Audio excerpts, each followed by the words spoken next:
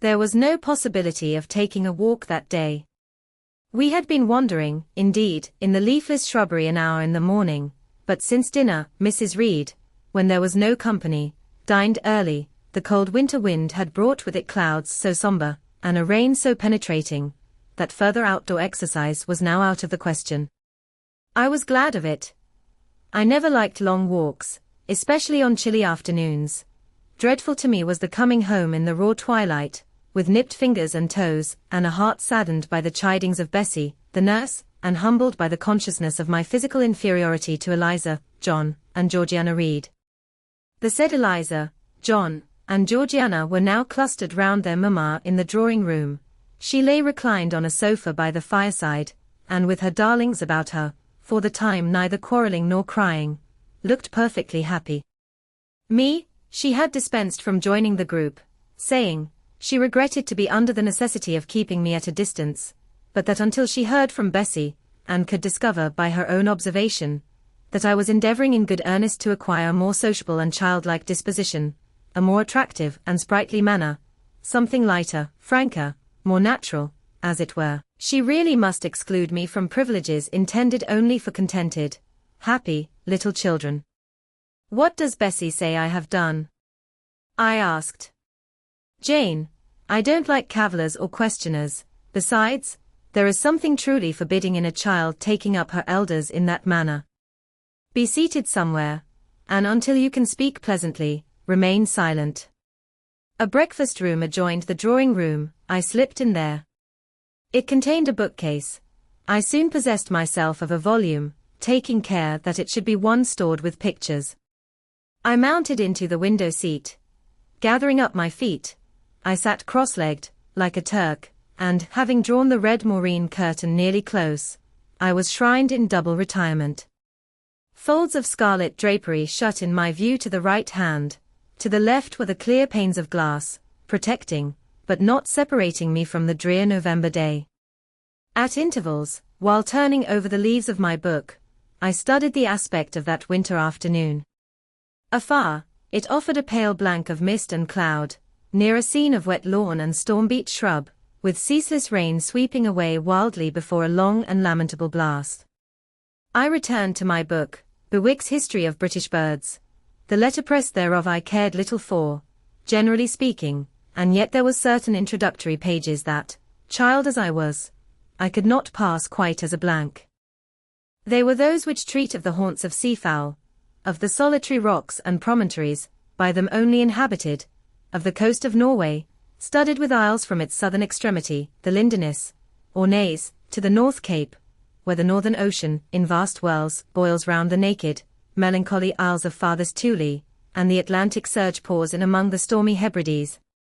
Nor could I pass unnoticed the suggestion of the bleak shores of Lapland, Siberia, Spitzbergen, Nova Zembla, Iceland, Greenland, with the vast sweep of the Arctic zone, and those forlorn regions of dreary space, that reservoir of frost and snow, where firm fields of ice, the accumulation of centuries of winters, glazed in alpine heights above heights, surround the pole, and consent to the multiplied rigors of extreme cold. Of these death-white realms I formed an idea of my own, shadowy, like all the half-comprehended notions that float dim through children's brains, but strangely impressive. The words in these introductory pages connected themselves with the succeeding vignettes, and gave significance to the rock standing up alone in a sea of billow and spray, to the broken boat stranded on a desolate coast, to the cold and ghastly moon glancing through bars of cloud at a wreck just sinking. I cannot tell what sentiment haunted the quite solitary churchyard, with its inscribed headstone, its gate, its 2 trees, its low horizon, girdled by a broken wall, and its newly risen crescent, attesting the hour of eventide. The 2 ships becalmed on a torpid sea, I believed to be marine phantoms. The fiend pinning down the thief's pack behind him, I passed over quickly. It was an object of terror. So was the black horned thing seated aloof on a rock, surveying a distant crowd surrounding a gallows. Each picture told a story, mysterious often to my undeveloped understanding and imperfect feelings, yet ever profoundly interesting as the tales Bessie sometimes narrated on winter evenings, when she chanced to be in good humor, and when, having brought our ironing table to the nursery hearth, she allowed us to sit about it, and while she got up Mrs. Reed's lace frills, and crimped her nightcap borders, fed our eager attention with passages of love and adventure taken from old fairy tales and other ballads, or, as at a later period I discovered, from the pages of Pamela and Henry, Earl of Morland. With Bewick on my knee, I was then happy at least in my way. I feared nothing but interruption, and that came too soon. The breakfast-room door opened. "Beau! Madam Mope!" cried the voice of John Reed.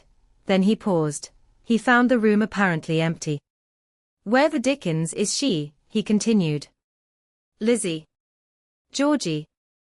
Calling to his sisters, "Joan is not here. Tell mamma she is run out into the rain, bad animal." It is well I drew the curtain, thought I, and I wished fervently he might not discover my hiding place. Nor would John Reed have found it out himself.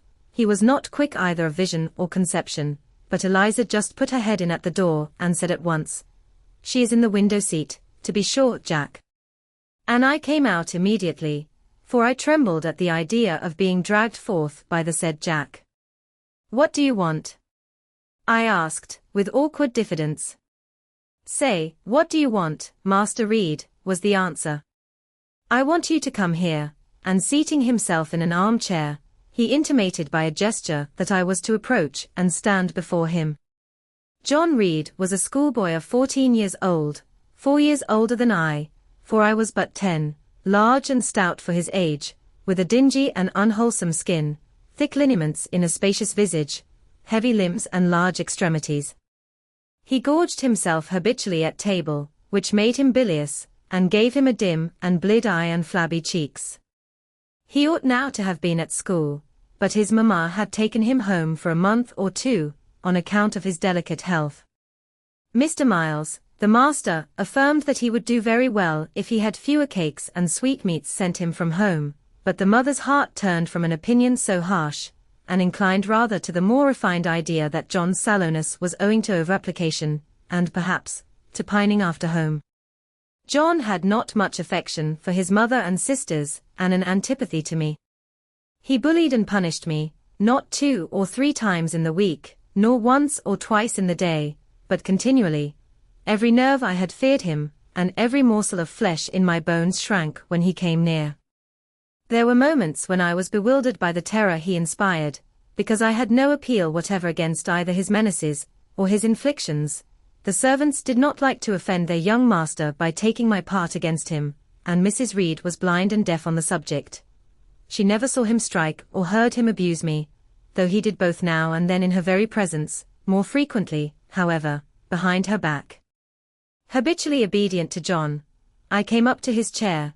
He spent some 3 minutes in thrusting out his tongue at me as far as he could without damaging the roots. I knew he would soon strike, and while dreading the blow, I mused on the disgusting and ugly appearance of him who would presently deal it. I wonder if he read that notion in my face, for, all at once, without speaking, he struck suddenly and strongly. I tottered, and on regaining my equilibrium retired back a step or 2 from his chair. "That is for your impudence in answering mamma a while since," said he, "and for your sneaking way of getting behind curtains, and for the look you had in your eyes 2 minutes since, you rat." Accustomed to John Reed's abuse, I never had an idea of replying to it. My care was how to endure the blow which would certainly follow the insult. "What were you doing behind the curtain?" he asked. "I was reading." "Show the book." I returned to the window and fetched it thence. "You have no business to take our books. You are a dependent, mamma says. You have no money, your father left you none. You ought to beg, and not to live here with gentlemen's children like us, and eat the same meals we do, and wear clothes at our mamma's expense. Now, I'll teach you to rummage my bookshelves, for they are mine. All the house belongs to me, or will do in a few years. Go and stand by the door, out of the way of the mirror and the windows." I did so, not at first aware what was his intention, but when I saw him lift and poise the book and stand in act to hurl it, I instinctively started aside with a cry of alarm. Not soon enough, however, the volume was flung, it hit me, and I fell, striking my head against the door and cutting it. The cut bled, the pain was sharp, my terror had passed its climax, other feelings succeeded. Wicked and cruel boy, I said. You are like a murderer, you are like a slave driver, you are like the Roman emperors. I had read Goldsmith's History of Rome, and had formed my opinion of Nero, Caligula, and c. Also I had drawn parallels in silence, which I never thought thus to have declared aloud. What? What? He cried. Did she say that to me? Did you hear her, Eliza and Georgiana? Won't I tell Mamma? But first, he ran headlong at me. I felt him grasp my hair and my shoulder. He had closed with a desperate thing. I really saw in him a tyrant, a murderer. I felt a drop or two of blood from my head trickle down my neck, and was sensible of somewhat pungent suffering. These sensations for the time predominated over fear, and I received him in frantic sort. I don't very well know what I did with my hands, but he called me rat. Rat, and bellowed out aloud. Aid was near him. Eliza and Georgiana had run for Mrs. Reed, who was gone upstairs. She now came upon the scene, followed by Bessie and her maid Abbot. We were parted. I heard the words, dear. Dear. What a fury to fly at Master John. Did ever anybody see such a picture of passion? Then Mrs. Reed subjoined, take her away to the Red Room, and lock her in there. 4 hands were immediately laid upon me, and I was borne upstairs. Chapter 2. I resisted all the way. A new thing for me, and a circumstance which greatly strengthened the bad opinion Bessie and Miss Abbot were disposed to entertain of me.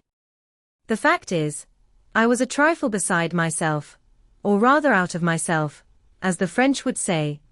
I was conscious that a moment's mutiny had already rendered me liable to strange penalties, and like any other rebel slave, I felt resolved, in my desperation, to go all lengths. Hold her arms, Miss Abbot, she's like a mad cat. For shame! For shame! Cried the lady's maid. What shocking conduct, Miss Eyre, to strike a young gentleman, your benefactress's son. Your young master. Master? How is he my master? Am I a servant? No, you are less than a servant, for you do nothing for your keep. There, sit down, and think over your wickedness. They had got me by this time into the apartment indicated by Mrs. Reed, and had thrust me upon a stool. My impulse was to rise from it like a spring. Their 2 pair of hands arrested me instantly. If you don't sit still, you must be tied down, said Bessie. Miss Abbot, lend me your garters, she would break mine directly. Miss Abbot turned to divest a stout leg of the necessary ligature. This preparation for bonds, and the additional ignominy it inferred, took a little of the excitement out of me. Don't take them off, I cried. I will not stir. In guarantee whereof, I attached myself to my seat by my hands. Mind you don't, said Bessie, and when she had ascertained that I was really subsiding, she loosened her hold of me. Then she and Miss Abbot stood with folded arms, looking darkly and doubtfully on my face, as incredulous of my sanity. She never did so before, at last said Bessie, turning to the Abigail. But it was always in her, was the reply. I've told Mrs. often my opinion about the child, and Mrs. agreed with me. She's an underhand little thing. I never saw a girl of her age with so much cover. Bessie answered not, but ere long, addressing me, she said, you ought to be aware, miss, that you are under obligations to Mrs. Reed. She keeps you. If she were to turn you off, you would have to go to the poorhouse. I had nothing to say to these words. They were not new to me. My very first recollections of existence included hints of the same kind. This reproach of my dependence had become a vague sing-song in my ear, very painful and crushing, but only half intelligible. Miss Abbot joined in, and you ought not to think yourself on an equality with the Mrs. Reed and Master Reed, because Mrs. kindly allows you to be brought up with them. They will have a great deal of money, and you will have none. It is your place to be humble, and to try to make yourself agreeable to them. What we tell you is for your good, added Bessie, in no harsh voice. You should try to be useful and pleasant, then, perhaps, you would have a home here. But if you become passionate and rude, Mrs. will send you away, I am sure. Besides, said Miss Abbott, God will punish her. He might strike her dead in the midst of her tantrums, and then where would she go? Come, Bessie, we will leave her. I wouldn't have her heart for anything. Say your prayers, Miss Eyre, when you are by yourself, for if you don't repent, something bad might be permitted to come down the chimney and fetch you away. They went, shutting the door, and locking it behind them. The Red Room was a square chamber, very seldom slept in, I might say never, indeed, unless when a chance influx of visitors at Gateshead Hall rendered it necessary to turn to account all the accommodation it contained. Yet it was one of the largest and stateliest chambers in the mansion.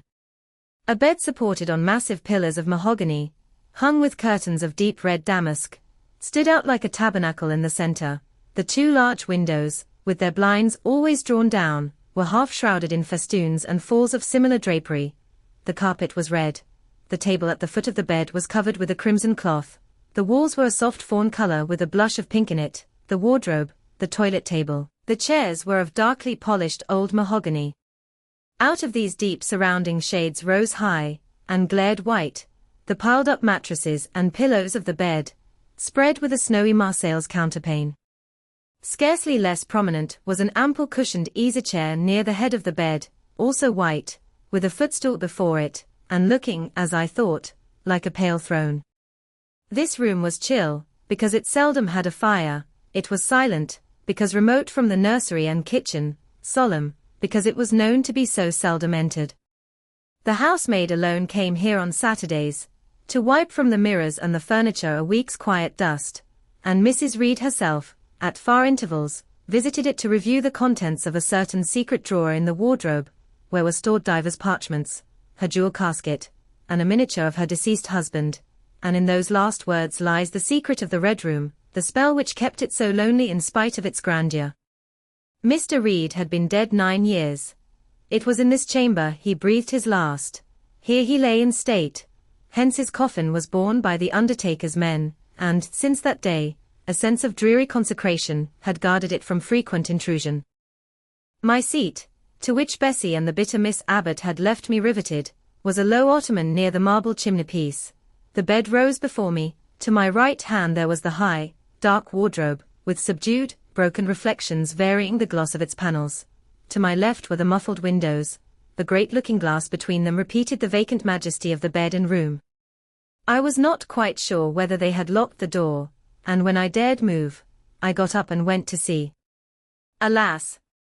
Yes, no jail was ever more secure. Returning, I had to cross before the looking-glass. My fascinated glance involuntarily explored the depth it revealed.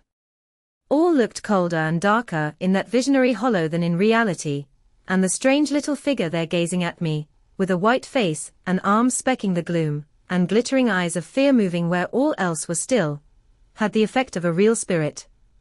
I thought it like one of the tiny phantoms, half fairy, half imp, Bessie's evening stories represented as coming out of lone, ferny dells and moors, and appearing before the eyes of belated travellers. I returned to my stool. Superstition was with me at that moment, but it was not yet her hour for complete victory. My blood was still warm, the mood of the revolted slave was still bracing me with its bitter vigor. I had to stem a rapid rush of retrospective thought before I quailed to the dismal present. All John Reed's violent tyrannies, all his sister's proud indifference, all his mother's aversion, all the servants' partiality, turned up in my disturbed mind like a dark deposit in a turbid well. Why was I always suffering, always browbeaten, always accused, forever condemned? Why could I never please? Why was it useless to try to win any one's favor? Eliza, who was headstrong and selfish, was respected.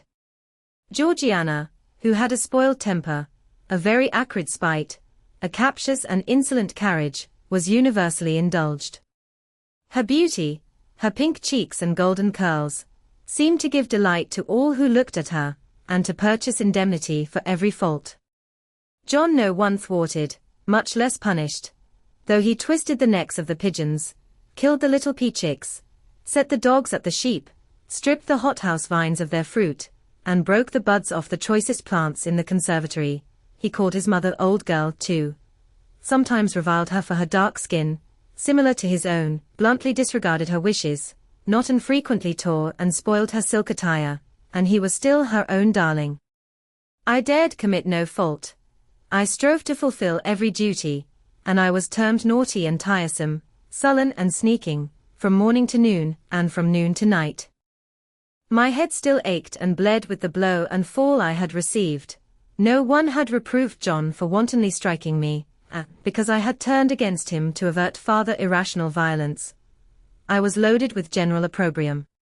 Unjust, unjust, said my reason, forced by the agonizing stimulus into precocious though transitory power, and resolve, equally wrought up, instigated some strange expedient to achieve escape from insupportable oppression, as running away, or, if that could not be effected, never eating or drinking more, and letting myself die. What a consternation of soul was mine that dreary afternoon! How all my brain was in tumult, and all my heart in insurrection! Yet in what darkness, what dense ignorance, was the mental battle fought! I could not answer the ceaseless inward question, why I thus suffered. Now, at the distance of, I will not say how many years, I see it clearly. I was a discord in Gateshead Hall. I was like nobody there. I had nothing in harmony with Mrs. Reed or her children, or her chosen vassalage. If they did not love me, in fact, as little did I love them. They were not bound to regard with affection a thing that could not sympathize with one amongst them, a heterogeneous thing, opposed to them in temperament, in capacity, in propensities, a useless thing, incapable of serving their interest, or adding to their pleasure, a noxious thing, cherishing the germs of indignation at their treatment, of contempt of their judgment. I know that had I been a sanguine, brilliant, careless, exacting, handsome, romping child, though equally dependent and friendless, Mrs. Reed would have endured my presence more complacently. Her children would have entertained for me more of the cordiality of fellow-feeling, the servants would have been less prone to make me the scapegoat of the nursery. Daylight began to forsake the Red Room. It was past 4 o'clock, and the beclouded afternoon was tending to drear twilight. I heard the rain still beating continuously on the staircase window, and the wind howling in the grove behind the hall. I grew by degrees cold as a stone, and then my courage sank. My habitual mood of humiliation, self-doubt, forlorn depression, fell damp on the embers of my decaying ire. All said I was wicked, and perhaps I might be so. What thought had I been, but just conceiving of starving myself to death? That certainly was a crime, and was I fit to die?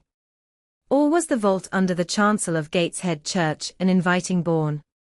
In such vault, I had been told did Mr. Reed lie buried, and led by this thought to recall his idea, I dwelt on it with gathering dread. I could not remember him, but I knew that he was my own uncle, my mother's brother, that he had taken me when a parentless infant to his house, and that in his last moments, he had required a promise of Mrs. Reed that she would rear and maintain me as one of her own children. Mrs. Reed probably considered she had kept this promise, and so she had, I dare say, as well as her nature would permit her, but how could she really like an interloper not of her race, and unconnected with her, after her husband's death, by any tie? It must have been most irksome to find herself bound by a hard-wrung pledge to stand in the stead of a parent to a strange child she could not love, and to see an uncongenial alien permanently intruded on her own family group. A singular notion dawned upon me. I doubted not, never doubted, that if Mr. Reed had been alive he would have treated me kindly, and now, as I sat looking at the white bed and overshadowed walls, occasionally also turning a fascinated eye towards the dimly gleaming mirror, I began to recall what I had heard of dead men, troubled in their graves by the violation of their last wishes, revisiting the earth to punish the perjured and avenge the oppressed, and I thought Mr. Reed's spirit, harassed by the wrongs of his sister's child, might quit its abode, whether in the church vault, or in the unknown world of the departed, and rise before me in this chamber. I wiped my tears and hushed my sobs, fearful lest any sign of violent grief might waken a preternatural voice to comfort me, or elicit from the gloom some haloed face, bending over me with strange pity. This idea, consolatory in theory, I felt would be terrible if realized. With all my might I endeavored to stifle it. I endeavored to be firm. Shaking my hair from my eyes, I lifted my head and tried to look boldly round the dark room. At this moment a light gleamed on the wall. Was it, I asked myself, a ray from the moon penetrating some aperture in the blind? No, moonlight was still, and this stirred. While I gazed, it glided up to the ceiling and quivered over my head. I can now conjecture readily that this streak of light was, in all likelihood, a gleam from a lantern carried by some one across the lawn, but then, prepared as my mind was for horror, shaken as my nerves were by agitation, I thought the swift darting beam was a herald of some coming vision from another world. My heart beat thick, my head grew hot, a sound filled my ears, which I deemed the rushing of wings. Something seemed near me. I was oppressed, suffocated, endurance broke down. I rushed to the door and shook the lock in desperate effort. Steps came running along the outer passage, the key turned, Bessie and Abbot entered. "Miss Eyre, are you ill?" said Bessie. "What a dreadful noise." "It went quite through me," exclaimed Abbot. "Take me out." "Let me go into the nursery," was my cry. "What for? Are you hurt? Have you seen something?" again demanded Bessie. "Oh. I saw a light, and I thought a ghost would come." I had now got hold of Bessie's hand, and she did not snatch it from me. "She has screamed out on purpose," declared Abbot, in some disgust. "And what a scream! If she had been in great pain one would have excused it, but she only wanted to bring us all here. I know her naughty tricks." "What is all this?" demanded another voice peremptorily, and Mrs. Reed came along the corridor, her cap flying wide, her gown rustling stormily. "Abbot and Bessie, I believe I gave orders that Jane Eyre should be left in the Red Room till I came to her myself." "Miss Jane screamed so loud," pleaded Bessie. "Let her go," was the only answer. "Loose Bessie's hand, child. You cannot succeed in getting out by these means, be assured. I abhor artifice, particularly in children. It is my duty to show you that tricks will not answer. You will now stay here an hour longer, and it is only on condition of perfect submission and stillness that I shall liberate you then." "Oh, aunt, have pity. Forgive me. I cannot endure it. Let me be punished some other way. I shall be killed if..." Silence. This violence is all most repulsive, and so, no doubt, she felt it. I was a precocious actress in her eyes. She sincerely looked on me as a compound of virulent passions, mean spirit, and dangerous duplicity. Bessie and Abbot having retreated, Mrs. Reed, impatient of my now frantic anguish and wild sobs, abruptly thrust me back and locked me in, without farther parley. I heard her sweeping away, and soon after she was gone, I suppose I had a species of fit. Unconsciousness closed the scene. Chapter 3. The next thing I remember is waking up with a feeling as if I had had a frightful nightmare, and seeing before me a terrible red glare, crossed with thick black bars. I heard voices, too, speaking with a hollow sound, and as if muffled by a rush of wind or water. Agitation, uncertainty, and an all-predominating sense of terror confused my faculties. Ere long, I became aware that someone was handling me, lifting me up and supporting me in a sitting posture, and that more tenderly than I had ever been raised or upheld before. I rested my head against a pillow or an arm and felt easy. In 5 minutes more the cloud of bewilderment dissolved. I knew quite well that I was in my own bed, and that the red glare was the nursery fire. It was night. A candle burnt on the table. Bessie stood at the bed-foot with a basin in her hand, and a gentleman sat in a chair near my pillow, leaning over me. I felt an inexpressible relief, a soothing conviction of protection and security, when I knew that there was a stranger in the room, an individual not belonging to Gateshead, and not related to Mrs. Reed.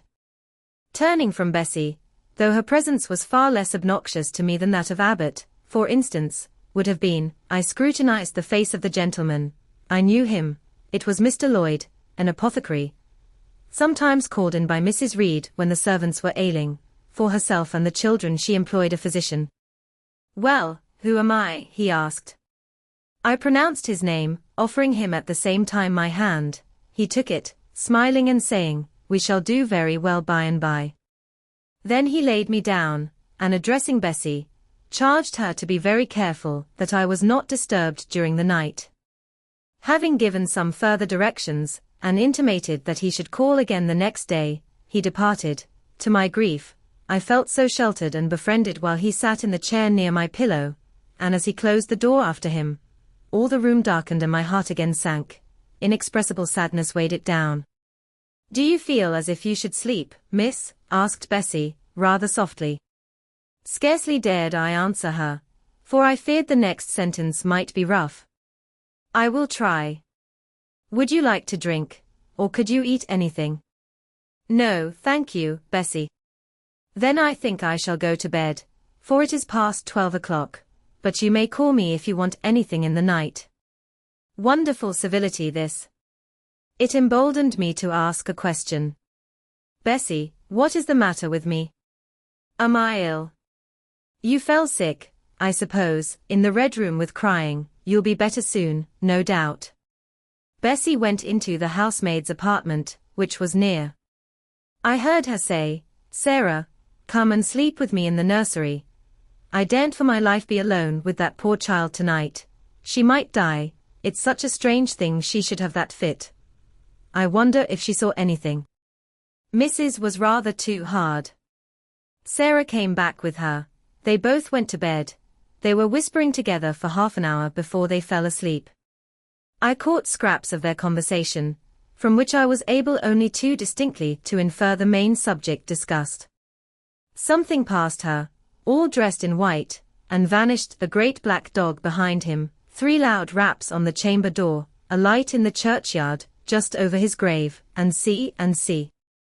At last both slept. The fire and the candle went out. For me, the watches of that long night passed in ghastly wakefulness. Ear, eye, and mind were alike strained by dread.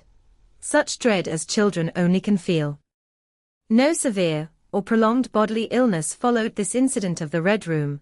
It only gave my nerves a shock of which I feel the reverberation to this day.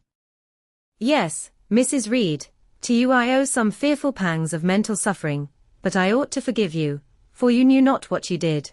While rending my heartstrings, you thought you were only uprooting my bad propensities.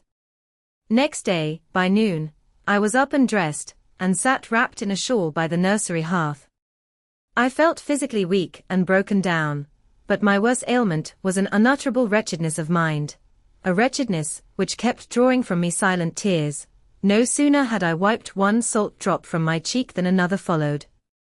Yet, I thought, I ought to have been happy, for none of the Reeds were there. They were all gone out in the carriage with their mamma.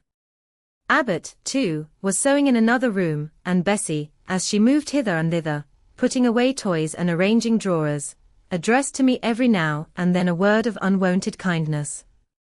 This state of things should have been to me a paradise of peace, accustomed as I was to a life of ceaseless reprimand and thankless fagging, but in fact, my racked nerves were now in such a state that no calm could soothe, and no pleasure excite them agreeably. Bessie had been down into the kitchen, and she brought up with her a tart on a certain brightly painted china plate, whose bird of paradise, nestling in a wreath of convolvuli and rosebuds, had been wont to stir in me a most enthusiastic sense of admiration, and which plate I had often petitioned to be allowed to take in my hand in order to examine it more closely, but had always hitherto been deemed unworthy of such a privilege. This precious vessel was now placed on my knee, and I was cordially invited to eat the circlet of delicate pastry upon it. Vain favor. Coming, like most other favors long deferred and often wished for, too late. I could not eat the tart, and the plumage of the bird, the tints of the flowers, seemed strangely faded. I put both plate and tart away. Bessie asked if I would have a book. The word book acted as a transient stimulus, and I begged her to fetch Gulliver's Travels from the library. This book, I had again and again perused with delight. I considered it a narrative of facts, and discovered in it a vein of interest deeper than what I found in fairy tales. For as to the elves, having sought them in vain among foxglove leaves and bells, under mushrooms and beneath the ground ivy mantling old walnuts, I had at length made up my mind to the sad truth, that they were all gone out of England to some savage country where the woods were wilder and thicker, and the population more scant, whereas Lilliput and Brobdingnag being, in my creed, solid parts of the earth's surface, I doubted not that I might one day, by taking a long voyage, see with my own eyes the little fields, houses and trees, the diminutive people, the tiny cows, sheep and birds of the one realm, and the cornfields forest high, the mighty mastiffs, the monster cats, the tower-like men and women of the other. Yet, when this cherished volume was now placed in my hand, when I turned over its leaves, and sought in its marvelous pictures the charm I had, till now, never failed to find, all was eerie and dreary. The giants were gaunt goblins, the pygmies malevolent and fearful imps, Gulliver most desolate wanderer in most dread and dangerous regions.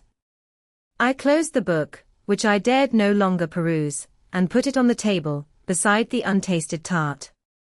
Bessie had now finished dusting and tidying the room, and having washed her hands, she opened a certain little drawer, full of splendid shreds of silk and satin, and began making a new bonnet for Georgiana's doll.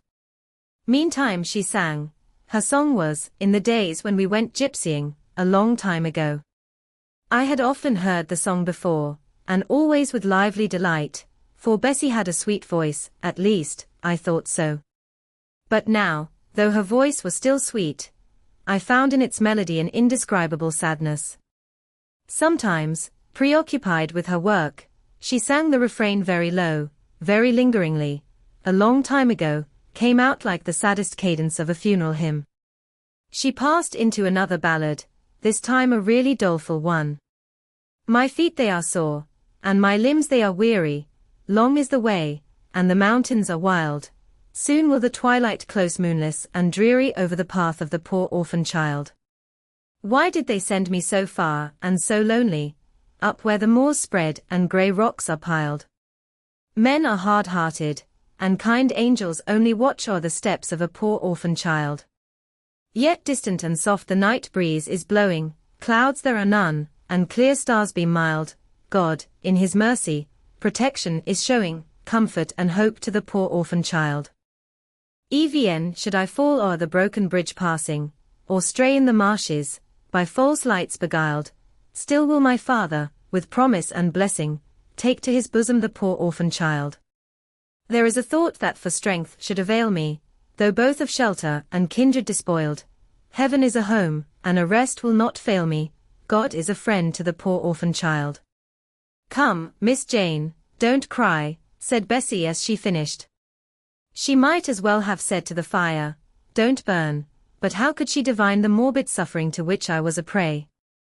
In the course of the morning Mr. Lloyd came again. What, already up?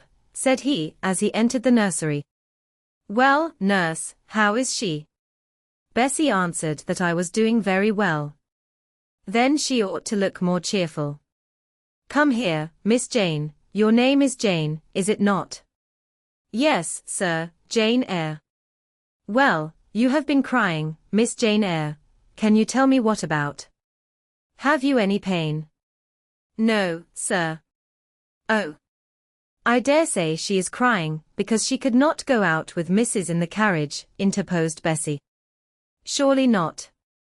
Why, she is too old for such pettishness. I thought so too, and my self-esteem being wounded by the false charge, I answered promptly, I never cried for such a thing in my life. I hate going out in the carriage. I cry because I am miserable. Oh fie, miss, said Bessie. The good apothecary appeared a little puzzled. I was standing before him. He fixed his eyes on me very steadily. His eyes were small and grey, not very bright, but I dare say I should think them shrewd now. He had a hard-featured yet good-natured looking face. Having considered me at leisure, he said, What made you ill yesterday? She had a fall, said Bessie, again putting in her word. Fall. Why, that is like a baby again. Can't she manage to walk at her age? She must be 8 or 9 years old. I was knocked down, was the blunt explanation, jerked out of me by another pang of mortified pride. But that did not make me ill, I added, while Mr. Lloyd helped himself to a pinch of snuff. As he was returning the box to his waistcoat pocket, a loud bell rang for the servants' dinner. He knew what it was. "That's for you, nurse," said he. "You can go down. I'll give Miss Jane a lecture till you come back." Bessie would rather have stayed, but she was obliged to go, because punctuality at meals was rigidly enforced at Gateshead Hall. "The fall did not make you ill. What did, then?" pursued Mr. Lloyd when Bessie was gone. "I was shut up in a room where there is a ghost till after dark." I saw Mr. Lloyd smile and frown at the same time. "Ghost? What, you are a baby after all. You are afraid of ghosts." "Of Mr. Reed's ghost I am. He died in that room, and was laid out there. Neither Bessie nor anyone else will go into it at night, if they can help it, and it was cruel to shut me up alone without a candle, so cruel that I think I shall never forget it." "Nonsense. Anne, is it that makes you so miserable? Are you afraid now in daylight?" "No, but night will come again before long, and besides, I am unhappy, very unhappy, for other things." "What other things? Can you tell me some of them?" How much I wished to reply fully to this question. How difficult it was to frame any answer. Children can feel, but they cannot analyze their feelings, and if the analysis is partially effected in thought, they know not how to express the result of the process in words. Fearful, however, of losing this first and only opportunity of relieving my grief by imparting it, I, after a disturbed pause, contrived to frame a meagre, though, as far as it went, true response. "For one thing, I have no father or mother, brothers or sisters." "You have a kind aunt and cousins." Again I paused, then bunglingly announced, "But John Reed knocked me down, and my aunt shut me up in the Red Room." Mr. Lloyd a second time produced his snuff-box. "Don't you think Gateshead Hall a very beautiful house?" asked he. "Are you not very thankful to have such a fine place to live at?" "It is not my house, sir. An abbot says I have less right to be here than a servant." "Pooh! You can't be silly enough to wish to leave such a splendid place." "If I had anywhere else to go, I should be glad to leave it, but I can never get away from Gateshead till I am a woman." "Perhaps you may, who knows? Have you any relations besides Mrs. Reed?" "I think not, sir." "None belonging to your father?" "I don't know. I asked Aunt Reed once, and she said possibly I might have some poor, low relations called Eyre, but she knew nothing about them." "If you had such, would you like to go to them?" I reflected. Poverty looks grim to grown people, still more so to children.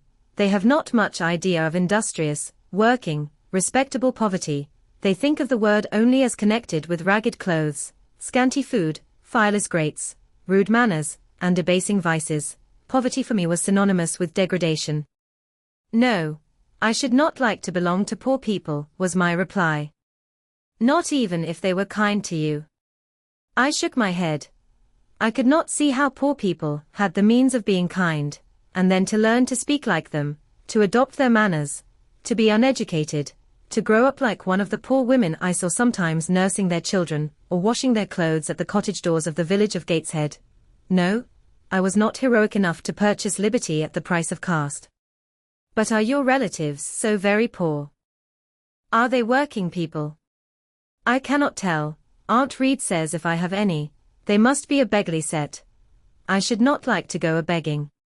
"Would you like to go to school?" Again I reflected. I scarcely knew what school was. Bessie sometimes spoke of it as a place where young ladies sat in the stocks, wore backboards, and were expected to be exceedingly genteel and precise.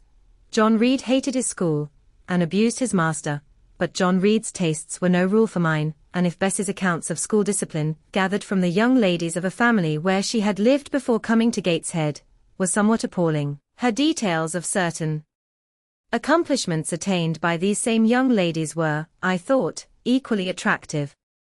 She boasted of beautiful paintings of landscapes and flowers by them executed, of songs they could sing and pieces they could play, of purses they could net, of French books they could translate, till my spirit was moved to emulation as I listened. Besides, school would be a complete change. It implied a long journey, an entire separation from Gateshead, an entrance into a new life. I should indeed like to go to school, was the audible conclusion of my musings. Well, well. Who knows what may happen, said Mr. Lloyd, as he got up. The child ought to have change of air and scene, he added, speaking to himself, nerves not in a good state. Bessie now returned. At the same moment the carriage was heard rolling up the gravel walk. Is that your mistress, nurse? Asked Mr. Lloyd. I should like to speak to her before I go. Bessie invited him to walk into the breakfast room, and led the way out. In the interview which followed between him and Mrs. Reed, I presume, from after occurrences, that the apothecary ventured to recommend my being sent to school, and the recommendation was no doubt readily enough adopted, for as Abbot said, in discussing the subject with Bessie when both sat sewing in the nursery one night, after I was in bed, and as they thought, asleep, Mrs. was, she dared say, glad enough to get rid of such a tiresome, ill-conditioned child, who always looked as if she were watching everybody, and scheming plots underhand. Abbot, I think, gave me credit for being a sort of infantine Guy Fawkes. On that same occasion I learned, for the first time, from Miss Abbot's communications to Bessie, that my father had been a poor clergyman, that my mother had married him against the wishes of her friends, who considered the match beneath her, that my grandfather Reed was so irritated at her disobedience, he cut her off without a shilling, that after my mother and father had been married a year, the latter caught the typhus fever, while visiting among the poor of a large manufacturing town where his curacy was situated, and where that disease was then prevalent, that my mother took the infection from him, and both died within a month of each other. Bessie, when she heard this narrative, sighed and said, poor Miss Jane is to be pitied, too, Abbot. Yes, responded Abbot, if she were a nice, pretty child, one might compassionate her forlornness, but one really cannot care for such a little toad as that. Not a great deal, to be sure, agreed Bessie, at any rate, a beauty like Miss Georgiana would be more moving in the same condition. Yes, I dote on Miss Georgiana, cried the fervent Abbot. Little darling, with her long curls and her blue eyes, and such a sweet colour as she has, just as if she were painted, Bessie, I could fancy a Welsh rabbit for supper. So could I, with a roast onion. Come, we'll go down. They went. Chapter 4. From my discourse with Mr. Lloyd, and from the above-reported conference between Bessie and Abbot, I gathered enough of hope to suffice as a motive for wishing to get well. A change seemed near. I desired and waited it in silence. It tarried, however. Days and weeks passed. I had regained my normal state of health, but no new allusion was made to the subject over which I brooded. Mrs. Reed surveyed me at times with a severe eye, but seldom addressed me. Since my illness, she had drawn a more marked line of separation than ever between me and her own children, appointing me a small closet to sleep in by myself, condemning me to take my meals alone, and pass all my time in the nursery, while my cousins were constantly in the drawing-room. Not a hint, however, did she drop about sending me to school.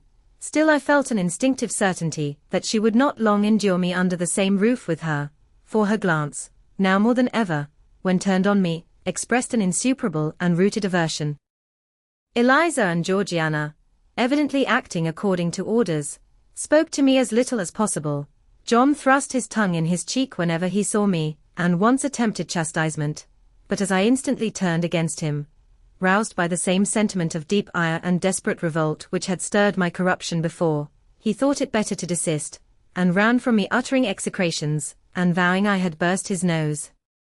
I had indeed levelled at that prominent feature, as hard a blow as my knuckles could inflict, and when I saw that either that or my look daunted him, I had the greatest inclination to follow up my advantage to purpose, but he was already with his mamma. I heard him in a blubbering tone commence the tale of how that nasty Jane Eyre had flown at him like a mad cat. He was stopped rather harshly. "Don't talk to me about her, John. I told you not to go near her. She is not worthy of notice. I do not choose that either you or your sisters should associate with her." Here, leaning over the banister, I cried out suddenly, and without at all deliberating on my words, "They are not fit to associate with me." Mrs. Reed was rather a stout woman, but, on hearing this strange and audacious declaration, she ran nimbly up the stair, swept me like a whirlwind into the nursery, and crushing me down on the edge of my crib, dared me in an emphatic voice to rise from that place, or utter one syllable during the remainder of the day. "What would Uncle Reed say to you, if he were alive?" was my scarcely voluntary demand. I say scarcely voluntary, for it seemed as if my tongue pronounced words, without my will consenting to their utterance. Something spoke out of me over which I had no control. "What?" said Mrs. Reed under her breath. Her usually cold composed grey eye became troubled with a look like fear. She took her hand from my arm, and gazed at me as if she really did not know whether I were child or fiend. I was now in for it. "My Uncle Reed is in heaven, and can see all you do and think, and so can Papa and Mamma. They know how you shut me up all day long, and how you wish me dead." Mrs. Reed soon rallied her spirits. She shook me most soundly, she boxed both my ears, and then left me without a word.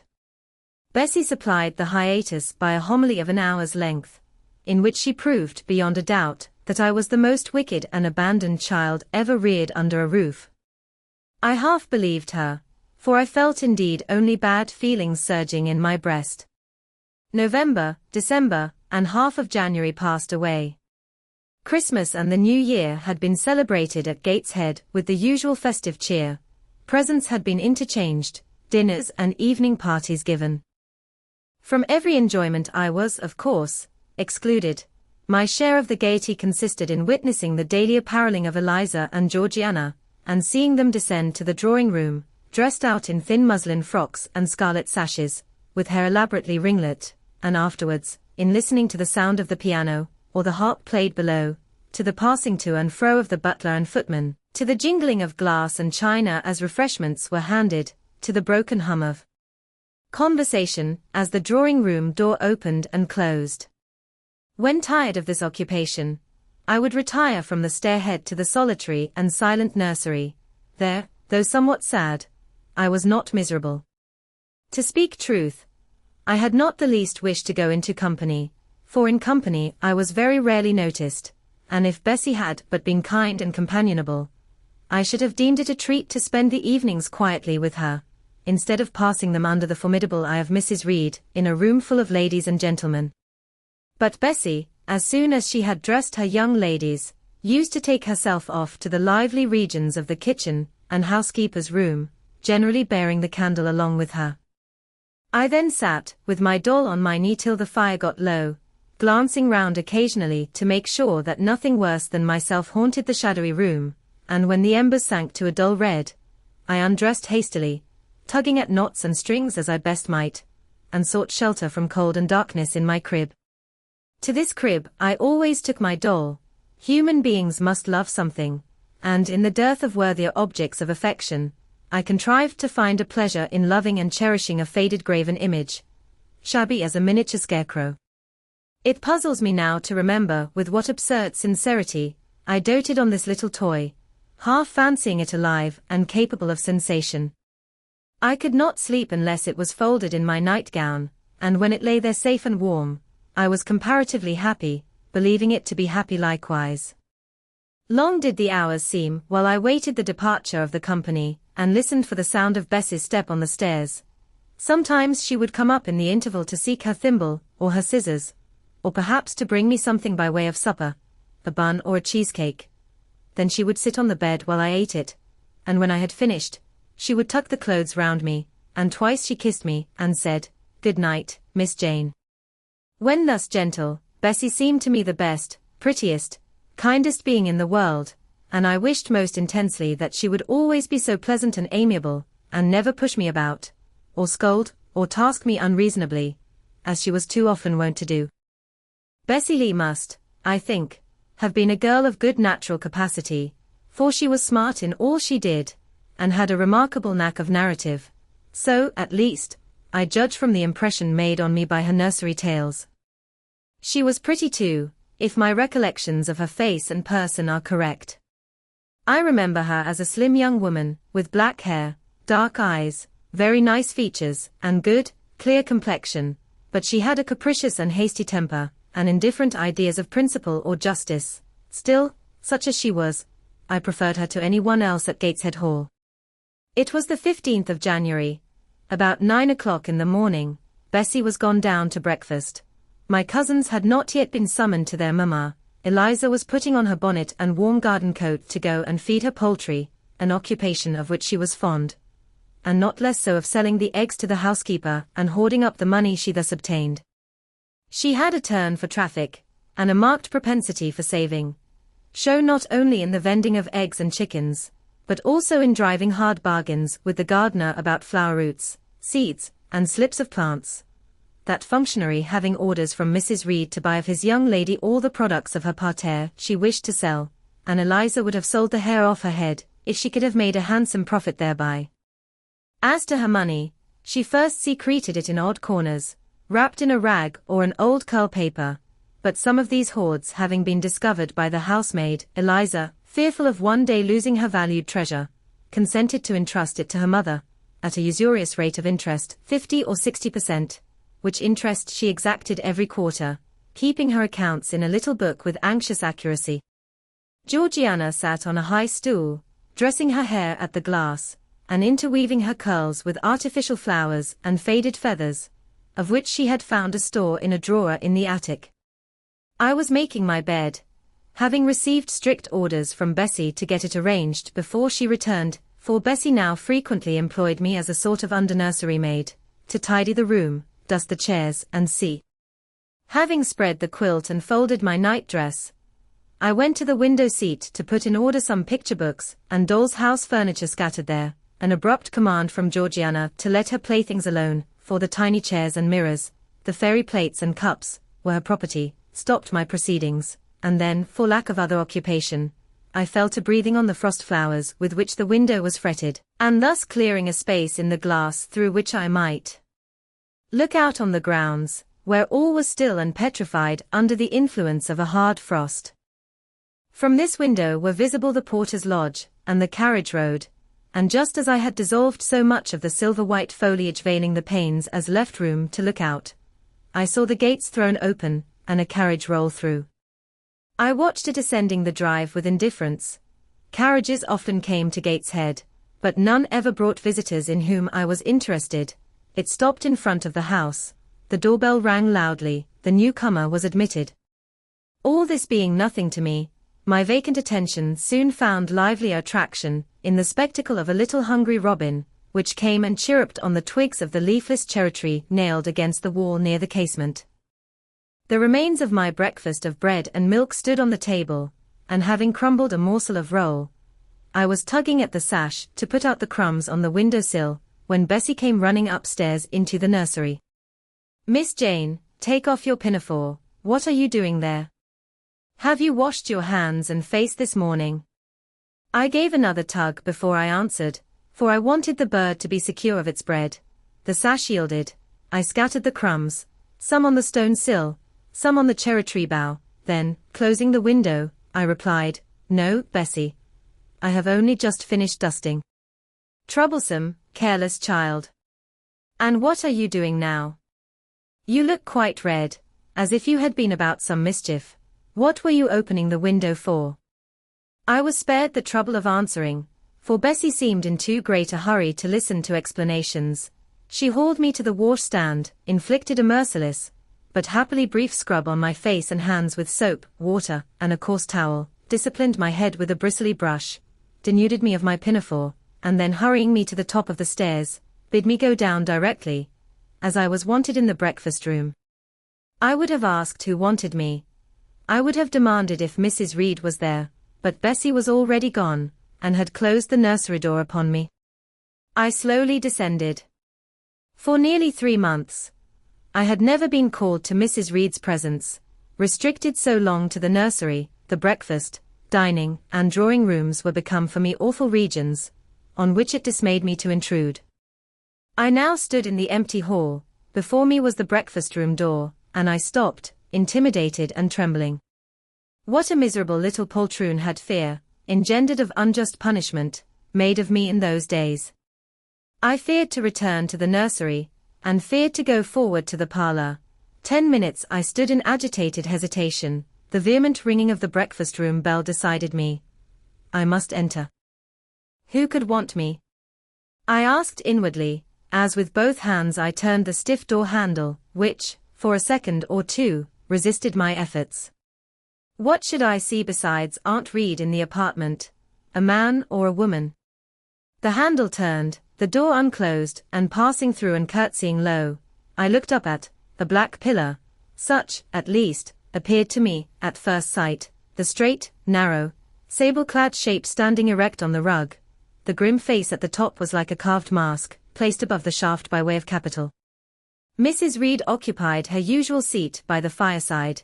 She made a signal to me to approach. I did so, and she introduced me to the stony stranger with the words, "This is the little girl respecting whom I applied to you." He, for it was a man, turned his head slowly towards where I stood, and having examined me with the two inquisitive-looking grey eyes which twinkled under a pair of bushy brows, said solemnly, and in a bass voice, "Her size is small. What is her age?" 10 years. So much, was the doubtful answer, and he prolonged his scrutiny for some minutes. Presently he addressed me, "Your name, little girl?" "Jane Eyre, sir." In uttering these words I looked up. He seemed to me a tall gentleman, but then I was very little, his features were large, and they and all the lines of his frame were equally harsh and prim. "Well, Jane Eyre, and are you a good child?" Impossible to reply to this in the affirmative. My little world held a contrary opinion. I was silent. Mrs. Reed answered for me by an expressive shake of the head, adding soon, "Perhaps the less said on that subject the better, Mr. Brocklehurst. Sorry indeed to hear it. She and I must have some talk," and bending from the perpendicular, he installed his person in the armchair opposite Mrs. Reed's. "Come here," he said. I stepped across the rug. He placed me square and straight before him.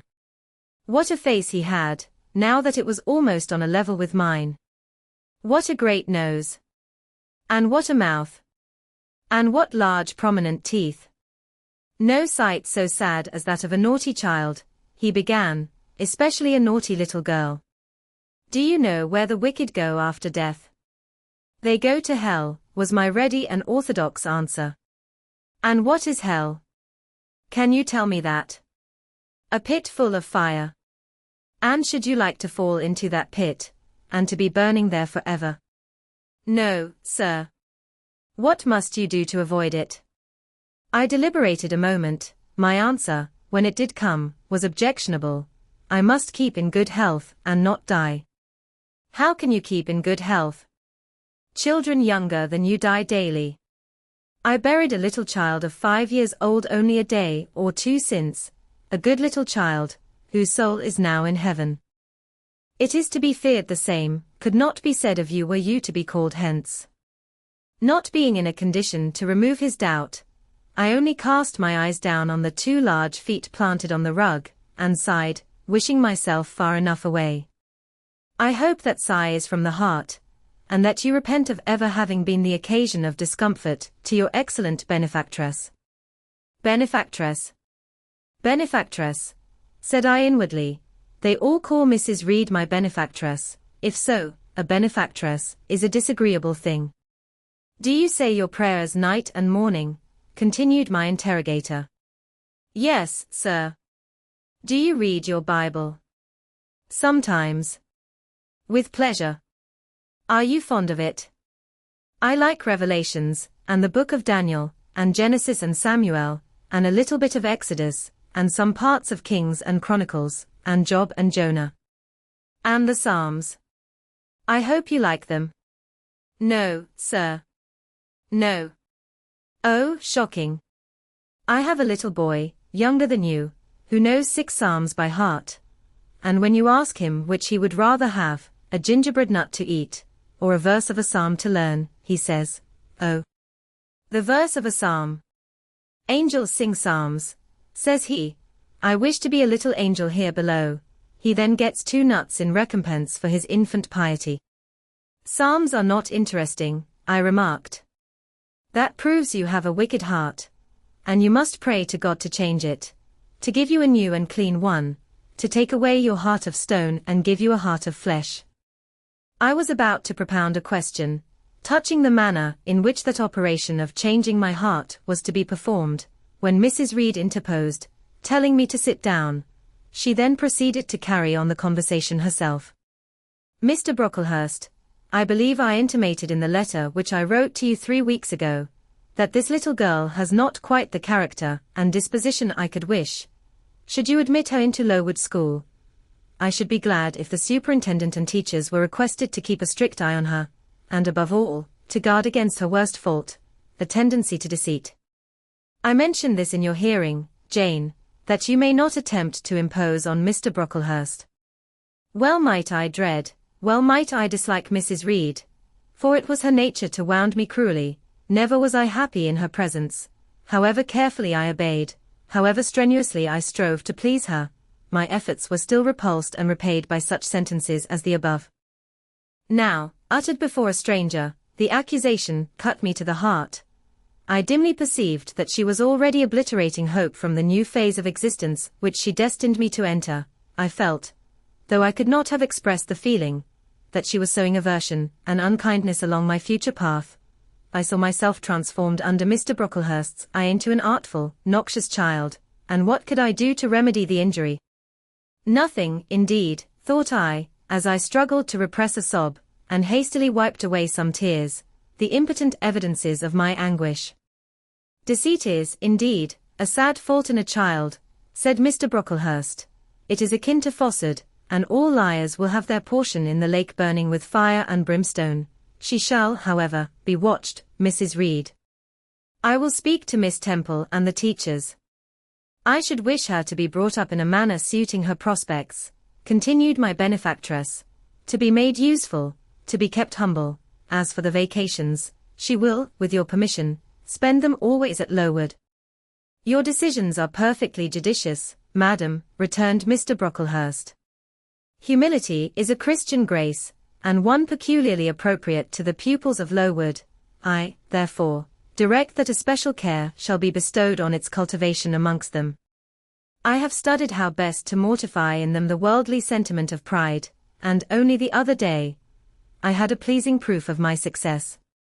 My second daughter, Augusta, went with her mamma to visit the school, and on her return she exclaimed, "Oh, dear papa, how quiet and plain all the girls at Lowood look, with their hair combed behind their ears, and their long pinafores, and those little Holland pockets outside their frocks.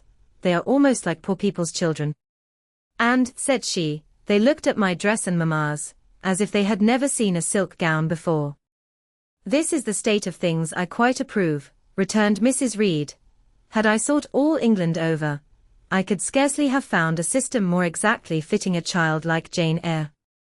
Consistency, my dear Mr. Brocklehurst. I advocate consistency in all things.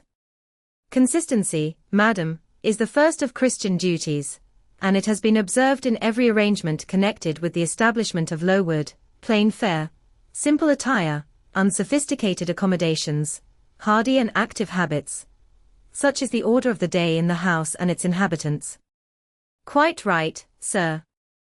I may then depend upon this child being received as a pupil at Lowood, and their being trained in conformity to her position and prospects." "Madam, you may. She shall be placed in that nursery of chosen plants, and I trust she will show herself grateful for the inestimable privilege of her election. I will send her, then, as soon as possible, Mr. Brocklehurst, for, I assure you, I feel anxious to be relieved of a responsibility that was becoming too irksome." No doubt, madam, and now I wish you good morning. I shall return to Brocklehurst Hall in the course of a week or 2, my good friend, the Archdeacon, will not permit me to leave him sooner. I shall send Miss Temple notice that she is to expect a new girl. so that there will be no difficulty about receiving her. Goodbye. Goodbye, Mr. Brocklehurst. Remember me to Mrs. and Miss Brocklehurst, and to Augusta and Theodore, and Master Broughton Brocklehurst. I will, madam. Little girl, here is a book entitled The Child's Guide. Read it with prayer, especially that part containing an account of the awfully sudden death of Martha G., a naughty child addicted to falsehood and deceit. With these words Mr. Brocklehurst put into my hand a thin pamphlet sewn in a cover, and having rung for his carriage, he departed. Mrs. Reed and I were left alone. Some minutes passed in silence. She was sewing, I was watching her. Mrs. Reed might be at that time some 6 or 37. She was a woman of robust frame, square-shouldered and strong-limbed, not tall, and, though stout, not obese. She had a somewhat large face, the under jaw being much developed and very solid. Her brow was low, her chin large and prominent, mouth and nose sufficiently regular. Under her light eyebrows glimmered an eye devoid of ruth. Her skin was dark and opaque, her hair nearly flaxen. Her constitution was sound as a bell. Illness never came near her. She was an exact, clever manager. Her household and tenantry were thoroughly under her control. Her children only at times defied her authority and laughed it to scorn. She dressed well, and had a presence and port calculated to set off handsome attire. Sitting on a low stool, a few yards from her armchair, I examined her figure, I perused her features. In my hand I held the tract containing the sudden death of the liar, to which narrative my attention had been pointed as to an appropriate warning. What had just passed, what Mrs. Reed had said concerning me to Mr. Brocklehurst, the whole tenor of their conversation, was recent, raw, and stinging in my mind. I had felt every word as acutely as I had heard it plainly, and a passion of resentment fermented now within me. Mrs. Reed looked up from her work. Her eye settled on mine, her fingers at the same time suspended their nimble movements. Go out of the room, return to the nursery, was her mandate. My look or something else must have struck her as offensive, for she spoke with extreme though suppressed irritation. I got up, I went to the door, I came back again, I walked to the window, across the room, then close up to her. Speak I must. I had been trodden on severely and must turn, but how? What strength had I to dart retaliation at my antagonist? I gathered my energies and launched them in this blunt sentence. I am not deceitful. If I were, I should say I loved you, but I declare I do not love you. I dislike you the worst of anybody in the world except John Reed. And this book about the liar, you may give to your girl, Georgiana, for it is she who tells lies, and not I.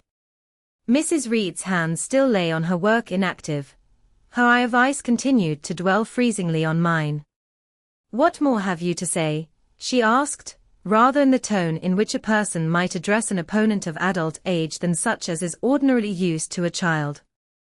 That eye of hers, that voice stirred every antipathy I had. Shaking from head to foot, thrilled with ungovernable excitement, I continued, I am glad you are no relation of mine. I will never call you aunt again as long as I live. I will never come to see you when I am grown up, and if any one asks me how I liked you, and how you treated me, I will say the very thought of you makes me sick, and that you treated me with miserable cruelty. How dare you affirm that, Jane Eyre? How dare I, Mrs. Reed? How dare I? Because it is the truth. You think I have no feelings, and that I can do without one bit of love or kindness, but I cannot live so, and you have no pity. I shall remember how you thrust me back, roughly and violently thrust me back, into the Red Room, and locked me up there, to my dying day, though I was in agony, though I cried out, while suffocating with distress, have mercy. Have mercy, Aunt Reed. And that punishment you made me suffer, because your wicked boy struck me, knocked me down for nothing. I will tell anybody who asks me questions, this exact tale. People think you a good woman, but you are bad, hard-hearted. You are deceitful. How dare I, Mrs. Reed? How dare I? Because it is the truth. Ere I had finished this reply, my soul began to expand, to exult, with the strangest sense of freedom, of triumph, I ever felt. It seemed as if an invisible bond had burst, and that I had struggled out into unhoped-for liberty. Not without cause was this sentiment, Mrs. Reed looked frightened. Her work had slipped from her knee. She was lifting up her hands, rocking herself to and fro, and even twisting her face as if she would cry. Jane, you are under a mistake. What is the matter with you? Why do you tremble so violently? Would you like to drink some water?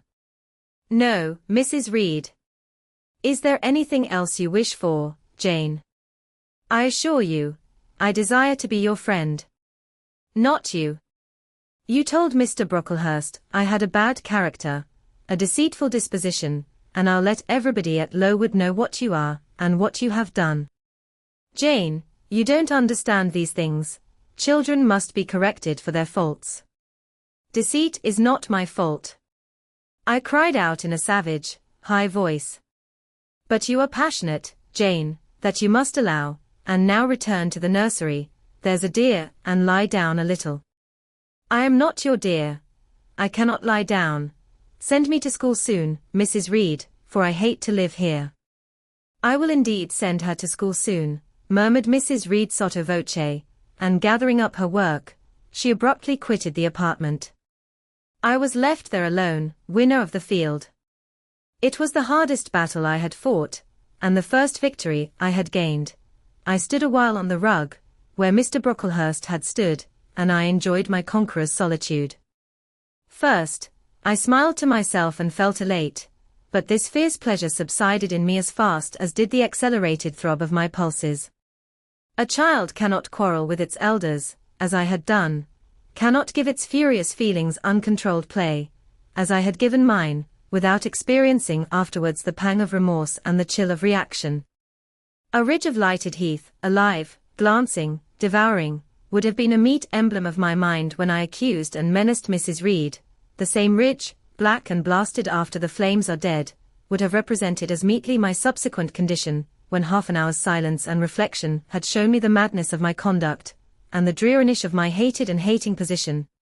Something of vengeance I had tasted for the first time, as aromatic wine it seemed, on swallowing, warm and racy, its after-flavor, metallic and corroding, gave me a sensation, as if I had been poisoned. Willingly would I now have gone and asked Mrs. Reed's pardon, but I knew, partly from experience and partly from instinct, that was the way to make her repulse me with double scorn, thereby re-exciting every turbulent impulse of my nature. I would fain exercise some better faculty than that of fierce speaking, fain find nourishment for some less fiendish feeling than that of sombre indignation. I took a book, some Arabian tales. I sat down and endeavored to read. I could make no sense of the subject. My own thoughts swam always between me and the page I had usually found fascinating. I opened the glass door in the breakfast room. The shrubbery was quite still. The black frost reigned, unbroken by sun or breeze, through the grounds. I covered my head and arms with the skirt of my frock, and went out to walk in a part of the plantation, which was quite sequestrated, but I found no pleasure in the silent trees, the falling fir cones, the congealed relics of autumn, russet leaves, swept by past winds in heaps, and now stiffened together. I leaned against a gate, and looked into an empty field where no sheep were feeding, where the short grass was nipped and blanched. It was a very grey day, a most opaque sky, onding on snow, canopied all, thence flakes fell at intervals, which settled on the hard path and on the hoary lea without melting. I stood, a wretched child enough, whispering to myself over and over again, "What shall I do? What shall I do?" All at once I heard a clear voice call, "Miss Jane. Where are you? Come to lunch." It was Bessie, I knew well enough, but I did not stir. Her light step came tripping down the path. "You naughty little thing," she said. "Why don't you come when you are called?" Bessie's presence, compared with the thoughts over which I had been brooding, seemed cheerful, even though, as usual, she was somewhat cross. The fact is, after my conflict with and victory over Mrs. Reed, I was not disposed to care much for the nursemaid's transitory anger, and I was disposed to bask in her youthful lightness of heart. I just put my 2 arms round her and said, "Come, Bessie. Don't scold." The action was more frank and fearless than any I was habituated to indulge in. Somehow it pleased her. "You are a strange child, Miss Jane," she said, as she looked down at me, "a little roving, solitary thing, and you are going to school, I suppose?" I nodded. "And won't you be sorry to leave poor Bessie?" "What does Bessie care for me? She is always scolding me. Because you're such a queer, frightened, shy little thing. You should be bolder." "What? To get more knocks?" "Nonsense. But you are rather put upon, that's certain. My mother said, when she came to see me last week, that she would not like a little one of her own to be in your place. Now, come in, and I've some good news for you." "I don't think you have, Bessie." "Child. What do you mean? What sorrowful eyes you fix on me." "Well, but Mrs. and the young ladies and Master John are going out to tea this afternoon, and you shall have tea with me. I'll ask cook to bake you a little cake, and then you shall help me to look over your drawers, for I am soon to pack your trunk. Mrs. intends you to leave Gateshead in a day or 2, and you shall choose what toys you like to take with you. Bessie, you must promise not to scold me any more till I go." "Well, I will, but mind you are a very good girl, and don't be afraid of me. Don't start when I chance to speak rather sharply, it's so provoking. I don't think I shall ever be afraid of you again, Bessie, because I have got used to you, and I shall soon have another set of people to dread. If you dread them they'll dislike you. As you do, Bessie." "I don't dislike you, miss. I believe I am fonder of you than of all the others." "You don't show it. You little sharp thing. You've got quite a new way of talking. What makes you so venturesome and hardy?" "Why, I shall soon be away from you, and besides, I was going to say something about what had passed between me and Mrs. Reed, but on second thoughts I considered it better to remain silent on that head." "And so you're glad to leave me?" "Not at all, Bessie, indeed. Just now I'm rather sorry." "Just now? And rather. How coolly my little lady says it. I dare say now if I were to ask you for a kiss you wouldn't give it me, you'd say you'd rather not." "I'll kiss you and welcome, bend your head down." Bessie stooped, we mutually embraced, and I followed her into the house quite comforted.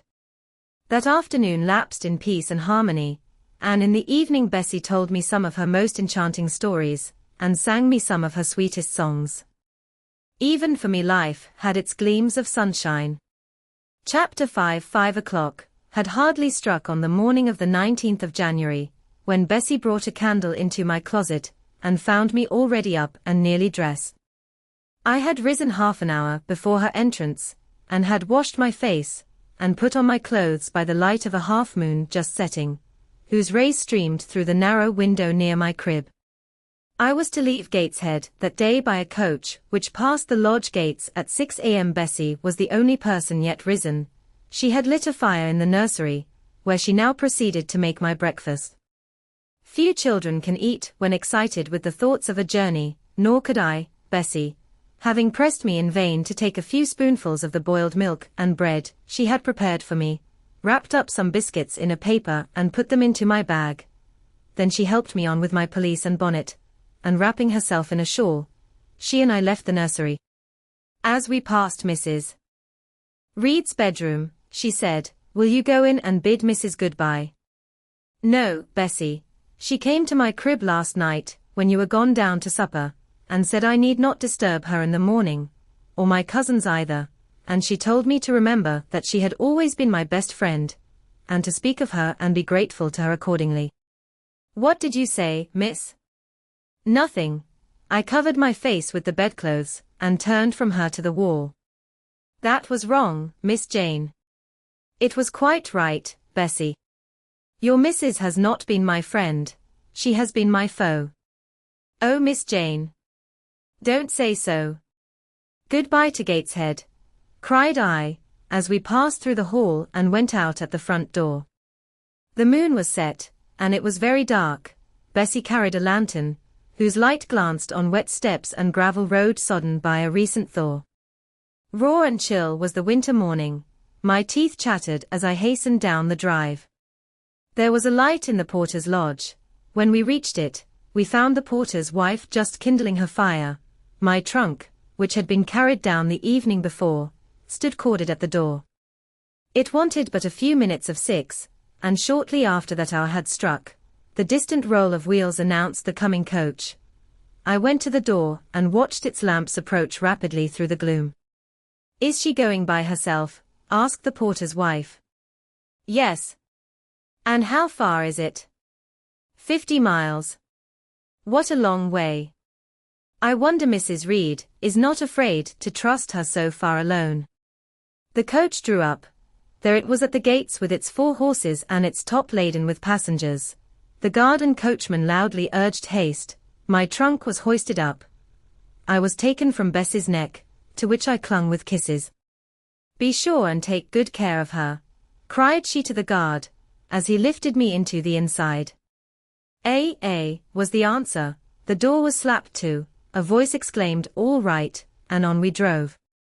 Thus was I severed from Bessie and Gateshead, thus whirled away to unknown, and as I then deemed, remote and mysterious regions. I remember but little of the journey. I only know that the day seemed to me of a preternatural length, and that we appeared to travel over hundreds of miles of road. We passed through several towns, and in one, a very large one, the coach stopped, the horses were taken out, and the passengers alighted to dine. I was carried into an inn, where the guard wanted me to have some dinner, but as I had no appetite, he left me in an immense room with a fireplace at each end, a chandelier pendant from the ceiling, and a little red gallery high up against the wall filled with musical instruments. Here I walked about for a long time, feeling very strange, and mortally apprehensive of some one coming in and kidnapping me, for I believed in kidnappers, their exploits having frequently figured in Bessie's fireside chronicles. At last the guard returned. Once more I was stowed away in the coach. My protector mounted his own seat, sounded his hollow horn, and away we rattled over the stony street of L. The afternoon came on wet and somewhat misty. As it waned into dusk, I began to feel that we were getting very far indeed from Gateshead. We ceased to pass through towns. The country changed. Great grey hills heaved up round the horizon. As twilight deepened, we descended a valley, dark with wood, and long after night had overclouded the prospect, I heard a wild wind rushing amongst trees. Lulled by the sound, I at last dropped asleep. I had not long slumbered when the sudden cessation of motion awoke me. The coach door was open, and a person like a servant was standing at it. I saw her face and dress by the light of the lamps. "Is there a little girl called Jane Eyre here?" she asked. I answered yes, and was then lifted out. My trunk was handed down, and the coach instantly drove away. I was stiff with long sitting, and bewildered with the noise and motion of the coach. Gathering my faculties, I looked about me. Rain, wind, and darkness filled the air. Nevertheless, I dimly discerned a wall before me and a door open in it. Through this door I passed with my new guide. She shut and locked it behind her. There was now visible a house or houses, for the building spread far, with many windows, and lights burning in some. We went up a broad pebbly path, splashing wet, and were admitted at a door.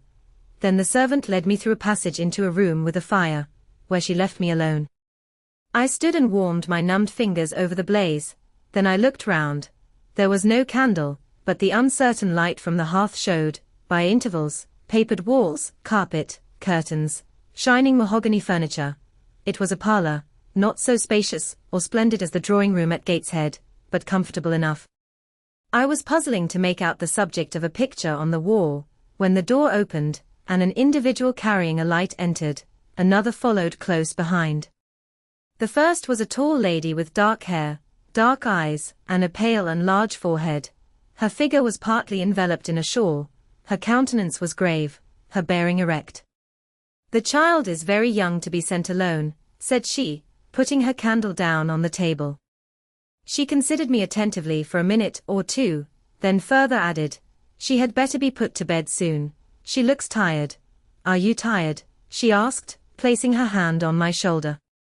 A little, And hungry too, no doubt. Let her have some supper before she goes to bed, Miss Miller. Is this the first time you have left your parents to come to school, my little girl? I explained to her that I had no parents. She inquired how long they had been dead, then how old I was, what was my name, whether I could read, write, and sew a little. Then she touched my cheek gently with her forefinger, and saying, she hoped I should be a good child, dismissed me along with Miss Miller. The lady I had left might be about 29. The one who went with me appeared some years younger. The first impressed me by her voice, look, and air. Miss Miller was more ordinary, ruddy in complexion, though of a careworn countenance, hurried in gait and action, like one who had always a multiplicity of tasks on hand. She looked, indeed, what I afterwards found she really was, an under-teacher. Led by her, I passed from compartment to compartment, from passage to passage, of a large and irregular building, till, emerging from the total and somewhat dreary silence pervading that portion of the house we had traversed, we came upon the hum of many voices, and presently entered a wide, long room, with great deal tables, 2 at each end, on each of which burnt a pair of candles, and seated all round on benches, a congregation of girls of every age, from 9 or 10 to 20. Seen by the dim light of the dips, their number to me appeared countless, though not in reality exceeding 80. They were uniformly dressed in brown stuff frocks of quaint fashion, and long holland pinafores. It was the hour of study. They were engaged in conning over their tomorrow's task, and the hum I had heard was the combined result of their whispered repetitions. Miss Miller signed to me to sit on a bench near the door, then walking up to the top of the long room, she cried out, monitors, collect the lesson books and put them away. 4 tall girls arose from different tables, and going round, gathered the books and removed them. Miss Miller again gave the word of command, monitors, fetch the supper trays. The tall girls went out and returned presently, each bearing a tray, with portions of something, I knew not what, arranged thereon, and a pitcher of water and mug in the middle of each tray. The portions were handed round. Those who liked took a draught of the water, the mug being common to all. When it came to my turn, I drank, for I was thirsty, but did not touch the food, excitement and fatigue rendering me incapable of eating. I now saw, however, that it was a thin oaten cake shared into fragments. The meal over, prayers were read by Miss Miller, and the classes filed off, 2 and 2, upstairs. Overpowered by this time with weariness, I scarcely noticed what sort of a place the bedroom was, except that, like the schoolroom, I saw it was very long. Tonight I was to be Miss Miller's bedfellow. She helped me to undress. When laid down I glanced at the long rows of beds, each of which was quickly filled with 2 occupants. In 10 minutes the single light was extinguished, and amidst silence and complete darkness I fell asleep. The night passed rapidly. I was too tired even to dream. I only once awoke to hear the wind rave in furious gusts, and the rain fall in torrents, and to be sensible that Miss Miller had taken her place by my side. When I again unclosed my eyes, a loud bell was ringing, the girls were up and dressing, day had not yet begun to dawn, and a rushlight, or 2 burned in the room. I too rose reluctantly. It was bitter cold, and I dressed as well as I could for shivering, and washed when there was a basin at liberty, which did not occur soon, as there was but 1 basin to 6 girls, on the stands down the middle of the room. Again the bell rang. All formed in file, 2 and 2, and in that order descended the stairs, and entered the cold and dimly lit schoolroom. Here prayers were read by Miss Miller. Afterwards she called out, form classes. A great tumult succeeded for some minutes, during which Miss Miller repeatedly exclaimed, silence, and order. When it subsided, I saw them all drawn up in 4 semicircles, before 4 chairs, placed at the 4 tables. All held books in their hands, and a great book, like a Bible, lay on each table, before the vacant seat. A pause of some seconds succeeded, filled up by the low, vague hum of numbers. Miss Miller walked from class to class, hushing this indefinite sound. A distant bell tinkled. Immediately 3 ladies entered the room, each walked to a table and took her seat. Miss Miller assumed the 4th vacant chair, which was that nearest the door, and around which the smallest of the children were assembled. To this inferior class I was called, and placed at the bottom of it. Business now began, the day's collect was repeated, then certain texts of scripture were said, and to these succeeded a protracted reading of chapters in the Bible, which lasted an hour. By the time that exercise was terminated, day had fully dawned. The indefatigable bell now sounded for the 4th time. The classes were marshalled and marched into another room to breakfast. How glad I was to behold a prospect of getting something to eat. I was now nearly sick from inanition, having taken so little the day before. The refectory was a great, low-ceiled, gloomy room, on 2 long tables smoked basins of something hot, which, however, to my dismay, sent forth an odor far from inviting. I saw a universal manifestation of discontent, when the fumes of the repast met the nostrils of those destined to swallow it. From the van of the procession, the tall girls of the first class, rose the whispered words, disgusting. The porridge is burnt again. Silence, ejaculated a voice, not that of Miss Miller, but one of the upper teachers, a little and dark personage, smartly dressed, but of somewhat morose aspect, who installed herself at the top of one table, while a more buxom lady presided at the other. I looked in vain for her I had first seen the night before. She was not visible. Miss Miller occupied the foot of the table where I sat, and a strange, foreign-looking, elderly lady, the French teacher, as I afterwards found, took the corresponding seat at the other board. A long grace was said and a hymn sung. Then a servant brought in some tea for the teachers, and the meal began. Ravenous, and now very faint, I devoured a spoonful or 2 of my portion without thinking of its taste, but the first edge of hunger blunted. I perceived I had got in hand a nauseous mess. Burnt porridge is almost as bad as rotten potatoes. Famine itself soon sickens over it. The spoons were moved slowly. I saw each girl taste her food and try to swallow it, but in most cases the effort was soon relinquished. Breakfast was over, and none had breakfasted. Thanks being returned for what we had not got, and a second hymn chanted, the refectory was evacuated for the schoolroom. I was one of the last to go out, and in passing the tables, I saw one teacher take a basin of the porridge and taste it. She looked at the others. All their countenances expressed displeasure, and one of them, the stout one, whispered, abominable stuff. How shameful! A quarter of an hour passed before lessons again began, during which the schoolroom was in a glorious tumult. For that space of time it seemed to be permitted to talk loud and more freely, and they used their privilege. The whole conversation ran on the breakfast, which one and all abused roundly. Poor things! It was the sole consolation they had.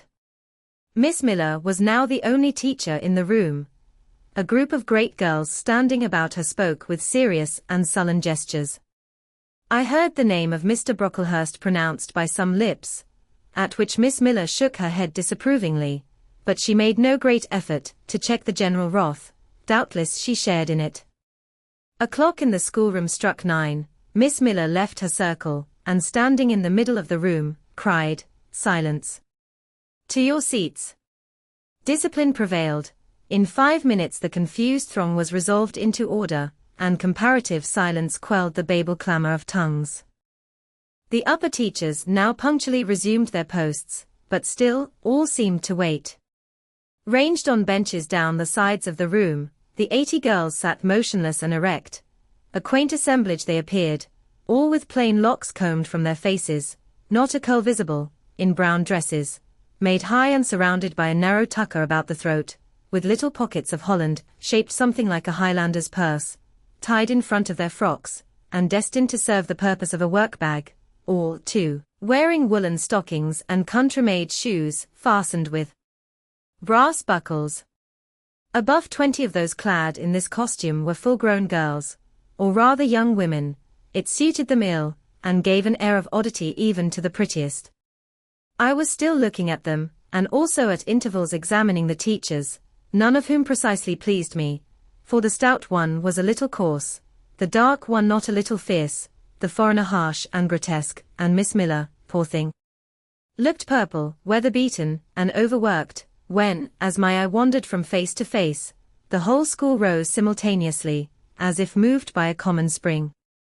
What was the matter? I had heard no order given. I was puzzled. Ere I had gathered my wits, the classes were again seated, but as all eyes were now turned to one point, mine followed the general direction, and encountered the personage who had received me last night. She stood at the bottom of the long room, on the hearth, for there was a fire at each end. She surveyed the 2 rows of girls silently and gravely.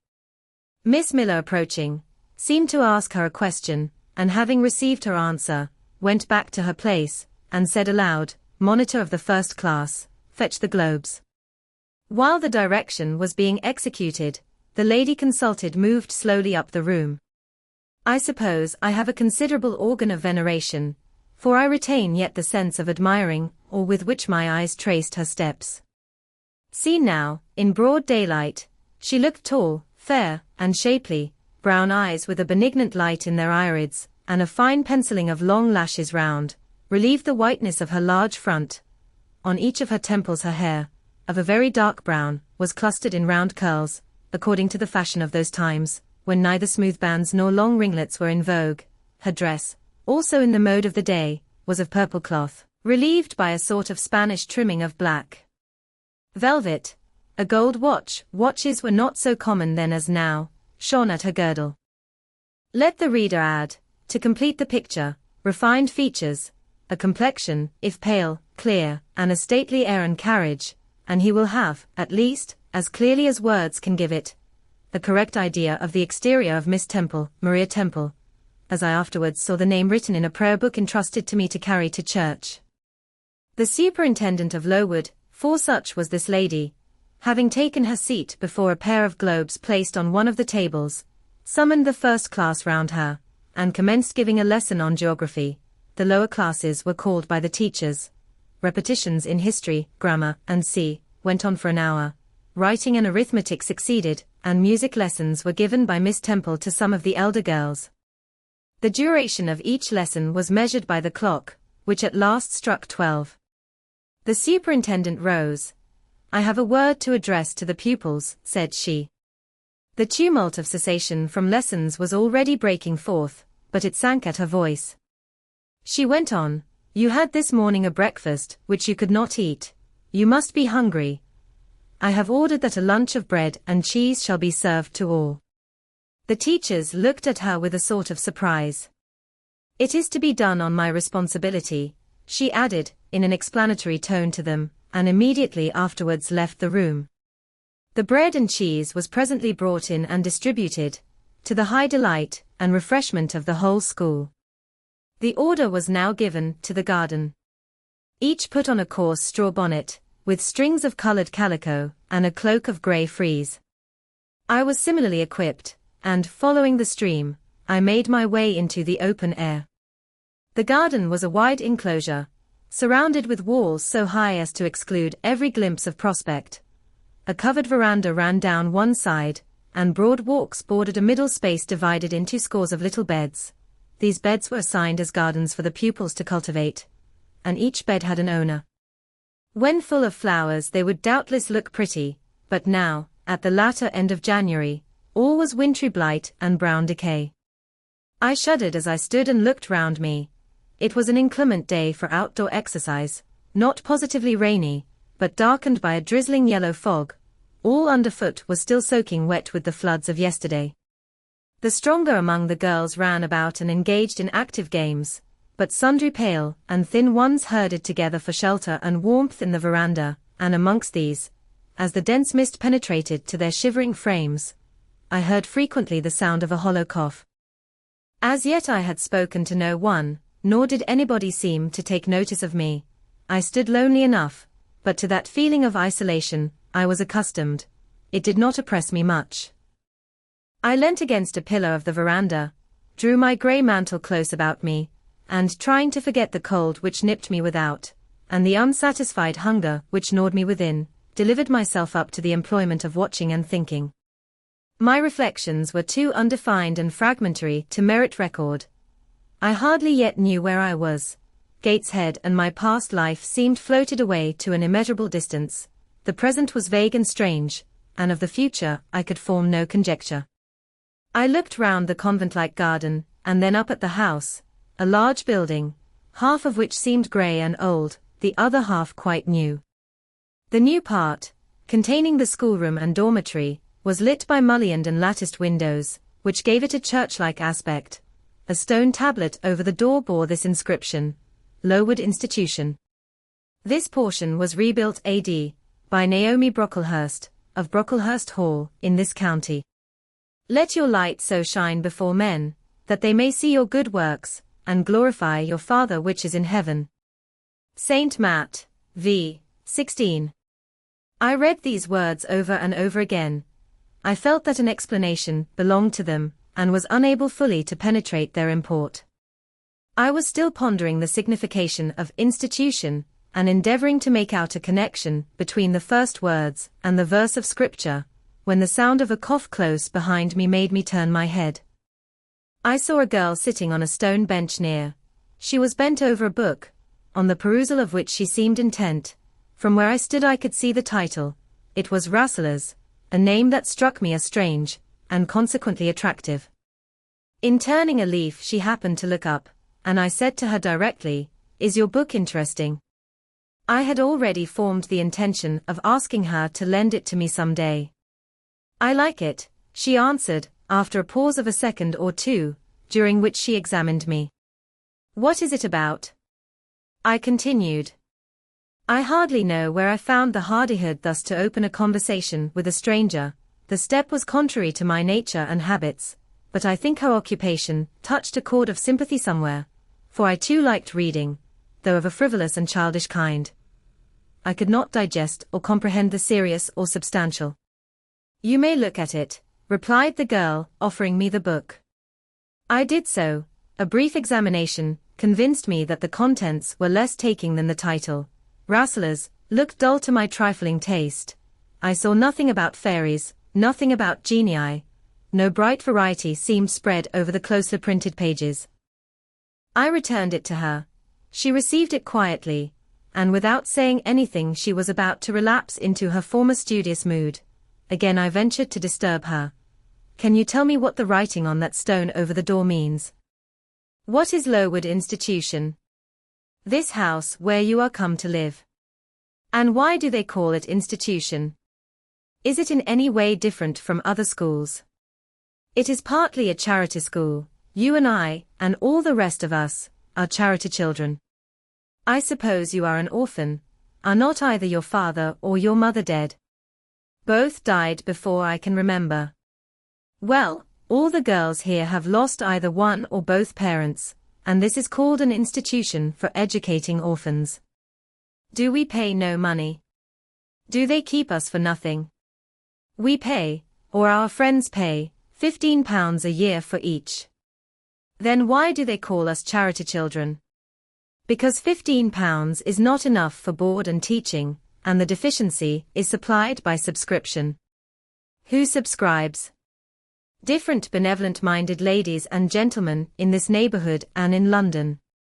"Who was Naomi Brocklehurst?" "The lady who built the new part of this house as that tablet records, and whose son overlooks and directs everything here." "Why?" "Because he is treasurer and manager of the establishment." "Then this house does not belong to that tall lady who wears a watch, and who said we were to have some bread and cheese?" "To Miss Temple?" "Oh, no. I wish it did. She has to answer to Mr. Brocklehurst for all she does." "Mr. Brocklehurst buys all our food and all our clothes." "Does he live here?"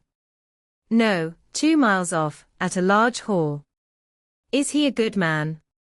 "He is a clergyman, and is said to do a great deal of good." "Did you say that tall lady was called Miss Temple?" "Yes." "And what are the other teachers called?" "The one with red cheeks is called Miss Smith. She attends to the work, and cuts out, for we make our own clothes, our frocks, and pelisses, and everything. The little one with black hair is Miss Scatcherd. She teaches history and grammar. And here's the second-class repetitions. And the one who wears a shawl, and has a pocket handkerchief tied to her side with a yellow riband, is Madame Pirot. She comes from Lille in France and teaches French. Do you like the teachers? Well enough. Do you like the little black one, and the madam? I cannot pronounce her name as you do. Miss Scatcherd is hasty, you must take care not to offend her. Madame Pirot is not a bad sort of person. But Miss Temple is the best, isn't she? Miss Temple is very good and very clever. She is above the rest, because she knows far more than they do. Have you been long here? 2 years. Are you an orphan? My mother is dead. Are you happy here? You ask rather too many questions. I have given you answers enough for the present, now I want to read. But at that moment the summons sounded for dinner, all re-entered the house. The odour which now filled the refectory was scarcely more appetizing than that which had regaled our nostrils at breakfast. The dinner was served in 2 huge tin-plated vessels, whence rose a strong steam redolent of rancid fat. I found the mess to consist of indifferent potatoes and strange shreds of rusty meat, mixed and cooked together. Of this preparation a tolerably abundant plateful was apportioned to each pupil. I ate what I could, and wondered within myself whether every day's fare would be like this. After dinner, we immediately adjourned to the schoolroom, lessons recommenced, and were continued till 5 o'clock. The only marked event of the afternoon was that I saw the girl with whom I had conversed in the veranda dismissed in disgrace by Miss Scatcherd from a history class, and sent to stand in the middle of the large schoolroom. The punishment seemed to me in a high degree ignominious, especially for so great a girl. She looked 13 or upwards. I expected she would show signs of great distress and shame, but to my surprise she neither wept nor blushed. Composed, though grave, she stood, the central mark of all eyes. How can she bear it so quietly, so firmly? I asked of myself. Were I in her place, it seems to me I should wish the earth to open and swallow me up. She looks as if she were thinking of something beyond her punishment, beyond her situation, of something not round her nor before her. I have heard of daydreams. Is she in a daydream now? Her eyes are fixed on the floor, but I am sure they do not see it. Her sight seems turned in, gone down into her heart. She is looking at what she can remember, I believe, not at what is really present. I wonder what sort of a girl she is, whether good or naughty.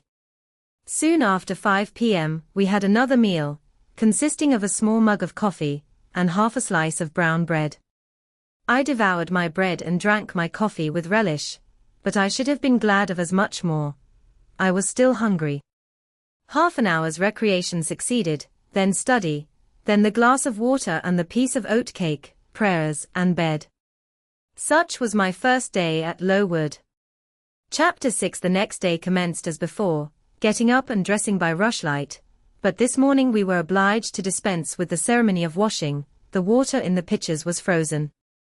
A change had taken place in the weather the preceding evening, and a keen northeast wind, whistling through the crevices of our bedroom windows all night long, had made us shiver in our beds, and turned the contents of the ewers to ice. Before the long hour and a half of prayers and Bible reading was over, I felt ready to perish with cold. Breakfast time came at last, and this morning the porridge was not burnt, the quality was eatable, the quantity small. How small my portion seemed! I wished it had been doubled. In the course of the day, I was enrolled a member of the 4th class, and regular tasks and occupations were assigned me. Hitherto, I had only been a spectator of the proceedings at Lowood. I was now to become an actor therein. At first, being little accustomed to learn by heart, the lessons appeared to me both long and difficult. The frequent change from task to task, too, bewildered me, and I was glad when, about 3 o'clock in the afternoon, Miss Smith put into my hands a border of muslin 2 yards long, together with needle, thimble and and sent me to sit in a quiet corner of the schoolroom, with directions to hem the same.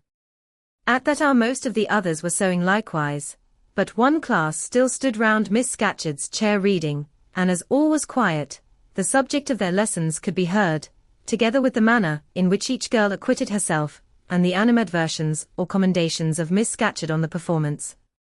It was English history, Among the readers I observed my acquaintance of the veranda. At the commencement of the lesson, her place had been at the top of the class, but for some error of pronunciation, or some inattention to stops, she was suddenly sent to the very bottom.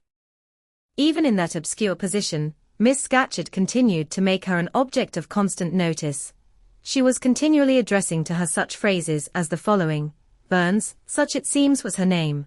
The girls here were all called by their surnames, as boys are elsewhere. Burns, you are standing on the side of your shoe. Turn your toes out immediately. Burns, you poke your chin most unpleasantly, draw it in. Burns, I insist on your holding your head up. I will not have you before me in that attitude, and see. A chapter having been read through twice, the books were closed and the girls examined. The lesson had comprised part of the reign of Charles I, and there were sundry questions about tonnage and poundage and ship money, which most of them appeared unable to answer. Still, every little difficulty was solved instantly when it reached Burns. Her memory seemed to have retained the substance of the whole lesson, and she was ready with answers on every point. I kept expecting that Miss Scatcherd would praise her attention, but instead of that, she suddenly cried out, "You dirty, disagreeable girl. You have never cleaned your nails this morning." Burns made no answer. I wondered at her silence. Why, thought I, does she not explain that she could neither clean her nails nor wash her face, as the water was frozen? My attention was now called off by Miss Smith desiring me to hold a skein of thread. While she was winding it, she talked to me from time to time, asking whether I had ever been at school before, whether I could mark, stitch, knit, and see, till she dismissed me. I could not pursue my observations on Miss Scatcherd's movements. When I returned to my seat, that lady was just delivering an order of which I did not catch the import, but Burns immediately left the class, and going into the small inner room where the books were kept, returned in half a minute, carrying in her hand a bundle of twigs tied together at one end. This ominous tool she presented to Miss Scatcherd with a respectful courtesy. Then she quietly, and without being told, unloosed her pinafore, and the teacher instantly and sharply inflicted on her neck a dozen strokes with the bunch of twigs. Not a tear rose to Burns' eye, and while I paused from my sewing, because my fingers quivered at this spectacle with a sentiment of unavailing and impotent anger, not a feature of her pensive face altered its ordinary expression. "Hardened girl," exclaimed Miss Scatcherd, "nothing can correct you of your slatternly habits. Carry the rod away." Burns obeyed. I looked at her narrowly as she emerged from the book closet. She was just putting back her handkerchief into her pocket, and the trace of a tear glistened on her thin cheek. The play hour in the evening I thought the pleasantest fraction of the day at Lowood. The bit of bread, the draught of coffee swallowed at 5 o'clock had revived vitality, if it had not satisfied hunger. The long restraint of the day was slackened, the schoolroom felt warmer than in the morning, its fires being allowed to burn a little more brightly, to supply, in some measure, the place of candles, not yet introduced. The ruddy gloaming, the licensed uproar, the confusion of many voices gave one a welcome sense of liberty. On the evening of the day on which I had seen Miss Scatcherd flog her pupil, Burns, I wandered as usual among the forms and tables and laughing groups without a companion, yet not feeling lonely. When I passed the windows, I now and then lifted a blind, and looked out. It snowed fast, the drift was already forming against the lower panes. Putting my ear close to the window, I could distinguish from the gleeful tumult within, the disconsolate moan of the wind outside. Probably, if I had lately left a good home and kind parents, this would have been the hour when I should most keenly have regretted the separation. That wind would then have saddened my heart. This obscure chaos would have disturbed my peace. As it was, I derived from both a strange excitement, and reckless and feverish. I wished the wind to howl more wildly, the gloom to deepen to darkness, and the confusion to rise to clamor. Jumping over forms, and creeping under tables, I made my way to one of the fireplaces. There, kneeling by the high wire fender, I found Burns, absorbed, silent, abstracted from all round her by the companionship of a book, which she read by the dim glare of the embers. "Is it still Rasselas?" I asked, coming behind her. "Yes," she said, "and I have just finished it." And in 5 minutes more she shut it up. I was glad of this. Now, thought I can perhaps get her to talk. I sat down by her on the floor. What is your name besides Burns? Helen. Do you come a long way from here? I come from a place farther north, quite on the borders of Scotland. Will you ever go back? I hope so, but nobody can be sure of the future. You must wish to leave Lowood. No. Why should I? I was sent to Lowood to get an education, and it would be of no use going away until I have attained that object. But that teacher, Miss Scatcherd, is so cruel to you. Cruel? Not at all. She is severe, she dislikes my faults. And if I were in your place I should dislike her. I should resist her. If she struck me with that rod, I should get it from her hand, I should break it under her nose. Probably you would do nothing of the sort, but if you did, Mr. Brocklehurst would expel you from the school. That would be a great grief to your relations. It is far better to endure patiently a smart which nobody feels but yourself, than to commit a hasty action whose evil consequences will extend to all connected with you, and besides, the Bible bids us return good for evil.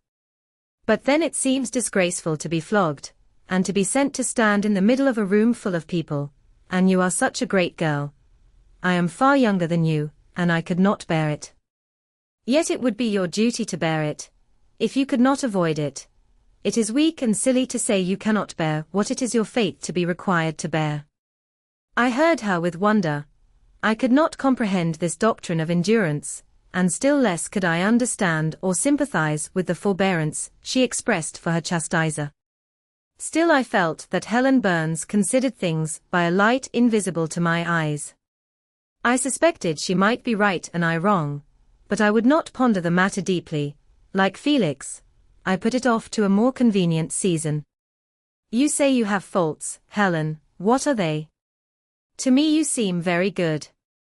Then learn from me, not to judge by appearances. I am, as Miss Scatcherd said, slatternly, I seldom put, and never keep, things in order, I am careless, I forget rules, I read when I should learn my lessons. I have no method, and sometimes I say, like you, I cannot bear to be subjected to systematic arrangements. This is all very provoking to Miss Scatcherd, who is naturally neat, punctual, and particular. And cross and cruel, I added, but Helen Burns would not admit my addition, she kept silence. Is Miss Temple as severe to you as Miss Scatcherd? At the utterance of Miss Temple's name, a soft smile flitted over her grave face. Miss Temple is full of goodness. It pains her to be severe to any one, even the worst in the school. She sees my errors, and tells me of them gently, and if I do anything worthy of praise, she gives me my meed liberally. One strong proof of my wretchedly defective nature is, that even her expostulations, so mild, so rational, have not influence to cure me of my faults, and even her praise, though I value it most highly, cannot stimulate me to continued care and foresight. That is curious, said I, it is so easy to be careful. For you I have no doubt it is. I observed you in your class this morning, and saw you were closely attentive. Your thoughts never seemed to wander while Miss Miller explained the lesson and questioned you. Now, mine continually rove away, when I should be listening to Miss Scatcherd, and collecting all she says with assiduity. Often I lose the very sound of her voice.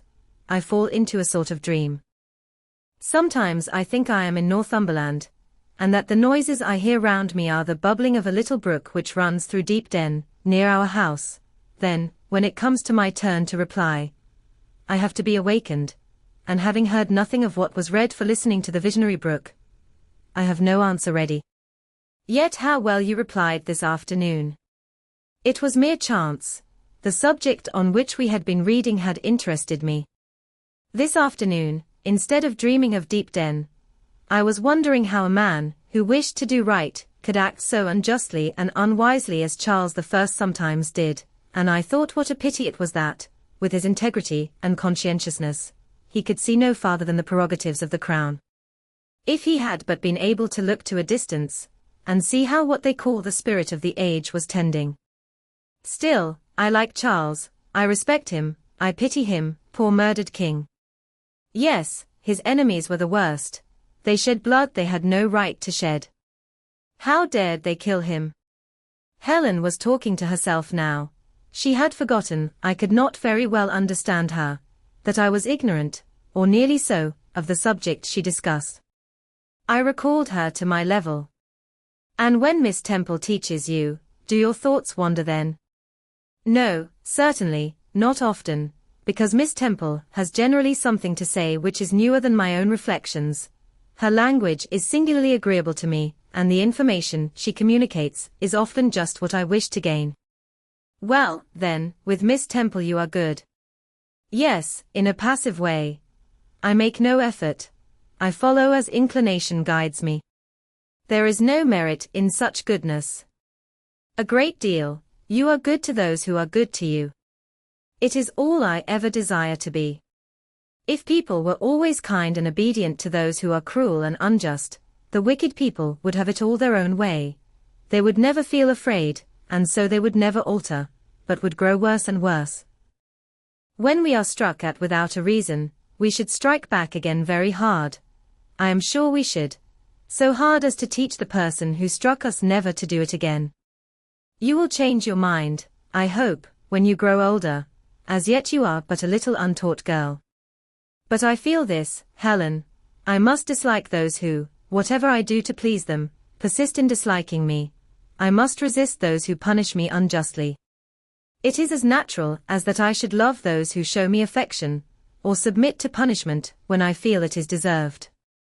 Heathens and savage tribes hold that doctrine, but Christians and civilized nations disown it. How? I don't understand. It is not violence that best overcomes hate, nor vengeance that most certainly heals injury. What then?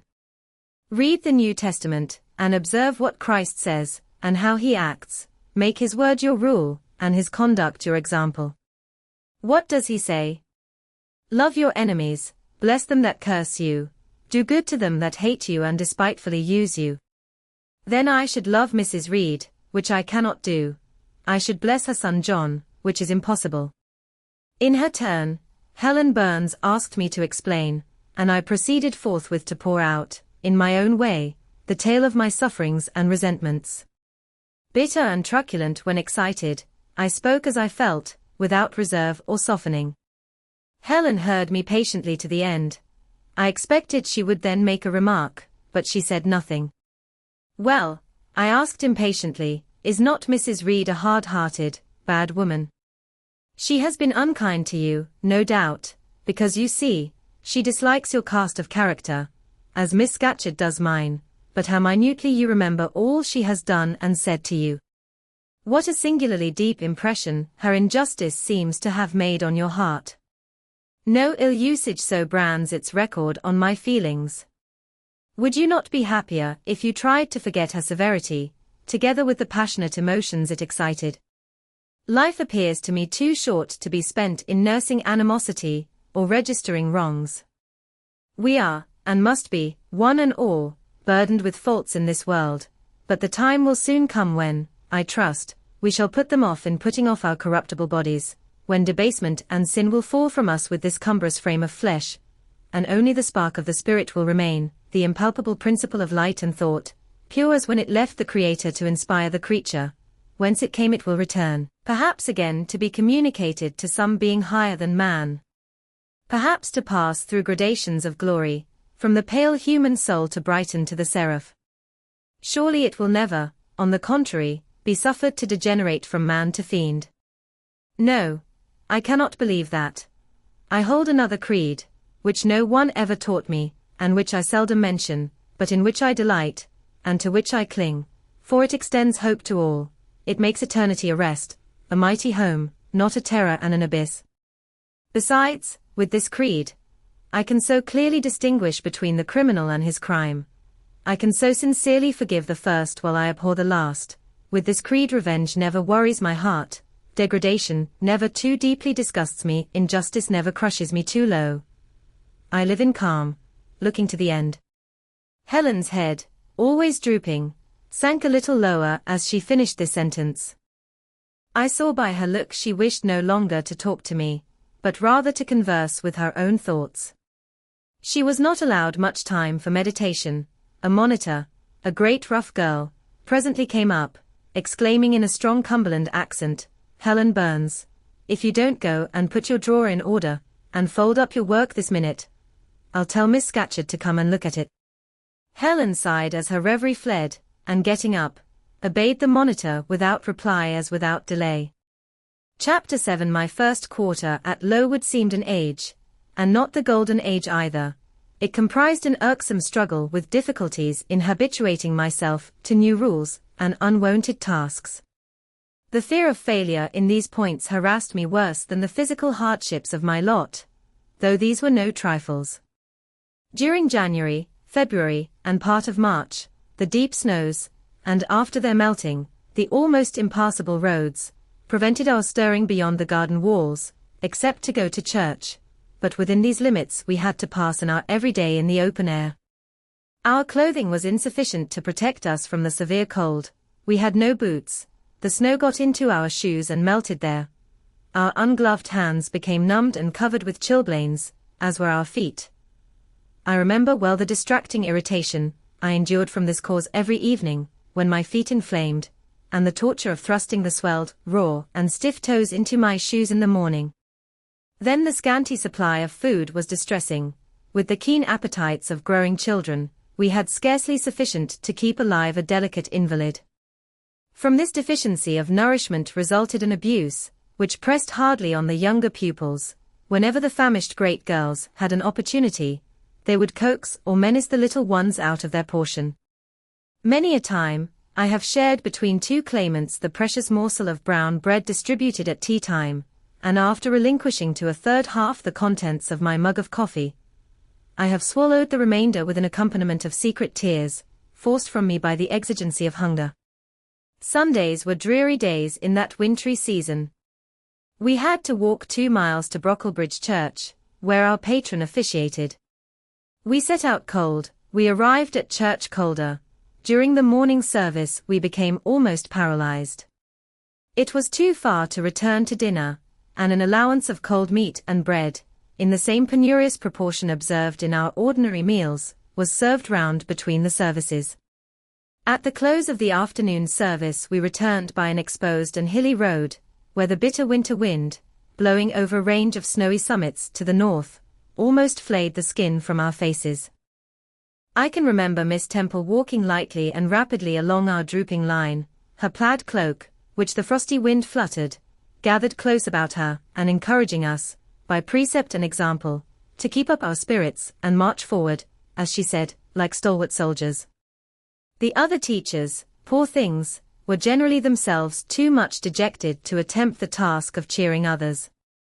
How we longed for the light and heat of a blazing fire when we got back. But, to the little ones at least, this was denied. Each hearth in the schoolroom was immediately surrounded by a double row of great girls, and behind them the younger children crouched in groups, wrapping their starved arms in their pinafores. A little solace came at tea time, in the shape of a double ration of bread, a whole, instead of a half, slice, with the delicious addition of a thin scrape of butter. It was the hebdomadal treat, to which we all looked forward from Sabbath to Sabbath. I generally contrived to reserve a moiety of this bounteous repast for myself, but the remainder I was invariably obliged to part with. The Sunday evening was spent in repeating, by heart, the church catechism and the 5th, 6th, and 7th chapters of St. Matthew, and in listening to a long sermon, read by Miss Miller, whose irrepressible yawns attested her weariness. A frequent interlude of these performances was the enactment of the part of Eutychus by some half-dozen of little girls, who, overpowered with sleep, would fall down, if not out of the 3rd loft, yet off the 4th form, and be taken up half dead. The remedy was, to thrust them forward into the centre of the schoolroom, and oblige them to stand there till the sermon was finished. Sometimes their feet failed them, and they sank together in a heap. They were then propped up with the monitor's high stools. I have not yet alluded to the visits of Mr. Brocklehurst, and indeed that gentleman was from home during the greater part of the first month after my arrival, perhaps prolonging his stay with his friend the Archdeacon. His absence was a relief to me. I need not say that I had my own reasons for dreading his coming, but come he did at last. One afternoon, I had then been 3 weeks at Lowood, as I was sitting with a slate in my hand, puzzling over a sum in long division, my eyes, raised in abstraction to the window, caught sight of a figure just passing. I recognized almost instinctively that gaunt outline, and when, 2 minutes after, all the school, teachers included, rose en masse, it was not necessary for me to look up in order to ascertain whose entrance they thus greeted. A long stride measured the schoolroom, and presently beside Miss Temple, who herself had risen, stood the same black column, which had frowned on me so ominously from the hearthrug of Gateshead. I now glanced sideways at this piece of architecture. Yes, I was right. It was Mr. Brocklehurst, buttoned up in a surtout, and looking longer, narrower, and more rigid than ever. I had my own reasons for being dismayed at this apparition.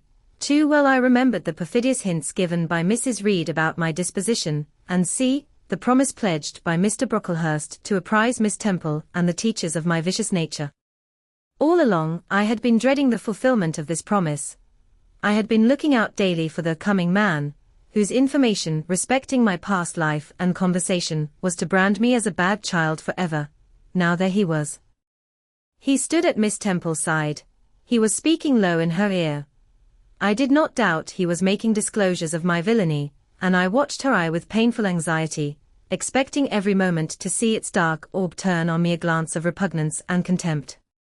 I listened too, and as I happened to be seated quite at the top of the room, I caught most of what he said. Its import relieved me from immediate apprehension. I suppose, Miss Temple, the thread I bought at Lowton will do. It struck me that it would be just of the quality for the calico chemises, and I sorted the needles to match. You may tell Miss Smith that I forgot to make a memorandum of the darning needles, but she shall have some papers sent in next week, and she is not, on any account, to give out more than one at a time to each pupil. If they have more, they are apt to be careless and lose them. And, I wish the woolen stockings were better looked to. When I was here last, I went into the kitchen garden and examined the clothes drying on the line. There was a quantity of black hose in a very bad state of repair. From the size of the holes in them I was sure they had not been well mended from time to time. He paused. Your directions shall be attended to, sir, said Miss Temple. And, he continued, the laundress tells me some of the girls have 2 clean tuckers in the week. It is too much. The rules limit them to 1. I think I can explain that circumstance, sir. Agnes and Catherine Johnston were invited to take tea with some friends at Lowton last Thursday, and I gave them leave to put on clean tuckers for the occasion. Mr. Brocklehurst nodded. Well, for once it may pass, but please not to let the circumstance occur too often. And there is another thing which surprised me. I find, in settling accounts with the housekeeper, that a lunch, consisting of bread and cheese, has twice been served out to the girls during the past fortnight. How is this? I looked over the regulations, and I find no such meal as lunch mentioned. Who introduced this innovation? And by what authority? I must be responsible for the circumstance, sir, replied Miss Temple. The breakfast was so ill prepared that the pupils could not possibly eat it, and I dared not allow them to remain fasting till dinner time. Madam, allow me an instant. You are aware that my plan in bringing up these girls is, not to accustom them to habits of luxury and indulgence, but to render them hardy, patient, self-denying. Should any little accidental disappointment of the appetite occur, such as the spoiling of a meal, the under or the overdressing of a dish, the incident ought not to be neutralized by replacing with something more delicate the comfort lost, thus pampering the body and obviating the aim of this institution. It ought to be improved to the spiritual edification of the pupils, by encouraging them to evince fortitude under the temporary privation. A brief address on those occasions would not be mistimed, wherein a judicious instructor would take the opportunity of referring to the sufferings of the primitive Christians, to the torments of martyrs, to the exhortations of our blessed Lord himself, calling upon his disciples to take up their cross and follow him, to his warnings that man shall not live by bread alone, but by every word that proceedeth out of the mouth of God, to his divine consolations, if ye suffer hunger or thirst for my sake, happy are ye. Oh, madam, when you put bread and cheese, instead of burnt porridge, into these children's mouths, you may indeed feed their vile bodies, but you little think how you starve their immortal souls. Mr. Brocklehurst again paused, perhaps overcome by his feelings. Miss Temple had looked down when he first began to speak to her, but she now gazed straight before her, and her face, naturally pale as marble, appeared to be assuming also the coldness and fixity of that material, especially her mouth, closed as if it would have required a sculptor's chisel to open it, and her brow settled gradually into petrified severity. Meantime, Mr. Brocklehurst, standing on the hearth with his hands behind his back, majestically surveyed the whole school. Suddenly his eye gave a blink, as if it had met something that either dazzled or shocked its pupil. Turning, he said in more rapid accents than he had hitherto used, Miss Temple, what is that girl with curled hair? Red hair, curled all over.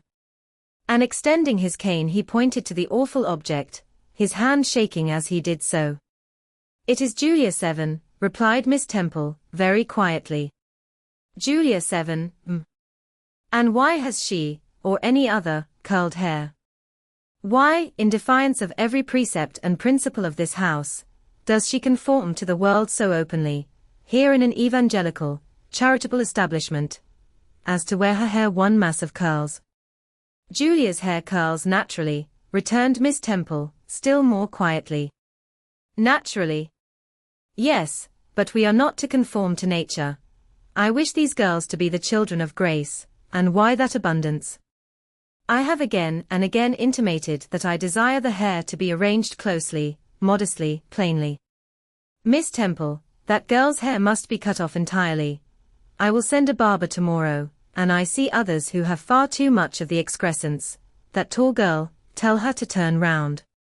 Tell all the first form to rise up and direct their faces to the wall. Miss Temple passed her handkerchief over her lips, as if to smooth away the involuntary smile that curled them. She gave the order, however, and when the first class could take in what was required of them, they obeyed. Leaning a little back on my bench, I could see the looks and grimaces with which they commented on this maneuver. It was a pity Mr. Brocklehurst could not see them too. He would perhaps have felt that, whatever he might do with the outside of the cup and platter, the inside was further beyond his interference than he imagined. He scrutinized the reverse of these living medals some 5 minutes, then pronounced sentence. These words fell like the knell of doom. All those top knots must be cut off.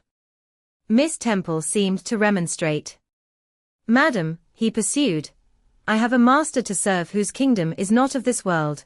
My mission is to mortify in these girls the lusts of the flesh, to teach them to clothe themselves with shamefacedness and sobriety, not with braided hair and costly apparel. And each of the young persons before us has a string of hair twisted in plaits which vanity itself might have woven. These, I repeat, must be cut off. Think of the time wasted of. Mr. Brocklehurst was here interrupted. 3 other visitors, ladies, now entered the room. They ought to have come a little sooner to have heard his lecture on dress, for they were splendidly attired in velvet, silk, and furs.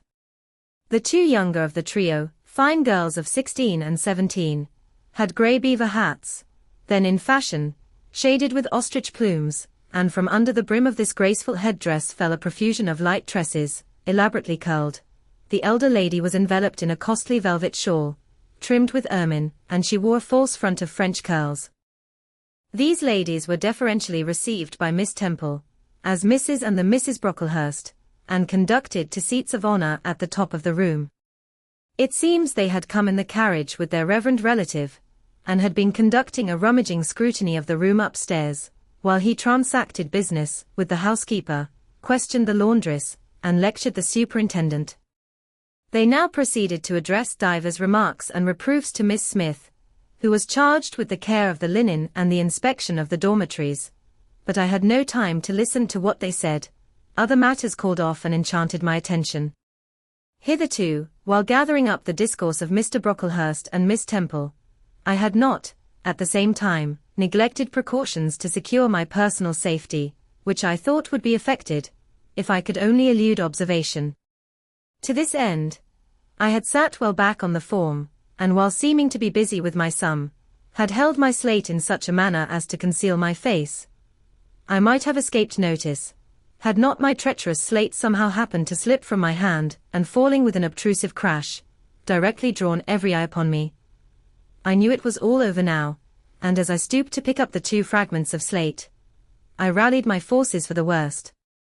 It came. "A careless girl," said Mr. Brocklehurst, and immediately after, "It is the new pupil, I perceive." And before I could draw breath, "I must not forget I have a word to say respecting her." Then aloud, how loud it seemed to me, "Let the child who broke her slate come forward." Of my own accord I could not have stirred. I was paralyzed, but the 2 great girls who sat on each side of me, set me on my legs and pushed me towards the dread judge, and then Miss Temple gently assisted me to his very feet, and I caught her whispered counsel, "Don't be afraid, Jane, I saw it was an accident, you shall not be punished." The kind whisper went to my heart like a dagger. Another minute, and she will despise me for a hypocrite, thought I, and an impulse of fury against Reed, Brocklehurst, and company bounded in my pulses at the conviction. I was no Helen Burns. "Fetch that stool," said Mr. Brocklehurst, pointing to a very high one from which a monitor had just risen. It was brought. "Place the child upon it." And I was placed there, by whom I don't know. I was in no condition to note particulars.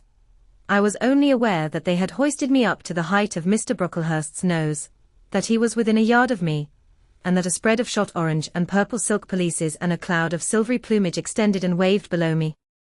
Mr. Brocklehurst hemmed. "Ladies," said he, turning to his family, "Miss Temple, teachers, and children, you all see this girl." Of course they did, for I felt their eyes directed like burning glasses against my scorched skin. "You see she is yet young. You observe she possesses the ordinary form of childhood. God has graciously given her the shape that He has given to all of us. No signal deformity points her out as a marked character. Who would think that the evil one had already found a servant and agent in her? Yet such, I grieve to say, is the case." A pause, in which I began to steady the palsy of my nerves, and to feel that the Rubicon was passed, and that the trial, no longer to be shirked, must be firmly sustained. "My dear children," pursued the black marble clergyman, with pathos, "this is a sad, a melancholy occasion, for it becomes my duty to warn you, that this girl, who might be one of God's own lambs, is a little castaway, not a member of the true flock, but evidently an interloper and an alien. You must be on your guard against her, you must shun her example, if necessary, avoid her company, exclude her from your sports, and shut her out from your converse. Teachers, you must watch her, keep your eyes on her movements, weigh well her words, scrutinize her actions, punish her body to save her soul, if, indeed, such salvation be possible, for my tongue falters while I tell it, this girl, this child, the native of a Christian land, worse than many a little heathen who says its prayers to Brahma and kneels before Juggernaut, this girl is a liar." Now came a pause of 10 minutes, during which I, by this time in perfect possession of my wits, observed all the female Brocklehursts produce their pocket handkerchiefs and apply them to their optics, while the elderly lady swayed herself to and fro, and the 2 younger ones whispered, "How shocking." Mr. Brocklehurst resumed. "This I learned from her benefactress, from the pious and charitable lady who adopted her in her orphan state, reared her as her own daughter, and whose kindness, whose generosity the unhappy girl repaid by an ingratitude so bad, so dreadful, that at last her excellent patroness was obliged to separate her from her own young ones, fearful lest her vicious example should contaminate their purity. She has sent her here to be healed, even as the Jews of old sent their disease to the troubled pool of Bethesda, and, teachers, superintendent, I beg of you not to allow the waters to stagnate round her." With this sublime conclusion, Mr. Brocklehurst adjusted the top button of his surtout, muttered something to his family, who rose, bowed to Miss Temple, and then all the great people sailed in state from the room. Turning at the door, my judge said, let her stand half an hour longer on that stool, and let no one speak to her during the remainder of the day. There was I, then, mounted aloft. I, who had said I could not bear the shame of standing on my natural feet in the middle of the room, was now exposed to general view on a pedestal of infamy.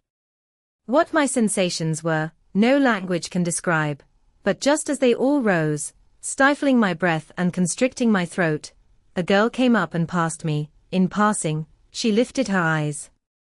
What a strange light inspired them!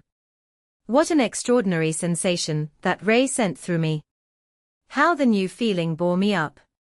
It was as if a martyr, a hero, had passed a slave or victim, and imparted strength in the transit. I mastered the rising hysteria, lifted up my head, and took a firm stand on the stool.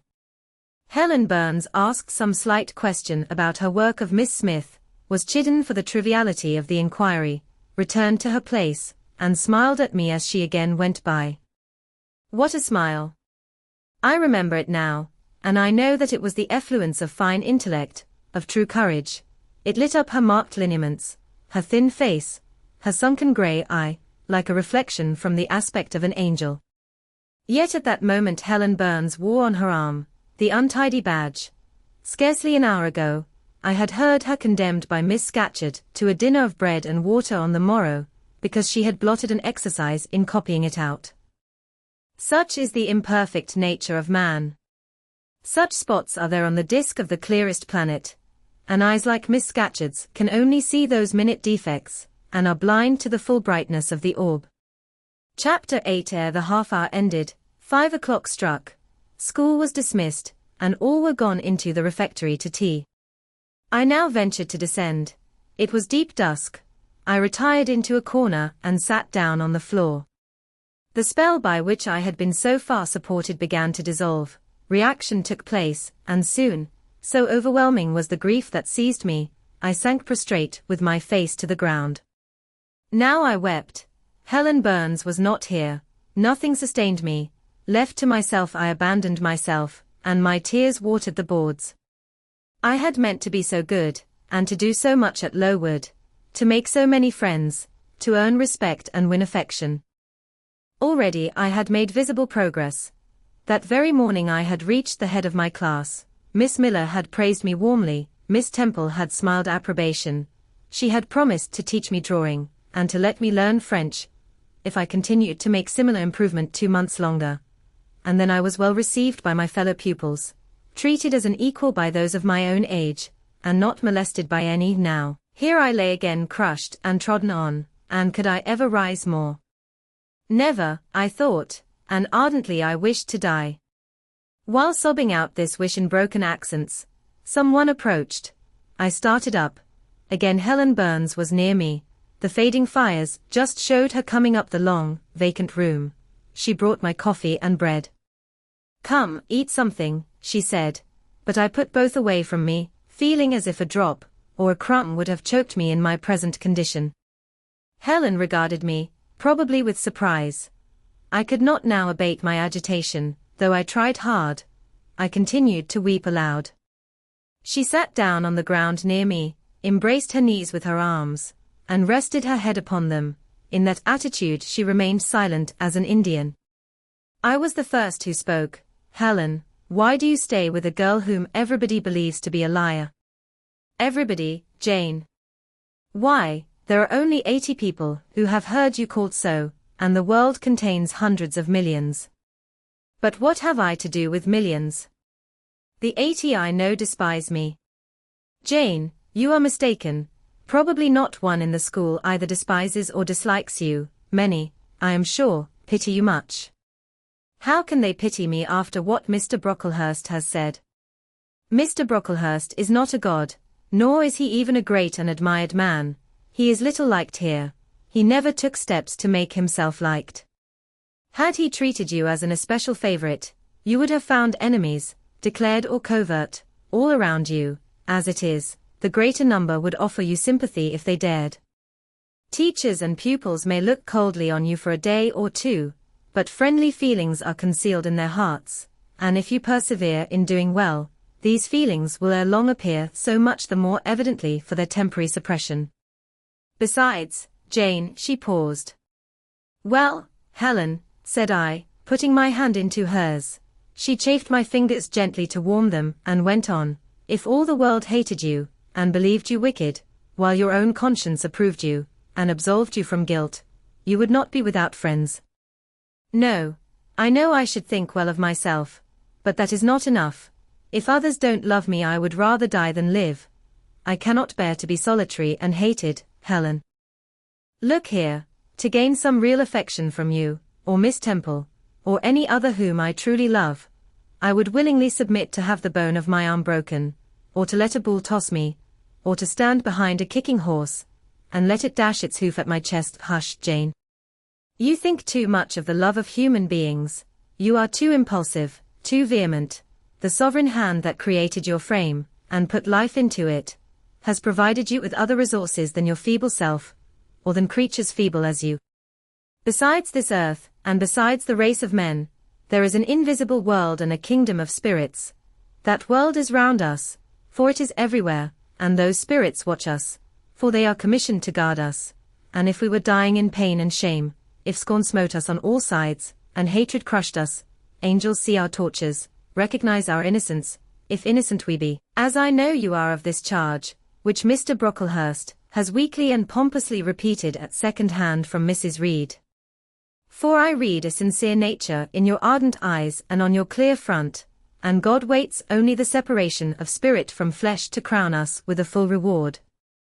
Why, then, should we ever sink overwhelmed with distress, when life is so soon over, and death is so certain an entrance to happiness, to glory? I was silent. Helen had calmed me, but in the tranquility she imparted there was an alloy of inexpressible sadness.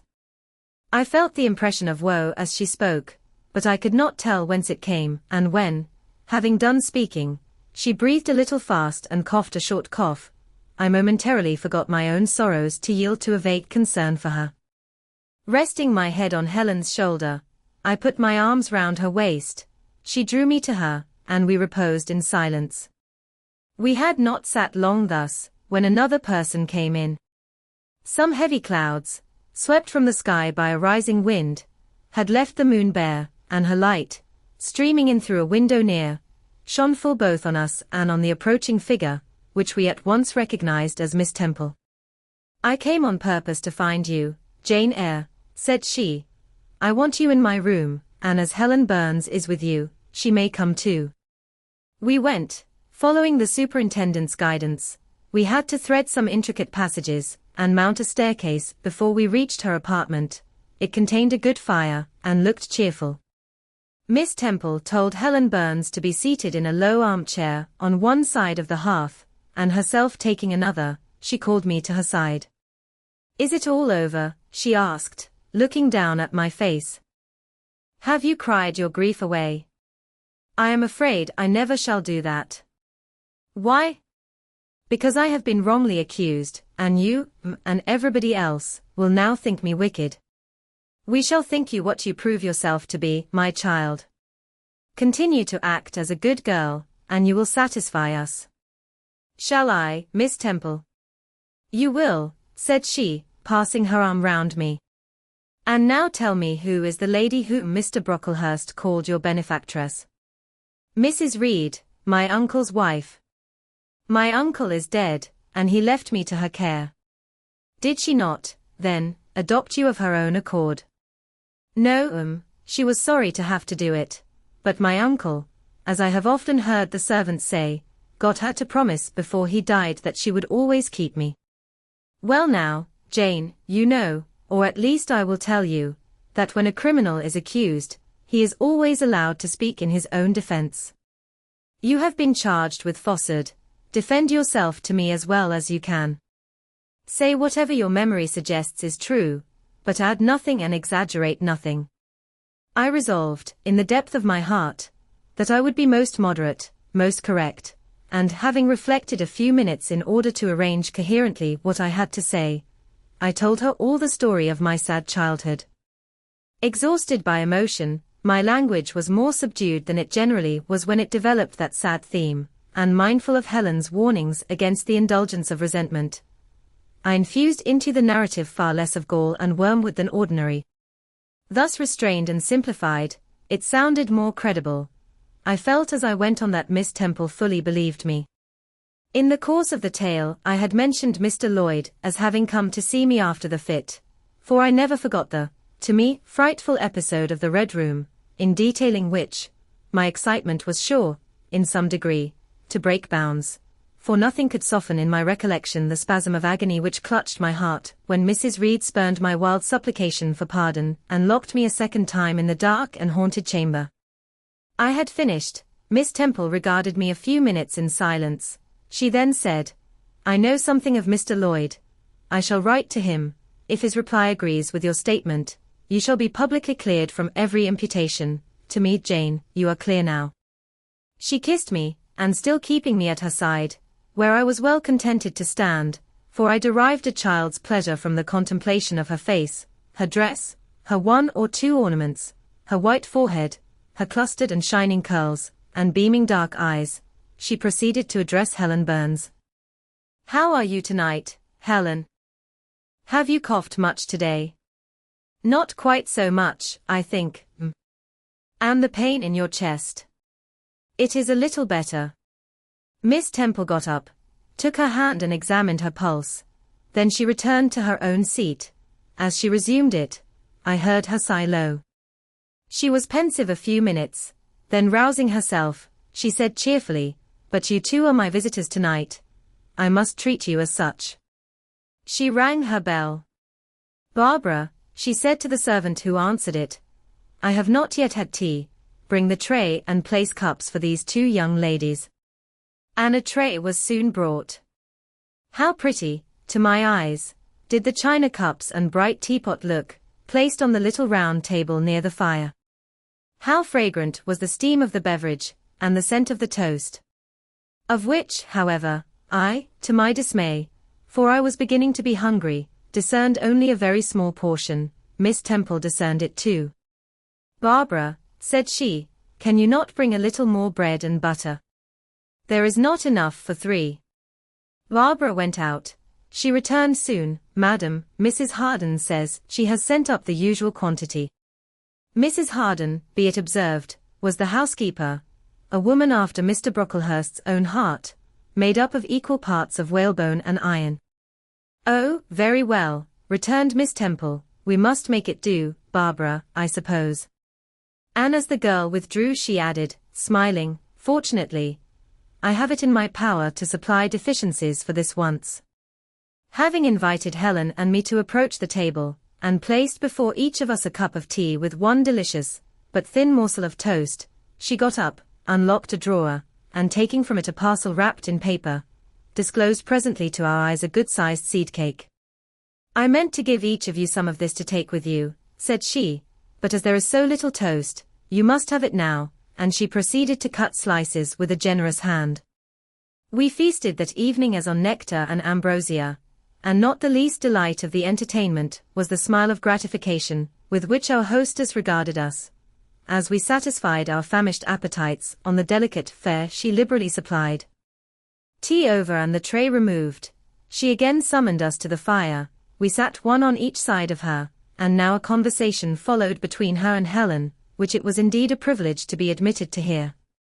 Miss Temple had always something of serenity in her air, of state in her mien, of refined propriety in her language, which precluded deviation into the ardent, the excited, the eager, something which chastened the pleasure of those who looked on her and listened to her, by a controlling sense of awe, and such was my feeling now. But as to Helen Burns, I was struck with wonder. The refreshing meal, the brilliant fire, the presence and kindness of her beloved instructress, or, perhaps, more than all these, something in her own unique mind, had roused her powers within her. They woke, they kindled. First, they glowed in the bright tint of her cheek, which till this hour I had never seen but pale and bloodless. Then they shone in the liquid luster of her eyes, which had suddenly acquired a beauty more singular than that of Miss Temple's, the beauty neither of fine color nor long eyelash, nor penciled brow, but of meaning, of movement, of radiance. Then her soul sat on her lips, and language flowed, from what source I cannot tell. Has a girl of 14 a heart large enough, vigorous enough, to hold the swelling spring of pure, full, fervid eloquence. Such was the characteristic of Helen's discourse on that, to me, memorable evening. Her spirit seemed hastening to live within a very brief span, as much as many live during a protracted existence. They conversed of things I had never heard of nations and times past, of countries far away, of secrets of nature discovered or guessed at. They spoke of books, how many they had read, what stores of knowledge they possessed. Then they seemed so familiar with French names and French authors, but my amazement reached its climax when Miss Temple asked Helen if she sometimes snatched a moment to recall the Latin her father had taught her, and taking a book from a shelf, bade her read and construe a page of Virgil. And Helen obeyed, my organ of veneration expanding at every sounding line. She had scarcely finished ere the bell announced bedtime. No delay could be admitted. Miss Temple embraced us both, saying, as she drew us to her heart, God bless you, my children. Helen she held a little longer than me. She let her go more reluctantly. It was Helen her I followed to the door. It was for her she a second time breathed a sad sigh. For her she wiped a tear from her cheek. On reaching the bedroom, we heard the voice of Miss Scatcherd. She was examining drawers. She had just pulled out Helen Burns's, and when we entered Helen was greeted with a sharp reprimand, and told that tomorrow she should have half a dozen of untidily folded articles pinned to her shoulder. My things were indeed in shameful disorder, murmured Helen to me, in a low voice. I intended to have arranged them, but I forgot.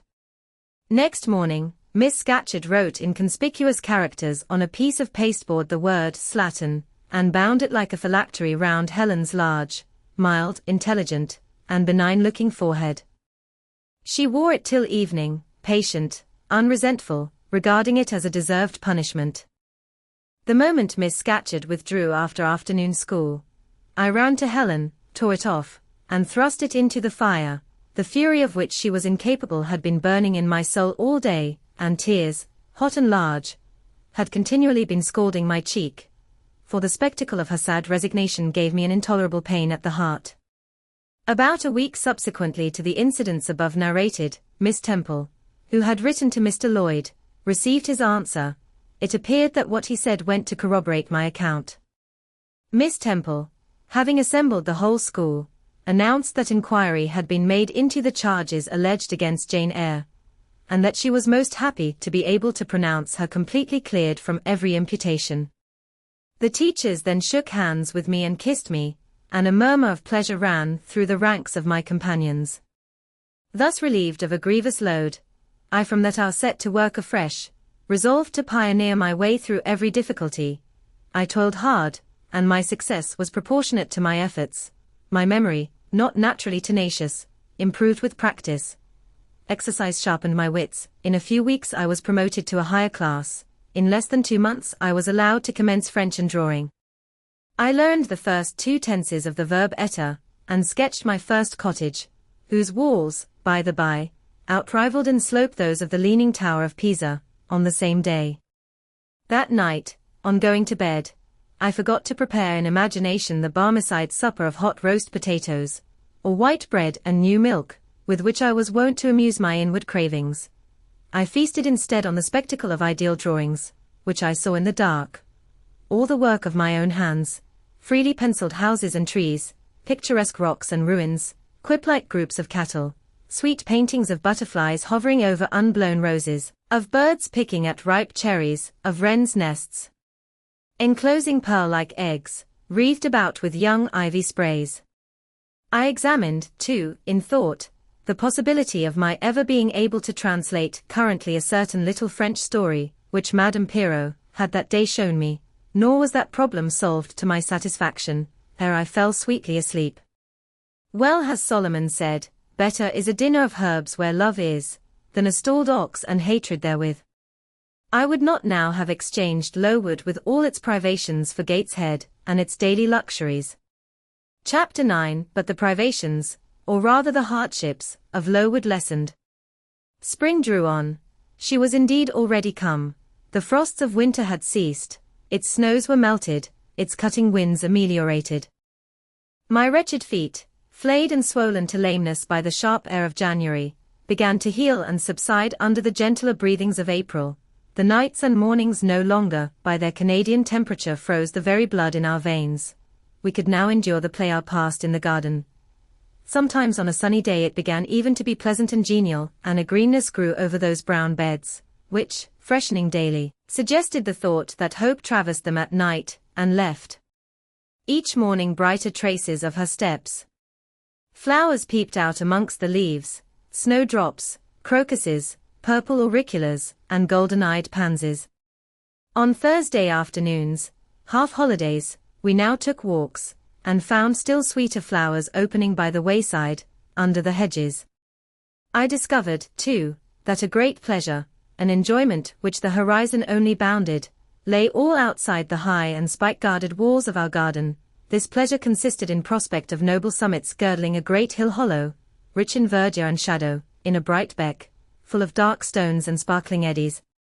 How different had this scene looked when I viewed it laid out beneath the iron sky of winter, stiffened in frost, shrouded with snow, when mists as chill as death wandered to the impulse of east winds along those purple peaks, and rolled downing and home till they blended with the frozen fog of the beck. That beck itself was then a torrent, turbid and curbless. It tore asunder the wood, and sent a raving sound through the air, often thickened with wild rain or whirling sleet, and for the forest on its banks, that showed only ranks of skeletons. April advanced to May. A bright serene May it was, days of blue sky, placid sunshine, and soft western or southern gales filled up its duration. And now vegetation matured with vigor. Lowood shook loose its tresses. It became all green, all flowery. Its great elm, ash, and oak skeletons were restored to majestic life. Woodland plants sprang up profusely in its recesses. Unnumbered varieties of moss filled its hollows, and it made a strange ground sunshine out of the wealth of its wild primrose plants. I have seen their pale gold gleam in overshadowed spots like scatterings of the sweetest luster. All this I enjoyed often and fully, free, unwatched, and almost alone. For this unwonted liberty and pleasure there was a cause, to which it now becomes my task to advert. Have I not described a pleasant site for a dwelling, when I speak of it as bosomed in hill and wood, and rising from the verge of a stream? Assuredly, pleasant enough, but whether healthy or not is another question. That forest dell, where Lowood lay, was the cradle of fog and fog-bred pestilence, which, quickening with the quickening spring, crept into the orphan asylum, breathed typhus through its crowded schoolroom and dormitory, and, ere May arrived, transformed the seminary into an hospital. Semi-starvation and neglected colds had predisposed most of the pupils to receive infection. 45 out of the 80 girls lay ill at one time. Classes were broken up, rules relaxed. The few who continued well were allowed almost unlimited license, because the medical attendant insisted on the necessity of frequent exercise to keep them in health, and had it been otherwise, no one had leisure to watch or restrain them. Miss Temple's whole attention was absorbed by the patients. She lived in the sick room, never quitting it except to snatch a few hours' rest at night. The teachers were fully occupied with packing up and making other necessary preparations for the departure of those girls who were fortunate enough to have friends and relations able and willing to remove them from the seat of contagion. Many, already smitten, went home only to die. Some died at the school, and were buried quietly and quickly, the nature of the malady forbidding delay. While disease had thus become an inhabitant of Lowood, and death its frequent visitor, while there was gloom and fear within its walls, while its rooms and passages steamed with hospital smells, the drug and the pastille striving vainly to overcome the effluvia of mortality, that bright May shone unclouded over the bold hills and beautiful woodland out of doors. Its garden, too, glowed with flowers. Hollyhocks had sprung up tall as trees, lilies had opened, tulips and roses were in bloom, the borders of the little beds were gay with pink thrift and crimson double daisies, the sweetbriars gave out, morning and evening, their scent of spice and apples, and these fragrant treasures were all useless for most of the inmates of Lowood, except to furnish now and then a handful of herbs and blossoms to put in a coffin. But I, and the rest who continued well, enjoyed fully the beauties of the scene and season. They let us ramble in the wood, like gypsies, from morning till night. We did what we liked, went where we liked. We lived better too. Mr. Brocklehurst and his family never came near Lowood now. Household matters were not scrutinized into, the cross housekeeper was gone, driven away by the fear of infection, her successor, who had been matron at the Lowton dispensary, unused to the ways of her new abode, provided with comparative liberality. Besides, there were fewer to feed, the sick could eat little, our breakfast basins were better filled, when there was no time to prepare a regular dinner, which often happened, she would give us a large piece of cold pie, or a thick slice of bread and cheese, and this we carried away with us to the wood, where we each chose the spot we liked best, and dined sumptuously. My favorite seat was a smooth and broad stone, rising white and dry from the very middle of the beck, and only to be got at by wading through the water, a feat I accomplished barefoot. The stone was just broad enough to accommodate, comfortably, another girl and me, at that time my chosen comrade, one Mary Ann Wilson, a shrewd, observant personage, whose society I took pleasure in, partly because she was witty and original, and partly because she had a manner which set me at my ease. Some years older than I, she knew more of the world, and could tell me many things I liked to hear. With her my curiosity found gratification. To my faults also she gave ample indulgence, never imposing curb or rein on anything I said. She had a turn for narrative, I for analysis, she liked to inform, I to question. So we got on swimmingly together, deriving much entertainment, if not much improvement, from our mutual intercourse. And where, meantime, was Helen Burns?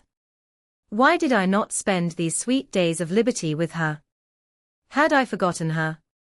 Or was I so worthless as to have grown tired of her pure society? Surely the Mary Ann Wilson I have mentioned was inferior to my first acquaintance. She could only tell me amusing stories, and reciprocate any racy and pungent gossip I chose to indulge in, while, if I have spoken truth of Helen, she was qualified to give those who enjoyed the privilege of her converse a taste of far higher things. True, reader, and I knew and felt this, and though I am a defective being, with many faults and few redeeming points, yet I never tired of Helen Burns, nor ever ceased to cherish for her a sentiment of attachment, as strong, tender, and respectful as any that ever animated my heart. How could it be otherwise, when Helen, at all times and under all circumstances, evinced for me a quiet and faithful friendship, which ill humor never soured, nor irritation never troubled. But Helen was ill at present. For some weeks, she had been removed from my sight to I knew not what room upstairs. She was not, I was told, in the hospital portion of the house with the fever patients, for her complaint was consumption, not typhus, and by consumption I, in my ignorance, understood something mild, which time and care would be sure to alleviate. I was confirmed in this idea, by the fact of her once or twice coming downstairs on very warm sunny afternoons, and being taken by Miss Temple into the garden, but on these occasions, I was not allowed to go and speak to her. I only saw her from the schoolroom window, and then not distinctly, for she was much wrapped up, and sat at a distance under the veranda. One evening, in the beginning of June, I had stayed out very late with Mary Ann in the wood. We had, as usual, separated ourselves from the others, and had wandered far. So far that we lost our way, and had to ask it at a lonely cottage, where a man and woman lived, who looked after a herd of half-wild swine that fed on the mast in the wood. When we got back, it was after moonrise. A pony, which we knew to be the surgeon's, was standing at the garden door. Mary Ann remarked that she supposed some one must be very ill, as Mr. Bates had been sent for at that time of the evening. She went into the house. I stayed behind a few minutes to plant in my garden a handful of roots I had dug up in the forest, and which I feared would wither if I left them till the morning. This done, I lingered yet a little longer. The flowers smelt so sweet as the dew fell. It was such a pleasant evening, so serene, so warm, the still glowing west promised so fairly another fine day on the morrow, the moon rose with such majesty in the grave east. I was noting these things and enjoying them as a child might, when it entered my mind as it had never done before, how sad to be lying now on a sick bed, and to be in danger of dying. This world is pleasant.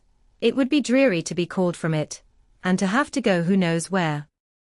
And then my mind made its first earnest effort to comprehend what had been infused into it concerning heaven and hell, and for the first time it recoiled, baffled, and for the first time glancing behind, on each side, and before it, it saw all round an unfathomed gulf. It felt the one point where it stood, the present. All the rest was formless cloud and vacant depth, and it shuddered at the thought of tottering and plunging amid that chaos. While pondering this new idea, I heard the front door open. Mr. Bates came out, and with him was a nurse. After she had seen him mount his horse and depart, she was about to close the door, but I ran up to her. "How is Helen Burns?" "Very poorly," was the answer. "Is it her Mr. Bates has been to see?" "Yes." "And what does he say about her?" "He says she'll not be here long." This phrase, uttered in my hearing yesterday, would have only conveyed the notion that she was about to be removed to Northumberland, to her own home.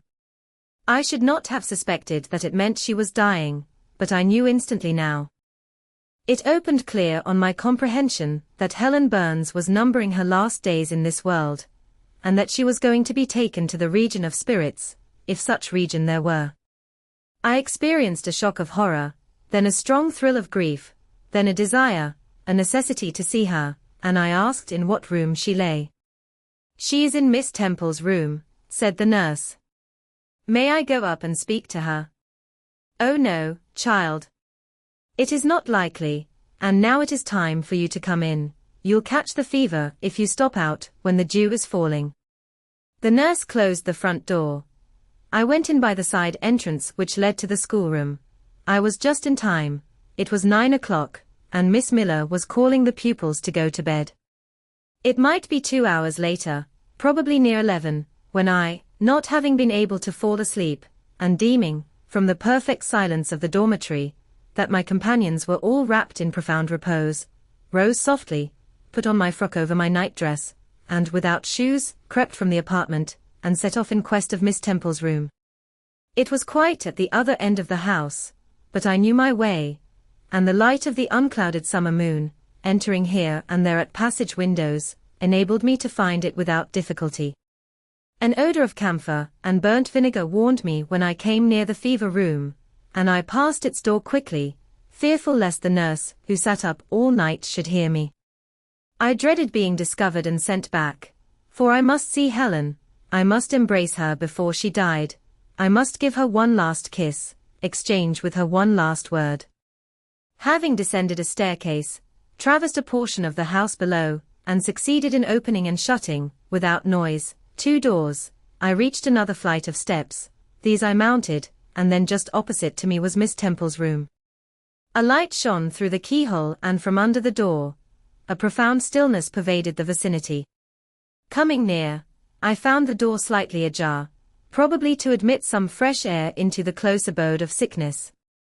Indisposed to hesitate, and full of impatient impulses, soul and senses quivering with keen throes, I put it back and looked in. My eye sought Helen, and feared to find death. Close by Miss Temple's bed, and half covered with its white curtains, there stood a little crib. I saw the outline of a form under the clothes, but the face was hid by the hangings. The nurse I had spoken to in the garden sat in an easy-chair asleep. An unsnuffed candle burnt dimly on the table. Miss Temple was not to be seen. I knew afterwards that she had been called to a delirious patient in the fever room. I advanced, then paused by the crib side. My hand was on the curtain, but I preferred speaking before I withdrew it. I still recoiled at the dread of seeing a corpse. "Helen," I whispered softly, "are you awake?" She stirred herself, put back the curtain, and I saw her face, pale, wasted, but quite composed. She looked so little changed that my fear was instantly dissipated. "Can it be you, Jane?" she asked, in her own gentle voice. "Oh," I thought, "she is not going to die, they are mistaken." She could not speak and look so calmly if she were. I got onto her crib and kissed her. Her forehead was cold, and her cheek both cold and thin, and so were her hand and wrist, but she smiled as of old. "Why are you come here, Jane?" "It is past 11 o'clock. I heard it strike some minutes since." I came to see you, Helen. I heard you were very ill, and I could not sleep till I had spoken to you. You came to bid me goodbye, then. You are just in time probably. Are you going somewhere, Helen? Are you going home? Yes, to my long home, my last home. No, no, Helen. I stopped, distressed. While I tried to devour my tears, a fit of coughing seized Helen. It did not, however, wake the nurse. When it was over, she lay some minutes exhausted. Then she whispered, "Jane, your little feet are bare. Lie down and cover yourself with my quilt." I did so. She put her arm over me, and I nestled close to her. After a long silence, she resumed, still whispering, "I am very happy, Jane, and when you hear that I am dead, you must be sure and not grieve. There is nothing to grieve about. We all must die one day, and the illness which is removing me is not painful. It is gentle and gradual. My mind is at rest. I leave no one to regret me much. I have only a father, and he is lately married, and will not miss me. By dying young, I shall escape great sufferings. I had not qualities or talents to make my way very well in the world. I should have been continually at fault. But where are you going to, Helen? Can you see? Do you know? I believe, I have faith. I am going to God. Where is God? What is God?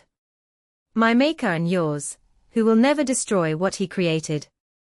I rely implicitly on His power, and confide wholly in His goodness. I count the hours till that eventful one arrives, which shall restore me to Him, reveal Him to me. You are sure, then, Helen, that there is such a place as heaven, and that our souls can get to it when we die? I am sure there is a future state. I believe God is good. I can resign my immortal part to Him without any misgiving. God is my Father. God is my friend. I love Him. I believe He loves me. And shall I see you again, Helen, when I die? You will come to the same region of happiness. Be received by the same mighty, universal parent, no doubt, dear Jane. Again I questioned, but this time only in thought. Where is that region? Does it exist? And I clasped my arms closer round Helen. She seemed dearer to me than ever. I felt as if I could not let her go. I lay with my face hidden on her neck. Presently she said, in the sweetest tone, "How comfortable I am. That last fit of coughing has tired me a little. I feel as if I could sleep, but don't leave me, Jane. I like to have you near me. I'll stay with you, dear Helen. No one shall take me away. Are you warm, darling?" "Yes." "Good night, Jane." "Good night, Helen." She kissed me, and I her, and we both soon slumbered. When I awoke it was day. An unusual movement roused me. I looked up. I was in somebody's arms. The nurse held me. She was carrying me through the passage back to the dormitory. I was not reprimanded for leaving my bed. People had something else to think about. No explanation was afforded then to my many questions, but a day or two afterwards I learned that Miss Temple, on returning to her own room at dawn, had found me laid in the little crib, my face against Helen Burns's shoulder, my arms round her neck. I was asleep, and Helen was dead. Her grave is in Brocklebridge churchyard. For 15 years after her death it was only covered by a grassy mound, but now a grey marble tablet marks the spot, inscribed with her name, and the word Resurgam.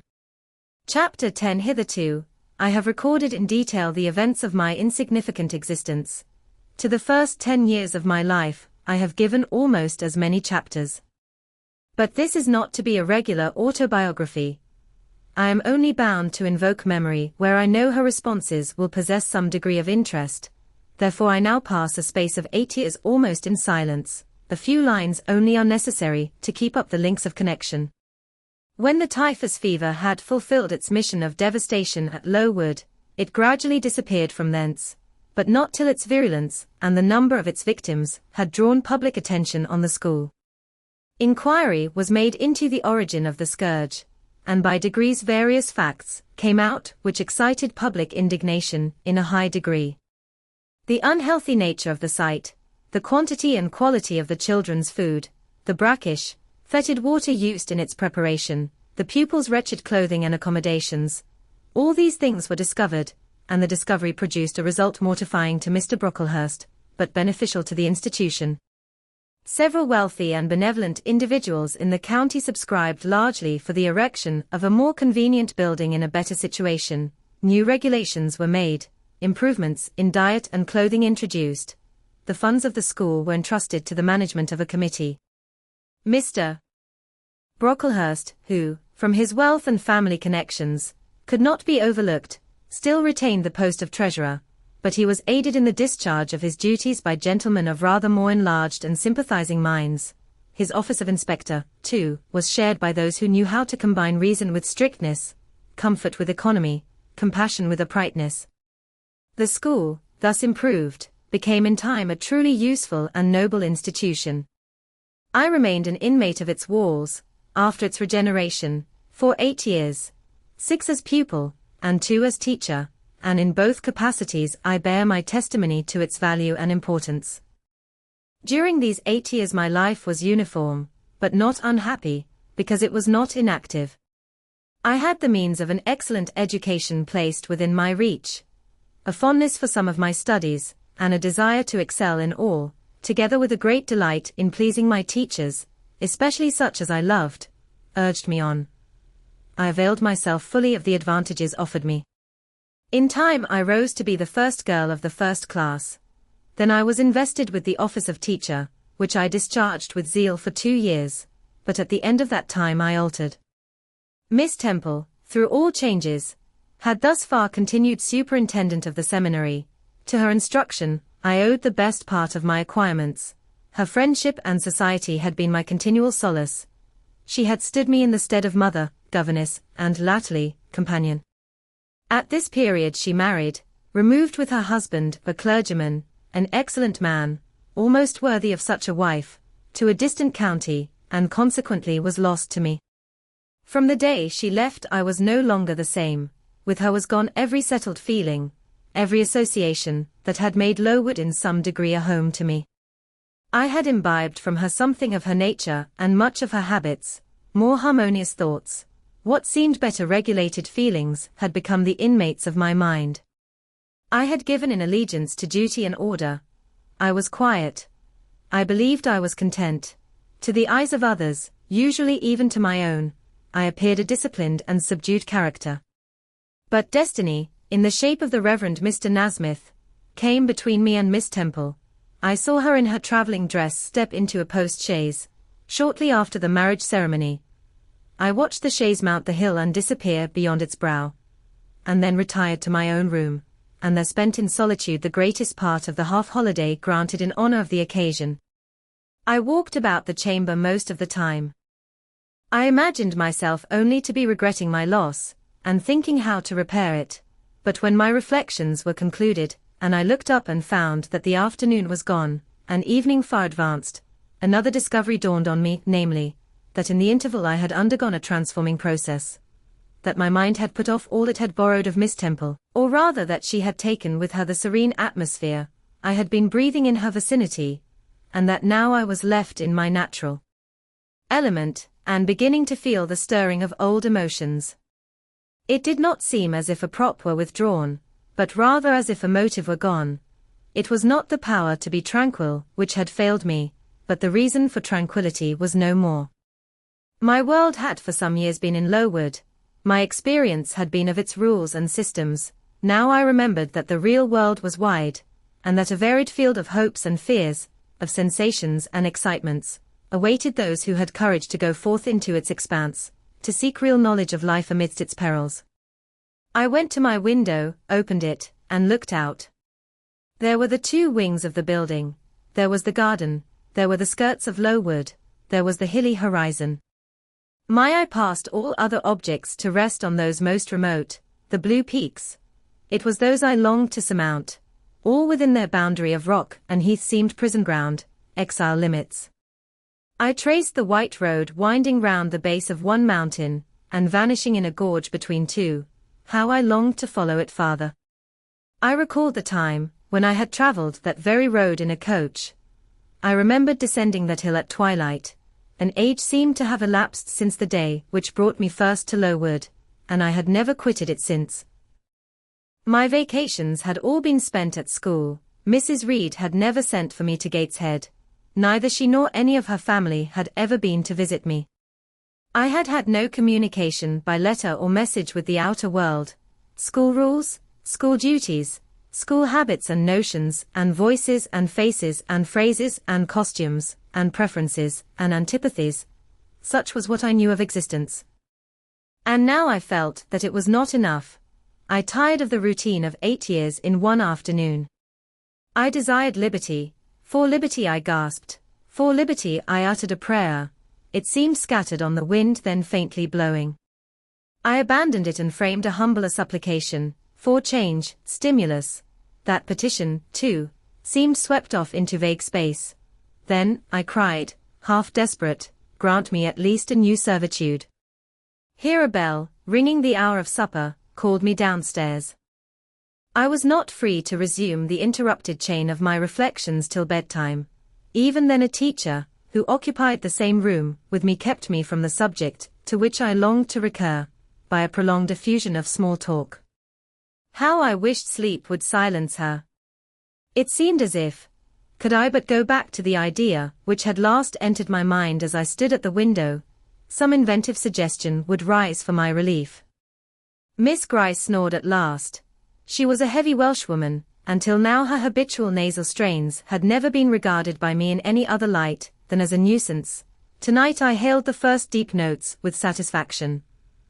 I was debarrassed of interruption. My half-effaced thought instantly revived. A new servitude. There is something in that, I soliloquized, mentally, be it understood. I did not talk aloud. I know there is, because it does not sound too sweet. It is not like such words as liberty, excitement, enjoyment, delightful sounds truly, but no more than sounds for me, and so hollow and fleeting that it is mere waste of time to listen to them. But servitude. That must be matter of fact. Any one may serve. I have served here 8 years, now all I want is to serve elsewhere. Can I not get so much of my own will? Is not the thing feasible? Yes, the end is not so difficult, if I had only a brain active enough to ferret out the means of attaining it. I sat up in bed by way of arousing this said brain. It was a chilly night. I covered my shoulders with a shawl, and then I proceeded to think again with all my might. What do I want? A new place, in a new house, amongst new faces, under new circumstances. I want this because it is of no use wanting anything better. How do people do to get a new place? They apply to friends, I suppose. I have no friends. There are many others who have no friends, who must look about for themselves and be their own helpers, and what is their resource? I could not tell, nothing answered me. I then ordered my brain to find a response, and quickly. It worked and worked faster. I felt the pulses throb in my head and temples, but for nearly an hour it worked in chaos, and no result came of its efforts. Feverish with vain labor, I got up and took a turn in the room, undrew the curtain, noted a star or two, shivered with cold, and again crept to bed. A kind fairy, in my absence, had surely dropped the required suggestion on my pillow, for as I lay down, it came quietly and naturally to my mind. Those who want situations advertise. You must advertise in the Shire Herald. How? I know nothing about advertising. Replies rose smooth and prompt now. You must enclose the advertisement and the money to pay for it under a cover directed to the editor of the Herald. You must put it, the first opportunity you have, into the post at Lowton. Answers must be addressed to J.E. at the post office there. You can go and inquire in about a week after you send your letter, if any are come, and act accordingly. This scheme I went over twice, thrice. It was then digested in my mind. I had it in a clear practical form. I felt satisfied, and fell asleep. With earliest day, I was up. I had my advertisement written, enclosed, and directed before the bell rang to rouse the school. It ran thus: a young lady accustomed to tuition, had I not been a teacher 2 years. Is desirous of meeting with a situation, in a private family where the children are under 14, I thought that as I was barely 18, it would not do to undertake the guidance of pupils nearer my own age.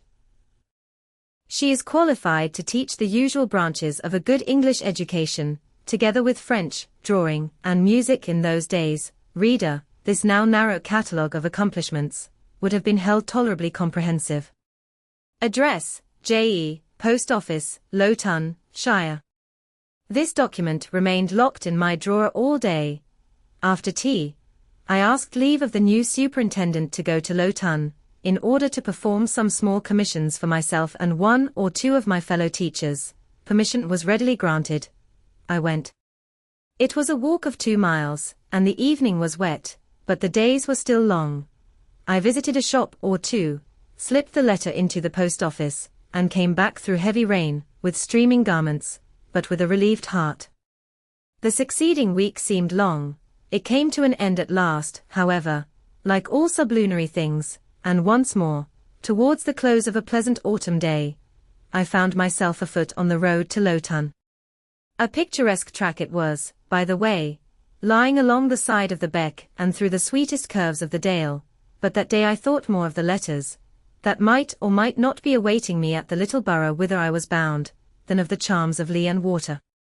My ostensible errand on this occasion was to get measured for a pair of shoes, so I discharged that business first, and when it was done, I stepped across the clean and quiet little street from the shoemaker's to the post office. It was kept by an old dame, who wore horn spectacles on her nose, and black mittens on her hands. "Are there any letters for J.E.?" I asked.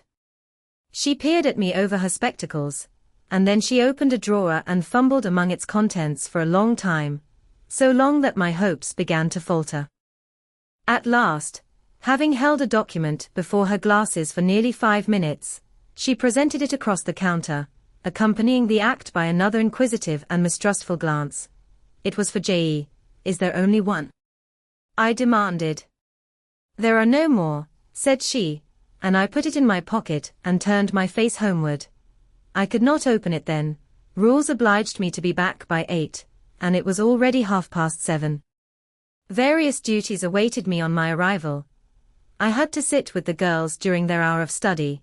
Then it was my turn to read prayers, to see them to bed. Afterwards I supped with the other teachers. Even when we finally retired for the night, the inevitable Miss Gryce was still my companion. We had only a short end of candle in our candlestick, and I dreaded lest she should talk till it was all burnt out. Fortunately, however, the heavy supper she had eaten produced a soporific effect.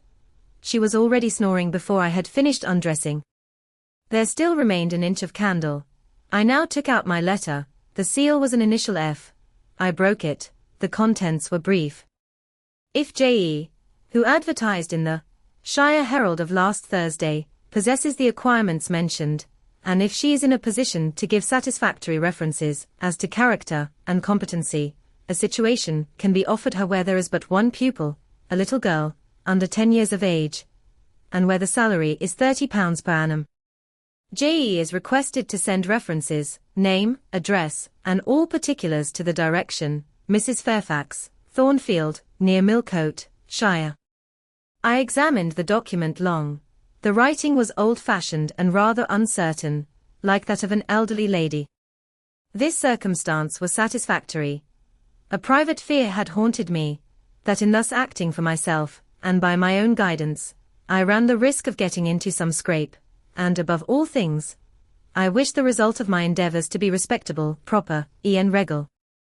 I now felt that an elderly lady was no bad ingredient in the business I had on hand.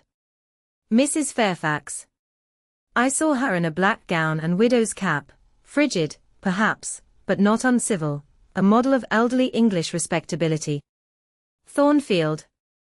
That, doubtless, was the name of her house, a neat orderly spot, I was sure, though I failed in my efforts to conceive a correct plan of the premises. Millcote, Shire. I brushed up my recollections of the map of England. Yes, I saw it, both the Shire and the town. Shire was 70 miles nearer London than the remote county where I now resided. that was a recommendation to me. I longed to go where there was life and movement. Millcote was a large manufacturing town on the banks of the a busy place enough, doubtless. So much the better. It would be a complete change at least. Not that my fancy was much captivated by the idea of long chimneys and clouds of smoke, but, I argued, Thornfield will, probably, be a good way from the town. Here the socket of the candle dropped, and the wick went out. Next day new steps were to be taken. My plans could no longer be confined to my own breast. I must impart them in order to achieve their success. Having sought and obtained an audience of the superintendent during the noontide recreation, I told her I had a prospect of getting a new situation, where the salary would be double what I now received, for at Lowood I only got £15 per annum, and requested she would break the matter for me to Mr. Brocklehurst, or some of the committee, and ascertain whether they would permit me to mention them as references. She obligingly consented to act as mediatrix in the matter. The next day she laid the affair before Mr. Brocklehurst, who said that Mrs. Reed must be written to, as she was my natural guardian. A note was accordingly addressed to that lady, who returned for answer, that I might do as I pleased. She had long relinquished all interference in my affairs. This note went the round of the committee, and at last, after what appeared to me most tedious delay, formal leave was given me to better my condition if I could, and an assurance added, that as I had always conducted myself well, both as teacher and pupil, at Lowood, a testimonial of character and capacity, signed by the inspectors of that institution, should forthwith be furnished me. This testimonial I accordingly received in about a month, forwarded a copy of it to Mrs. Fairfax, and got that lady's reply, stating that she was satisfied, and fixing that day fortnight, as the period for my assuming the post of governess in her house. I now busied myself in preparations. The fortnight passed rapidly. I had not a very large wardrobe, though it was adequate to my wants, and the last day sufficed to pack my trunk, the same I had brought with me 8 years ago from Gateshead. The box was corded, the card nailed on. In half an hour the carrier was to call for it to take it to Low Tun, whither I myself was to repair at an early hour the next morning to meet the coach. I had brushed my black stuff travelling dress, prepared my bonnet, gloves, and muff, sought in all my drawers to see that no article was left behind, and now having nothing more to do, I sat down and tried to rest. I could not. Though I had been on foot all day, I could not now repose an instant. I was too much excited. A phase of my life was closing tonight, a new one opening tomorrow, impossible to slumber in the interval. I must watch feverishly while the change was being accomplished. "Miss," said a servant who met me in the lobby, where I was wandering like a troubled spirit, "a person below wishes to see you." The carrier, no doubt, I thought, and ran downstairs without inquiry. I was passing the back parlour or teacher's sitting room, the door of which was half open, to go to the kitchen, when someone ran out. "It's her, I am sure. I could have told her anywhere," cried the individual who stopped my progress and took my hand. I looked. I saw a woman attired like a well-dressed servant, matronly, yet still young, very good-looking, with black hair and eyes, and lively complexion. "Well, who is it?" she asked, in a voice and with a smile I half recognized. "You've not quite forgotten me, I think, Miss Jane." In another second, I was embracing and kissing her rapturously. "Bessie. Bessie. Bessie," that was all I said, whereat she half laughed, half cried, and we both went into the parlour.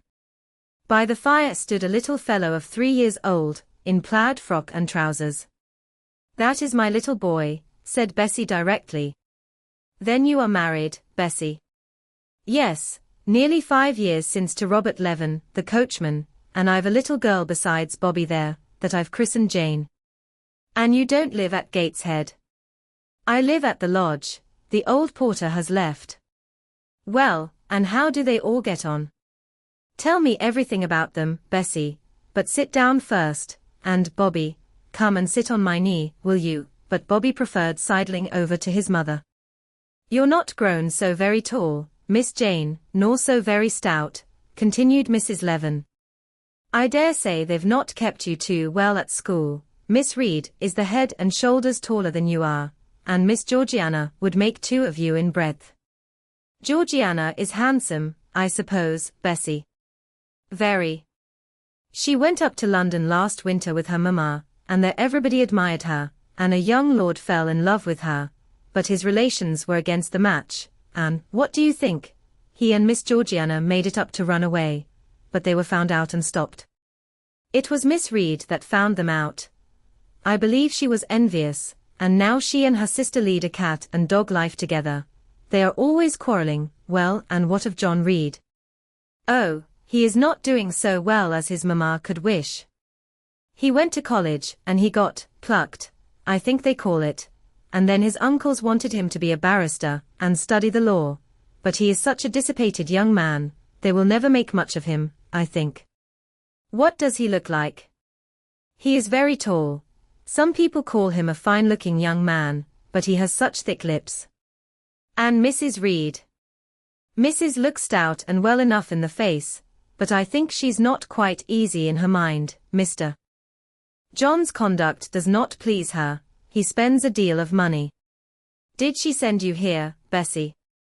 No, indeed, but I have long wanted to see you, and when I heard that there had been a letter from you, and that you were going to another part of the country, I thought I'd just set off, and get a look at you before you were quite out of my reach. I am afraid you are disappointed in me, Bessie. I said this laughing. I perceived that Bessie's glance, though it expressed regard, did in no shape denote admiration. No, Miss Jane, not exactly. You are genteel enough, you look like a lady, and it is as much as ever I expected of you. You were no beauty as a child. I smiled at Bessie's frank answer. I felt that it was correct, but I confess I was not quite indifferent to its import. At 18 most people wish to please, and the conviction that they have not an exterior likely to second that desire brings anything but gratification. I dare say you are clever, though, continued Bessie, by way of solace. What can you do? Can you play on the piano? A little. There was one in the room. Bessie went and opened it, and then asked me to sit down and give her a tune. I played a waltz or two, and she was charmed. The Miss Reeds could not play as well, said she exultingly. I always said you would surpass them in learning, and can you draw? That is one of my paintings over the chimney-piece. It was a landscape in watercolors, of which I had made a present to the superintendent, in acknowledgment of her obliging mediation with the committee on my behalf, and which she had framed and glazed. Well, that is beautiful, Miss Jane.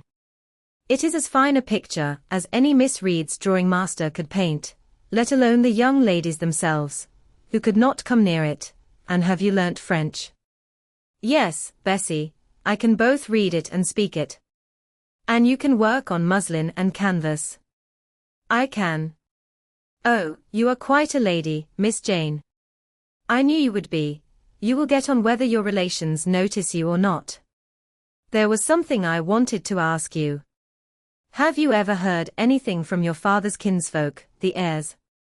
Never in my life. Well, you know Mrs. always said they were poor and quite despicable, and they may be poor, but I believe they are as much gentry as the Reeds are, for one day, nearly 7 years ago, a Mr. Eyre came to Gateshead and wanted to see you. Mrs. said you were at school 50 miles off. He seemed so much disappointed, for he could not stay. He was going on a voyage to a foreign country, and the ship was to sail from London in a day or two. He looked quite a gentleman, and I believe he was your father's brother. What foreign country was he going to, Bessie? An island thousands of miles off, where they make wine, the butler did tell me, Madeira. I suggested. Yes, that is it, that is the very word. So he went. Yes, he did not stay many minutes in the house. Mrs. was very high with him, she called him afterwards a sneaking tradesman. My Robert believes he was a wine merchant. Very likely, I returned, or perhaps clerk or agent to a wine merchant. Bessie and I conversed about old times an hour longer, and then she was obliged to leave me. I saw her again for a few minutes the next morning at Low Tun, while I was waiting for the coach. We parted finally at the door of the Brocklehurst Arms there. Each went her separate way. She set off for the brow of Lowood Fell to meet the conveyance, which was to take her back to Gateshead. I mounted the vehicle which was to bear me to new duties and a new life in the unknown environs of Millcote. Chapter 11. A new chapter in a novel is something like a new scene in a play. And when I draw up the curtain this time, reader, you must fancy you see a room in the George Inn at Millcote, with such large figured papering on the walls as in rooms have, such a carpet, such furniture, such ornaments on the mantelpiece, such prints, including a portrait of George III, and another of the Prince of Wales, and a representation of the death of Wolfe. All this is visible to you by the light of an oil lamp hanging from the ceiling, and by that of an excellent fire, near which I sit in my cloak and bonnet. My muff and umbrella lie on the table, and I am warming away the numbness and chill contracted by 16 hours' exposure to the rawness of an October day. I left Lowton at 4 a.m., and the Millcote town clock is now just striking 8. Reader, though I look comfortably accommodated, I am not very tranquil in my mind. I thought when the coach stopped here, there would be someone to meet me. I looked anxiously round as I descended the wooden steps the boots placed for my convenience, expecting to hear my name pronounced, and to see some description of carriage waiting to convey me to Thornfield. Nothing of the sort was visible, and when I asked a waiter if any one had been to inquire after a Miss Eyre, I was answered in the negative, so I had no resource but to request to be shown into a private room. And here I am waiting, while all sorts of doubts and fears are troubling my thoughts. It is a very strange sensation to inexperienced youth to feel itself quite alone in the world, cut adrift from every connection, uncertain whether the port to which it is bound can be reached, and prevented by many impediments from returning to that it has quitted. The charm of adventure sweetens that sensation, the glow of pride warms it, but then the throb of fear disturbs it, and fear with me became predominant when half an hour elapsed and still I was alone. I bethought myself to ring the bell. Is there a place in this neighborhood called Thornfield? I asked of the waiter who answered the summons. Thornfield? I don't know, I'll inquire at the bar. He vanished, but reappeared instantly. Is your name Eyre, miss? Yes. Person here waiting for you. I jumped up, took my muff and umbrella, and hastened into the inn passage. A man was standing by the open door, and in the lamplit street I dimly saw a one-horse conveyance. This will be your luggage, I suppose, said the man rather abruptly when he saw me, pointing to my trunk in the passage. Yes. He hoisted it onto the vehicle, which was a sort of car, and then I got in. Before he shut me up, I asked him how far it was to Thornfield. A matter of 6 miles. How long shall we be before we get there? Happen an hour and a half. He fastened the car door, climbed to his own seat outside, and we set off. Our progress was leisurely, and gave me ample time to reflect. I was content to be at length so near the end of my journey, and as I leaned back in the comfortable though not elegant conveyance, I meditated much at my ease. I suppose, thought I, judging from the plainness of the servant and carriage, Mrs. Fairfax is not a very dashing person. So much the better. I never lived amongst fine people, but once, and I was very miserable with them. I wonder if she lives alone except this little girl. If so, and if she is in any degree amiable, I shall surely be able to get on with her. I will do my best. It is a pity that doing one's best does not always answer. At Lowood, indeed, I took that resolution, kept it, and succeeded in pleasing, but with Mrs. Reed, I remember my best was always spurned with scorn. I pray God Mrs. Fairfax may not turn out a second Mrs. Reed, but if she does, I am not bound to stay with her. Let the worst come to the worst, I can advertise again. How far are we on our road now, I wonder? I let down the window and looked out. Millcote was behind us. Judging by the number of its lights, it seemed a place of considerable magnitude, much larger than Lowton.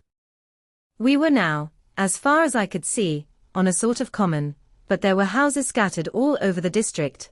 I felt we were in a different region to Lowood, more populous, less picturesque, more stirring, less romantic. The roads were heavy, the night misty, my conductor let his horse walk all the way, and the hour and a half extended, I verily believe, to 2 hours. At last he turned in his seat and said, "You're noan so far fro Thornfield now." Again I looked out. We were passing a church. I saw its low broad tower against the sky, and its bell was tolling a quarter. I saw a narrow galaxy of lights too, on a hillside, marking a village or hamlet. About 10 minutes after, the driver got down and opened a pair of gates. We passed through, and they clashed to behind us. We now slowly ascended a drive, and came upon the long front of a house. Candlelight gleamed from one curtained bow window, all the rest were dark. The car stopped at the front door. It was opened by a maidservant. I alighted and went in. "Will you walk this way?" said the girl, and I followed her across a square hall with high doors all round. She ushered me into a room, whose double illumination of fire and candle at first dazzled me, contrasting as it did with the darkness to which my eyes had been for 2 hours inured. When I could see, however, a cozy and agreeable picture presented itself to my view. A snug small room, a round table by a cheerful fire, an armchair high-backed and old-fashioned, wherein sat the neatest imaginable little elderly lady, in widow's cap, black silk gown, and snowy muslin apron, exactly like what I had fancied Mrs. Fairfax, only less stately and milder looking. She was occupied in knitting. A large cat sat demurely at her feet. Nothing, in short, was wanting to complete the beau ideal of domestic comfort. A more reassuring introduction for a new governess could scarcely be conceived. There was no grandeur to overwhelm, no stateliness to embarrass, and then, as I entered, the old lady got up and promptly and kindly came forward to meet me. "How do you do, my dear? I am afraid you have had a tedious ride. John drives so slowly, you must be cold, come to the fire." "Mrs. Fairfax, I suppose," said I. "Yes, you are right, do sit down." She conducted me to her own chair, and then began to remove my shawl and untie my bonnet strings. I begged she would not give herself so much trouble. "Oh, it is no trouble. I dare say your own hands are almost numbed with cold. Leah, make a little hot negus and cut a sandwich or two. Here are the keys of the storeroom." And she produced from her pocket a most housewifely bunch of keys, and delivered them to the servant. "Now, then, draw nearer to the fire," she continued. "You've brought your luggage with you, haven't you, my dear?" "Yes, I'll see it carried into your room," she said, and bustled out. She treats me like a visitor, thought I. I little expected such a reception. I anticipated only coldness and stiffness. This is not like what I have heard of the treatment of governesses. But I must not exult too soon. She returned, with her own hands cleared her knitting apparatus and a book or two from the table, to make room for the tray which Leah now brought, and then herself handed me the refreshments. I felt rather confused at being the object of more attention than I had ever before received, and that too, shown by my employer and superior, but as she did not herself seem to consider she was doing anything out of her place, I thought it better to take her civilities quietly. "Shall I have the pleasure of seeing Miss Fairfax tonight?" I asked, when I had partaken of what she offered me. "What did you say, my dear?" "I am a little deaf," returned the good lady, approaching her ear to my mouth. I repeated the question more distinctly. "Miss Fairfax?" "Oh, you mean Miss Varens." "Varens is the name of your future pupil." "Indeed. Then she is not your daughter?" "No, I have no family." I should have followed up my first inquiry by asking in what way Miss Varens was connected with her, but I recollected it was not polite to ask too many questions. Besides, I was sure to hear in time. "I am so glad," she continued, as she sat down opposite to me, and took the cat on her knee. "I am so glad you are come. It will be quite pleasant living here now with a companion." To be sure it is pleasant at any time, for Thornfield is a fine old hall, rather neglected of late years perhaps, but still it is a respectable place. Yet you know in winter-time one feels dreary quite alone in the best quarters. I say alone. Leah is a nice girl to be sure, and John and his wife are very decent people, but then you see they are only servants, and one can't converse with them on terms of equality. One must keep them at due distance, for fear of losing one's authority. I'm sure last winter, it was a very severe one, if you recollect, and when it did not snow, it rained and blew, not a creature but the butcher and postman came to the house, from November till February, and I really got quite melancholy with sitting night after night alone. I had Leah in to read to me sometimes, but I don't think the poor girl liked the task much. She felt it confining. In spring and summer one got on better. Sunshine and long days make such a difference, and then, just at the commencement of this autumn, little Adela Varens came and her nurse. A child makes a house alive all at once, and now you are here I shall be quite gay. My heart really warmed to the worthy lady as I heard her talk, and I drew my chair a little nearer to her, and expressed my sincere wish that she might find my company as agreeable as she anticipated. "But I'll not keep you sitting up late tonight," said she. "It is on the stroke of 12 now, and you have been travelling all day, you must feel tired. If you have got your feet well warmed, I'll show you your bedroom.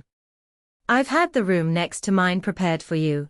It is only a small apartment, but I thought you would like it better than one of the large front chambers. To be sure they have finer furniture, but they are so dreary and solitary. I never sleep in them myself."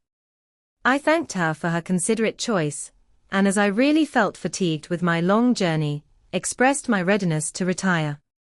She took her candle, and I followed her from the room. First she went to see if the hall door was fastened. Having taken the key from the lock, she led the way upstairs. The steps and banisters were of oak.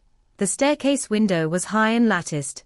Both it and the long gallery into which the bedroom doors opened looked as if they belonged to a church rather than a house. A very chill and vault-like air pervaded the stairs and gallery, suggesting cheerless ideas of space and solitude, and I was glad, when finally ushered into my chamber, to find it of small dimensions, and furnished in ordinary, modern style.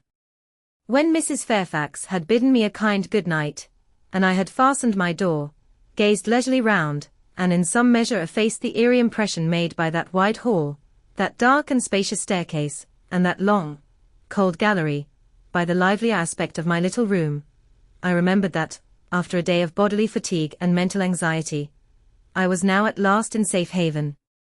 The impulse of gratitude swelled my heart, and I knelt down at the bedside, and offered up thanks where thanks were due, not forgetting, ere I rose, to implore aid on my further path, and the power of meriting the kindness which seemed so frankly offered me before it was earned. My couch had no thorns in it that night, my solitary room no fears. At once weary and content, I slept soon and soundly. When I awoke it was broad day. The chamber looked such a bright little place to me as the sun shone in between the gay blue chintz window curtains, showing papered walls and a carpeted floor, so unlike the bare planks and stained plaster of low wood, that my spirits rose at the view. Externals have a great effect on the young. I thought that a fairer era of life was beginning for me, one that was to have its flowers and pleasures, as well as its thorns and toils. My faculties, roused by the change of scene, the new field offered to hope, seemed all astir. I cannot precisely define what they expected, but it was something pleasant, not perhaps that day or that month, but at an indefinite future period. I rose. I dressed myself with care, obliged to be plain, for I had no article of attire that was not made with extreme simplicity. I was still by nature solicitous to be neat. It was not my habit to be disregardful of appearance, or careless of the impression I made. On the contrary, I ever wished to look as well as I could, and to please as much as my want of beauty would permit. I sometimes regretted that I was not handsomer. I sometimes wished to have rosy cheeks, a straight nose, and small cherry mouth. I desired to be tall, stately, and finely developed in figure. I felt it a misfortune that I was so little, so pale, and had features so irregular and so marked. And why had I these aspirations and these regrets? It would be difficult to say. I could not then distinctly say it to myself, yet I had a reason, and a logical, natural reason too. However, when I had brushed my hair very smooth, and put on my black frock, which, Quaker-like as it was, at least had the merit of fitting to a nicety, and adjusted my clean white tucker, I thought I should do respectably enough to appear before Mrs. Fairfax, and that my new pupil would not at least recoil from me with antipathy. Having opened my chamber window, and seen that I left all things straight and neat on the toilet table, I ventured forth. Traversing the long and matted gallery, I descended the slippery steps of oak. Then I gained the hall. I halted there a minute. I looked at some pictures on the walls. One, I remember, represented a grim man in a cuirass, and one a lady with powdered hair and a pearl necklace, at a bronze lamp pendant from the ceiling, at a great clock whose case was of oak curiously carved, and ebon black with time and rubbing. Everything appeared very stately and imposing to me, but then I was so little accustomed to grandeur. The hall door, which was half of glass, stood open. I stepped over the threshold. It was a fine autumn morning. The early sun shone serenely on embrowned groves and still green fields. Advancing onto the lawn, I looked up and surveyed the front of the mansion. It was 3 stories high, of proportions not vast, though considerable, a gentleman's manor house, not a nobleman's seat. Battlements round the top gave it a picturesque look. Its grey front stood out well from the background of a rookery, whose cawing tenants were now on the wing. They flew over the lawn and grounds to alight in a great meadow, from which these were separated by a sunk fence, and where an array of mighty old thorn trees, strong, knotty, and broad as oaks, at once explained the etymology of the mansion's designation. Farther off were hills, not so lofty as those round Lowood, nor so craggy, nor so like barriers of separation from the living world, but yet quiet and lonely hills enough, and seeming to embrace Thornfield with a seclusion I had not expected to find existent so near the stirring locality of Millcote. A little hamlet, whose roofs were blent with trees, straggled up the side of one of these hills. The church of the district stood near a thornfield. Its old tower top looked over a knoll between the house and gates. I was yet enjoying the calm prospect and pleasant fresh air, yet listening with delight to the cawing of the rooks, yet surveying the wide, hoary front of the hall, and thinking what a great place it was for one lonely little dame like Mrs. Fairfax to inhabit, when that lady appeared at the door. "What? Out already?" said she. "I see you are an early riser." I went up to her, and was received with an affable kiss and shake of the hand. "How do you like Thornfield?" she asked. I told her I liked it very much. "Yes," she said, "it is a pretty place, but I fear it will be getting out of order, unless Mr. Rochester should take it into his head to come and reside here permanently, or, at least, visit it rather oftener. Great houses and fine grounds require the presence of the proprietor." "Mr. Rochester!" I exclaimed. "Who is he?" "The owner of Thornfield," she responded quietly. "Did you not know he was called Rochester?" Of course I did not. I had never heard of him before, but the old lady seemed to regard his existence as a universally understood fact, with which everybody must be acquainted by instinct. "I thought," I continued, "Thornfield belonged to you." "To me? Bless you, child, what an idea! To me? I am only the housekeeper, the manager. To be sure, I am distantly related to the Rochesters by the mother's side, or at least my husband was. He was a clergyman, incumbent of Hay. That little village yonder on the hill, and that church near the gates was his. The present Mr. Rochester's mother was a Fairfax, and second cousin to my husband, but I never presume on the connection. In fact, it is nothing to me. I consider myself quite in the light of an ordinary housekeeper. My employer is always civil, and I expect nothing more. And the little girl, my pupil? She is Mr. Rochester's ward. He commissioned me to find a governess for her. He intended to have her brought up in Shire, I believe. Here she comes, with her born, as she calls her nurse. The enigma then was explained. This affable and kind little widow was no great dame, but a dependent like myself. I did not like her the worse for that. On the contrary, I felt better pleased than ever. The equality between her and me was real, not the mere result of condescension on her part. So much the better, my position was all the freer. As I was meditating on this discovery, a little girl, followed by her attendant, came running up the lawn. I looked at my pupil, who did not at first appear to notice me. She was quite a child, perhaps 7 or 8 years old, slightly built, with a pale, small-featured face, and a redundancy of hair falling in curls to her waist. "Good morning, Miss Adela," said Mrs. Fairfax. "Come and speak to the lady who is to teach you, and to make you a clever woman some day." She approached. "C'est la ma gouvernante," said she, pointing to me, and addressing her nurse, who answered, "Mais oui, certainement."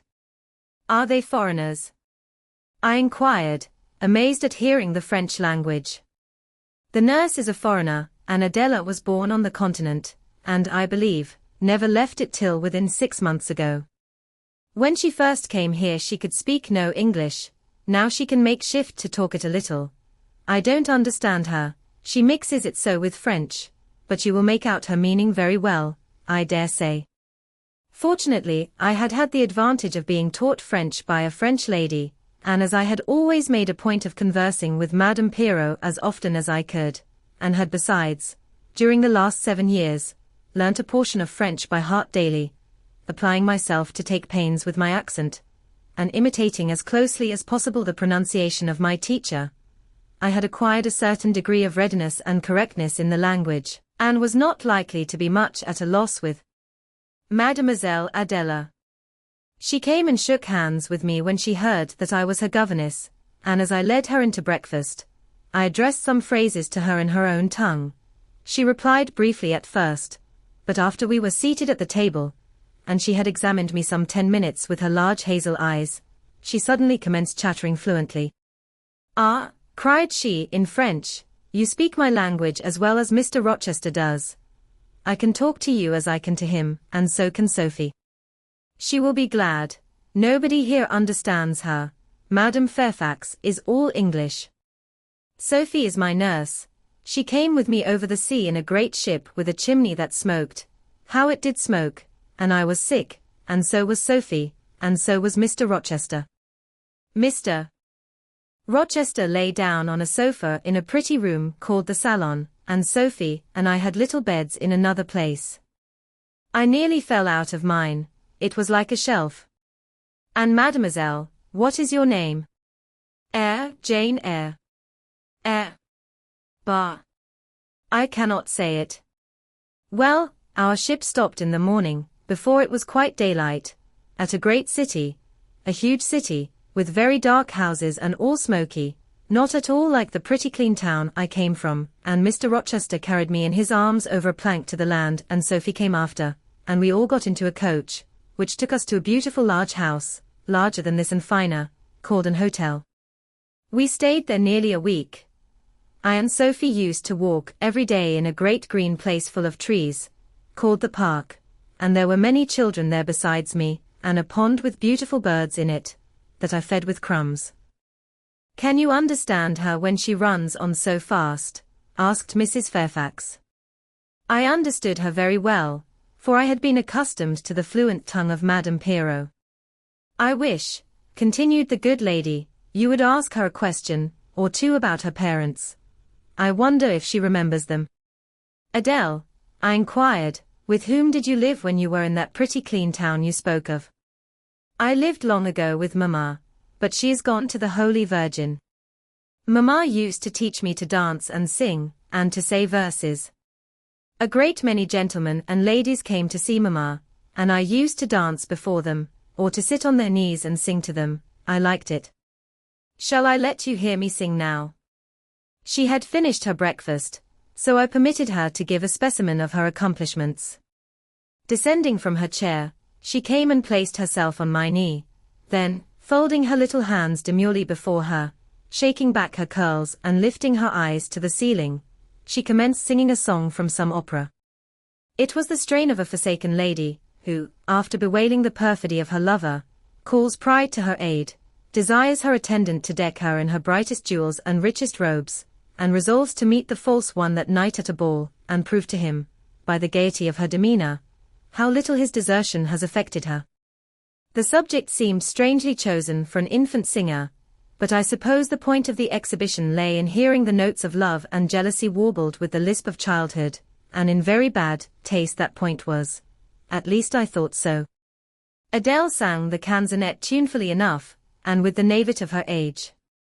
This achieved, she jumped from my knee and said, "Now, mademoiselle, I will repeat you some poetry." Assuming an attitude, she began, La Ligue des Rats, Fable de La Fontaine. She then declaimed the little piece with an attention to punctuation and emphasis, a flexibility of voice and an appropriateness of gesture, very unusual indeed at her age, and which proved she had been carefully trained. "Was it your mamma who taught you that piece?" I asked. "Yes, and she just used to say it in this way, Tu avais vous donc. Louis dit un de ces rats, parlez." She made me lift my hand, so, to remind me to raise my voice at the question. "Now shall I dance for you?" "No, that will do. But after your mamma went to the Holy Virgin, as you say, with whom did you live then?" "With Madame Frederick and her husband. She took care of me, but she is nothing related to me. I think she is poor, for she had not so fine a house as mamma." I was not long there. Mr. Rochester asked me if I would like to go and live with him in England, and I said yes, for I knew Mr. Rochester before I knew Madame Frederick, and he was always kind to me and gave me pretty dresses and toys. But you see he has not kept his word, for he has brought me to England, and now he has gone back again himself, and I never see him.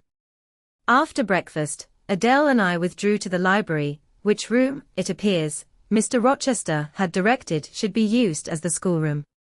Most of the books were locked up behind glass doors, but there was one bookcase left open containing everything that could be needed in the way of elementary works, and several volumes of light literature, poetry, biography, travels, a few romances, and I suppose he had considered that these were all the governess would require for her private perusal, and, indeed, they contented me amply for the present. Compared with the scanty pickings I had now and then been able to glean at Lowood, they seemed to offer an abundant harvest of entertainment and information. In this room, too, there was a cabinet piano, quite new and of superior tone, also an easel for painting and a pair of globes. I found my pupil sufficiently docile, though disinclined to apply. She had not been used to regular occupation of any kind. I felt it would be injudicious to confine her too much at first, so, when I had talked to her a great deal, and got her to learn a little, and when the morning had advanced to noon, I allowed her to return to her nurse. I then proposed to occupy myself till dinner time, in drawing some little sketches for her use. As I was going upstairs to fetch my portfolio and pencils, Mrs. Fairfax called to me. "Your morning school hours are over now, I suppose," said she. She was in a room the folding doors of which stood open. I went in when she addressed me. It was a large, stately apartment, with purple chairs and curtains, a Turkey carpet, walnut-panelled walls, one vast window rich in stained glass, and a lofty ceiling, nobly moulded. Mrs. Fairfax was dusting some vases of fine purple spar, which stood on a sideboard. "What a beautiful room!" I exclaimed, as I looked round, for I had never before seen any half so imposing. "Yes, this is the dining room.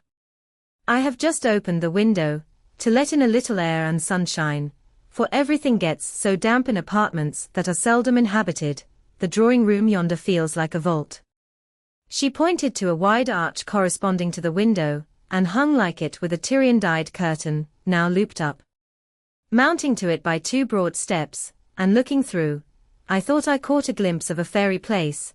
So bright to my novice eyes appeared the view beyond. Yet it was merely a very pretty drawing room, and within it a boudoir, both spread with white carpets, on which seemed laid brilliant garlands of flowers, both sealed with snowy mouldings of white grapes and vine leaves, beneath which glowed in rich contrast crimson couches and ottomans, while the ornaments on the pale Parisian mantelpiece were of sparkling Bohemian glass, ruby red, and between the windows large mirrors repeated the general blending of snow and fire. "In what order you keep these rooms, Mrs. Fairfax?" said I. "No dust, no canvas coverings. Except that the air feels chilly, one would think they were inhabited daily. Why, Miss Eyre, though Mr. Rochester's visits here are rare, they are always sudden and unexpected, and as I observed that it put him out to find everything swathed up, and to have a bustle of arrangement on his arrival, I thought it best to keep the rooms in readiness. Is Mr. Rochester an exacting, fastidious sort of man? Not particularly so, but he has a gentleman's tastes and habits, and he expects to have things managed in conformity to them. Do you like him? Is he generally liked? Oh, yes, the family have always been respected here. Almost all the land in this neighborhood, as far as you can see, has belonged to the Rochesters time out of mind. Well, but, leaving his land out of the question, do you like him? Is he liked for himself? I have no cause to do otherwise than like him, and I believe he is considered a just and liberal landlord by his tenants, but he has never lived much amongst them. But has he no peculiarities? What, in short, is his character? Oh. His character is unimpeachable, I suppose. He is rather peculiar, perhaps. He has travelled a great deal, and seen a great deal of the world, I should think. I dare say he is clever, but I never had much conversation with him. In what way is he peculiar? I don't know, it is not easy to describe, nothing striking, but you feel it when he speaks to you. You cannot be always sure whether he is in jest or earnest, whether he is pleased or the contrary. You don't thoroughly understand him, in short, at least, I don't, but it is of no consequence. He is a very good master. This was all the account I got from Mrs. Fairfax of her employer and mine. There are people who seem to have no notion of sketching a character, or observing and describing salient points, either in persons or things. The good lady evidently belonged to this class.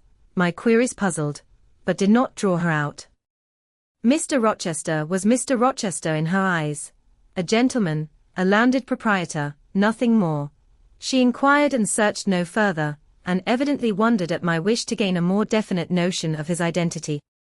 When we left the dining room, she proposed to show me over the rest of the house, and I followed her upstairs and downstairs, admiring as I went, for all was well arranged and handsome. The large front chambers I thought especially grand, and some of the third-story rooms, though dark and low, were interesting from their air of antiquity. The furniture once appropriated to the lower apartments had from time to time been removed here, as fashions changed, and the imperfect light entering by their narrow casement showed bedsteads of 100 years old, chests in oak or walnut, looking, with their strange carvings of palm branches and cherubs' heads, like types of the Hebrew Ark, rows of venerable chairs, high-backed and narrow, stools still more antiquated, on whose cushioned tops were yet apparent traces of half-effaced embroideries, wrought by fingers that for 2 generations had been coffin dust. All these relics gave to the third story of Thornfield Hall the aspect of a home of the past, a shrine of memory. I liked the hush, the gloom, the quaintness of these retreats in the day, but I by no means coveted a night's repose on one of those wide and heavy beds, shut in, some of them, with doors of oak, shaded, others, with wrought old English hangings crusted with thick work, portraying effigies of strange flowers and stranger birds and strangest human beings, all which would have looked strange, indeed, by the pallid gleam of moonlight. Do the servants sleep in these rooms? I asked. No, they occupy a range of smaller apartments to the back. No one ever sleeps here. One would almost say that, if there were a ghost at Thornfield Hall, this would be its haunt. So I think, you have no ghost, then? None that I ever heard of, returned Mrs. Fairfax, smiling. Nor any traditions of one? No legends or ghost stories? I believe not. And yet it is said the Rochesters have been rather violent than a quiet race in their time, perhaps, though, that is the reason they rest tranquilly in their graves now.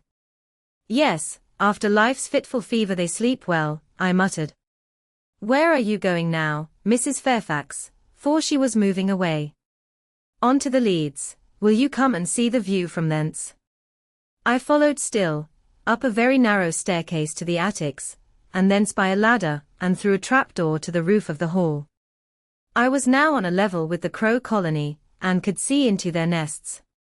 Leaning over the battlements and looking far down, I surveyed the grounds laid out like a map, the bright and velvet lawn closely girdling the grey base of the mansion, the field, wide as a park, dotted with its ancient timber, the wood, dun and sere, divided by a path visibly overgrown, greener with moss than the trees were with foliage, the church at the gates, the road, the tranquil hills, all reposing in the autumn day's sun, the horizon bounded by a propitious sky, azure, marbled with pearly white. No feature in the scene was extraordinary, but all was pleasing. When I turned from it and repassed the trapdoor, I could scarcely see my way down the ladder. The attic seemed black as a vault compared with that arch of blue air to which I had been looking up, and to that sunlit scene of grove, pasture, and green hill, of which the hall was the centre, and over which I had been gazing with delight. Mrs. Fairfax stayed behind a moment to fasten the trapdoor. I, by dint of groping, found the outlet from the attic, and proceeded to descend the narrow garret staircase. I lingered in the long passage to which this led, separating the front and back rooms of the third story, narrow, low, and dim, with only one little window at the far end, and looking, with its 2 rows of small black doors all shut, like a corridor, in some Bluebeard's castle. While I paced softly on, the last sound I expected to hear in so still a region, a laugh, struck my ear. It was a curious laugh, distinct, formal, mirthless. I stopped, the sound ceased, only for an instant, it began again, louder, for at first, though distinct, it was very low. It passed off in a clamorous peal that seemed to wake an echo in every lonely chamber, though it originated but in one, and I could have pointed out the door whence the accents issued. Mrs. Fairfax. I called out, for I now heard her descending the great stairs. Did you hear that loud laugh? Who is it?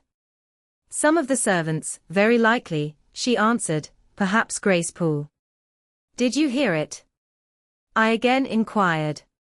Yes, plainly. I often hear her. She sews in one of these rooms. Sometimes Leah is with her. They are frequently noisy together. The laugh was repeated in its low, syllabic tone, and terminated in an odd murmur. Grace, exclaimed Mrs. Fairfax. I really did not expect any Grace to answer, for the laugh was as tragic, as preternatural a laugh as any I ever heard, but that it was high noon, and that no circumstance of ghostliness accompanied the curious cachinnation, but that neither scene nor season favoured fear. I should have been superstitiously afraid. However, the event showed me I was a fool for entertaining a sense even of surprise. The door nearest me opened, and a servant came out, a woman of between 30 and 40, a set, square-made figure, red-haired, and with a hard, plain face. Any apparition less romantic or less ghostly could scarcely be conceived. Too much noise, Grace, said Mrs. Fairfax. Remember directions. Grace curtsied silently and went in.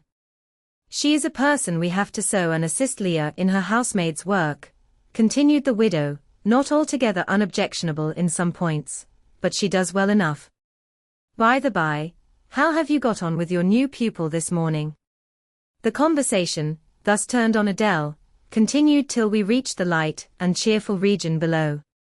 Adele came running to meet us in the hall, exclaiming, Mesdames, vous êtes servies, adding, J'ai bien faim, moi. We found dinner ready, and waiting for us in Mrs. Fairfax's room. Chapter 12. The promise of a smooth career, which my first calm introduction to Thornfield Hall seemed to pledge, was not belied on a longer acquaintance with the place and its inmates. Mrs. Fairfax turned out to be what she appeared, a placid-tempered, kind-natured woman, of competent education and average intelligence. My pupil was a lively child, who had been spoilt and indulged, and therefore was sometimes wayward, but as she was committed entirely to my care, and no injudicious interference from any quarter ever thwarted my plans for her improvement, she soon forgot her little freaks, and became obedient and teachable.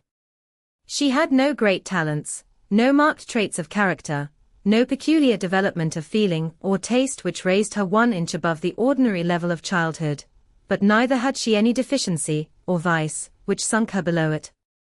She made reasonable progress, entertained for me a vivacious, though perhaps not very profound, affection, and by her simplicity, gay prattle, and efforts to please, inspired me, in return, with a degree of attachment sufficient to make us both content in each other's society. This, par parentheses, will be thought cool language by persons who entertain solemn doctrines about the angelic nature of children, and the duty of those charged with their education to conceive for them an idolatrous devotion, but I am not writing to flatter parental egotism, to echo cant, or prop up humbug. I am merely telling the truth. I felt a conscientious solicitude for Adele's welfare and progress, and a quiet liking for her little self, just as I cherished towards Mrs. Fairfax a thankfulness for her kindness, and a pleasure in her society proportionate to the tranquil regard she had for me, and the moderation of her mind and character. Anybody may blame me who likes, when I add further, that, now and then, when I took a walk by myself in the grounds, when I went down to the gates and looked through them along the road, or when, while Adele played with her nurse, and Mrs. Fairfax made jellies in the storeroom, I climbed the 3 staircases, raised the trapdoor of the attic, and having reached the leads, looked out afar over sequestered field and hill, and a long dim skyline, that then I longed for a power of vision which might overpass that limit, which might reach the busy world, towns, regions full of life I had heard of but never seen, that then I desired more of practical experience than I possessed, more of intercourse with my kind, of acquaintance with variety of character, than was here within my reach. I valued what was good in Mrs. Fairfax, and what was good in Adele, but I believed in the existence of other and more vivid kinds of goodness, and what I believed in I wished to behold. Who blames me? Many, no doubt, and I shall be called discontented. I could not help it. The restlessness was in my nature, it agitated me to pain sometimes. Then my sole relief was to walk along the corridor of the 3rd story, backwards and forwards, safe in the silence and solitude of the spot, and allow my mind's eye to dwell on whatever bright visions rose before it, and certainly, they were many and glowing, to let my heart be heaved by the exultant movement, which, while it swelled it in trouble, expanded it with life, and, best of all, to open my inward ear to a tale that was never ended, a tale my imagination created, and narrated continuously, quickened with all of incident, life, fire, feeling, that I desired and had not in my actual existence. It is in vain to say human beings ought to be satisfied with tranquility. They must have action, and they will make it if they cannot find it. Millions are condemned to a stiller doom than mine, and millions are in silent revolt against their lot. Nobody knows how many rebellions besides political rebellions ferment in the masses of life which people earth. Women are supposed to be very calm generally, but women feel just as men feel. They need exercise for their faculties, and a field for their efforts, as much as their brothers do. They suffer from too rigid a restraint, too absolute a stagnation, precisely as men would suffer. And it is narrow-minded in their more privileged fellow creatures to say that they ought to confine themselves to making puddings and knitting stockings, to playing on the piano and embroidering bags. It is thoughtless to condemn them, or laugh at them, if they seek to do more or learn more than custom has pronounced necessary for their sex. When thus alone, I not infrequently heard Grace Poole's laugh, the same peal, the same low, slow ha. Ha. Which, when first heard, had thrilled me. I heard, too, her eccentric murmurs, stranger than her laugh. There were days when she was quite silent, but there were others when I could not account for the sounds she made. Sometimes I saw her. She would come out of her room with a basin, or a plate, or a tray in her hand, go down to the kitchen and shortly return, generally, oh, romantic reader, forgive me for telling the plain truth, bearing a pot of porter. Her appearance always acted as a damper to the curiosity raised by her oral oddities, hard-featured and staid. She had no point to which interest could attach. I made some attempts to draw her into conversation, but she seemed a person of few words. A monosyllabic reply usually cut short every effort of that sort. The other members of the household, viz., John and his wife, Leah the housemaid, and Sophie the French nurse, were decent people, but in no respect remarkable. With Sophie I used to talk French, and sometimes I asked her questions about her native country, but she was not of a descriptive or narrative turn, and generally gave such vapid and confused answers as were calculated rather to check than encourage inquiry. October, November, December passed away. One afternoon in January, Mrs. Fairfax had begged a holiday for Adele, because she had a cold, and as Adele seconded the request with an ardor that reminded me how precious occasional holidays had been to me in my own childhood, I accorded it, deeming that I did well in showing pliability on the point. It was a fine, calm day, though very cold. I was tired of sitting still in the library through a whole long morning. Mrs. Fairfax had just written a letter which was waiting to be posted, so I put on my bonnet and cloak and volunteered to carry it to Hay. The distance, 2 miles, would be a pleasant winter afternoon walk. Having seen Adele comfortably seated in her little chair by Mrs. Fairfax's parlour fireside, and given her her best wax doll, which I usually kept enveloped in silver paper in a drawer, to play with, and a storybook for change of amusement, and having replied to her Revenez bientôt, ma bonne amie, ma chère MDLEM. Jeanette, with a kiss, I set out. The ground was hard, the air was still, my road was lonely. I walked fast till I got warm, and then I walked slowly to enjoy and analyze the species of pleasure brooding for me in the hour and situation. It was 3 o'clock. The church bell tolled as I passed under the belfry. The charm of the hour lay in its approaching dimness, in the low gliding and pale beaming sun.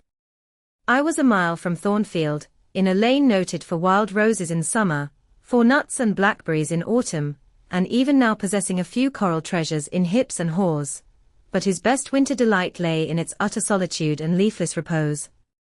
If a breath of air stirred, it made no sound here, for there was not a holly, not an evergreen to rustle, and the stripped hawthorn and hazel bushes were as still as the white, worn stones which causewayed the middle of the path.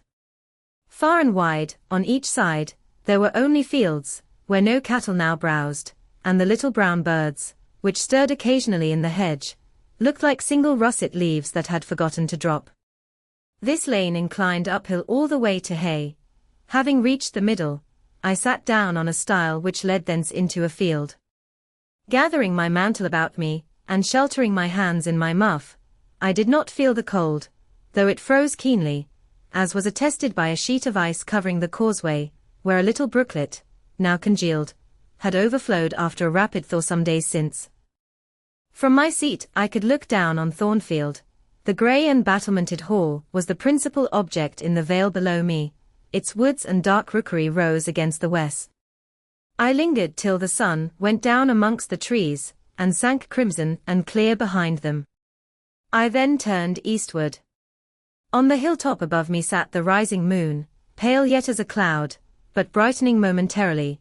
She looked over Hay, which, half lost in trees, sent up a blue smoke from its few chimneys.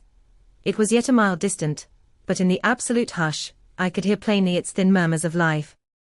My ear, too, felt the flow of currents, in what dales and depths I could not tell, but there were many hills beyond Hay, and doubtless many becks threading their passes.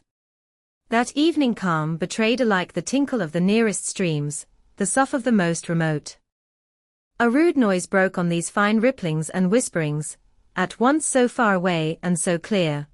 A positive tramp, a metallic clatter, which effaced the soft wave wanderings, as, in a picture, the solid mass of a crag, or the rough boles of a great oak, drawn in dark and strong on the foreground, effaced the aerial distance of azure hill, sunny horizon, and blended clouds where tint melts into tint. The din was on the causeway. A horse was coming. The windings of the lane yet hid it, but it approached. I was just leaving the stile, yet, as the path was narrow, I sat still to let it go by. In those days I was young, and all sorts of fancies bright and dark tenanted my mind. The memories of nursery stories were there amongst other rubbish, and when they recurred, maturing youth added to them a vigor and vividness beyond what childhood could give.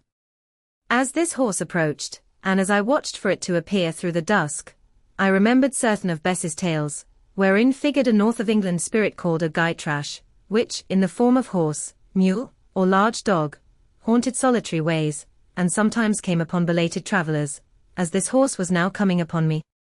It was very near, but not yet in sight, when, in addition to the tramp, tramp. I heard a rush under the hedge, and close down by the hazel stems glided a great dog, whose black and white color made him a distinct object against the trees. It was exactly one form of Bess's Gytrash, a lion-like creature with long hair and a huge head. It passed me, however, quietly enough, not staying to look up, with strange pretercanine eyes, in my face, as I half expected it would. The horse followed, a tall steed, and on its back a rider. The man, the human being, broke the spell at once. Nothing ever rode the Gytrash. It was always alone, and goblins, to my notions, though they might tenant the dumb carcasses of beasts, could scarce covet shelter in the commonplace human form. No Gytrash was this, only a traveller taking the short cut to Millcote. He passed, and I went on, a few steps, and I turned. A sliding sound and an exclamation of "What the deuce is to do now?" and a clattering tumble, arrested my attention. Man and horse were down. They had slipped on the sheet of ice which glazed the causeway. The dog came bounding back, and seeing his master in a predicament, and hearing the horse groan, barked till the evening hills echoed the sound, which was deep in proportion to his magnitude. He snuffed round the prostrate group, and then he ran up to me. It was all he could do, there was no other help at hand to summon. I obeyed him, and walked down to the traveller, by this time struggling himself free of his steed. His efforts were so vigorous, I thought he could not be much hurt, but I asked him the question, "Are you injured, sir?" I think he was swearing, but am not certain. However, he was pronouncing some formula which prevented him from replying to me directly. "Can I do anything?" I asked again. "You must just stand on one side," he answered as he rose, first to his knees, and then to his feet. I did, whereupon began a heaving, stamping, clattering process, accompanied by a barking and baying which removed me effectually some yards' distance, but I would not be driven quite away till I saw the event. This was finally fortunate. The horse was re-established, and the dog was silenced with a down pilot. The traveller now, stooping, felt his foot and leg, as if trying whether they were sound. Apparently something ailed them, for he halted to the stile whence I had just risen, and sat down. I was in the mood for being useful, or at least officious, I think, for I now drew near him again. "If you are hurt, and want help, sir, I can fetch some one either from Thornfield Hall or from Hay." "Thank you. I shall do. I have no broken bones, only a sprain," and again he stood up and tried his foot, but the result extorted an involuntary "Ugh." Something of daylight still lingered, and the moon was waxing bright. I could see him plainly. His figure was enveloped in a riding cloak, fur-collared and steel-clasped. Its details were not apparent, but I traced the general points of middle height, and considerable breadth of chest. He had a dark face, with stern features and a heavy brow. His eyes and gathered eyebrows looked ireful and thwarted just now. He was past youth, but had not reached middle age. Perhaps he might be 35. I felt no fear of him, and but little shyness. Had he been a handsome, heroic-looking young gentleman, I should not have dared to stand thus questioning him against his will, and offering my services unasked. I had hardly ever seen a handsome youth, never in my life spoken to one. I had a theoretical reverence and homage for beauty, elegance, gallantry, fascination, but had I met those qualities incarnate in masculine shape, I should have known instinctively that they neither had nor could have sympathy with anything in me, and should have shunned them as one would fire, lightning, or anything else that is bright, but antipathetic. If even this stranger had smiled and been good-humored to me when I addressed him, if he had put off my offer of assistance gaily and with thanks, I should have gone on my way and not felt any vocation to renew inquiries, but the frown, the roughness of the traveller, set me at my ease.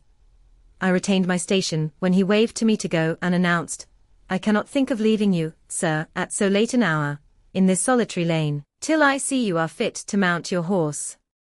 He looked at me when I said this. He had hardly turned his eyes in my direction before. "I should think you ought to be at home yourself," said he, "if you have a home in this neighborhood. Where do you come from?" "From just below, and I am not at all afraid of being out late, when it is moonlight." I will run over to Hay for you with pleasure, if you wish it. Indeed, I am going there to post a letter.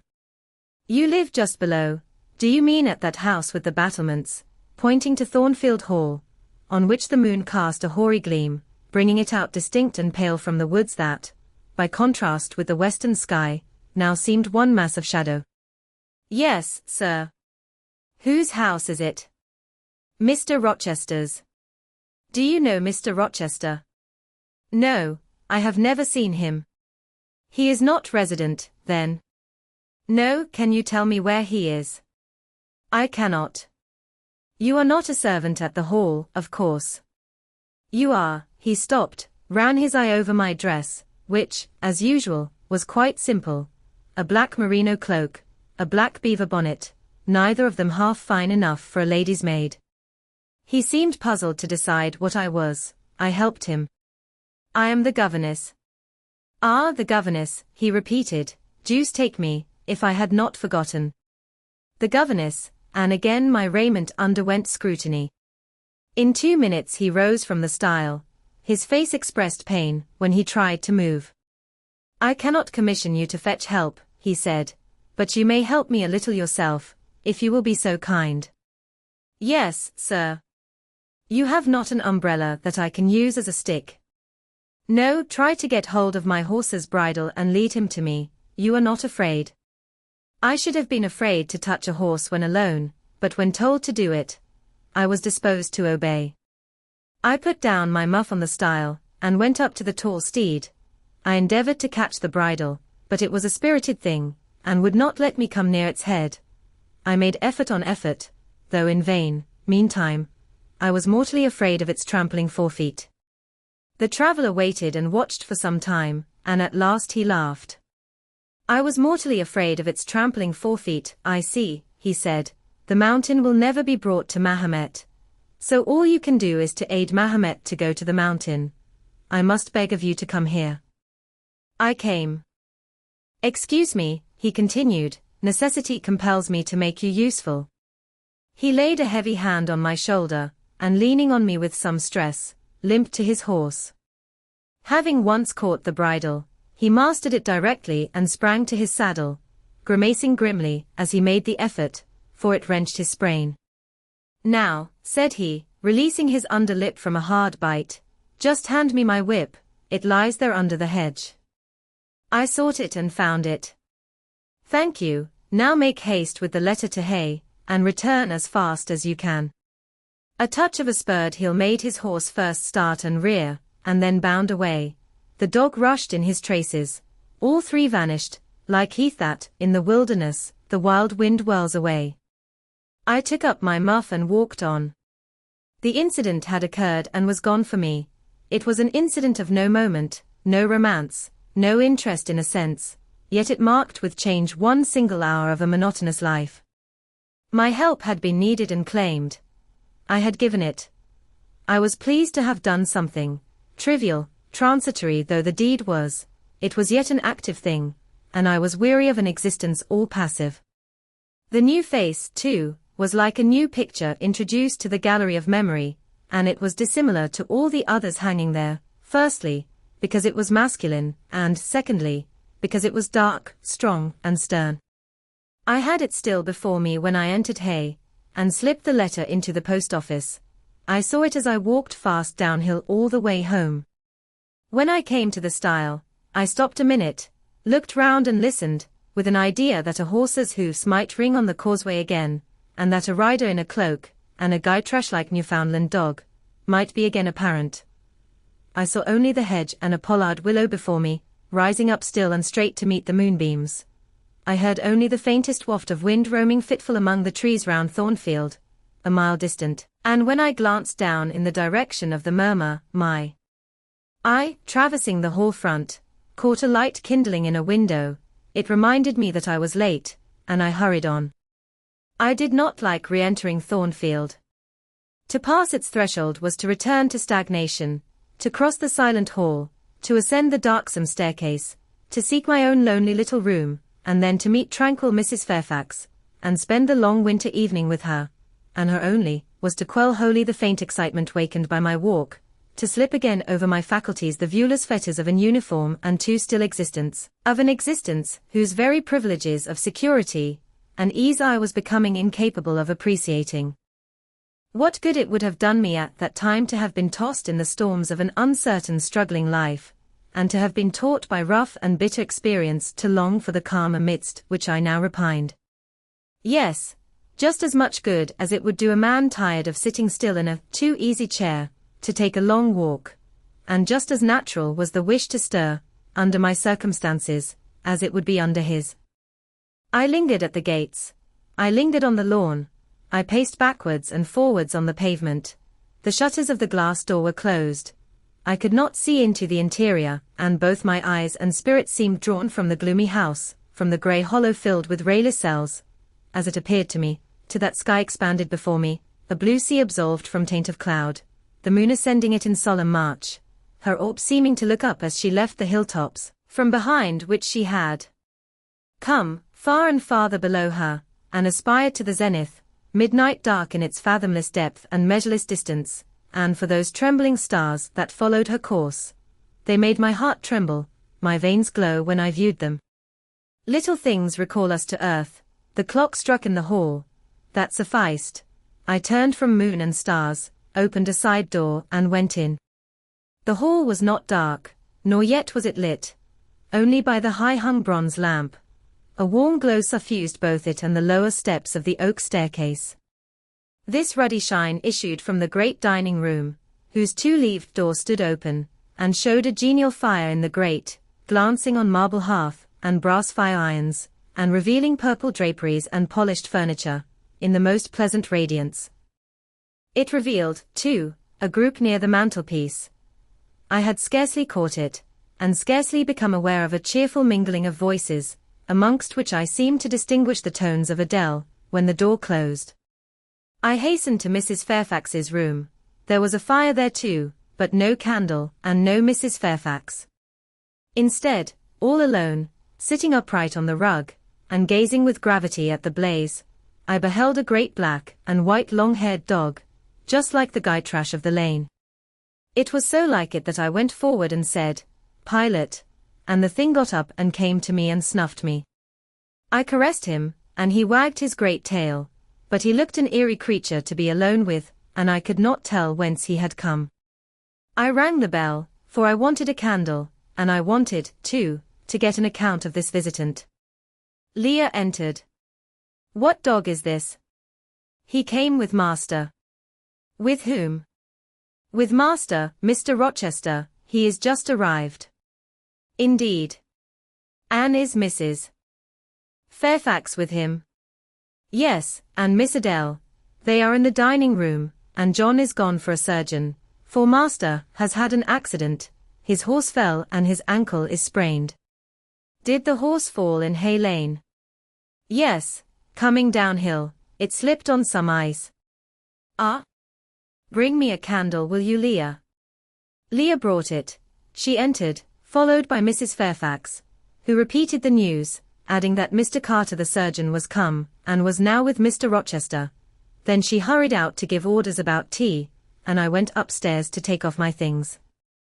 Chapter 13. Mr. Rochester, it seems, by the surgeon's orders, went to bed early that night, nor did he rise soon next morning. When he did come down, it was to attend to business. His agent and some of his tenants were arrived, and waiting to speak with him. Adele and I had now to vacate the library. It would be in daily requisition, as a reception room for callers. A fire was lit in an apartment upstairs, and there I carried our books, and arranged it for the future schoolroom. I discerned in the course of the morning that Thornfield Hall was a changed place. No longer silent as a church, it echoed every hour or two to a knock at the door, or a clang of the bell. Steps, too, often traversed the hall, and new voices spoke in different keys below. A rill from the outer world was flowing through it. It had a master. For my part, I liked it better. Adele was not easy to teach that day. She could not apply. She kept running to the door and looking over the banisters to see if she could get a glimpse of Mr. Rochester. Then she coined pretexts to go downstairs, in order, as I shrewdly suspected, to visit the library. where I knew she was not wanted. Then, when I got a little angry, and made her sit still, she continued to talk incessantly of her Amy, Monsieur Edouard Fairfax de Rochester, as she dubbed him. I had not before heard his pranomens, and to conjecture what presents he had brought her, for it appears he had intimated the night before, that when his luggage came from Millcote, there would be found amongst it a little box in whose contents she had an interest. Et cela doit signifier, said she, tu Illinois y aura la de dar un cadeau pour moi, et peut-être pour vous aussi, mademoiselle. Monsieur parle de vous. Illinois me demande le nom de ma gouvernante, et s'il n'était pas one petite personne, a says mincet un peu pale. J'ai dit tu oi, car c'est vrai, and is pas, mademoiselle. I and my pupil dined as usual in Mrs. Fairfax's parlour. The afternoon was wild and snowy, and we passed it in the schoolroom. At dark I allowed Adele to put away books and work, and to run downstairs, for, from the comparative silence below, and from the cessation of appeals to the doorbell, I conjectured that Mr. Rochester was now at liberty. Left alone, I walked to the window, but nothing was to be seen thence. Twilight and snowflakes together thickened the air, and hid the very shrubs on the lawn. I let down the curtain, and went back to the fireside. In the clear embers I was tracing a view, not unlike a picture I remembered to have seen of the castle of Heidelberg, on the Rhine, when Mrs. Fairfax came in, breaking up by her entrance the fiery mosaic I had been piecing together, and scattering too some heavy unwelcome thoughts that were beginning to throng on my solitude. Mr. Rochester would be glad if you and your pupil would take tea with him in the drawing-room this evening, said she. He has been so much engaged all day that he could not ask to see you before. When is his tea time? I inquired. Oh, at 6 o'clock. He keeps early hours in the country. You had better change your frock now. I will go with you and fasten it. Here is a candle. Is it necessary to change my frock? Yes, you had better. I always dress for the evening when Mr. Rochester is here. This additional ceremony seemed somewhat stately, however. I repaired to my room, and with Mrs. Fairfax's aid, replaced my black stuff dress by one of black silk, the best and the only additional one I had, except one of light grey, which, in my lowered notions of the toilette, I thought too fine to be worn, except on first-rate occasions. You want a brooch, said Mrs. Fairfax. I had a single little pearl ornament, which Miss Temple gave me as a parting keepsake. I put it on, and then we went downstairs. Unused as I was to strangers, it was rather a trial to appear thus formally summoned in Mr. Rochester's presence. I let Mrs. Fairfax precede me into the dining-room, and kept in her shade as we crossed that apartment, and passing the arch, whose curtain was now dropped, entered the elegant recess beyond. 2 wax candles stood lighted on the table, and 2 on the mantelpiece. Basking in the light and heat of a superb fire, lay Pilot. Adele knelt near him. Half reclined on a couch appeared Mr. Rochester, his foot supported by the cushion. He was looking at Adele and the dog. The fire shone full on his face. I knew my traveller with his broad and jetty eyebrows, his square forehead, made squarer by the horizontal sweep of his black hair. I recognized his decisive nose, more remarkable for character than beauty, his full nostrils, denoting, I thought, choler, his grim mouth, chin, and jaw. Yes, all 3 were very grim, and no mistake. His shape, now divested of cloak, I perceived harmonized in squareness with his physiognomy. I suppose it was a good figure in the athletic sense of the term, broad-chested and thin-flanked, though neither tall nor graceful. Mr. Rochester must have been aware of the entrance of Mrs. Fairfax and myself, but it appeared he was not in the mood to notice us, for he never lifted his head as we approached. Here is Miss Eyre, sir, said Mrs. Fairfax, in her quiet way. He bowed, still not taking his eyes from the group of the dog and child. Let Miss Eyre be seated, said he, and there was something in the forced stiff bow, in the impatient yet formal tone, which seemed further to express, what the deuce is it to me whether Miss Eyre be there or not? At this moment I am not disposed to accost her. I sat down quite disembarrassed. A reception of finished politeness would probably have confused me. I could not have returned or repaid it by answering grace and elegance on my part, but harsh caprice laid me under no obligation. On the contrary, a decent quiescence, under the freak of manner, gave me the advantage. Besides, the eccentricity of the proceeding was piquant. I felt interested to see how he would go on. He went on as a statue would, that is, he neither spoke nor moved. Mrs. Fairfax seemed to think it necessary that someone should be amiable, and she began to talk. Kindly, as usual, and as usual, rather trite, she condoled with him on the pressure of business he had had all day, on the annoyance it must have been to him with that painful sprain. Then she commended his patience and perseverance in going through with it. "Madam, I should like some tea," was the sole rejoinder she got. She hastened to ring the bell, and when the tray came, she proceeded to arrange the cups, spoons, and with assiduous celerity. I and Adele went to the table, but the master did not leave his couch. "Will you hand Mr. Rochester's cup?" said Mrs. Fairfax to me. "Adele might perhaps spill it." I did as requested. As he took the cup from my hand, Adele, thinking the moment propitious for making a request in my favor, cried out, "N'est-ce pas, monsieur? Tu Illinois y un cadeau pour mademoiselle Eyre dans votre petit coffre." "Who talks of cadeau?" said he gruffly. "Did you expect a present, Miss Eyre? Are you fond of presents?" And he searched my face with eyes that I saw were dark, irate, and piercing. "I hardly know, sir. I have little experience of them. They are generally thought pleasant things." "Generally thought. But what do you think?" "I should be obliged to take time, sir, before I could give you an answer worthy of your acceptance. A present has many faces to it, has it not? And one should consider all, before pronouncing an opinion as to its nature. Miss Eyre, you are not so unsophisticated as Adele. She demands a cadeau, clamorously, the moment she sees me. You beat about the bush. Because I have less confidence in my deserts than Adele has. She can prefer the claim of old acquaintance, and the right too of custom, for she says you have always been in the habit of giving her playthings. But if I had to make out a case, I should be puzzled, since I am a stranger, and have done nothing to entitle me to an acknowledgement. Oh, don't fall back on over-modesty. I have examined Adele, and find you have taken great pains with her. She is not bright, she has no talents, yet in a short time she has made much improvement. Sir, you have now given me my cadeau. I am obliged to you. It is the meed teachers most covet, praise of their pupils' progress. Humph, said Mr. Rochester, and he took his tea in silence.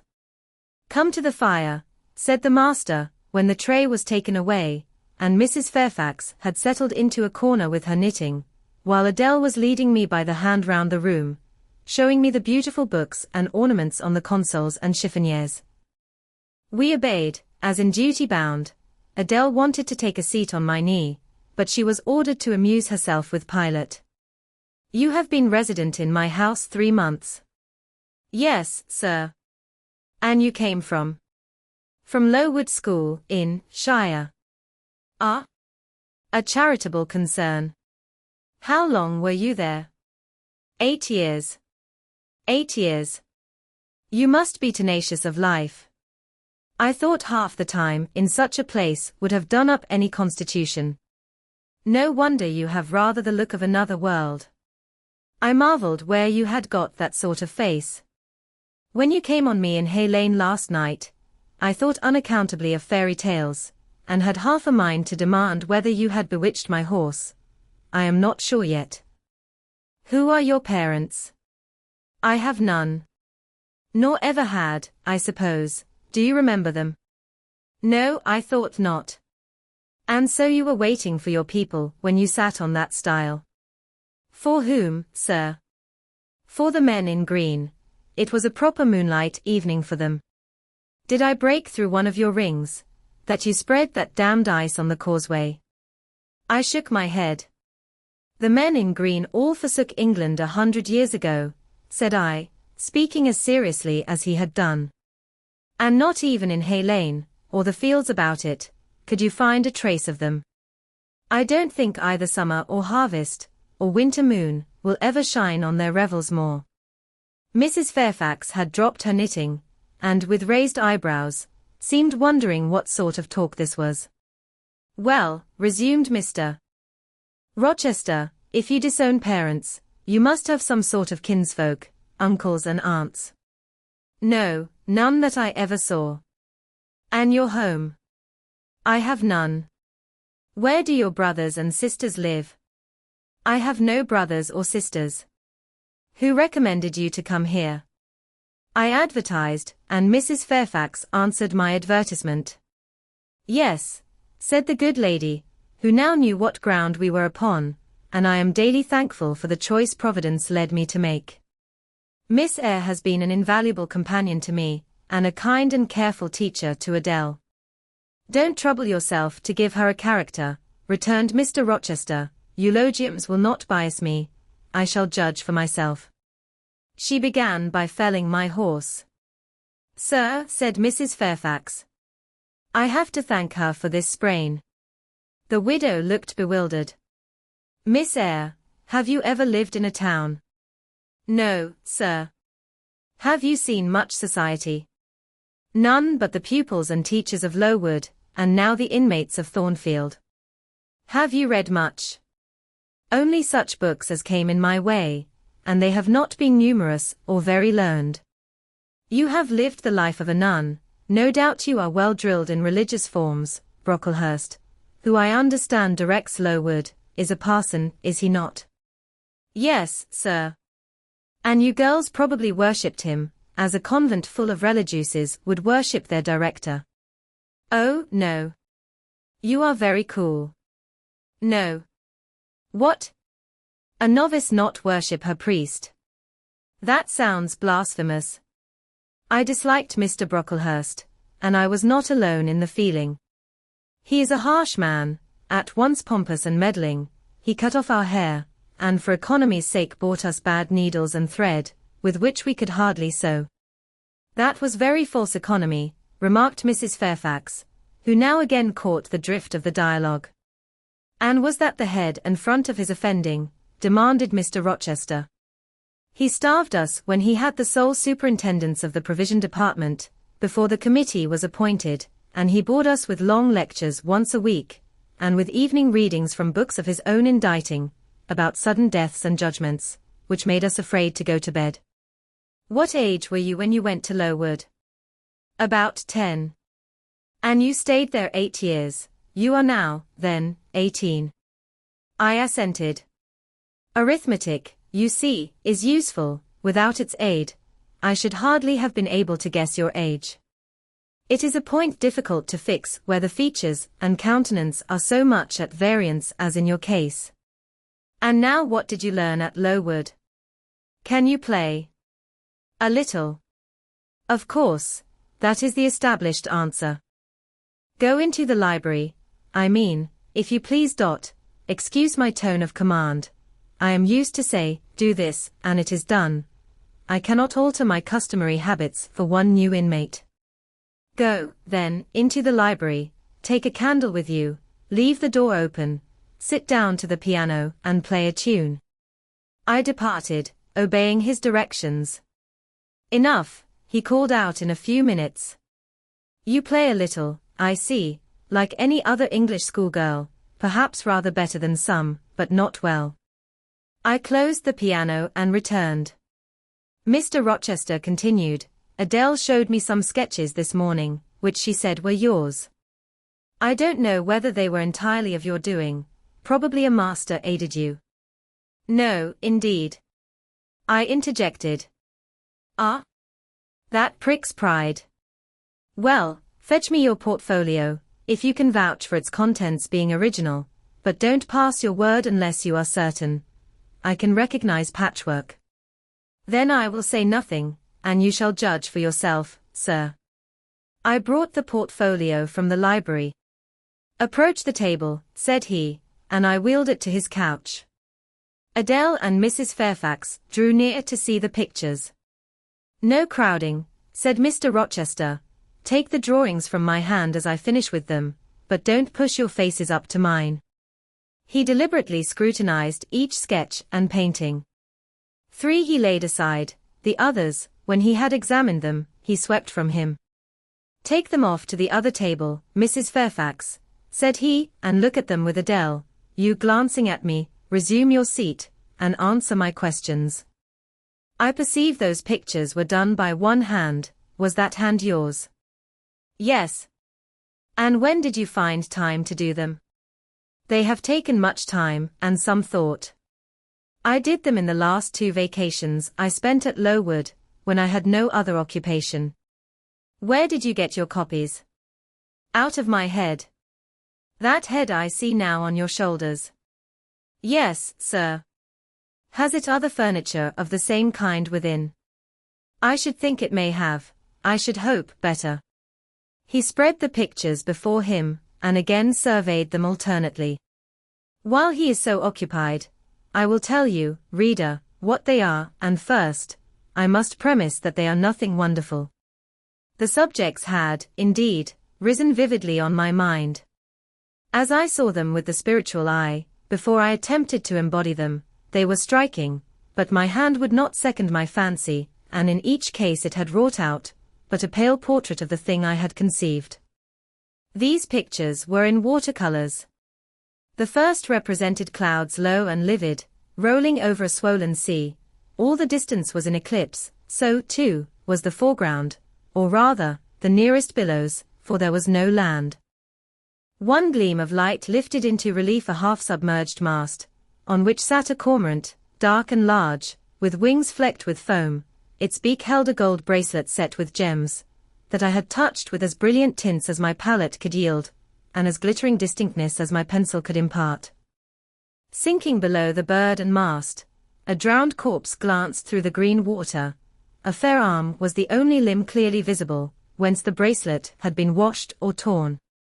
The second picture contained for foreground only the dim peak of a hill, with grass and some leaves slanting as if by a breeze. Beyond and above spread an expanse of sky, dark blue as at twilight. Rising into the sky was a woman's shape to the bust, portrayed in tints as dusk and soft as I could combine. The dim forehead was crowned with a star, the lineaments below were seen as through the suffusion of vapor, the eyes shone dark and wild, the hair streamed shadowy, like a beamless cloud torn by storm or by electric travail. On the neck lay a pale reflection like moonlight. The same faint luster touched the train of thin clouds from which rose and bowed this vision of the evening star. The third showed the pinnacle of an iceberg piercing a polar winter sky. A muster of northern lights reared their dim lances, close serried, along the horizon. Throwing these into distance, rose, in the foreground, a head, a colossal head, inclined towards the iceberg, and resting against it. 2 thin hands, joined under the forehead, and supporting it, drew up before the lower features a sable veil, a brow quite bloodless, white as bone, and an eye hollow and fixed, blank of meaning but for the glassiness of despair, alone were visible. Above the temples, amidst wreathed turban folds of black drapery, vague in its character, and consistency as cloud, gleamed a ring of white flame, gemmed with sparkles of a more lurid tinge. This pale crescent was the likeness of a kingly crown. What it diademed was the shape which shape had none. "Were you happy when you painted these pictures?" asked Mr. Rochester presently. "I was absorbed, sir, yes, and I was happy. To paint them, in short, was to enjoy one of the keenest pleasures I have ever known." "That is not saying much. Your pleasures, by your own account, have been few, but I dare say you did exist in a kind of artist's dreamland while you blent and arranged these strange tints. Did you sit at them long each day?" "I had nothing else to do, because it was the vacation, and I sat at them from morning till noon, and from noon till night. The length of the midsummer days favored my inclination to apply." "And you felt self-satisfied with the result of your ardent labors?" "Far from it. I was tormented by the contrast between my idea and my handiwork. In each case I had imagined something which I was quite powerless to realize." "Not quite. You have secured the shadow of your thought, but no more, probably. You had not enough of the artist's skill and science to give it full being, yet the drawings are, for a schoolgirl, peculiar. As to the thoughts, they are elfish. These eyes in the evening star you must have seen in a dream. How could you make them look so clear, and yet not at all brilliant? For the planet above quells their rays. And what meaning is that in their solemn depth? And who taught you to paint wind? There is a high gale in that sky, and on this hilltop. Where did you see Latmos? For that is Latmos. There. Put the drawings away. I had scarce tied the strings of the portfolio, when, looking at his watch, he said abruptly, "It is 9 o'clock. What are you about, Miss Eyre, to let Adele sit up so long? Take her to bed." Adele went to kiss him before quitting the room. He endured the caress, but scarcely seemed to relish it more than Pilate would have done, nor so much. "I wish you all good night, now," said he, making a movement of the hand towards the door, in token that he was tired of our company, and wished to dismiss us. Mrs. Fairfax folded up her knitting. I took my portfolio, we curtsied to him, received a frigid bow in return, and so withdrew. "You said Mr. Rochester was not strikingly peculiar, Mrs. Fairfax," I observed, when I rejoined her in her room, after putting Adele to bed. "Well, is he? I think so. He is very changeful and abrupt." "True, no doubt he may appear so to a stranger, but I am so accustomed to his manner, I never think of it, and then, if he has peculiarities of temper, allowance should be made." "Why?" "Partly because it is his nature, and we can none of us help our nature, and partly because he has painful thoughts, no doubt, to harass him, and make his spirits unequal." "What about?" "Family troubles, for one thing." "But he has no family." "Not now, but he has had, or, at least, relatives. He lost his elder brother a few years since." "His elder brother?" "Yes. The present Mr. Rochester has not been very long in possession of the property, only about 9 years. 9 years is a tolerable time. Was he so very fond of his brother as to be still inconsolable for his loss?" "Why, no, perhaps not. I believe there were some misunderstandings between them. Mr. Roland Rochester was not quite just to Mr. Edward, and perhaps he prejudiced his father against him. The old gentleman was fond of money, and anxious to keep the family estate together. He did not like to diminish the property by division, and yet he was anxious that Mr. Edward should have wealth, too, to keep up the consequence of the name, and soon after he was of age, some steps were taken that were not quite fair, and made a great deal of mischief. Old Mr. Rochester and Mr. Roland combined to bring Mr. Edward into what he considered a painful position, for the sake of making his fortune. What the precise nature of that position was I never clearly knew, but his spirit could not brook what he had to suffer in it. He is not very forgiving. He broke with his family, and now for many years he has led an unsettled kind of life. I don't think he has ever been resident at Thornfield for a fortnight together, since the death of his brother without a will left him master of the estate, and indeed, no wonder he shuns the old place. Why should he shun it? Perhaps he thinks it gloomy. The answer was evasive. I should have liked something clearer, but Mrs. Fairfax either could not, or would not, give me more explicit information of the origin and nature of Mr. Rochester's trials. She averred they were a mystery to herself, and that what she knew was chiefly from conjecture. It was evident, indeed, that she wished me to drop the subject, which I did accordingly. Chapter 14. For several subsequent days I saw little of Mr. Rochester. In the mornings he seemed much engaged with business, and in the afternoon, gentlemen from Millcote, or the neighbourhood called, and sometimes stayed to dine with him.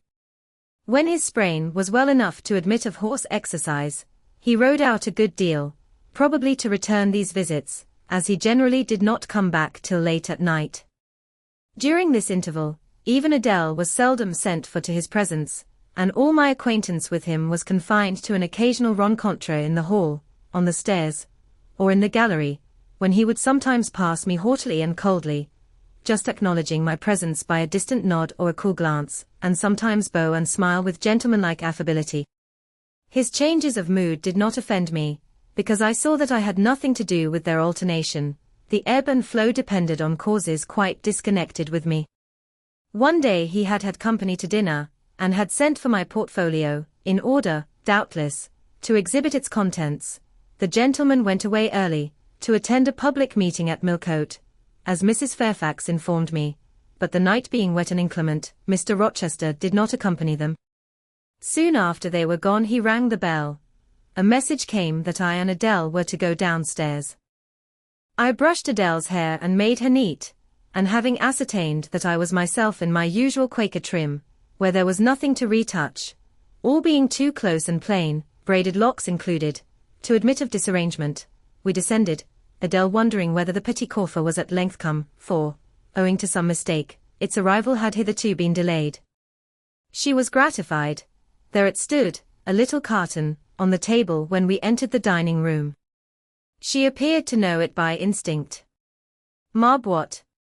Ma boîte!" exclaimed she, running towards it. "Yes, there is your boîte at last. Take it into a corner, you genuine daughter of Paris, and amuse yourself with disemboweling it," said the deep and rather sarcastic voice of Mr. Rochester, proceeding from the depths of an immense easy-chair at the fireside.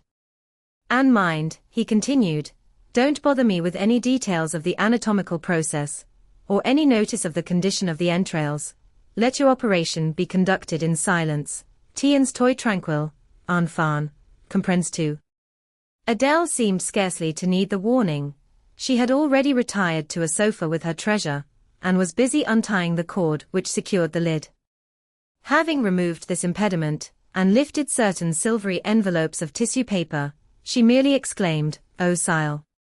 Que c'est beau," and then remained absorbed in ecstatic contemplation. "Is Miss Eyre there?" now demanded the master, half rising from his seat to look round to the door, near which I still stood. "Ah? Well, come forward, be seated here." He drew a chair near his own. "I am not fond of the prattle of children," he continued, "for, old bachelor as I am, I have no pleasant associations connected with their lisp. It would be intolerable to me to pass a whole evening tete-a-tete with a brat.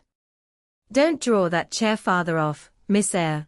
Sit down exactly where I placed it, if you please, that is. Confound these civilities. I continually forget them. Nor do I particularly affect simple-minded old ladies. By the by, I must have mine in mind. It won't do to neglect her. She is a Fairfax, or wed to one, and blood is said to be thicker than water." He rang, and despatched an invitation to Mrs. Fairfax, who soon arrived, knitting basket in hand. "Good evening, madam. I sent to you for a charitable purpose. I have forbidden Adele to talk to me about her presents, and she is bursting with repletion. Have the goodness to serve her as auditress and interlocutress. It will be one of the most benevolent acts you ever performed." Adele, indeed, no sooner saw Mrs. Fairfax, than she summoned her to her sofa, and there quickly filled her lap with the porcelain, the ivory, the waxen contents of her boîte, pouring out, meantime, explanations and raptures in such broken English, as she was mistress of. "Now I have performed the part of a good host," pursued Mr. Rochester, "put my guests into the way of amusing each other. I ought to be at liberty to attend to my own pleasure. Miss Eyre, draw your chair still a little farther forward. You are yet too far back. I cannot see you without disturbing my position in this comfortable chair, which I have no mind to do." I did as I was bid, though I would much rather have remained somewhat in the shade, but Mr. Rochester had such a direct way of giving orders, it seemed a matter of course to obey him promptly. We were, as I have said, in the dining room. The lustre, which had been lit for dinner, filled the room with a festal breadth of light. The large fire was all red and clear, the purple curtains hung rich and ample before the lofty window and lofty arch. Everything was still, save the subdued chat of Adele. She dared not speak loud, and filling up each pause, the beating of winter rain against the panes. Mr. Rochester, as he sat in his damask-covered chair, looked different to what I had seen him look before, not quite so stern, much less gloomy. There was a smile on his lips, and his eyes sparkled, whether with wine or not, I am not sure, but I think it very probable. He was, in short, in his after-dinner mood, more expanded and genial, and also more self-indulgent than the frigid and rigid temper of the morning. Still he looked preciously grim, cushioning his massive head against the swelling back of his chair, and receiving the light of the fire on his granite-hewn features, and in his great, dark eyes. For he had great, dark eyes, and very fine eyes, too, not without a certain change in their depths sometimes, which, if it was not softness, reminded you, at least, of that feeling. He had been looking 2 minutes at the fire, and I had been looking the same length of time at him, when, turning suddenly, he caught my gaze fastened on his physiognomy. "You examine me, Miss Eyre," said he. "Do you think me handsome?" I should, if I had deliberated, have replied to this question by something conventionally vague and polite, but the answer somehow slipped from my tongue before I was aware. "No, sir." "Ah? By my word. There is something singular about you," said he. "You have the air of a little nonnette, quaint, quiet, grave, and simple, as you sit with your hands before you, and your eyes generally bent on the carpet, except, by the by, when they are directed piercingly to my face, as just now, for instance, and when one asks you a question, or makes a remark to which you are obliged to reply, you rap out a round rejoinder, which, if not blunt, is at least brusque." "What do you mean by it?" "Sir, I was too plain. I beg your pardon. I ought to have replied that it was not easy to give an impromptu answer to a question about appearances, that tastes mostly differ, and that beauty is of little consequence, or something of that sort. You ought to have replied no such thing. Beauty of little consequence, indeed. And so, under pretense of softening the previous outrage, of stroking and soothing me into placidity, you stick a sly penknife under my ear. Go on, what fault do you find with me, pray? I suppose I have all my limbs and all my features like any other man. Mr. Rochester, allow me to disown my first answer. I intended no pointed repartee, it was only a blunder. Just so, I think so, and you shall be answerable for it. Criticize me, does my forehead not please you? He lifted up the sable waves of hair which lay horizontally over his brow, and showed a solid enough mass of intellectual organs, but an abrupt deficiency where the suave sign of benevolence should have risen. Now, am I a fool? Far from it, sir. You would, perhaps, think me rude if I inquired in return whether you are a philanthropist. There again. Another stick of the penknife, when she pretended to pat my head. And that is because I said I did not like the society of children and old women, low be it spoken. No, young lady, I am not a general philanthropist, but I bear a conscience, and he pointed to the prominences which are said to indicate that faculty, and which, fortunately for him, was sufficiently conspicuous, giving, indeed, a marked breadth to the upper part of his head, and besides, I once had a kind of rude tenderness of heart. When I was as old as you, I was a feeling fellow enough, partial to the unfledged, unfostered, and unlucky, but fortune has knocked me about since. She has even kneaded me with her knuckles, and now I flatter myself I am hard and tough as an india-rubber ball, pervious, though, through a chink or two still, and with one sentient point in the middle of the lump. Yes, does that leave hope for me? Hope of what, sir? Of my final retransformation, from india-rubber back to flesh. Decidedly he has had too much wine, I thought, and I did not know what answer to make to his queer question.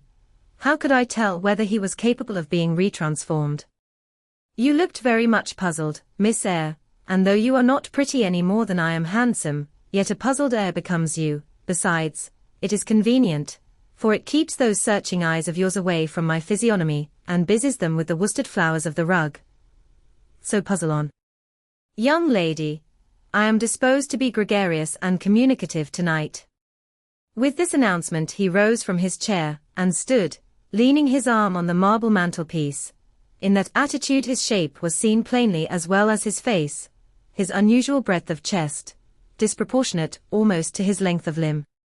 I am sure most people would have thought him an ugly man, yet there was so much unconscious pride in his port, so much ease in his demeanor, such a look of complete indifference to his own external appearance, so haughty a reliance on the power of other qualities, intrinsic or adventitious, to atone for the lack of mere personal attractiveness, that, in looking at him, one inevitably shared the indifference, and even in a blind, imperfect sense, put faith in the confidence. I am disposed to be gregarious and communicative tonight, he repeated, and that is why I sent for you. The fire and the chandelier were not sufficient company for me, nor would Pilate have been, for none of these can talk. Adele is a degree better, but still far below the mark. Mrs. Fairfax ditto. You, I am persuaded, can suit me if you will. You puzzled me the first evening I invited you down here. I have almost forgotten you since. Other ideas have driven yours from my head, but tonight I am resolved to be at ease, to dismiss what importunes, and recall what pleases. It would please me now to draw you out, to learn more of you, therefore speak. Instead of speaking, I smiled, and not a very complacent or submissive smile either. Speak, he urged. What about, sir? Whatever you like. I leave both the choice of subject, and the manner of treating it entirely to yourself. Accordingly I sat and said nothing. If he expects me to talk for the mere sake of talking and showing off, he will find he has addressed himself to the wrong person, I thought. You are dumb, Miss Eyre. I was dumb still. He bent his head a little towards me, and with a single hasty glance seemed to dive into my eyes.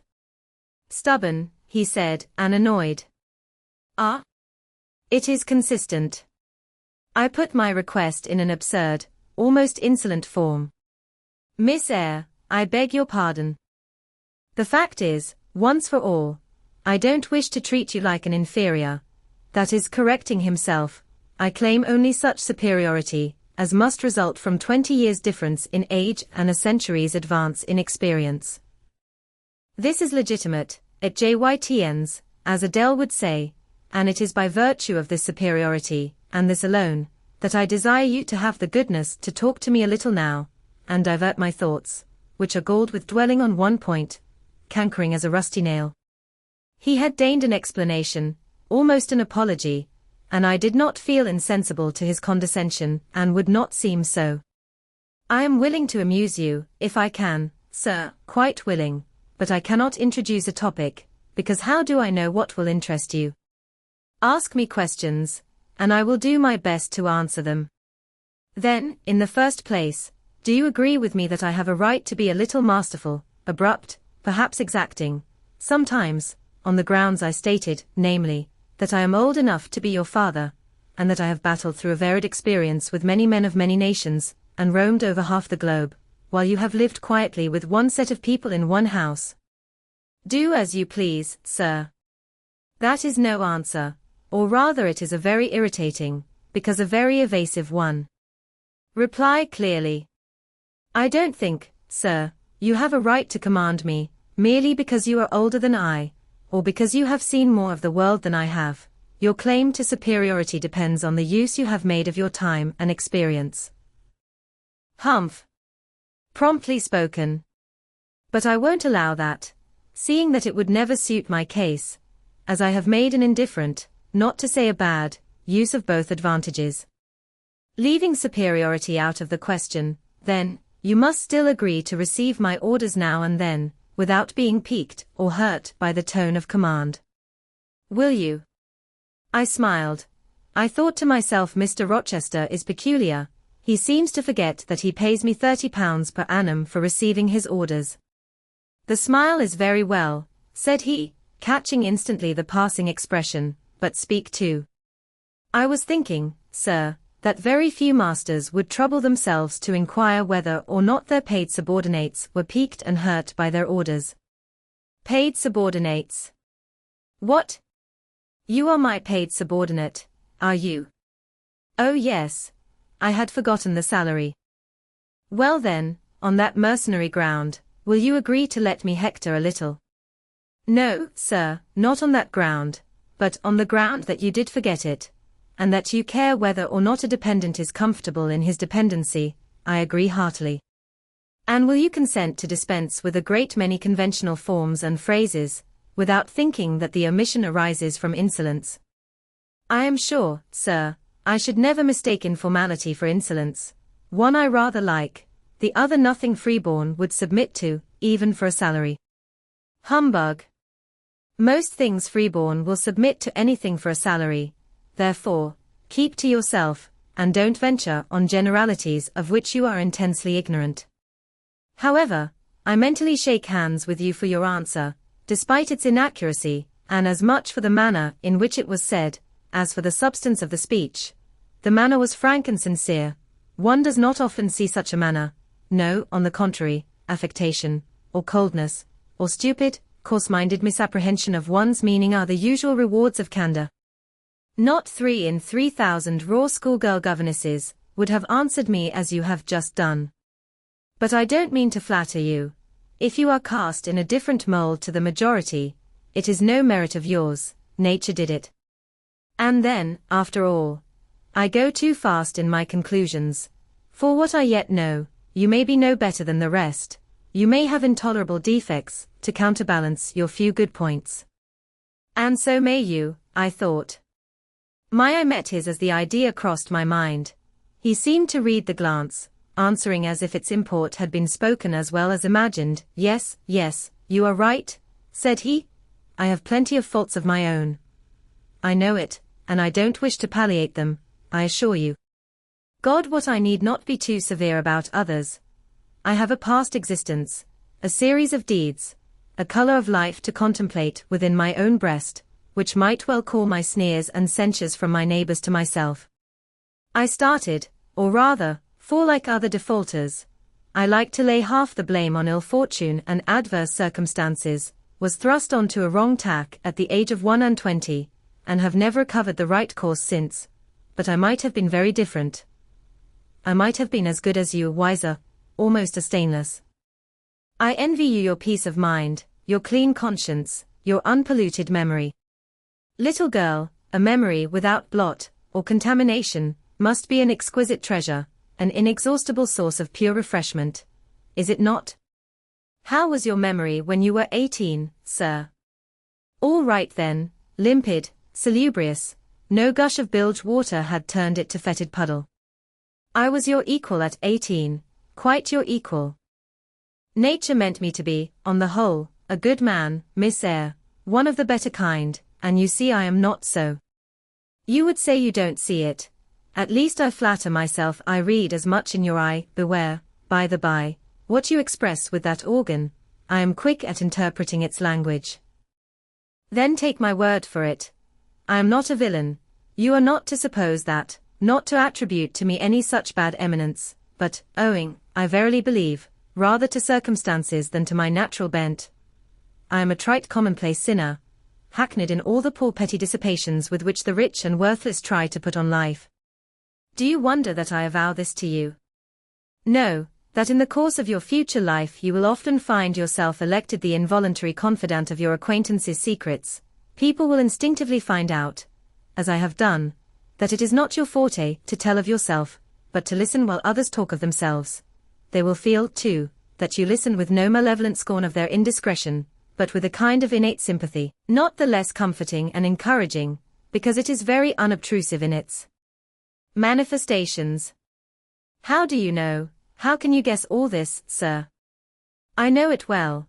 Therefore I proceed almost as freely as if I were writing my thoughts in a diary. You would say, I should have been superior to circumstances. So I should, but you see I was not. When fate wronged me, I had not the wisdom to remain cool. I turned desperate, then I degenerated.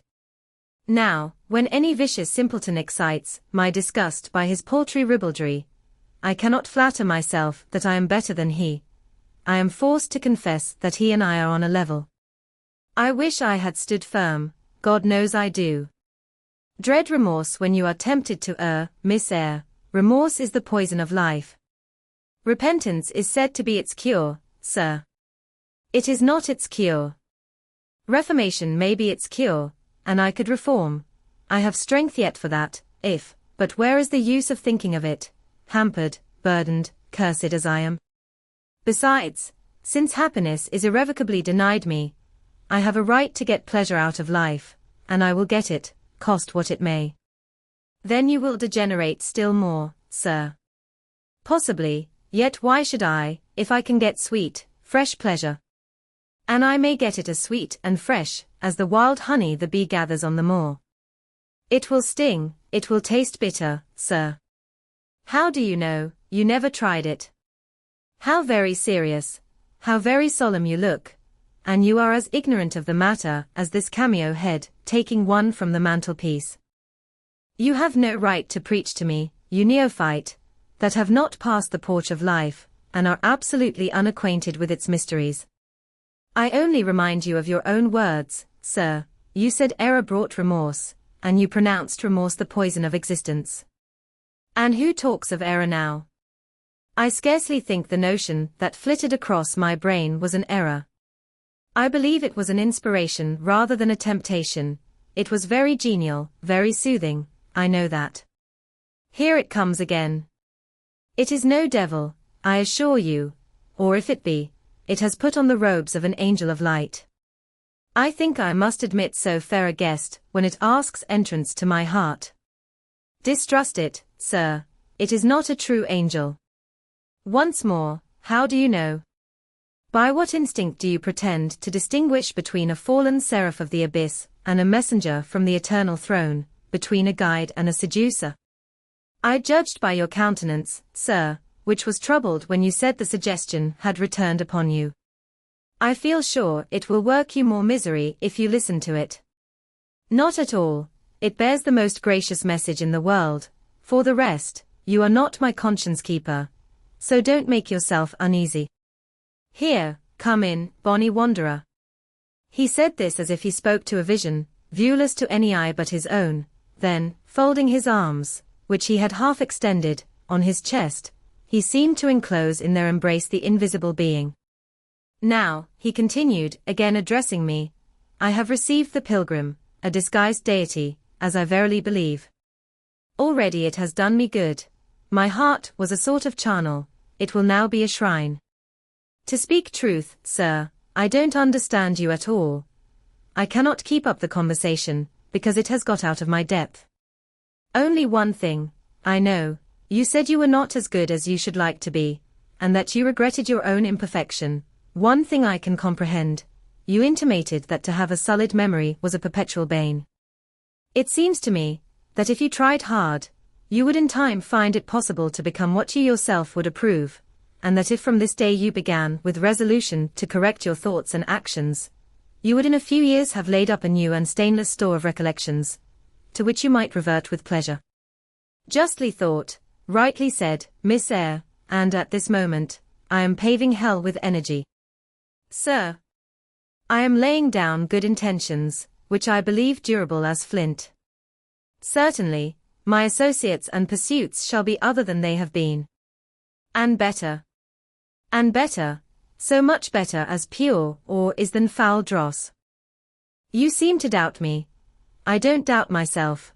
I know what my aim is, what my motives are, and at this moment I pass a law, unalterable as that of the Medes and Persians, that both are right.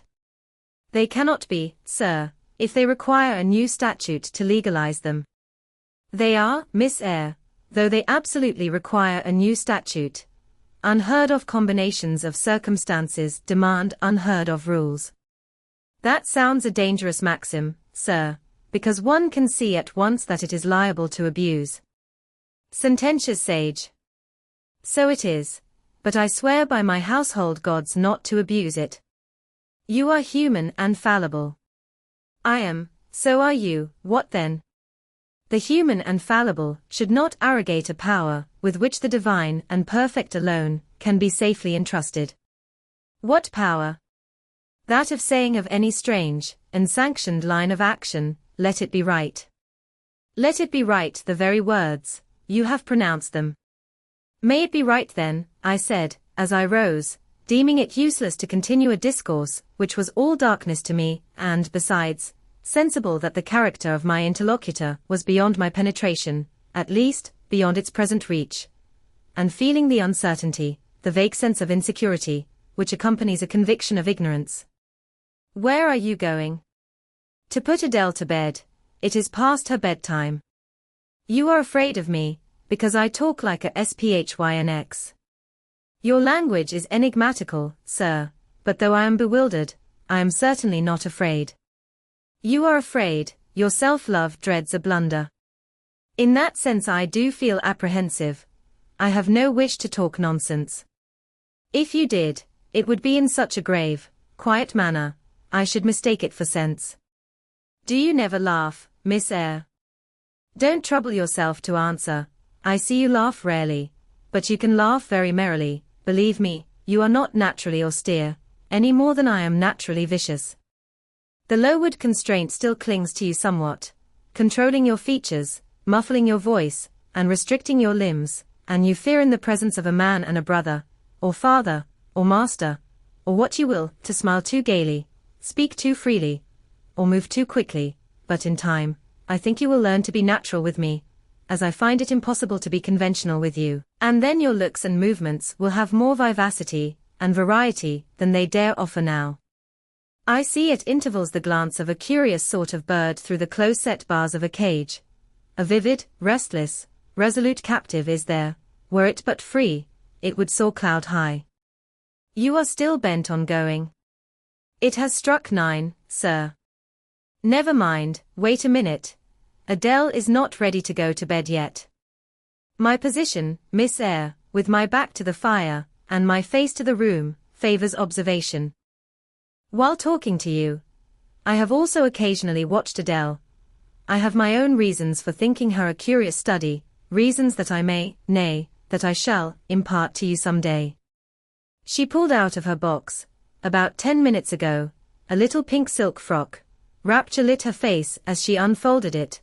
Coquetry runs in her blood, blends with her brains, and seasons the marrow of her bones. Illinois fought QJELSA, cried she, at her instant meme, and she rushed out of the room. She is now with Sophie, undergoing a robing process. In a few minutes she will re-enter, and I know what I shall see, a miniature of Celine Varens, as she used to appear on the boards at the rising of, but never mind that.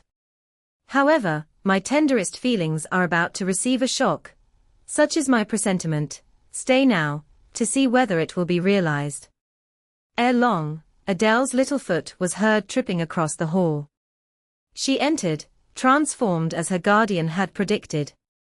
A dress of rose-colored satin, very short, and as full in the skirt as it could be gathered, replaced the brown frock she had previously worn.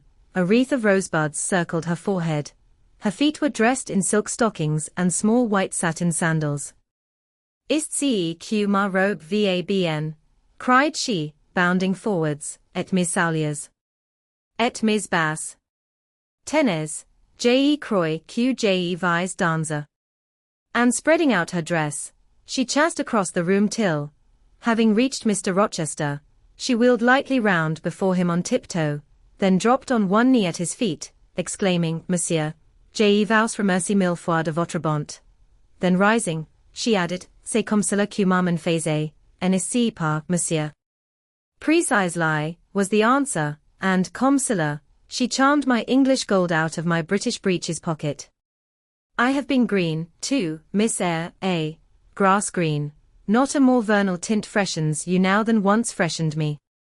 My spring is gone, however, but it has left me that French floweret on my hands, which, in some moods, I would fain be rid of.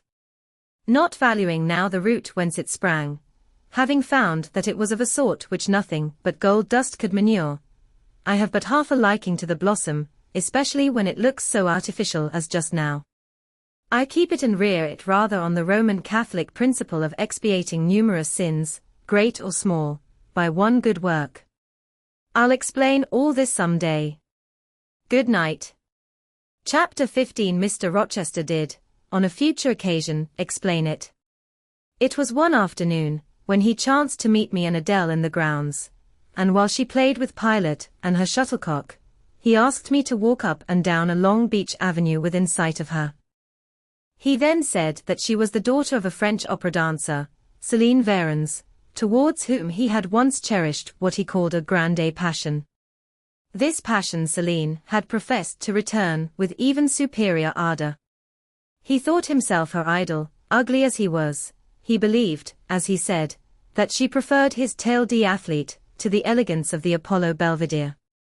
And Miss Eyre, so much was I flattered by this preference of the Gallic sylph for her British gnome, that I installed her in an hotel, gave her a complete establishment of servants, a carriage, cashmeres, diamonds, dentelles and In short, I began the process of ruining myself in the received style, like any other spoony. I had not, it seems, the originality to chalk out a new road to shame and destruction, but trode the old track with stupid exactness not to deviate an inch from the beaten centre. I had, as I deserved to have, the fate of all other spoonies. Happening to call one evening when Céline did not expect me, I found her out, but it was a warm night, and I was tired with strolling through Paris, so I sat down in her boudoir, happy to breathe the air consecrated so lately by her presence. No, I exaggerate. I never thought there was any consecrating virtue about her. It was rather a sort of pastille perfume she had left, a scent of musk and amber, than an odor of sanctity. I was just beginning to stifle with the fumes of conservatory flowers and sprinkled essences, when I bethought myself to open the window and step out onto the balcony. It was moonlight and gaslight besides, and very still and serene. The balcony was furnished with a chair or two. I sat down, and took out a cigar. I will take one now, if you will excuse me. Here ensued a pause, filled up by the producing and lighting of a cigar. Having placed it to his lips and breathed a trail of Havana incense on the freezing and sunless air, he went on. I liked bonbons too in those days, Miss Eyre, and I was croquant. Overlooked the barbarism, croquant chocolate comfits, and smoking alternately, watching meantime the equipages that rolled along the fashionable streets towards the neighboring opera house, when in an elegant close carriage drawn by a beautiful pair of English horses, and distinctly seen in the brilliant citinight, I recognized the voiture I had given Céline. She was returning. Of course my heart thumped with impatience against the iron rails I leant upon. The carriage stopped, as I had expected, at the hotel door. My flame, that is the very word for an opera innamorata, alighted. Though muffed in a cloak, an unnecessary encumbrance, by the by, on so warm a June evening. I knew her instantly by her little foot, seen peeping from the skirt of her dress, as she skipped from the carriage step. Bending over the balcony, I was about to murmur Mon Angie in a tone, of course, which should be audible to the ear of love alone, when a figure jumped from the carriage after her, cloaked also, but that was a spurred heel which had rung on the pavement, and that was a hatted head which now passed under the arched porte-cochere of the hotel. You never felt jealousy, did you, Miss Eyre? Of course not. I need not ask you, because you never felt love. You have both sentiments yet to experience. Your soul sleeps. The shock is yet to be given which shall waken it. You think all existence lapses in as quiet a flow as that in which your youth has hitherto slid away. Floating on with closed eyes and muffled ears, you neither see the rocks bristling not far off in the bed of the flood, nor hear the breakers boil at their base. But I tell you, and you may mark my words, you will come some day to a craggy pass in the channel, where the whole of life's stream will be broken up into whirl and tumult, foam and noise. Either you will be dashed to atoms on crag points, or lifted up and borne on by some master wave into a calmer current, as I am now. I like this day. I like that sky of steel. I like the sternness and stillness of the world under this frost. I like Thornfield, its antiquity, its retirement, its old crow trees and thorn trees, its grey facade, and lines of dark windows reflecting that metal welkin, and yet how long have I abhorred the very thought of it? Shunned it like a great plague house. How I do still abhor. He ground his teeth and was silent. He arrested his step and struck his boot against the hard ground. Some hated thought seemed to have him in its grip, and to hold him so tightly that he could not advance. We were ascending the avenue when he thus paused. The hall was before us. Lifting his eye to its battlements, he cast over them a glare such as I never saw before or since. Pain, shame, ire, impatience, disgust, detestation, seemed momentarily to hold a quivering conflict in the large pupil dilating under his ebon eyebrow. Wild was the wrestle which should be paramount, but another feeling rose and triumphed. Something hard and cynical, self-willed and resolute. It settled his passion and petrified his countenance. He went on, during the moment I was silent, Miss Eyre, I was arranging a point with my destiny. She stood there, by that beech trunk, a hag like one of those who appeared to Macbeth on the heath of Forres. You like Thornfield, she said, lifting her finger, and then she wrote in the air a memento, which ran in lurid hieroglyphics all along the house front, between the upper and lower row of windows, like it if you can. Like it if you dare. I will like it, said I dare like it, and he subjoined moodily, I will keep my word. I will break obstacles to happiness, to goodness, yes, goodness. I wish to be a better man than I have been, than I am, as Job's Leviathan broke the spear, the dart, and the habergeon, hindrances which others count as iron and brass, I will esteem but straw and rotten wood. Adele here ran before him with her shuttlecock. Away, he cried harshly, keep at a distance, child, or go into Sophie. Continuing then to pursue his walk in silence, I ventured to recall him to the point whence he had abruptly diverged. Did you leave the balcony, sir? I asked, when Mdlem. Varens entered. I almost expected a rebuff for this hardly well-timed question, but on the contrary, waking out of his scowling abstraction, he turned his eyes towards me, and the shade seemed to clear off his brow. Oh, I had forgotten Celine. Well, to resume. When I saw my charmer thus come in accompanied by a cavalier, I seemed to hear a hiss, and the green snake of jealousy, rising on undulating coils from the moonlit balcony, glided within my waistcoat, and ate its way in 2 minutes to my heart's core. Strange, he exclaimed, suddenly starting again from the point. Strange that I should choose you for the confidant of all this, young lady, passing strange that you should listen to me quietly, as if it were the most usual thing in the world for a man like me to tell stories of his opera mistresses to a quaint, inexperienced girl like you.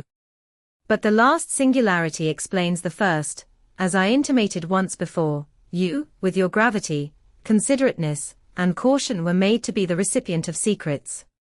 Besides, I know what sort of a mind I have placed in communication with my own. I know it is one not liable to take infection. It is a peculiar mind. It is a unique one.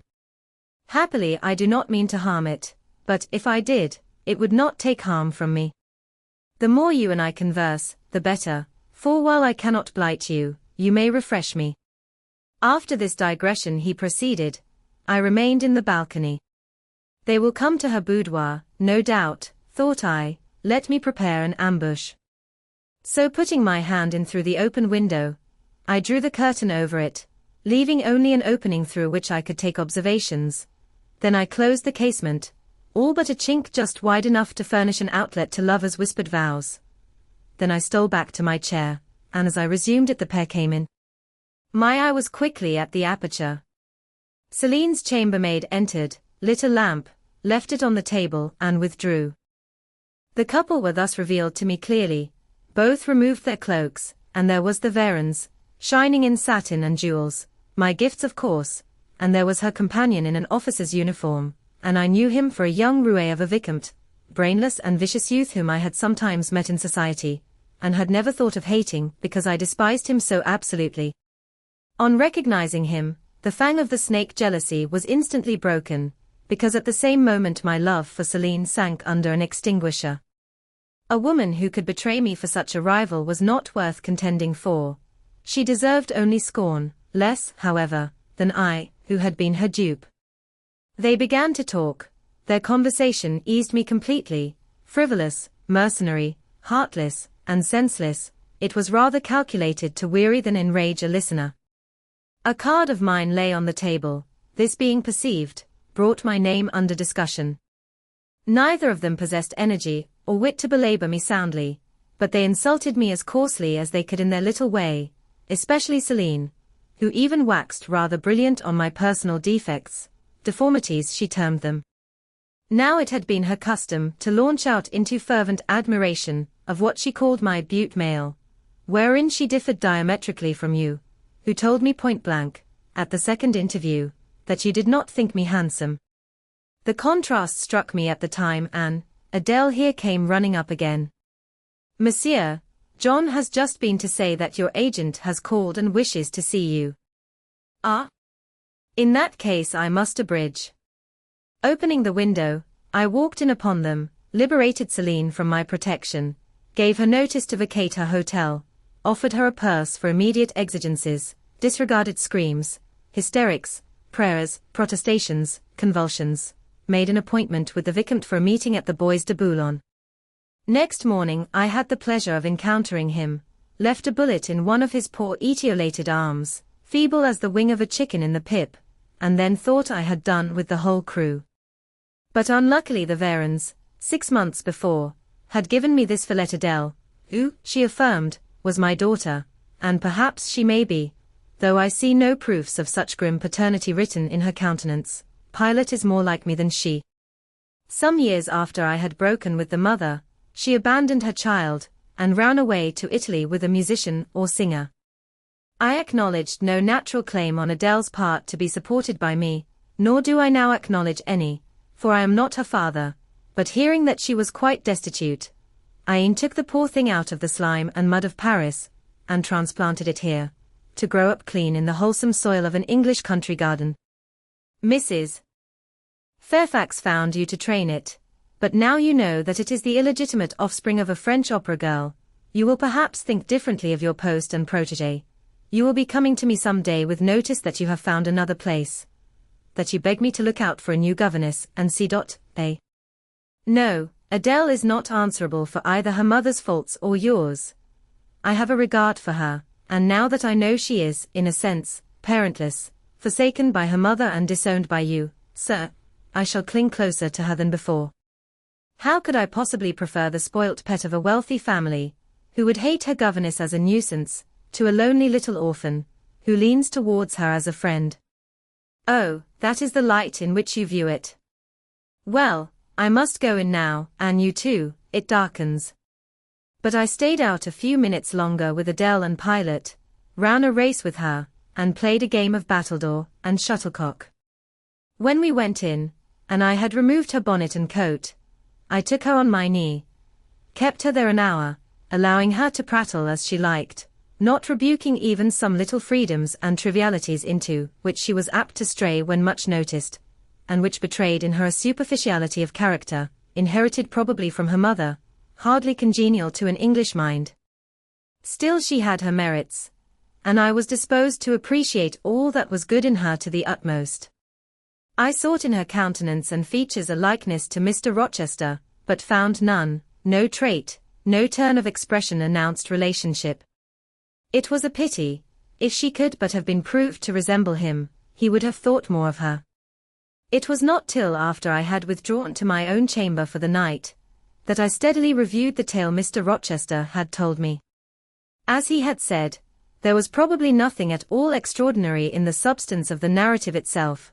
A wealthy Englishman's passion for a French dancer, and her treachery to him, were everyday matters enough, no doubt, in society. But there was something decidedly strange in the paroxysm of emotion which had suddenly seized him when he was in the act of expressing the present contentment of his mood, and his newly revived pleasure in the old hall and its environs. I meditated wonderingly on this incident, but gradually quitting it, as I found it for the present inexplicable, I turned to the consideration of my master's manner to myself. The confidence he had thought fit to repose in me seemed a tribute to my discretion. I regarded and accepted it as such. His deportment had now for some weeks been more uniform towards me than at the first. I never seemed in his way. He did not take fits of chilling hauteur. When he met me unexpectedly, the encounter seemed welcome. He had always a word and sometimes a smile for me. When summoned by formal invitation to his presence, I was honored by a cordiality of reception that made me feel I really possessed the power to amuse him, and that these evening conferences were sought as much for his pleasure as for my benefit. I, indeed, talked comparatively little, but I heard him talk with relish. It was his nature to be communicative. He liked to open to a mind unacquainted with the world glimpses of its scenes and ways.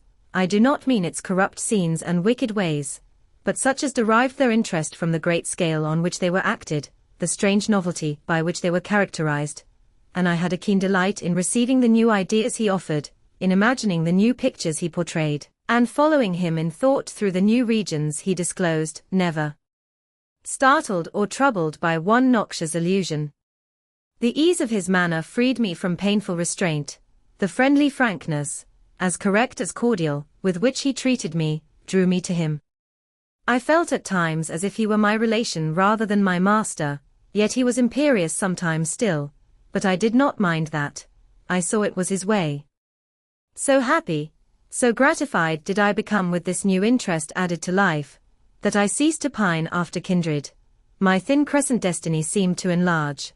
The blanks of existence were filled up. My bodily health improved. I gathered flesh and strength. And was Mr. Rochester now ugly in my eyes? No, reader, gratitude, and many associations, all pleasurable and genial, made his face the object I best liked to see. His presence in a room was more cheering than the brightest fire. Yet I had not forgotten his faults, indeed, I could not, for he brought them frequently before me. He was proud, sardonic, harsh to inferiority of every description. In my secret soul I knew that his great kindness to me was balanced by unjust severity to many others. He was moody, too, unaccountably so. I more than once, when sent for to read to him, found him sitting in his library alone, with his head bent on his folded arms, and when he looked up, a morose, almost a malignant, scowl blackened his features. But I believed that his moodiness, his harshness, and his former faults of morality, I say former, for now he seemed corrected of them, had their source in some cruel cross of fate.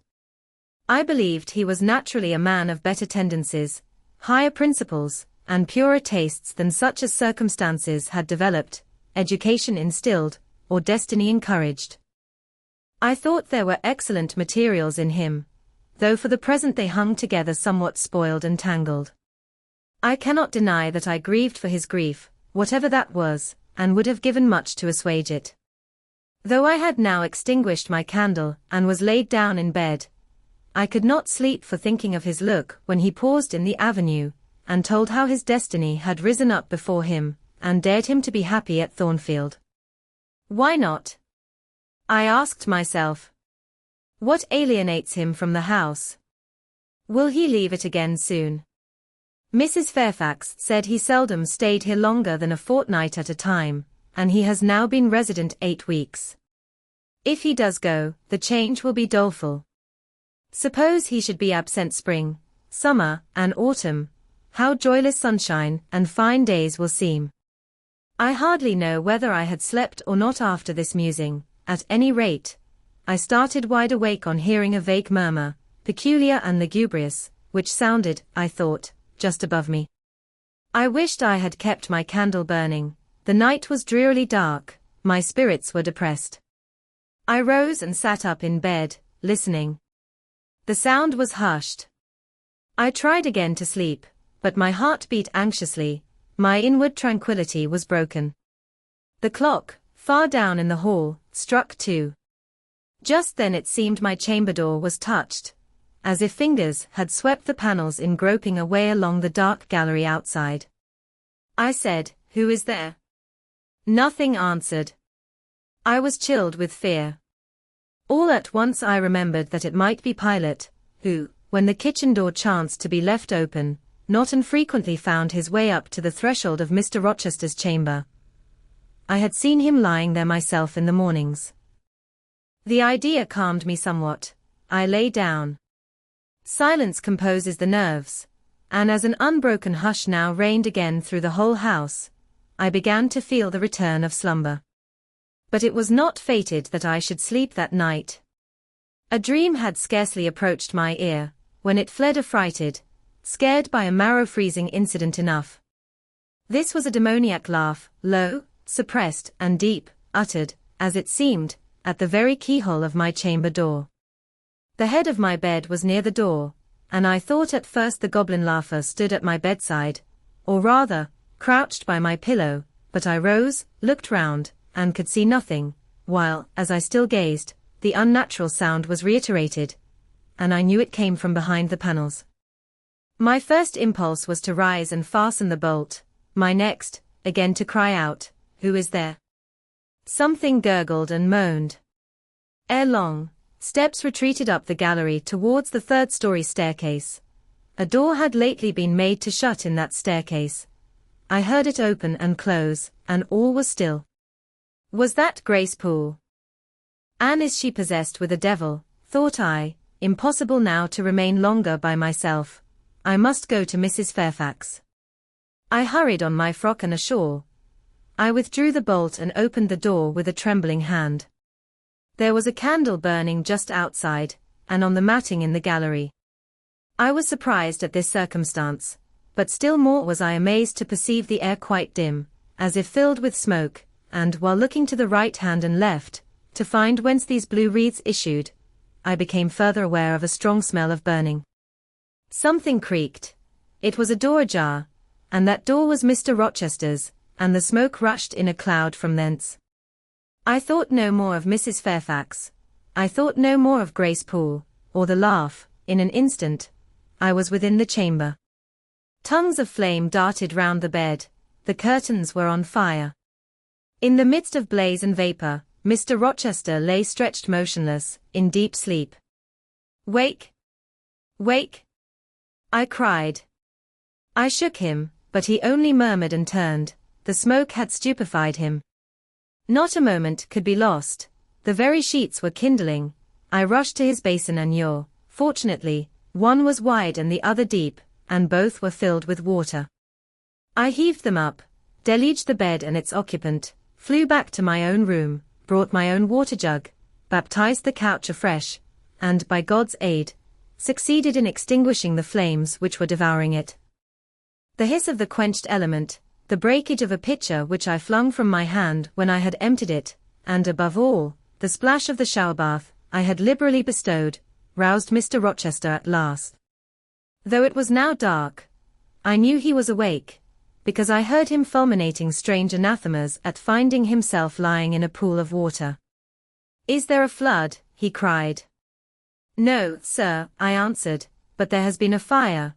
Get up, do, you are quenched now. I will fetch you a candle." "In the name of all the elves in Christendom, is that Jane Eyre?" he demanded. "What have you done with me, witch, sorceress? Who is in the room besides you? Have you plotted to drown me? I will fetch you a candle, sir, and in heaven's name, get up. Somebody has plotted something. You cannot too soon find out who and what it is. There. I am up now, but at your peril you fetch a candle yet. Wait 2 minutes till I get into some dry garments, if any dry there be. Yes, here is my dressing gown. Now run." I did run. I brought the candle which still remained in the gallery. He took it from my hand, held it up, and surveyed the bed, all blackened and scorched, the sheets drenched, the carpet round swimming in water. "What is it? And who did it?" he asked.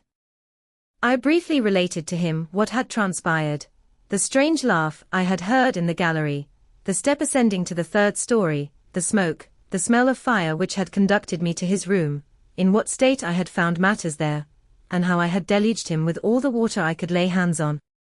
"What is it and who did it?" he asked. He listened very gravely. His face, as I went on, expressed more concern than astonishment.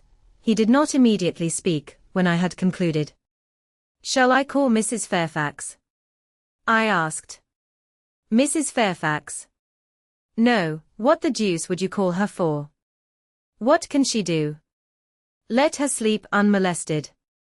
Then I will fetch Leah, and wake John and his wife." "Not at all, just be still. You have a shawl on. If you are not warm enough, you may take my cloak yonder, wrap it about you, and sit down in the armchair. There, I will put it on.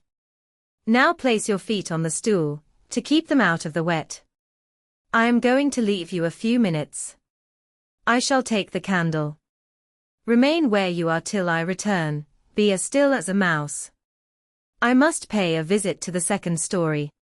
Don't move, remember, or call anyone. He went. I watched the light withdraw. He passed up the gallery very softly, unclosed the staircase door with as little noise as possible, shut it after him, and the last ray vanished. I was left in total darkness. I listened for some noise, but heard nothing. A very long time elapsed. I grew weary.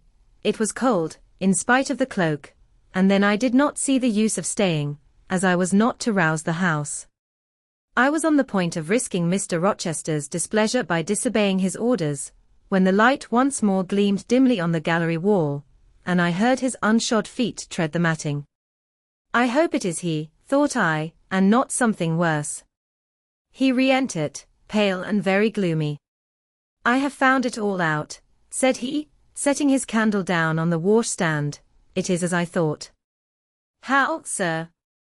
He made no reply, but stood with his arms folded, looking on the ground. At the end of a few minutes he inquired in rather a peculiar tone, I forget whether you said you saw anything when you opened your chamber door. No, sir, only the candlestick on the ground. But you heard an odd laugh.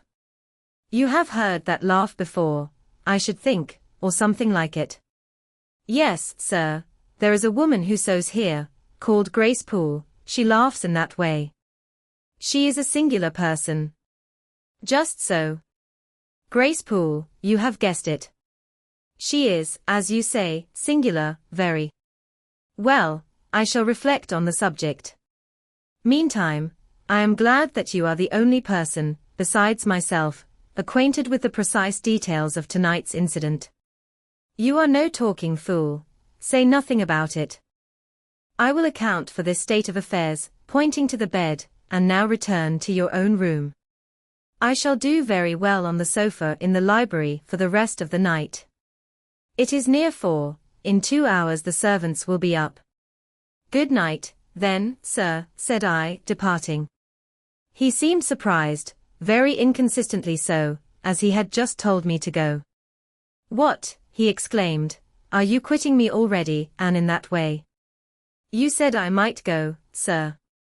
But not without taking leave, not without a word or two of acknowledgment and goodwill, not, in short, in that brief, dry fashion. Why, you have saved my life, snatched me from a horrible and excruciating death. And you walk past me as if we were mutual strangers. At least shake hands. He held out his hand. I gave him mine. He took it first in one, then in both his own. You have saved my life. I have a pleasure in owing you so immense a debt. I cannot say more. Nothing else that has been would have been tolerable to me in the character of creditor for such an obligation, but you, it is different. I feel your benefits no burden, Jane. He paused, gazed at me, words almost visible trembled on his lips, but his voice was checked. Good night again, sir. There is no debt, benefit, burden, obligation, in the case. I knew, he continued, you would do me good in some way, at some time. I saw it in your eyes when I first beheld you. Their expression and smile did not again he stopped, did not, he proceeded hastily, strike delight to my very inmost heart so for nothing. People talk of natural sympathies. I have heard of good genii. There are grains of truth in the wildest fable. My cherished preserver, good night. Strange energy was in his voice, strange fire in his look. I am glad I happened to be awake, I said, and then I was going. What? You will go? I am cold, sir. Cold? Yes, and standing in a pool. Go, then, Jane, go. But he still retained my hand, and I could not free it. I bethought myself of an expedient. I think I hear Mrs. Fairfax move, sir, said I. Well, leave me. He relaxed his fingers, and I was gone. I regained my couch, but never thought of sleep.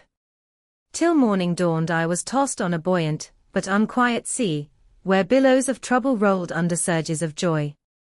I thought sometimes I saw beyond its wild waters a shore, sweet as the hills of Beulah, and now and then a freshening gale, wakened by hope, bore my spirit triumphantly towards the bourne, but I could not reach it, even in fancy. A counteracting breeze blew offland, and continually drove me back. Sense would resist delirium, judgment would warn passion. Too feverish to rest, I rose as soon as day dawned. Chapter 16. I both wished and feared to see Mr. Rochester on the day which followed this sleepless night. I wanted to hear his voice again, yet feared to meet his eye.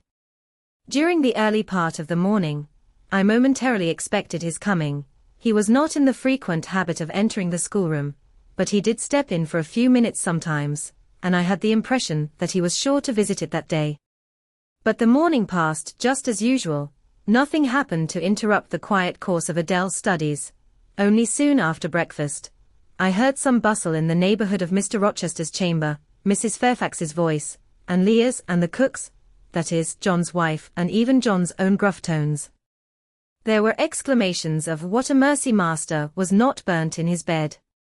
It is always dangerous to keep a candle lit at night. How providential that he had presence of mind to think of the water jug. I wonder he waked nobody. It is to be hoped he will not take cold with sleeping on the library sofa, and see. To much confabulation succeeded a sound of scrubbing and setting to rights, and when I passed the room, in going downstairs to dinner, I saw through the open door that all was again restored to complete order. Only the bed was stripped of its hangings. Leah stood up in the window seat, rubbing the panes of glass dimmed with smoke. I was about to address her, for I wished to know what account had been given of the affair, but on advancing, I saw a second person in the chamber, a woman sitting on a chair by the bedside, and sewing rings to new curtains. That woman was no other than Grace Poole. There she sat, staid and taciturn looking, as usual, in her brown stuff gown, her check apron, white handkerchief, and cap. She was intent on her work, in which her whole thoughts seemed absorbed. On her hard forehead, and in her commonplace features, was nothing either of the paleness or desperation one would have expected to see marking the countenance of a woman who had attempted murder, and whose intended victim had followed her last night to her lair, and, as I believed, charged her with the crime she wished to perpetrate. I was amazed, confounded. She looked up, while I still gazed at her. No start, no increase or failure of color betrayed emotion, consciousness of guilt, or fear of detection. She said, "Good morning, miss," in her usual phlegmatic and brief manner, and taking up another ring and more tape, went on with her sewing. I will put her to some test, thought I. Such absolute impenetrability is past comprehension. "Good morning, Grace," I said. "Has anything happened here?" I thought I heard the servants all talking together a while ago. Only master had been reading in his bed last night. He fell asleep with his candle lit, and the curtains got on fire, but, fortunately, he awoke before the bedclothes, or the woodwork caught, and contrived to quench the flames with the water in the ewer. "A strange affair," I said in a low voice. Then, looking at her fixedly, "Did Mr. Rochester wake nobody? Did no one hear him move?" She again raised her eyes to me, and this time there was something of consciousness in their expression. She seemed to examine me warily, then she answered, "The servants sleep so far off, you know, miss, they would not be likely to hear. Mrs. Fairfax's room and yours are the nearest to master's, but Mrs. Fairfax said she heard nothing. When people get elderly, they often sleep heavy." She paused and then added, with a sort of assumed indifference, but still in a marked and significant tone, "But you are young, miss, and I should say a light sleeper. Perhaps you may have heard a noise." "I did," said I, dropping my voice, so that Leah, who was still polishing the panes, could not hear me, and at first I thought it was Pilot. But Pilot cannot laugh, and I am certain I heard a laugh, and a strange one.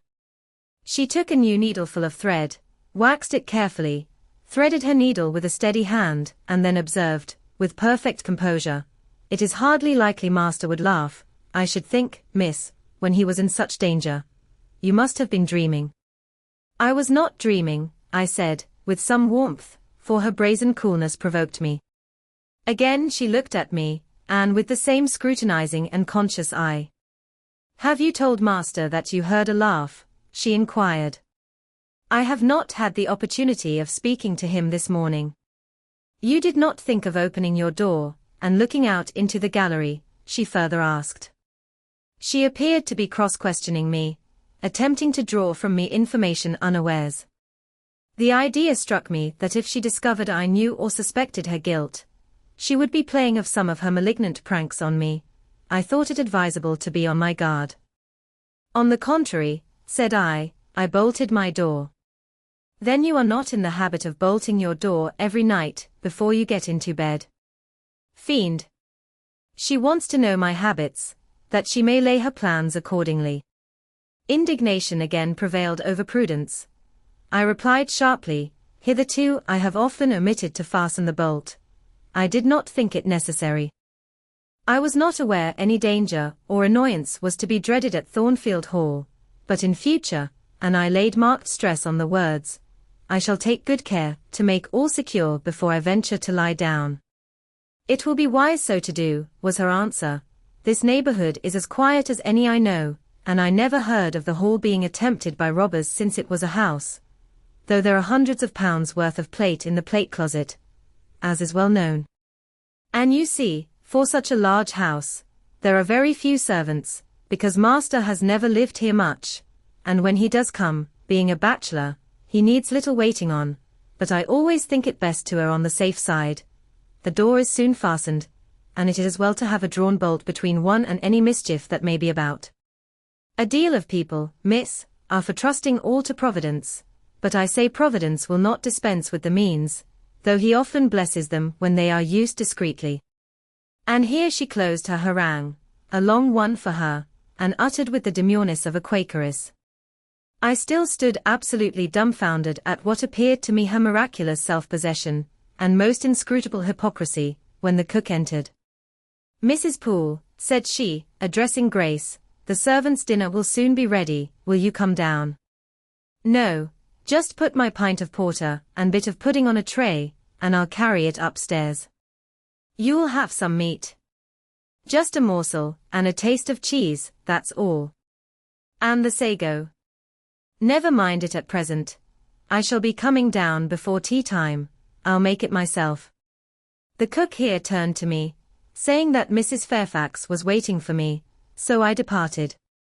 I hardly heard Mrs. Fairfax's account of the curtain conflagration during dinner, so much was I occupied in puzzling my brains over the enigmatical character of Grace Poole, and still more in pondering the problem of her position at Thornfield and questioning why she had not been given into custody that morning, or, at the very least, dismissed from her master's service.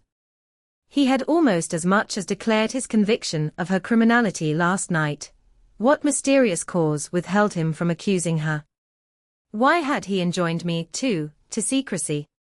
It was strange. A bold, vindictive, and haughty gentleman seemed somehow in the power of one of the meanest of his dependents, so much in her power, that even when she lifted her hand against his life, he dared not openly charge her with the attempt, much less punish her for it.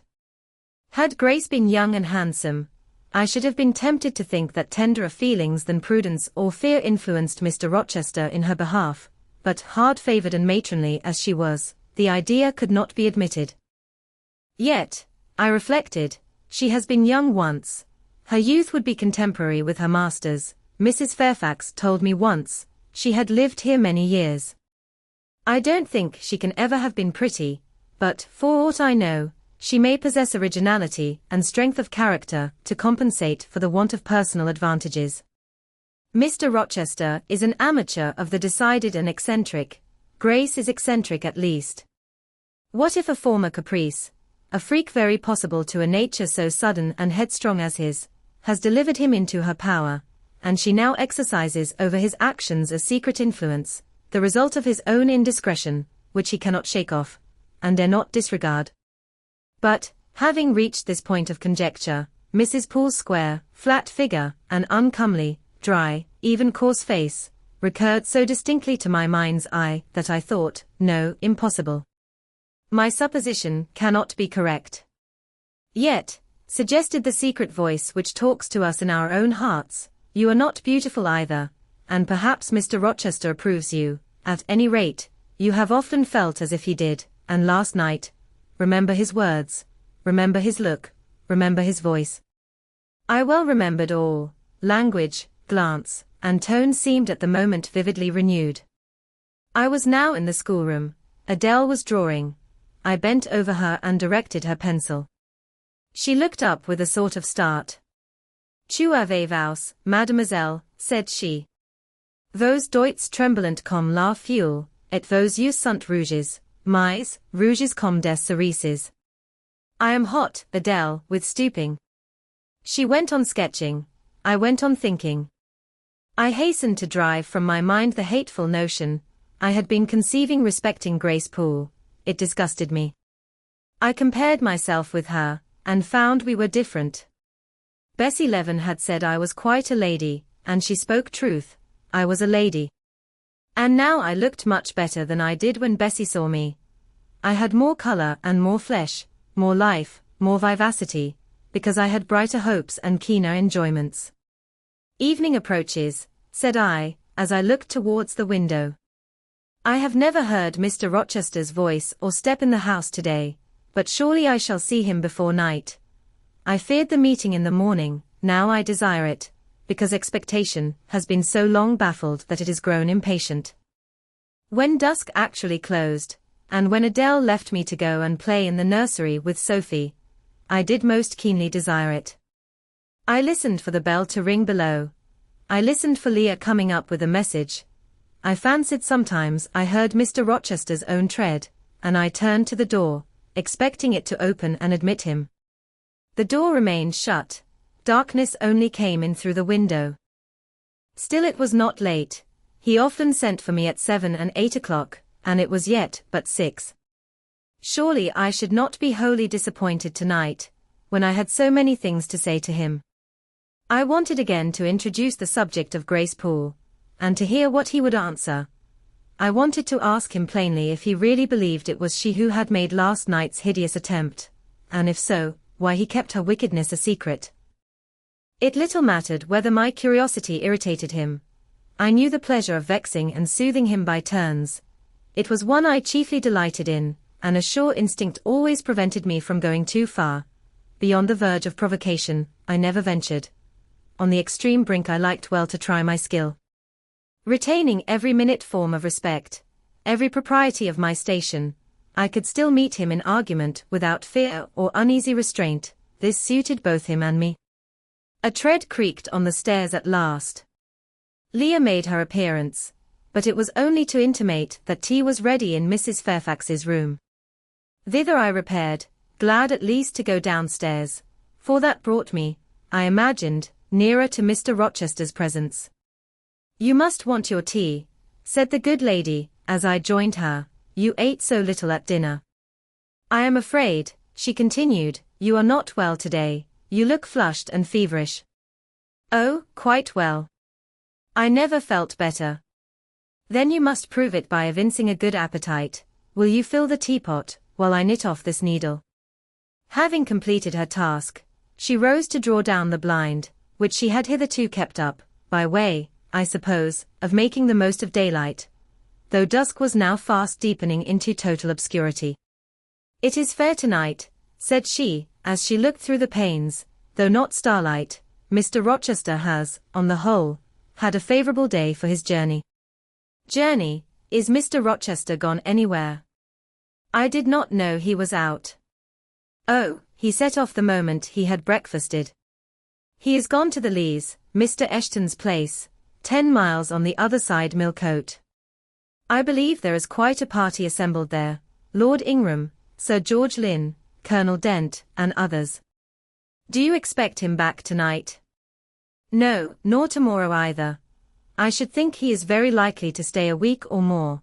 When these fine, fashionable people get together, they are so surrounded by elegance and gaiety, so well provided with all that can please and entertain, they are in no hurry to separate. Gentlemen especially are often in request on such occasions, and Mr.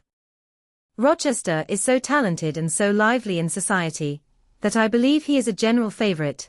The ladies are very fond of him, though you would not think his appearance calculated to recommend him particularly in their eyes. But I suppose his acquirements and abilities, perhaps his wealth and good blood, make amends for any little fault of look. Are there ladies at the Lees? There are Mrs. Eshton and her 3 daughters, very elegant young ladies indeed, and there are the Honourable Blanche and Mary Ingram, most beautiful women, I suppose. Indeed I have seen Blanche 6 or 7 years since, when she was a girl of 18. She came here to a Christmas ball and party Mr. Rochester gave. You should have seen the dining room that day, how richly it was decorated, how brilliantly lit up.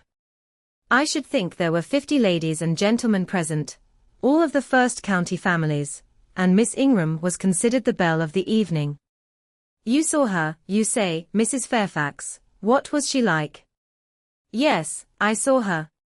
The dining room doors were thrown open, and as it was Christmas time, the servants were allowed to assemble in the hall, to hear some of the ladies sing and play. Mr. Rochester would have me to come in, and I sat down in a quiet corner and watched them. I never saw a more splendid scene.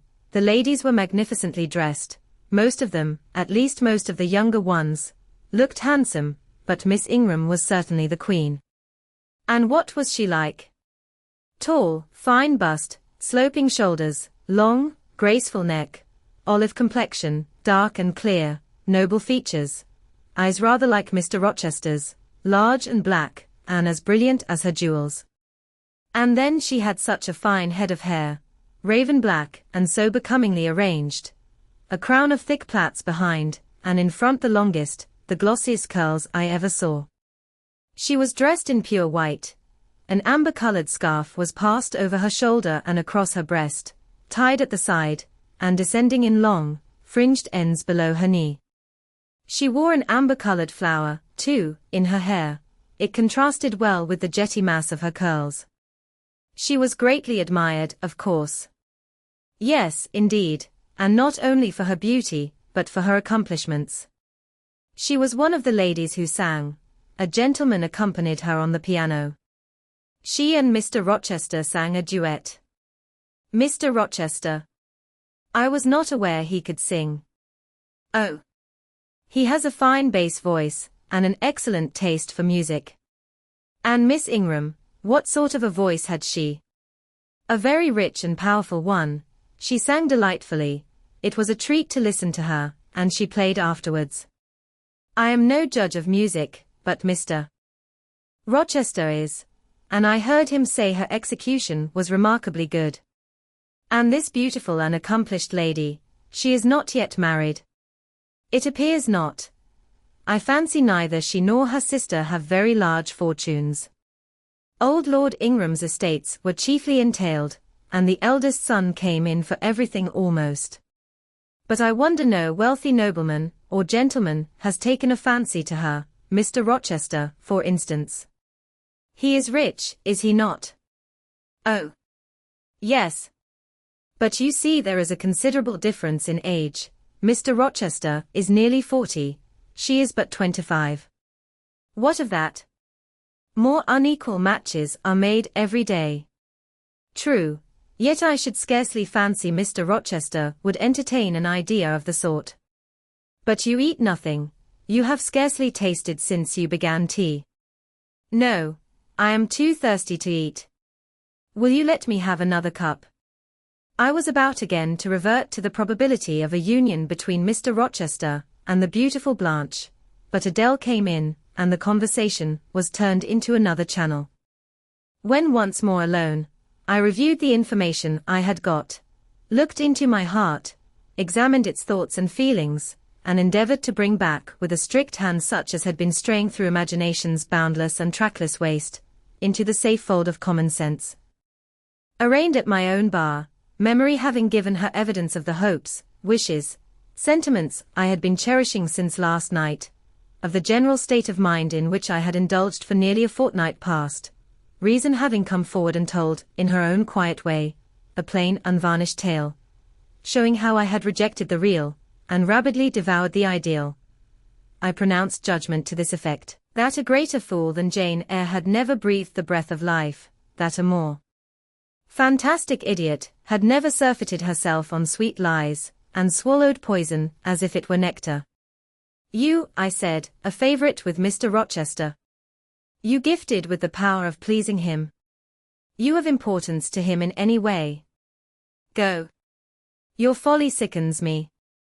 And you have derived pleasure from occasional tokens of preference, equivocal tokens shown by a gentleman of family and a man of the world to a dependent and a novice. How dared you? Poor stupid dupe, could not even self-interest make you wiser? You repeated to yourself this morning the brief scene of last night, cover your face and be ashamed. He said something in praise of your eyes, did he? Blind puppy. Open their blid lids and look on your own accursed senselessness. It does good to know woman to be flattered by her superior, who cannot possibly intend to marry her, and it is madness in all women to let a secret love kindle within them, which, if unreturned and unknown, must devour the life that feeds it, and if discovered and responded to, must lead, ignis fatuus-like, into miry wilds whence there is no extrication. Listen, then, Jane Eyre, to your sentence. Tomorrow, place the glass before you, and draw in chalk your own picture, faithfully, without softening one defect. Omit no harsh line, smooth away no displeasing irregularity. Write under it, portrait of a governess, disconnected, poor and plain. Afterwards, take a piece of smooth ivory, you have one prepared in your drawing box. Take your palette, mix your freshest, finest, clearest tints, choose your most delicate camel hair pencils, delineate carefully the loveliest face you can imagine. Paint it in your softest shades and sweetest lines, according to the description given by Mrs. Fairfax of Blanche Ingram. Remember the raven ringlets, the oriental eye, what? You revert to Mr. Rochester as a model. Order. No snivel, no sentiment, no regret. I will endure only sense and resolution. Recall the august yet harmonious lineaments, the Grecian neck and bust, let the round and dazzling arm be visible, and the delicate hand, omit neither diamond ring nor gold bracelet, portray faithfully the attire, aerial lace and glistening satin, graceful scarf and golden rose.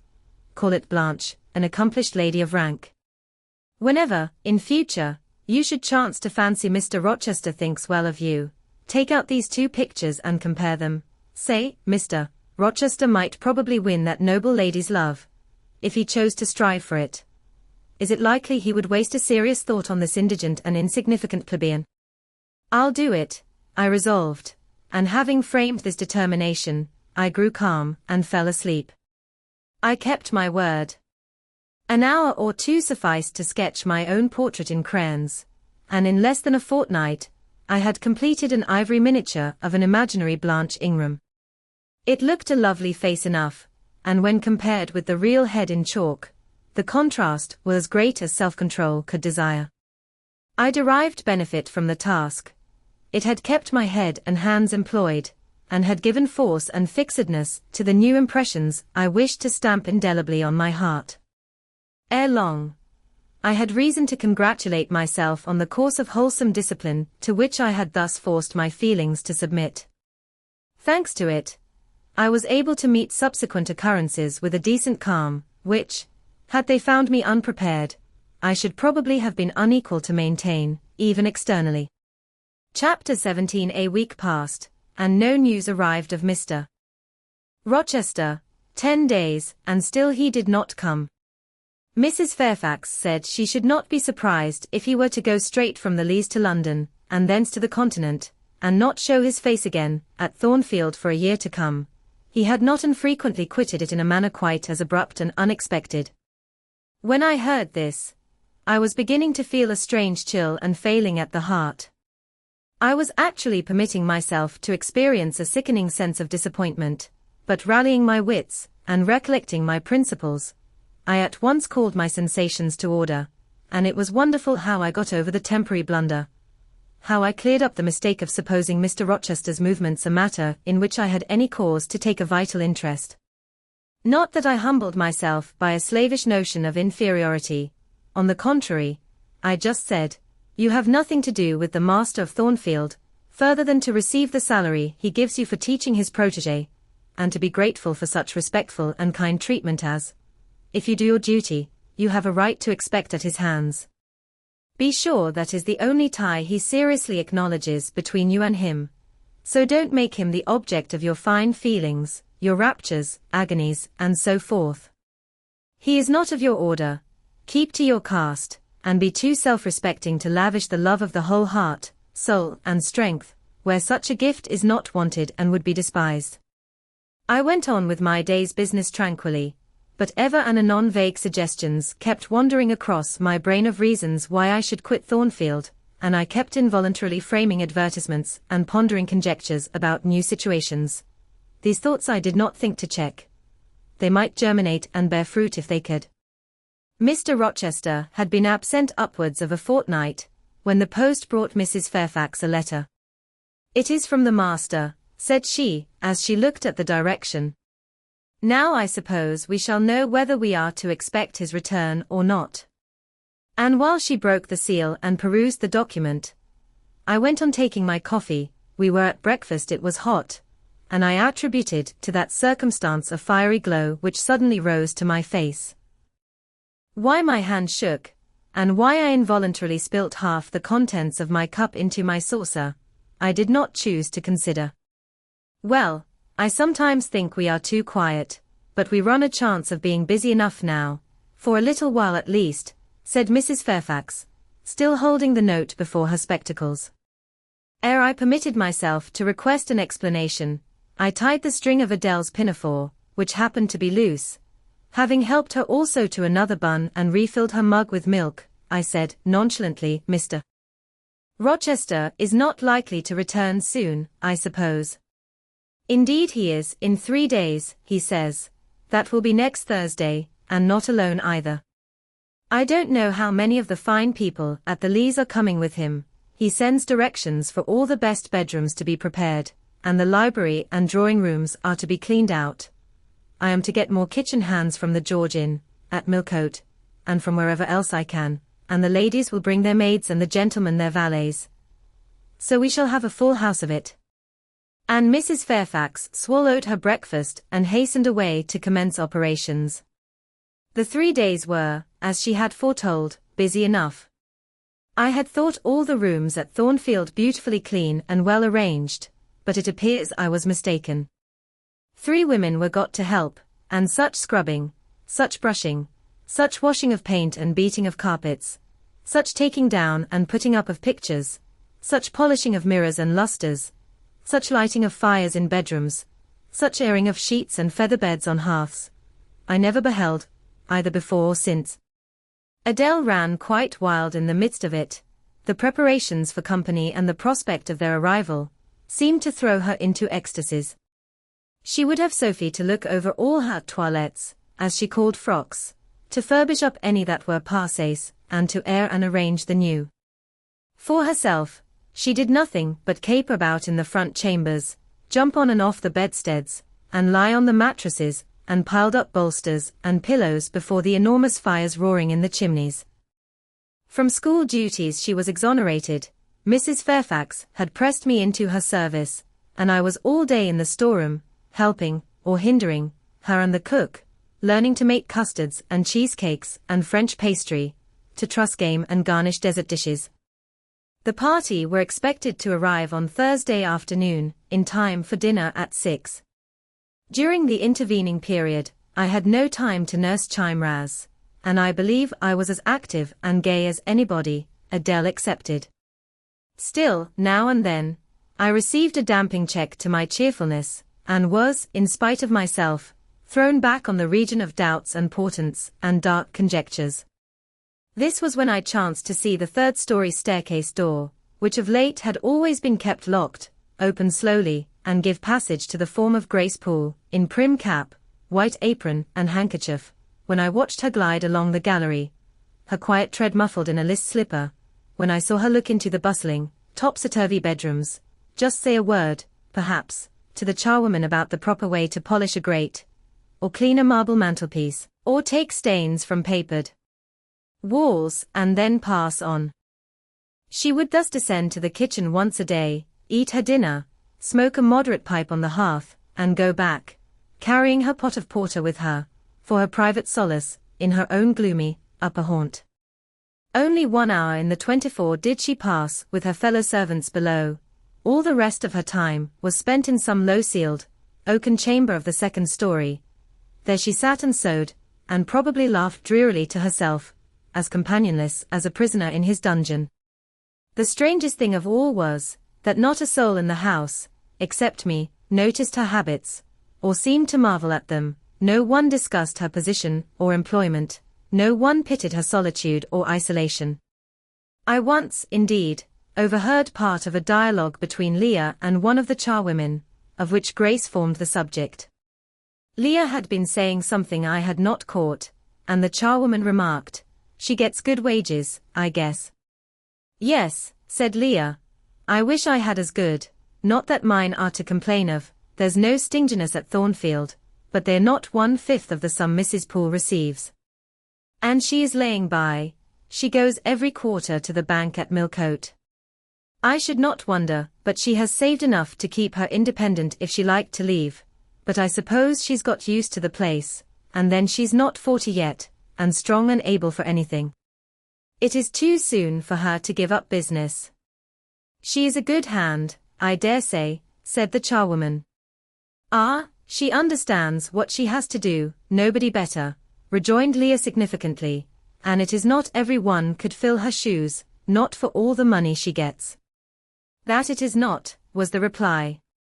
"I wonder whether the master," the charwoman was going on, but here Leah turned and perceived me, and she instantly gave her companion a nudge. "Doesn't she know?" I heard the woman whisper. Leah shook her head, and the conversation was of course dropped. All I had gathered from it amounted to this, that there was a mystery at Thornfield, and that from participation in that mystery I was purposely excluded. Thursday came. All work had been completed the previous evening, carpets were laid down, bed hangings festooned, radiant white counterpanes spread, toilet tables arranged, furniture rubbed, flowers piled in vases. Both chambers and saloons looked as fresh and bright as hands could make them. The hall, too, was scoured, and the great carved clock, as well as the steps and banisters of the staircase, were polished to the brightness of glass. In the dining room, the sideboard flashed resplendent with plate. In the drawing room and boudoir, vases of exotics bloomed on all sides. Afternoon arrived. Mrs. Fairfax assumed her best black satin gown, her gloves, and her gold watch, for it was her part to receive the company, to conduct the ladies to their rooms, and see Adele, too, would be dressed, though I thought she had little chance of being introduced to the party that day at least. However, to please her, I allowed Sophie to apparel her in one of her short, full muslin frocks. For myself, I had no need to make any change. I should not be called upon to quit my sanctum of the schoolroom, for a sanctum it was now become to me, a very pleasant refuge in time of trouble. It had been a mild, serene spring day, one of those days which, towards the end of March, or the beginning of April, rise shining over the earth as heralds of summer. It was drawing to an end now, but the evening was even warm, and I sat at work in the schoolroom with the window open. "It gets late," said Mrs. Fairfax, entering in rustling state. "I am glad I ordered dinner an hour after the time Mr. Rochester mentioned, for it is past 6 now. I have sent John down to the gates to see if there is anything on the road. One can see a long way from thence in the direction of Millcote." She went to the window. "Here he is," said she. "Well, John," leaning out, "any news?" "They are coming," was the answer. "They'll be here in 10 minutes. Adele flew to the window. I followed, taking care to stand on one side, so that, screened by the curtain, I could see without being seen. The 10 minutes John had given seemed very long, but at last wheels were heard, for equestrians galloped up the drive, and after them came 2 open carriages. Fluttering veils and waving plumes filled the vehicles. 2 of the cavaliers were young, dashing-looking gentlemen, the third was Mr. Rochester, on his black horse, Mesrour, pilot bounding before him. At his side rode a lady, and he and she were the first of the party. Her purple riding habit almost swept the ground, her veil streamed long on the breeze, mingling with its transparent folds, and gleaming through them, shone rich raven ringlets. "Miss Ingram," exclaimed Mrs. Fairfax, and away she hurried to her post below. The cavalcade, following the sweep of the drive, quickly turned the angle of the house, and I lost sight of it. Adele now petitioned to go down, but I took her on my knee, and gave her to understand that she must not on any account think of venturing in sight of the ladies, either now, or at any other time, unless expressly sent for.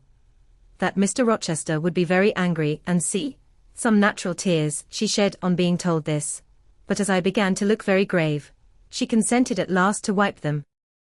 A joyous stir was now audible in the hall. Gentlemen's deep tones and ladies' silvery accents blent harmoniously together, and distinguishable above all, though not loud, was the sonorous voice of the master of Thornfield Hall, welcoming his fair and gallant guests under its roof. Then light steps ascended the stairs, and there was a tripping through the gallery, and soft cheerful laughs, and opening and closing doors, and, for a time, a hush. "Elles charmant de toilettes," said Adele, who, listening attentively, had followed every movement, and she sighed. "Chez Marmon," said she, "quand Illinois y avait du monde, j'ai le suivais partout, et eu salonnat à leurs chambers. Souvent j'ai regardé les femmes de chambre coiffer et habiller les dames, et c'était si amusant, comme cela en apprend." "Don't you feel hungry, Adele?" "Mais oui, mademoiselle. Voilà 5 ou 6 heures que nous en avons par mange."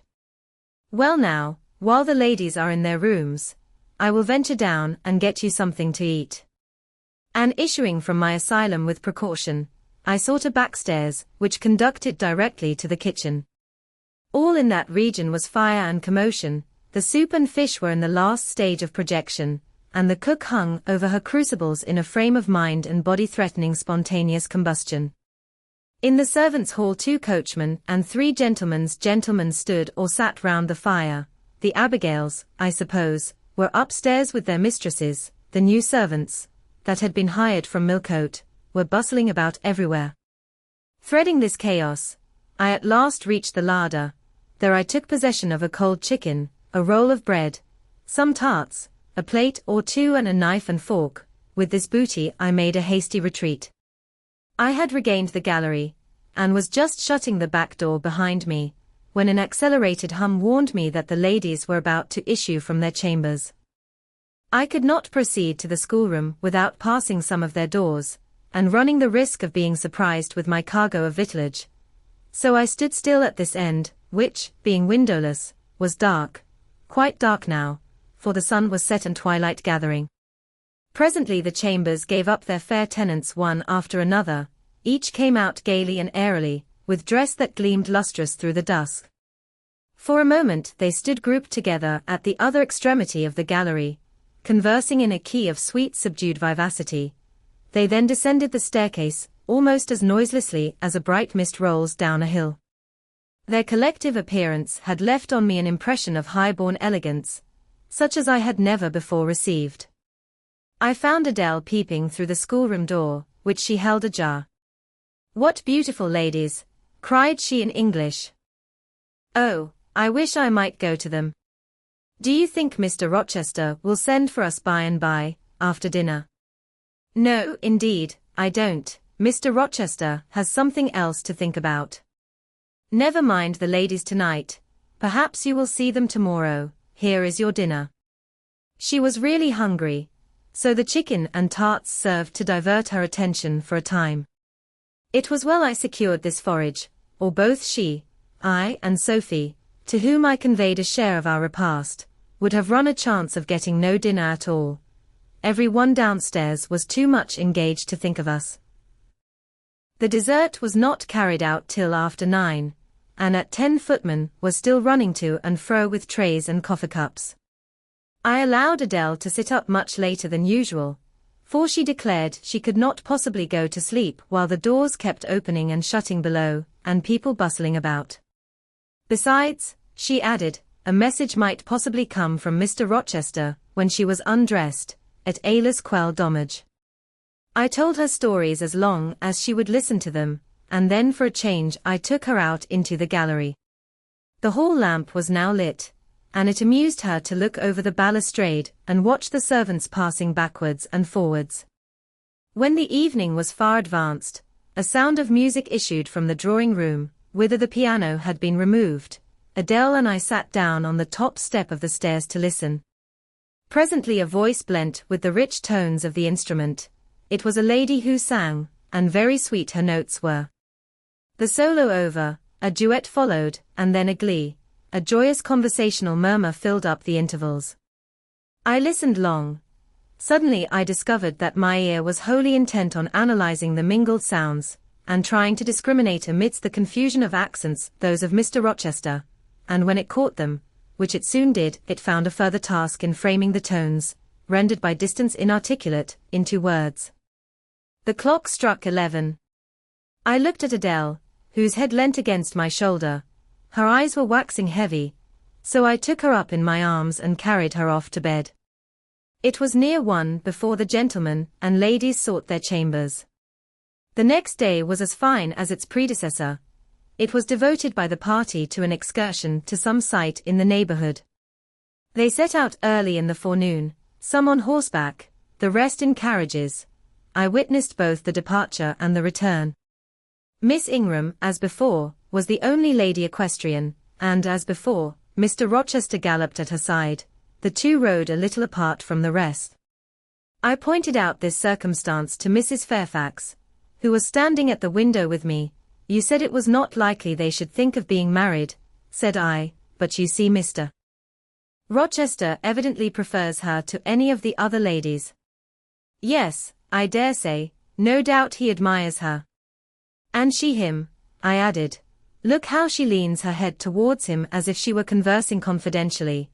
I wish I could see her face. I have never had a glimpse of it yet. You will see her this evening, answered Mrs. Fairfax. I happened to remark to Mr. Rochester how much Adele wished to be introduced to the ladies, and he said, "Oh, let her come into the drawing-room after dinner, and request Miss Eyre to accompany her." Yes, he said that from mere politeness.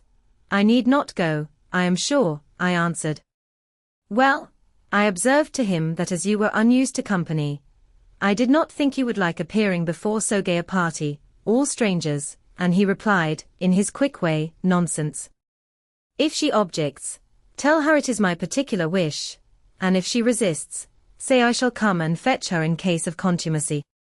I will not give him that trouble, I answered. I will go, if no better may be, but I don't like it. Shall you be there, Mrs. Fairfax? No, I pleaded off, and he admitted my plea. I'll tell you how to manage so as to avoid the embarrassment of making a formal entrance, which is the most disagreeable part of the business. You must go into the drawing-room while it is empty, before the ladies leave the dinner table. Choose your seat in any quiet nook you like. You need not stay long after the gentlemen come in, unless you please. Just let Mr. Rochester see you are there and then slip away. Nobody will notice you. Will these people remain long, do you think? Perhaps 2 or 3 weeks, certainly not more. After the Easter recess, Sir George Lynn, who was lately elected member for Millcote, will have to go up to town and take his seat. I dare say Mr. Rochester will accompany him. It surprises me that he has already made so protracted a stay at Thornfield. It was with some trepidation that I perceived the hour approach, when I was to repair with my charge to the drawing-room. Adele had been in a state of ecstasy all day, after hearing she was to be presented to the ladies in the evening, and it was not till Sophie commenced the operation of dressing her that she sobered down. Then the importance of the process quickly steadied her, and by the time she had her curls arranged in well-smoothed, drooping clusters, her pink satin frock put on, her long sash tied, and her lace mittens adjusted, she looked as grave as any judge. No need to warn her not to disarrange her attire. When she was dressed, she sat demurely down in her little chair, taking care previously to lift up the satin skirt for fear she should crease it, and assured me she would not stir thence till I was ready. This I quickly was. My best dress, the silver grey one, purchased for Miss Temple's wedding, and never worn since, was soon put on, my hair was soon smoothed, my sole ornament, the pearl brooch, soon assumed. We descended. Fortunately, there was another entrance to the drawing-room than that through the saloon where they were all seated at dinner. We found the apartment vacant, a large fire burning silently on the marble hearth, and wax candles shining in bright solitude, amid the exquisite flowers with which the tables were adorned. The crimson curtain hung before the arch. Slight as was the separation this drapery formed from the party in the adjoining saloon, they spoke in so low a key that nothing of their conversation could be distinguished beyond a soothing murmur.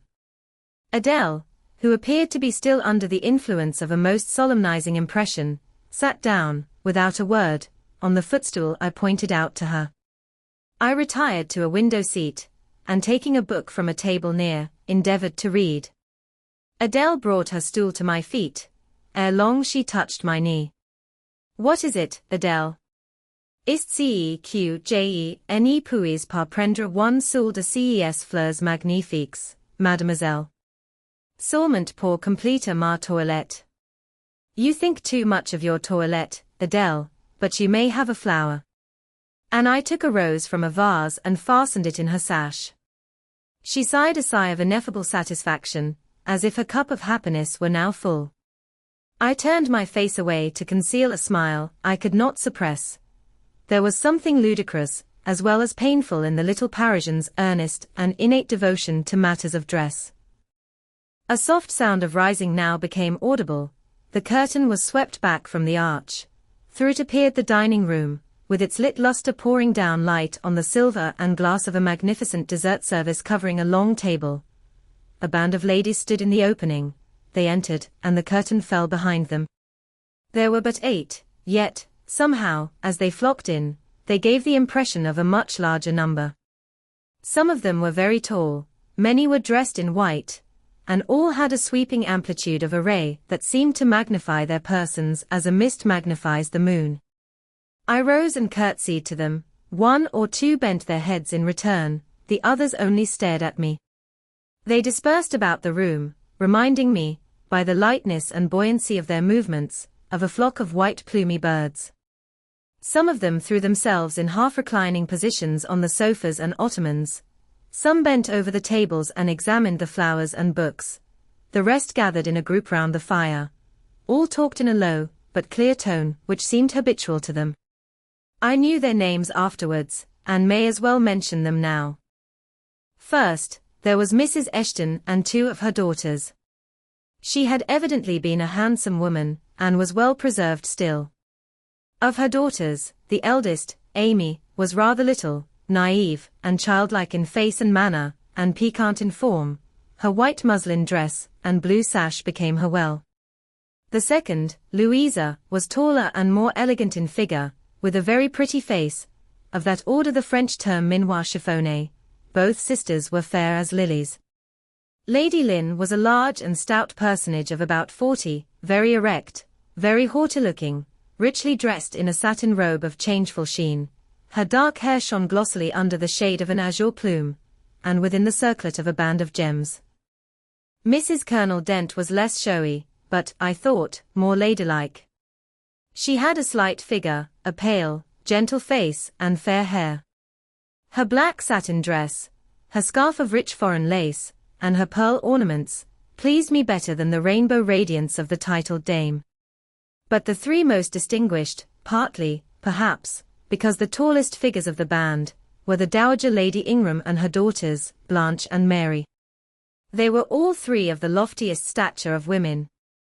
The Dowager might be between 40 and 50, her shape was still fine, her hair, by candlelight at least, still black, her teeth, too, were still apparently perfect. Most people would have termed her a splendid woman of her age, and so she was, no doubt, physically speaking, but then there was an expression of almost insupportable haughtiness in her bearing and countenance. She had Roman features and a double chin, disappearing into a throat like a pillar. These features appeared to me not only inflated and darkened, but even furrowed with pride, and the chin was sustained by the same principle, in a position of almost preternatural erectness. She had, likewise, a fierce and a hard eye. It reminded me of Mrs. Reed's. She mouthed her words in speaking. Her voice was deep, its inflections very pompous, very dogmatical, very intolerable, in short. A crimson velvet robe, and a shawl turban of some gold-wrought Indian fabric, invested her, I suppose she thought, with a truly imperial dignity. Blanche and Mary were of equal stature, straight and tall as poplars. Mary was too slim for her height, but Blanche was moulded like a Dienne. I regarded her, of course, with special interest. First, I wished to see whether her appearance accorded with Mrs. Fairfax's description. Secondly, whether it at all resembled the fancy miniature I had painted of her, and thirdly, it will out, whether it was such as I should fancy likely to suit Mr. Rochester's taste. As far as person went, she answered point for point, both to my picture and Mrs. Fairfax's description. The noble bust, the sloping shoulders, the graceful neck, the dark eyes and black ringlets were all there, but her face. Her face was like her mother's, a youthful unfurrowed likeness, the same low brow, the same high features, the same pride. It was not, however, so saturnine a pride. She laughed continually. Her laugh was satirical, and so was the habitual expression of her arched and haughty lip. Genius is said to be self-conscious. I cannot tell whether Miss Ingram was a genius, but she was self-conscious, remarkably self-conscious indeed. She entered into a discourse on botany with the gentle Mrs. Dent. It seemed Mrs. Dent had not studied that science, though, as she said, she liked flowers, especially wild ones. Miss Ingram had, and she ran over its vocabulary with an air. I presently perceived she was, what is vernacularly termed, trailing Mrs. Dent. That is, playing on her ignorance. Her trail might be clever, but it was decidedly not good-natured. She played. Her execution was brilliant. She sang. Her voice was fine. She talked French apart to her mamma, and she talked it well, with fluency and with a good accent. Mary had a milder and more open countenance than Blanche. Softer features too, and a skin some shades fairer. Miss Ingram was dark as a Spaniard, but Mary was deficient in life. Her face lacked expression, her eye luster. She had nothing to say, and having once taken her seat, remained fixed like a statue in its niche. The sisters were both attired in spotless white. And did I now think Miss Ingram such a choice as Mr. Rochester would be likely to make? I could not tell. I did not know his taste in female beauty. If he liked the majestic, she was the very type of majesty, then she was accomplished, sprightly. Most gentlemen would admire her, I thought, and that he did admire her, I already seemed to have obtained proof. To remove the last shade of doubt, it remained but to see them together. You are not to suppose, reader, that Adele has all this time been sitting motionless on the stool at my feet. No, when the ladies entered, she rose, advanced to meet them, made a stately reverence, and said with gravity, "Bonjour, mesdames." And Miss Ingram had looked down at her with a mocking air, and exclaimed, "Oh, what a little puppet." Lady Lynn had remarked, "It is Mr. Rochester's ward, I suppose, the little French girl he was speaking of." Mrs. Dent had kindly taken her hand, and given her a kiss. Amy and Louisa Eshton had cried out simultaneously, "What a love of a child!" And then they had called her to a sofa, where she now sat, ensconced between them, chattering alternately in French and broken English, absorbing not only the young lady's attention, but that of Mrs. Eshton and Lady Lynn, and getting spoilt to her heart's content. At last coffee is brought in, and the gentlemen are summoned. I sit in the shade, if any shade there be in this brilliantly lit apartment. The window curtain half hides me. Again the arch yawns, they come. The collective appearance of the gentlemen, like that of the ladies, is very imposing. They are all costumed in black, most of them are tall, some young. Henry and Frederick Lynn are very dashing sparks indeed, and Colonel Dent is a fine soldierly man. Mr. Eshton, the magistrate of the district, is gentlemanlike. His hair is quite white, his eyebrows and whiskers still dark, which gives him something of the appearance of a Pennoble de theatre. Lord Ingram, like his sisters, is very tall, like them, also, he is handsome, but he shares Mary's apathetic and listless look. He seems to have more length of limb than vivacity of blood or vigor of brain. And where is Mr. Rochester? He comes in last. I am not looking at the arch, yet I see him enter. I try to concentrate my attention on those netting needles, on the meshes of the purse I am forming. I wish to think only of the work I have in my hands, to see only the silver beads and silk threads that lie in my lap, whereas I distinctly behold his figure, and I inevitably recall the moment when I last saw it, just after I had rendered him what he deemed an essential service, and he, holding my hand and looking down on my face, surveyed me with eyes that revealed a heart full and eager to overflow, in whose emotions I had a part. How near had I approached him at that moment? What had occurred since, calculated to change his and my relative positions? Yet now, how distant, how far estranged we were. So far estranged, that I did not expect him to come and speak to me. I did not wonder when, without looking at me, he took a seat at the other side of the room, and began conversing with some of the ladies. No sooner did I see that his attention was riveted on them, and that I might gaze without being observed, than my eyes were drawn involuntarily to his face. I could not keep their lids under control. They would rise, and the irids would fix on him. I looked, and had an acute pleasure in looking, a precious yet poignant pleasure, pure gold, with a steely point of agony. A pleasure like what the thirst-perishing man might feel who knows the well to which he has crept is poisoned, yet stoops and drinks divine draughts nevertheless. Most true is it that beauty is in the eye of the gazer. My master's colourless, olive face, square, massive brow, broad and jetty eyebrows, deep eyes, strong features, firm, grim mouth, all energy, decision, will, were not beautiful, according to rule, but they were more than beautiful to me. They were full of an interest, an influence that quite mastered me, that took my feelings from my own power and fettered them in his. I had not intended to love him. The reader knows I had wrought hard to extirpate from my soul the germs of love there detected, and now, at the first renewed view of him, they spontaneously arrived, green and strong. He made me love him without looking at me. I compared him with his guests. What was the gallant grace of the Lynns, the languid elegance of Lord Ingram, even the military distinction of Colonel Dent, contrasted with his look of native pith and genuine power? I had no sympathy in their appearance, their expression, yet I could imagine that most observers would call them attractive, handsome, imposing, while they would pronounce Mr. Rochester at once harsh-featured and melancholy-looking. I saw them smile, laugh, it was nothing. The light of the candles had as much soul in it as their smile, the tinkle of the bell as much significance as their laugh. I saw Mr. Rochester smile, his stern features softened, his eye grew both brilliant and gentle, its ray both searching and sweet. He was talking, at the moment, to Louisa and Amy Eshton. I wondered to see them receive with calm that look which seemed to me so penetrating. I expected their eyes to fall, their colour to rise under it, yet I was glad when I found they were in no sense moved. He is not to them what he is to me, I thought, he is not of their kind.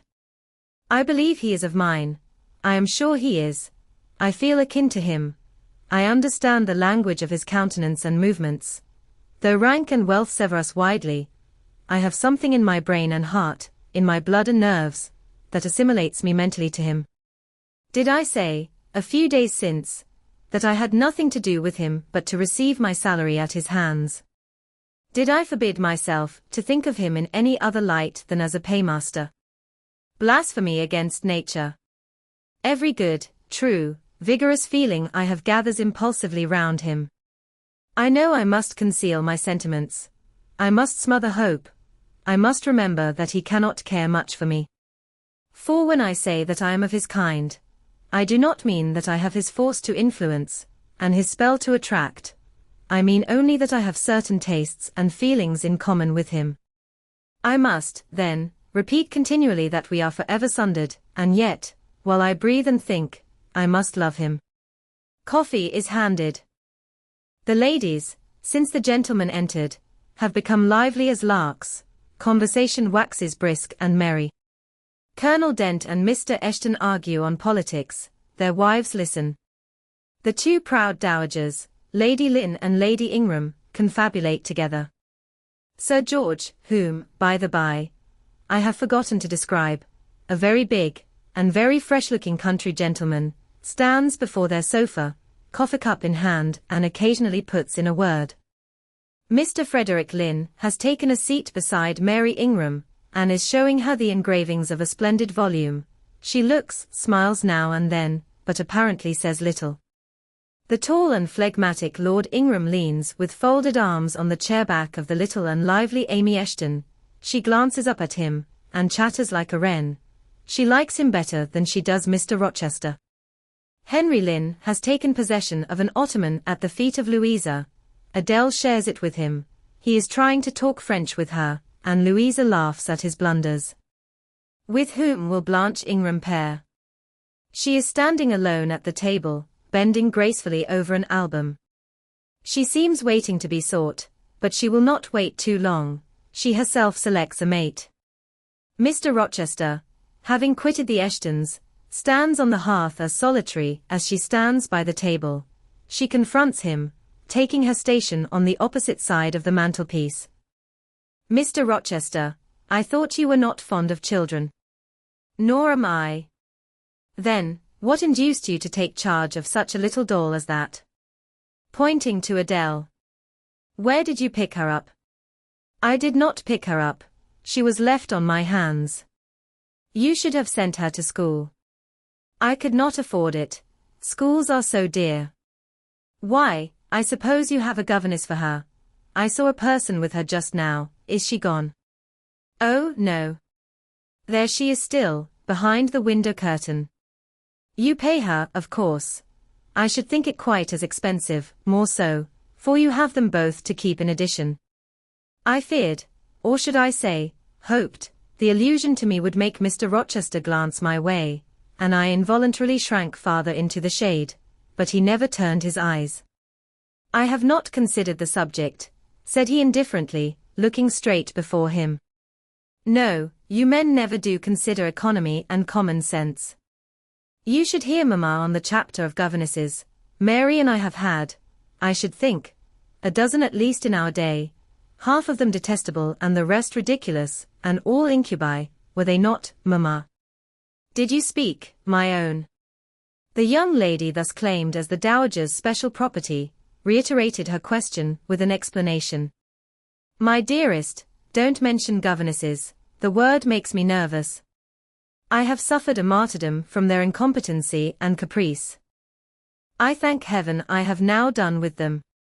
Mrs. Dent here bent over to the pious lady and whispered something in her ear. I suppose, from the answer elicited, it was a reminder that one of the anathematized race was present. Tant pies, said her ladyship, I hope it may do her good. Then, in a lower tone, but still loud enough for me to hear, I noticed her. I am a judge of physiognomy, and in hers I see all the faults of her class. What are they, madam? Inquired Mr. Rochester aloud. I will tell you in your private ear, replied she, wagging her turban 3 times with portentous significancy. But my curiosity will be past its appetite, it craves food now. Ask Blanche. She is nearer you than I. Oh, don't refer him to me, Mamma. I have just one word to say of the whole tribe. They are a nuisance. Not that I ever suffered much from them, I took care to turn the tables. What tricks Theodore and I used to play on our Miss Wilsons, and Mrs. Greys, and Madame Joubert's. Mary was always too sleepy to join in a plot with spirit. The best fun was with Madame Joubert. Miss Wilson was a poor sickly thing, lachrymose and low-spirited, not worth the trouble of vanquishing, in short, and Mrs. Grey was coarse and insensible, no blow took effect on her. But poor Madame Joubert.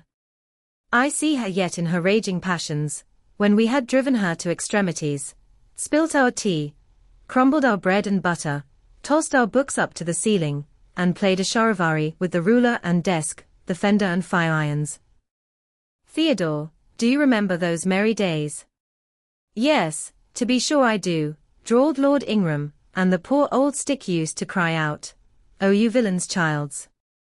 And then we sermonized her on the presumption of attempting to teach such clever blades as we were, when she was herself so ignorant. We did, and, Tado, you know, I helped you in prosecuting, or persecuting, your tutor, way-faced Mr. Vining, the parson in the pip, as we used to call him. He and Miss Wilson took the liberty of falling in love with each other. At least Tado and I thought so. We surprised sundry tender glances and sighs, which we interpreted as tokens of la belle passion, and I promise you the public soon had the benefit of our discovery. We employed it as a sort of lever to hoist our dead weights from the house.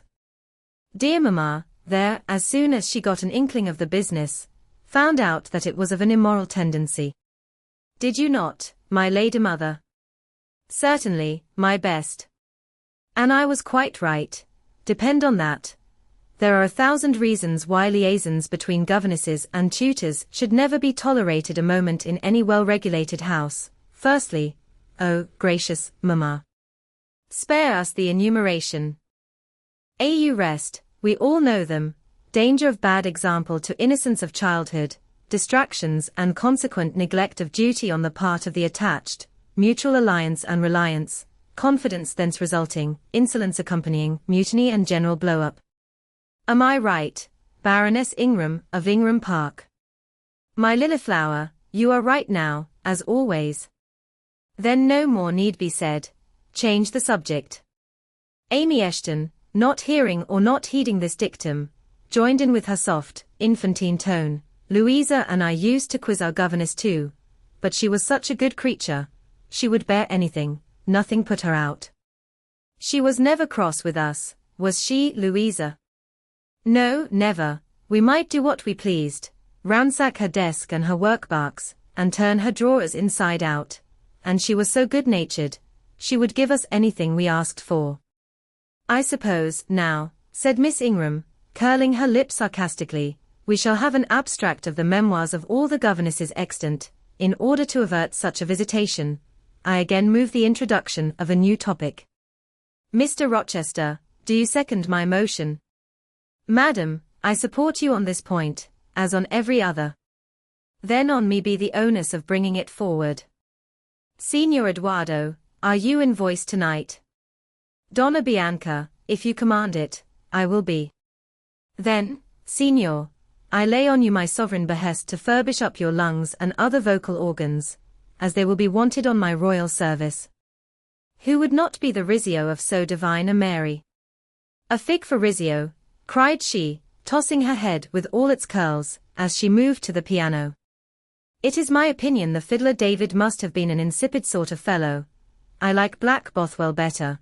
To my mind a man is nothing without a spice of the devil in him, and history may say what it will of James Hepburn, but I have a notion, he was just the sort of wild, fierce, bandit hero whom I could have consented to gift with my hand.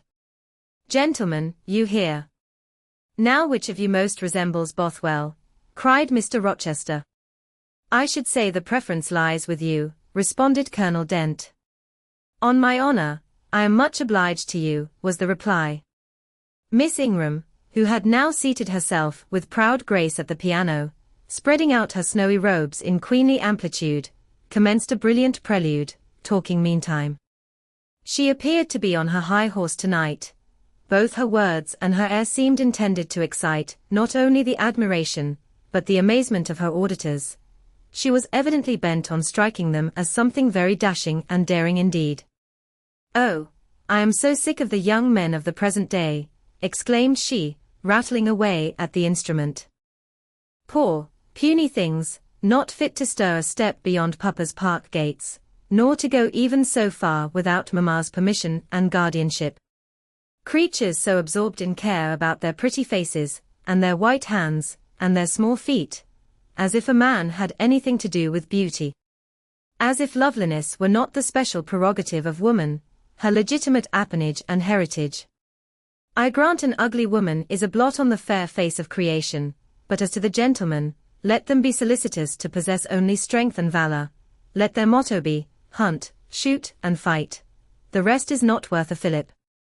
Such should be my device, were I a man. Whenever I marry, she continued after a pause which none interrupted, I am resolved my husband shall not be a rival, but a foil to me. I will suffer no competitor near the throne. I shall exact an undivided homage. His devotions shall not be shared between me and the shape he sees in his mirror.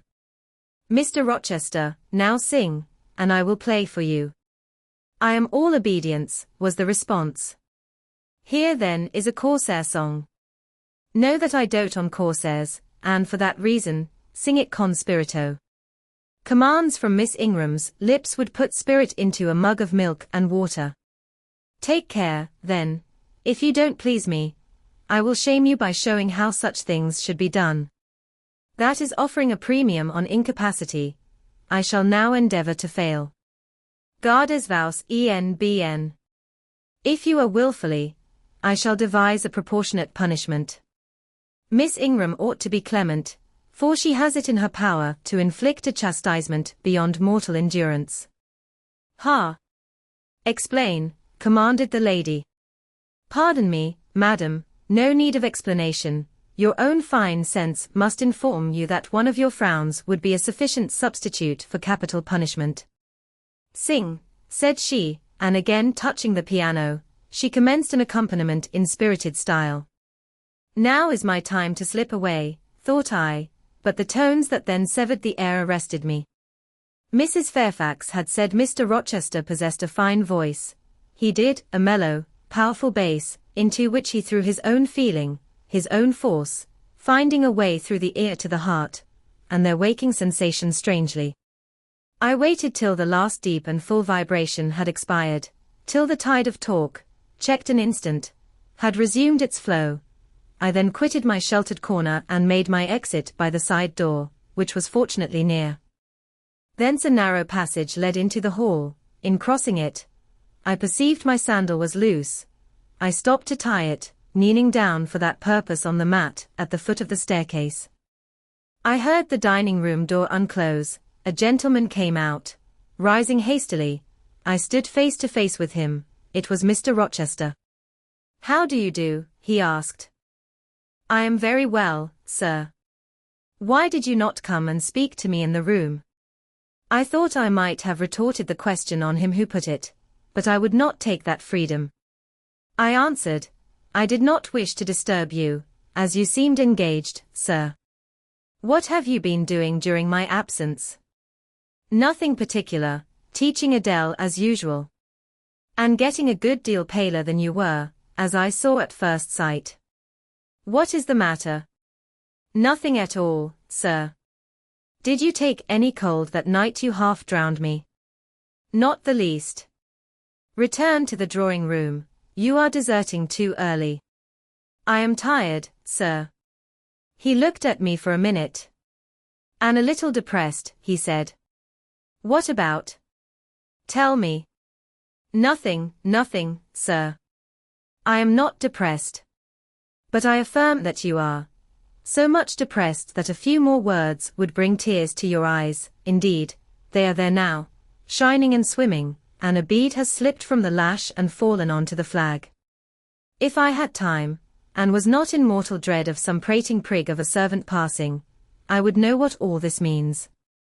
Well, tonight I excuse you, but understand that so long as my visitors stay, I expect you to appear in the drawing-room every evening. It is my wish, don't neglect it. Now go, and send Sophie for Adele. Good night, he stopped, bit his lip, and abruptly left me. Chapter 18 Merry days were these at Thornfield Hall, and busy days too. How different from the first 3 months of stillness, monotony, and solitude I had passed beneath its roof. All sad feelings seemed now driven from the house, all gloomy associations forgotten. There was life everywhere, movement all day long. You could not now traverse the gallery, once so hushed, nor enter the front chambers, once so tenantless, without encountering a smart lady's maid, or a dandy valet. The kitchen, the butler's pantry, the servants' hall, the entrance hall, were equally alive, and the saloons were only left void and still when the blue sky and halcyon sunshine of the genial spring weather called their occupants out into the grounds. Even when that weather was broken, and continuous rain set in for some days, no damp seemed cast over enjoyment. Indoor amusements only became more lively and varied in consequence of the stop put to outdoor gaiety. I wondered what they were going to do the first evening a change of entertainment was proposed. They spoke of playing charades, but in my ignorance, I did not understand the term. The servants were called in, the dining room tables wheeled away, the lights otherwise disposed, the chairs placed in a semicircle opposite the arch. While Mr. Rochester and the other gentlemen directed these alterations, the ladies were running up and down stairs ringing for their maids. Mrs. Fairfax was summoned to give information respecting the resources of the house in shawls, dresses, draperies of any kind, and certain wardrobes of the third story were ransacked, and their contents, in the shape of brocaded and hooped petticoats, satin sacks, black modes, lace lappets, and were brought down in armfuls by the Abigails. Then a selection was made, and such things as were chosen were carried to the boudoir within the drawing-room. Meantime, Mr. Rochester had again summoned the ladies round him, and was selecting certain of their number to be of his party. "Miss Ingram is mine, of course," said he. Afterwards he named the two Mrs. Eshton and Mrs. Dent. He looked at me. I happened to be near him, as I had been fastening the clasp of Mrs. Dent's bracelet, which had got loose. "Will you play?" he asked. I shook my head. He did not insist, which I rather feared he would have done. He allowed me to return quietly to my usual seat. He and his aides now withdrew behind the curtain. The other party, which was headed by Colonel Dent, sat down on the crescent of chairs. One of the gentlemen, Mr. Eshton, observing me, seemed to propose that I should be asked to join them, but Lady Ingram instantly negatived the notion. "No," I heard her say, "she looks too stupid for any game of the sort." Ere long a bell tinkled, and the curtain drew up.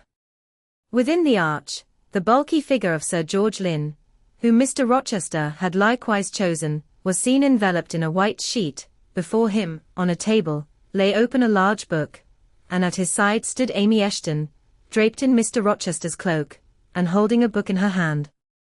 Somebody, unseen, rang the bell merrily. Then Adele, who had insisted on being one of her guardian's party, bounded forward, scattering round her the contents of a basket of flowers she carried on her arm. Then appeared the magnificent figure of Miss Ingram, clad in white, a long veil on her head, and a wreath of roses round her brow.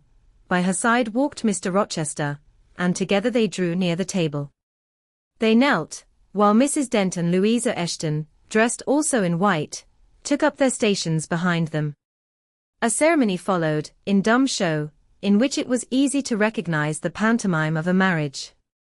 At its termination, Colonel Dent and his party consulted in whispers for 2 minutes, then the colonel called out, "Bride." Mr. Rochester bowed, and the curtain fell. A considerable interval elapsed before it again rose. Its second rising displayed a more elaborately prepared scene than the last. The drawing-room, as I have before observed, was raised 2 steps above the dining room, and on the top of the upper step, placed a yard or 2 back within the room, appeared a large marble basin, which I recognized as an ornament of the conservatory, where it usually stood, surrounded by exotics, and tenanted by goldfish, and whence it must have been transported with some trouble, on account of its size and weight. Seated on the carpet, by the side of this basin, was seen Mr. Rochester, costumed in shawls, with a turban on his head. His dark eyes and swarthy skin and Paynim features suited the costume exactly. He looked the very model of an Eastern emir, an agent, or a victim of the bowstring. Presently advanced into view Miss Ingram. She, too, was attired in Oriental fashion, a crimson scarf tied sash-like round the waist, an embroidered handkerchief knotted about her temples, her beautiful emoulded arms bare, one of them upraised in the act of supporting a pitcher, poised gracefully on her head. Both her cast of form and feature, her complexion, and her general air, suggested the idea of some Israelitish princess of the patriarchal days, and such was doubtless the character she intended to represent. She approached the basin, and bent over it as if to fill her pitcher. She again lifted it to her head. The personage on the well brink now seemed to accost her, to make some request. She let down her pitcher on her hand, and gave him to drink. From the bosom of his robe he then produced a casket, opened it and showed magnificent bracelets and earrings. She acted astonishment and admiration. Kneeling, he laid the treasure at her feet. Incredulity and delight were expressed by her looks and gestures. The stranger fastened the bracelets on her arms and the rings in her ears. It was Eleazar and Rebecca, the camels only were wanting. The divining party again laid their heads together. Apparently, they could not agree about the word or syllable the scene illustrated. Colonel Dent, their spokesman, demanded the tableau of the whole, whereupon the curtain again descended. On its third rising only a portion of the drawing-room was disclosed, the rest being concealed by a screen, hung with some sort of dark and coarse drapery. The marble basin was removed. In its place stood a deal table and a kitchen chair. These objects were visible by a very dim light proceeding from a horn lantern, the wax candles being all extinguished. Amidst this sordid scene sat a man with his clenched hands resting on his knees, and his eyes bent on the ground. I knew Mr.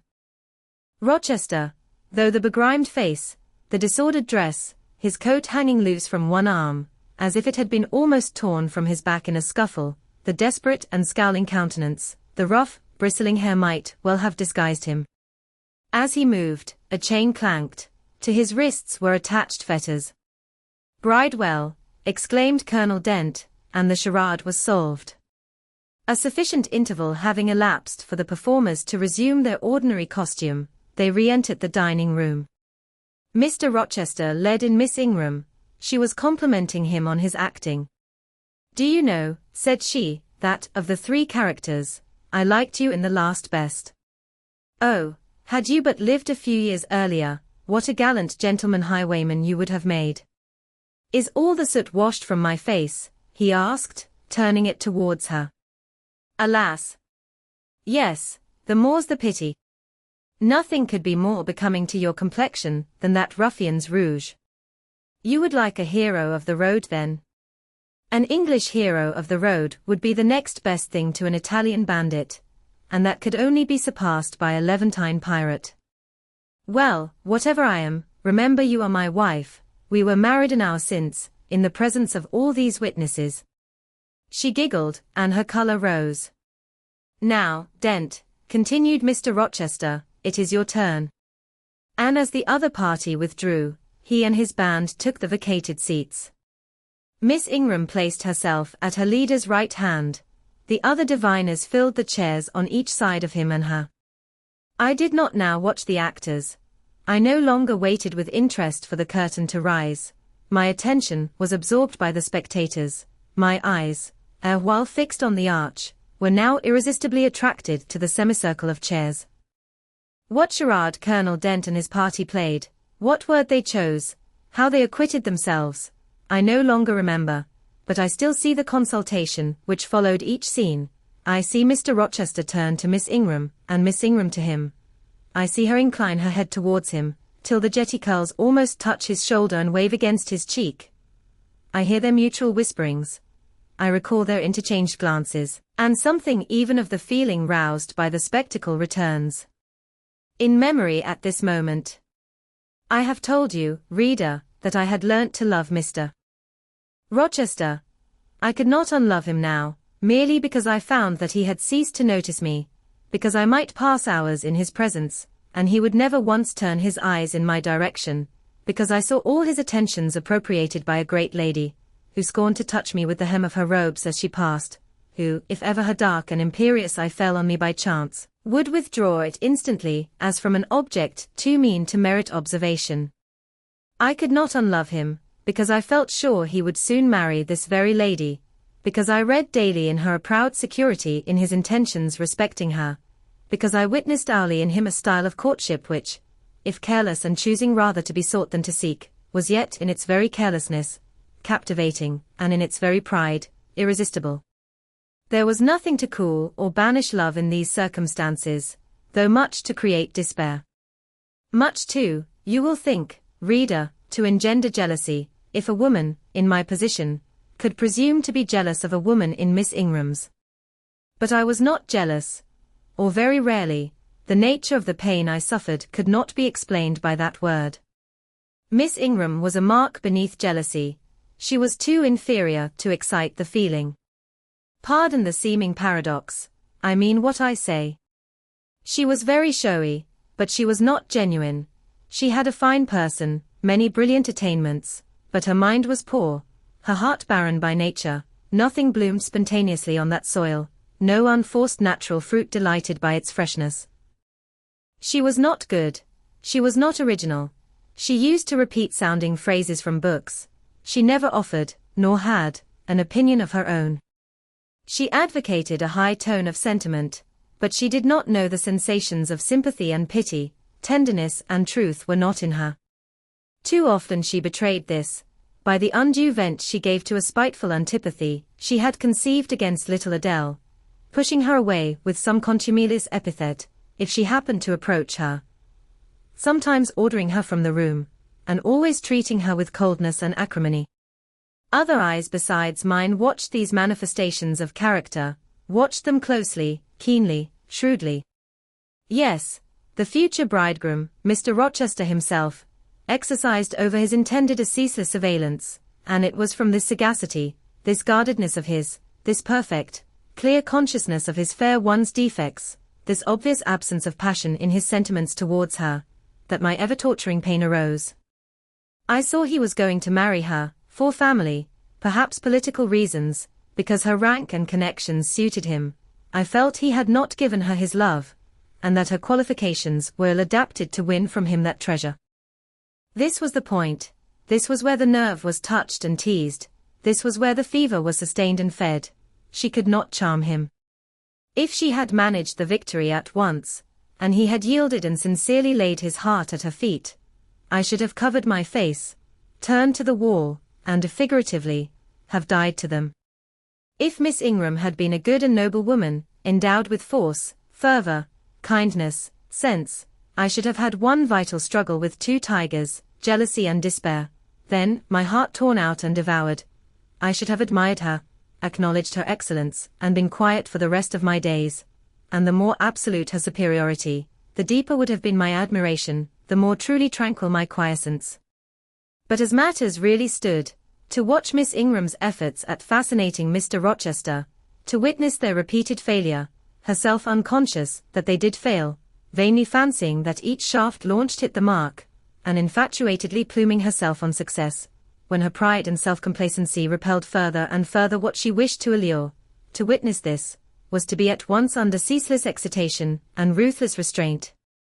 Because, when she failed, I saw how she might have succeeded. Arrows that continually glanced off from Mr. Rochester's breast and fell harmless at his feet, might, I knew, if shot by a surer hand, have quivered keen in his proud heart, have called love into his stern eye, and softness into his sardonic face. Or, better still, without weapons a silent conquest might have been won. Why can she not influence him more, when she is privileged to draw so near to him? I asked myself. Surely she cannot truly like him, or not like him with true affection. If she did, she need not coin her smiles so lavishly, flash her glances so unremittingly, manufacture, as so elaborate, graces so multitudinous.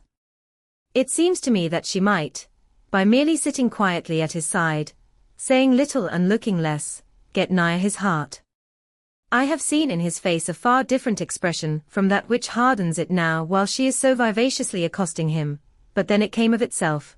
It was not elicited by meretricious arts and calculated maneuvers, and one had but to accept it, to answer what he asked without pretension, to address him when needful without grimace, and it increased and grew kinder and more genial, and warmed one like a fostering sunbeam. How will she manage to please him when they are married? I do not think she will manage it, and yet it might be managed, and his wife might, I verily believe, be the very happiest woman the sun shines on. I have not yet said anything condemnatory of Mr. Rochester's project of marrying for interest and connections. It surprised me when I first discovered that such was his intention, I had thought him a man unlikely to be influenced by motives so commonplace in his choice of a wife, but the longer I considered the position, education, and seat of the parties, the less I felt justified in judging and blaming either him or Miss Ingram for acting in conformity to ideas and principles instilled into them, doubtless, from their childhood. All their class held these principles. I supposed, then, they had reasons for holding them such as I could not fathom. It seemed to me that, were I a gentleman like him, I would take to my bosom only such a wife as I could love, but the very obviousness of the advantages to the husband's own happiness offered by this plan convinced me that there must be arguments against its general adoption of which I was quite ignorant. Otherwise I felt sure all the world would act as I wished to act. But in other points, as well as this, I was growing very lenient to my master. I was forgetting all his faults, for which I had once kept a sharp lookout. It had formerly been my endeavor to study all sides of his character, to take the bad with the good, and from the just weighing of both, to form an equitable judgment. Now I saw no bad. The sarcasm that had repelled, the harshness that had startled me once, were only like keen condiments in a choice dish. Their presence was pungent, but their absence would be felt as comparatively insipid. And as for the vague something, was it a sinister, or a sorrowful, a designing or a desponding expression, that opened upon a careful observer, now and then, in his eye, and closed again before one could fathom the strange depth partially disclosed, that something which used to make me fear and shrink, as if I had been wandering amongst volcanic-looking hills, and had suddenly felt the ground quiver and seen it gape, that something, I, at intervals, beheld still, and with throbbing heart, but not with palsied nerves. Instead of wishing to shun, I longed only to dare, to divine it, and I thought Miss Ingram happy, because one day she might look into the abyss at her leisure, explore its secrets, and analyze their nature. Meantime, while I thought only of my master and his future bride, saw only them, heard only their discourse, and considered only their movements of importance, the rest of the party were occupied with their own separate interests and pleasures. The ladies Lynn and Ingram continued to consort in solemn conferences, where they nodded their two turbans at each other, and held up their four hands in confronting gestures of surprise, or mystery, or horror, according to the theme on which their gossip ran, like a pair of magnified puppets. Mild Mrs. Dent talked with good-natured Mrs. Eshton, and the two sometimes bestowed a courteous word or smile on me.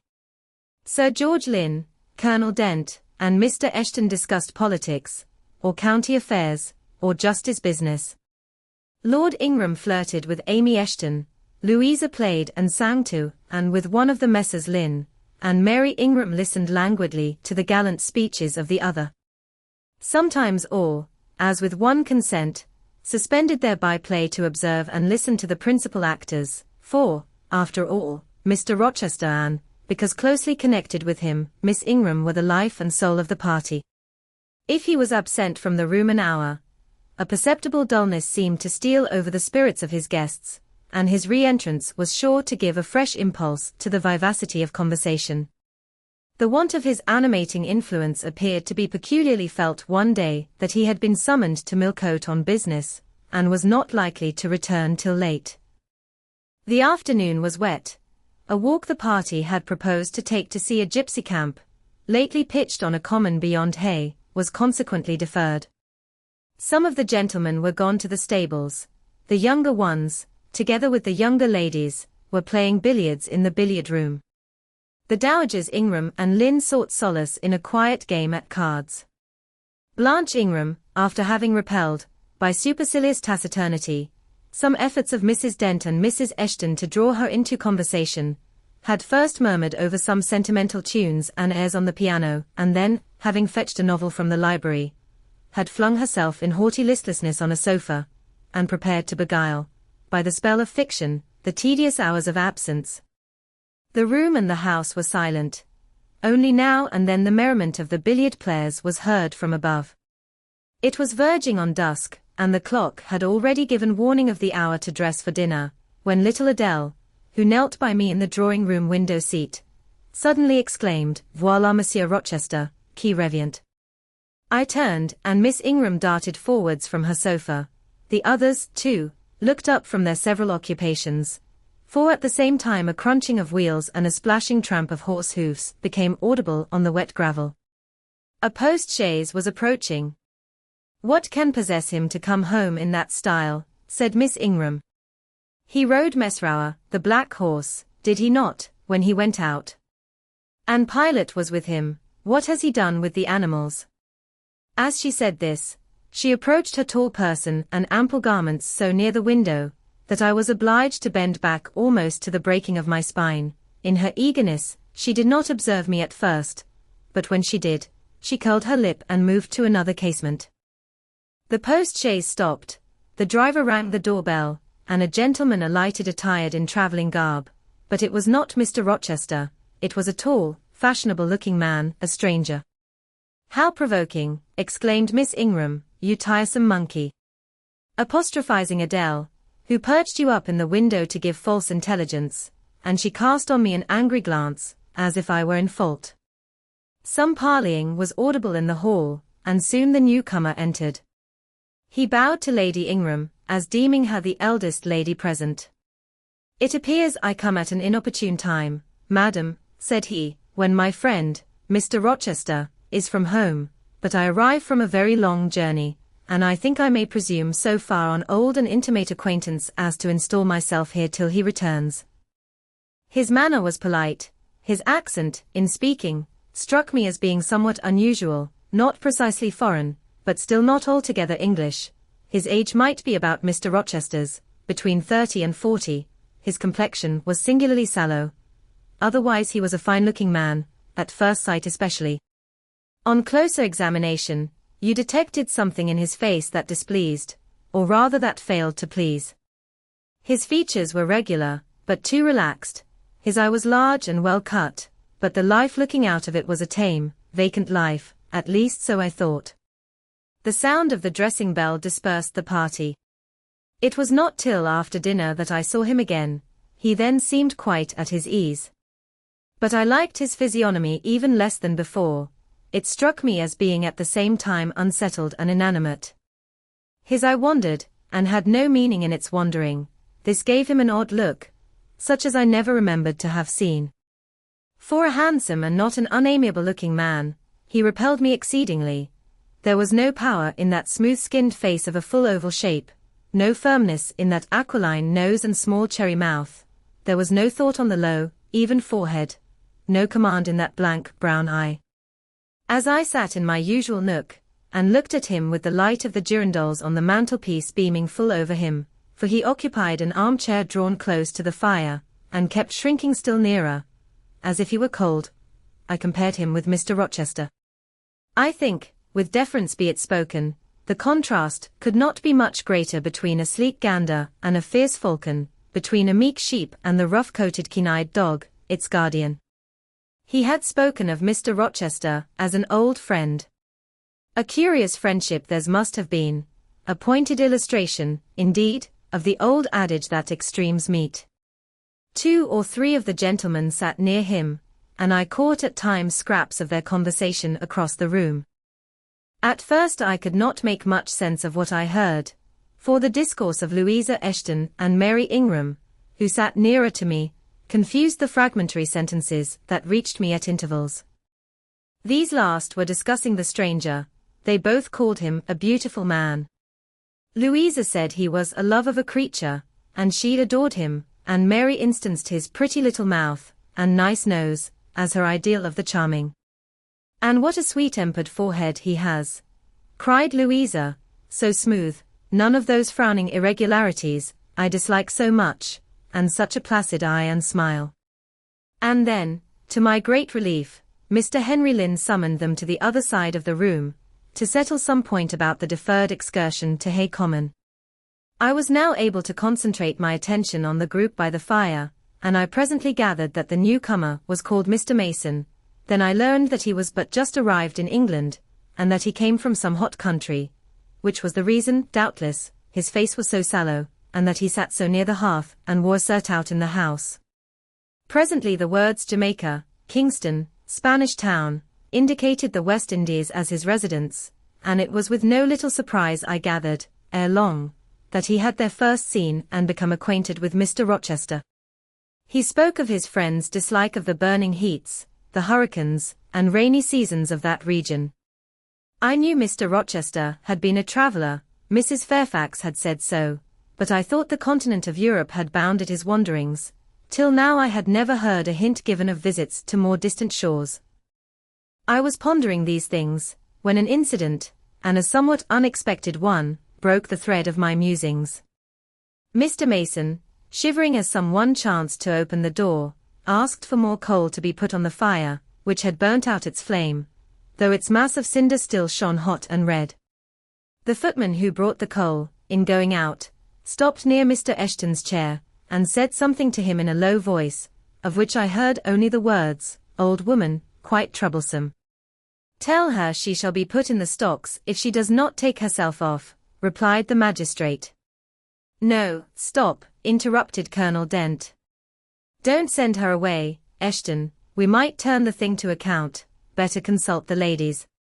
And speaking aloud, he continued, "Ladies, you talked of going to Hay Common to visit the gypsy camp. Sam here says that one of the old Mother Bunches is in the servants' hall at this moment, and insists upon being brought in before the quality, to tell them their fortunes. Would you like to see her?" "Surely, Colonel," cried Lady Ingram, "you would not encourage such a low impostor. Dismiss her, by all means, at once."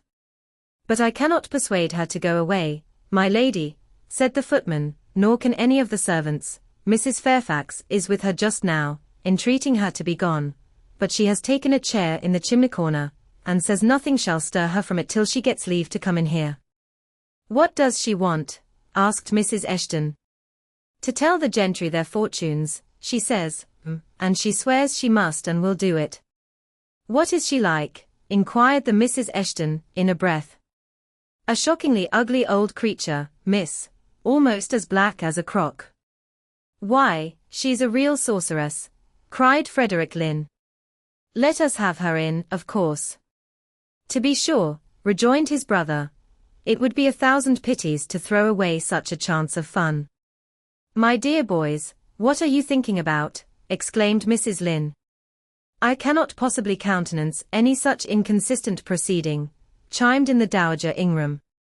"Indeed, mamma, but you can and will," pronounced the haughty voice of Blanche, as she turned round on the piano stool, where till now she had sat silent, apparently examining sundry sheets of music.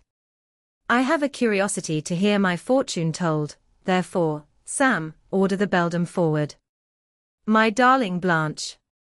"Recollect, I recollect all you can suggest, and I must have my will quick, Sam." "Yes, yes, yes," cried all the juveniles, both ladies and gentlemen. "Let her come, it will be excellent sport." The footman still lingered. "She looks such a rough one," said he. "Go," ejaculated Miss Ingram, and the man went. Excitement instantly seized the whole party. A running fire of raillery and jests was proceeding when Sam returned. "She won't come now," said he. "She says it's not her mission to appear before the vulgar herd, them's her words. I must show her into a room by herself, and then those who wish to consult her must go to her one by one." "You see now, my queenly Blanche," began Lady Ingram, "she encroaches. Be advised, my angel girl, Anne, show her into the library, of course," cut in the angel girl. "It is not my mission to listen to her before the vulgar herd either. I mean to have her all to myself." "Is there a fire in the library?" "Yes, but she looks such a tinkler." "Cease that chatter, blockhead, and do my bidding." Again Sam vanished, and mystery, animation, expectation rose to full flow once more. "She's ready now," said the footman, as he reappeared. "She wishes to know who will be her first visitor. I think I had better just look in upon her before any of the ladies go," said Colonel Dent. "Tell her, Sam, a gentleman is coming." Sam went and returned. "She says, sir, that she'll have no gentleman. They need not trouble themselves to come near her, nor," he added, with difficulty suppressing a titter, "any ladies either, except the young and single. By Jove, she has taste, exclaimed Henry Lynn. Miss Ingram rose solemnly. I go first, she said, in a tone which might have befitted the leader of a forlorn hope, mounting a breach in the van of his men. Oh, my best. Oh, my dearest. Pause, reflect, was her mamma's cry, but she swept past her in stately silence, passed through the door which Colonel Dent held open, and we heard her enter the library. A comparative silence ensued. Lady Ingram thought it la casse to wring her hands, which she did accordingly. Miss Mary declared she felt, for her part, she never dared venture. Amy and Louisa Eshton tittered under their breath, and looked a little frightened. The minutes passed very slowly. 15 were counted before the library door again opened.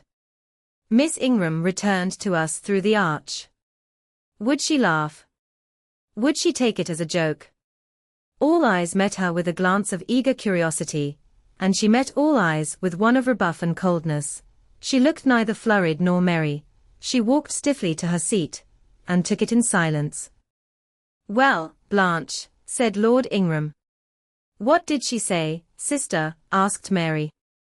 What did you think? How do you feel? Is she a real fortune-teller? Demanded the Mrs. Eshton. Now, good people, returned Miss Ingram, don't press upon me. Really your organs of wonder and credulity are easily excited. You seem, by the importance of you all, my good mamma included, ascribed to this matter, absolutely to believe we have a genuine witch in the house, who is in close alliance with the old gentleman. I have seen a gypsy vagabond. She has practiced in hackneyed fashion the science of palmistry, and told me what such people usually tell. My whim is gratified, and now I think Mr. Eshton will do well to put the hag in the stocks tomorrow morning, as he threatened. Miss Ingram took a book, leant back in her chair, and so declined further conversation. I watched her for nearly half an hour. During all that time she never turned a page, and her face grew momently darker, more dissatisfied, and more sourly expressive of disappointment. She had obviously not heard anything to her advantage, and it seemed to me, from her prolonged fit of gloom and taciturnity, that she herself, notwithstanding her professed indifference, attached undue importance to whatever revelations had been made her. During all that time she never turned a page. Meantime, Mary Ingram, Amy and Louisa Eshton, declared they dared not go alone, and yet they all wished to go. A negotiation was opened through the medium of the ambassador, Sam, and after much pacing to and fro, till, I think, the said Sam's calves must have ached with the exercise, permission was at last, with great difficulty, extorted from the rigorous Sibyl, for the three to wait upon her in a body. Their visit was not so still as Miss Ingram's had been. We heard hysterical giggling and little shrieks proceeding from the library, and at the end of about 20 minutes they burst the door open, and came running across the hall, as if they were half scared out of their wits. I am sure she is something not right, they cried, one and all. She told us such things. She knows all about us. And they sank breathless into the various seats the gentleman hastened to bring them. Pressed for further explanation, they declared she had told them of things they had said and done when they were mere children, described books and ornaments they had in their boudoirs at home, keepsakes that different relations had presented to them. They affirmed that she had even divined their thoughts, and had whispered in the ear of each the name of the person she liked best in the world, and informed them of what they most wished for. Here the gentleman interposed with earnest petitions to be further enlightened on these two last-named points, but they got only blushes, ejaculations, tremors, and titters, in return for their importunity. The matrons, meantime, offered vinaigrettes and wielded fans, and again reiterated the expression of their concern that their warning had not been taken in time, and the elder gentlemen laughed, and the younger urged their services on the agitated fair ones. In the midst of the tumult, and while my eyes and ears were fully engaged in the scene before me, I heard a hem close at my elbow. I turned and saw Sam. If you please, miss, the gypsy declares that there is another young single lady in the room, who has not been to her yet, and she swears she will not go till she has seen all. I thought it must be you, There is no one else for it. What shall I tell her? Oh, I will go by all means, I answered, and I was glad of the unexpected opportunity to gratify my much excited curiosity.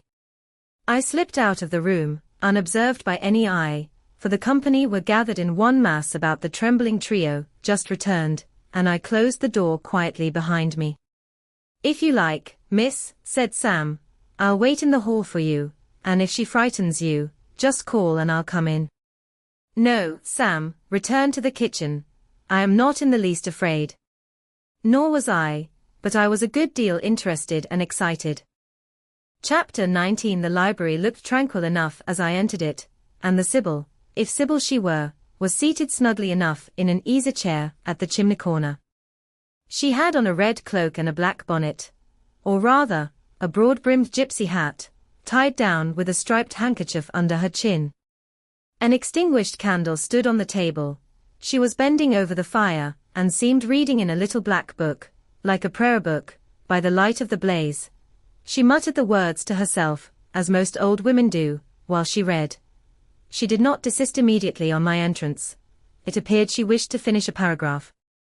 I stood on the rug and warmed my hands, which were rather cold with sitting at a distance from the drawing-room fire. I felt now as composed as ever I did in my life.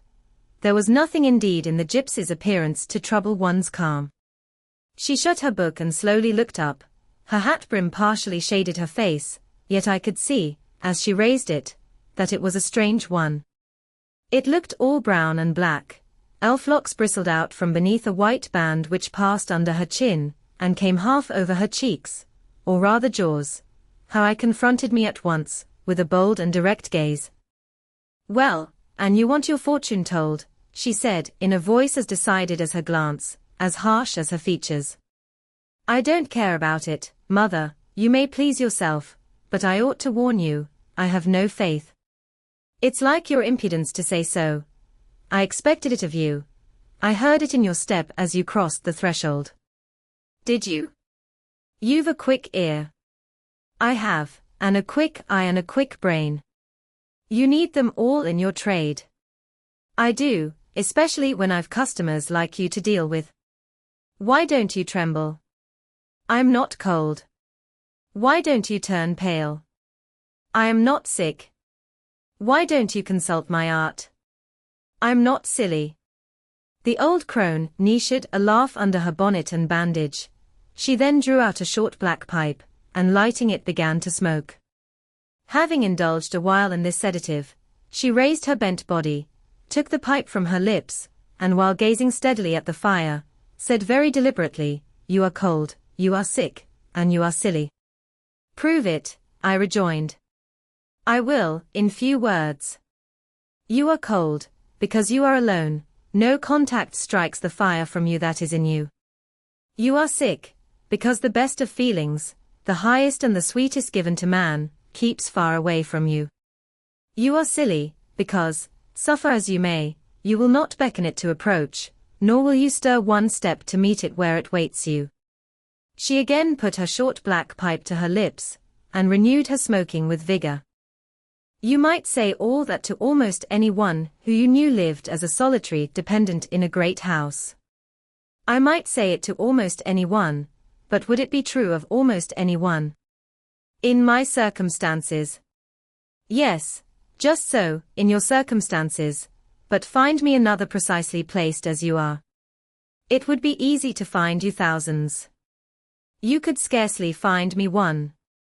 If you knew it, you are peculiarly situated, very near happiness, yes, within reach of it. The materials are all prepared, there only wants a movement to combine them. Chance laid them somewhat apart, let them be once approached and bliss results. I don't understand enigmas. I never could guess a riddle in my life. If you wish me to speak more plainly, show me your palm. And I must cross it with silver, I suppose. To be sure.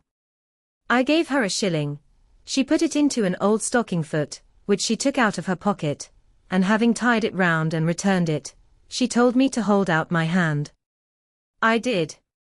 She approached her face to the palm, and pored over it without touching it. It is too fine, said she. I can make nothing of such a hand as that, almost without lines. Besides, what is in a palm? Destiny is not written there. I believe you, said I. No, she continued, it is in the face, on the forehead, about the eyes, in the lines of the mouth. Kneel, and lift up your head. Ah? Now you are coming to reality, I said, as I obeyed her. I shall begin to put some faith in you presently. I knelt within half a yard of her. She stirred the fire, so that a ripple of light broke from the disturbed coal. The glare, however, as she sat, only threw her face into deeper shadow. Mine it illumined. I wonder with what feelings you came to me tonight, she said, when she had examined me a while. I wonder what thoughts are busy in your heart, during all the hours you sit in yonder room, with the fine people flitting before you like shapes in a magic lantern, just as little sympathetic communion passing between you and them as if they were really mere shadows of human forms, and not the actual substance. I feel tired often, sleepy sometimes, but seldom sad. Then you have some secret hope to buoy you up and please you with whispers of the future. Not I.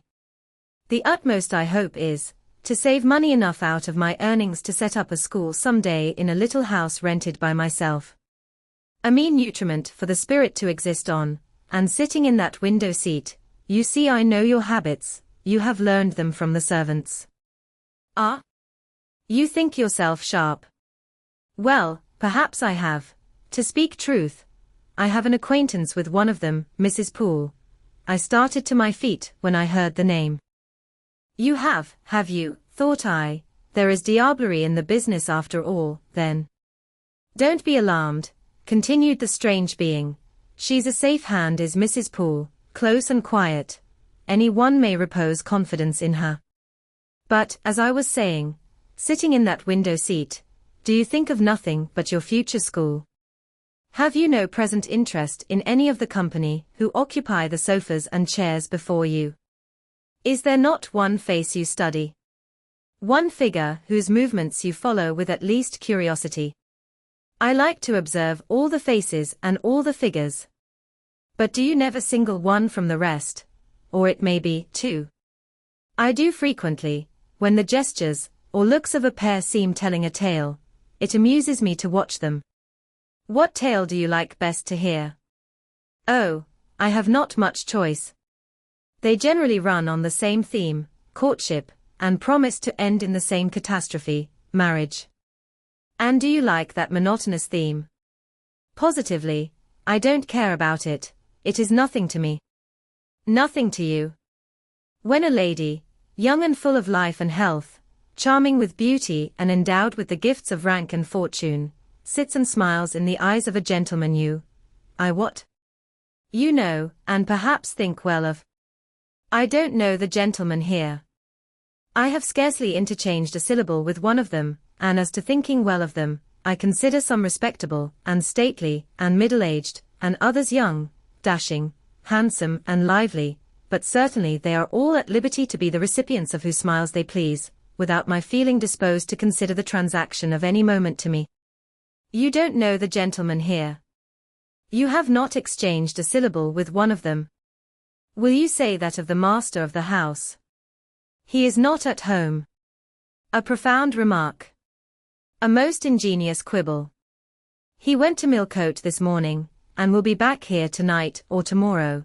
Does that circumstance exclude him from the list of your acquaintance, blot him, as it were, out of existence? No, but I can scarcely see what Mr. Rochester has to do with the theme you had introduced. I was talking of ladies smiling in the eyes of gentlemen, and of late so many smiles have been shed into Mr. Rochester's eyes that they overflow like two cups filled above the brim. Have you never remarked that? Mr. Rochester has a right to enjoy the society of his guests. No question about his right, but have you never observed that, of all the tales told here about matrimony, Mr. Rochester has been favored with the most lively and the most continuous? The eagerness of a listener quickens the tongue of a narrator. I said this rather to myself than to the gypsy, whose strange talk, voice, manner, had by this time wrapped me in a kind of dream. One unexpected sentence came from her lips after another, till I got involved in a web of mystification, and wondered what unseen spirit had been sitting for weeks by my heart watching its workings, and taking record of every pulse.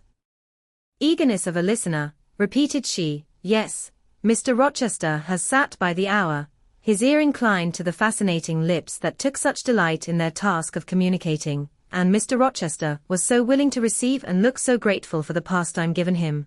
You have noticed this? Grateful. I cannot remember detecting gratitude in his face. Detecting. You have analyzed, then.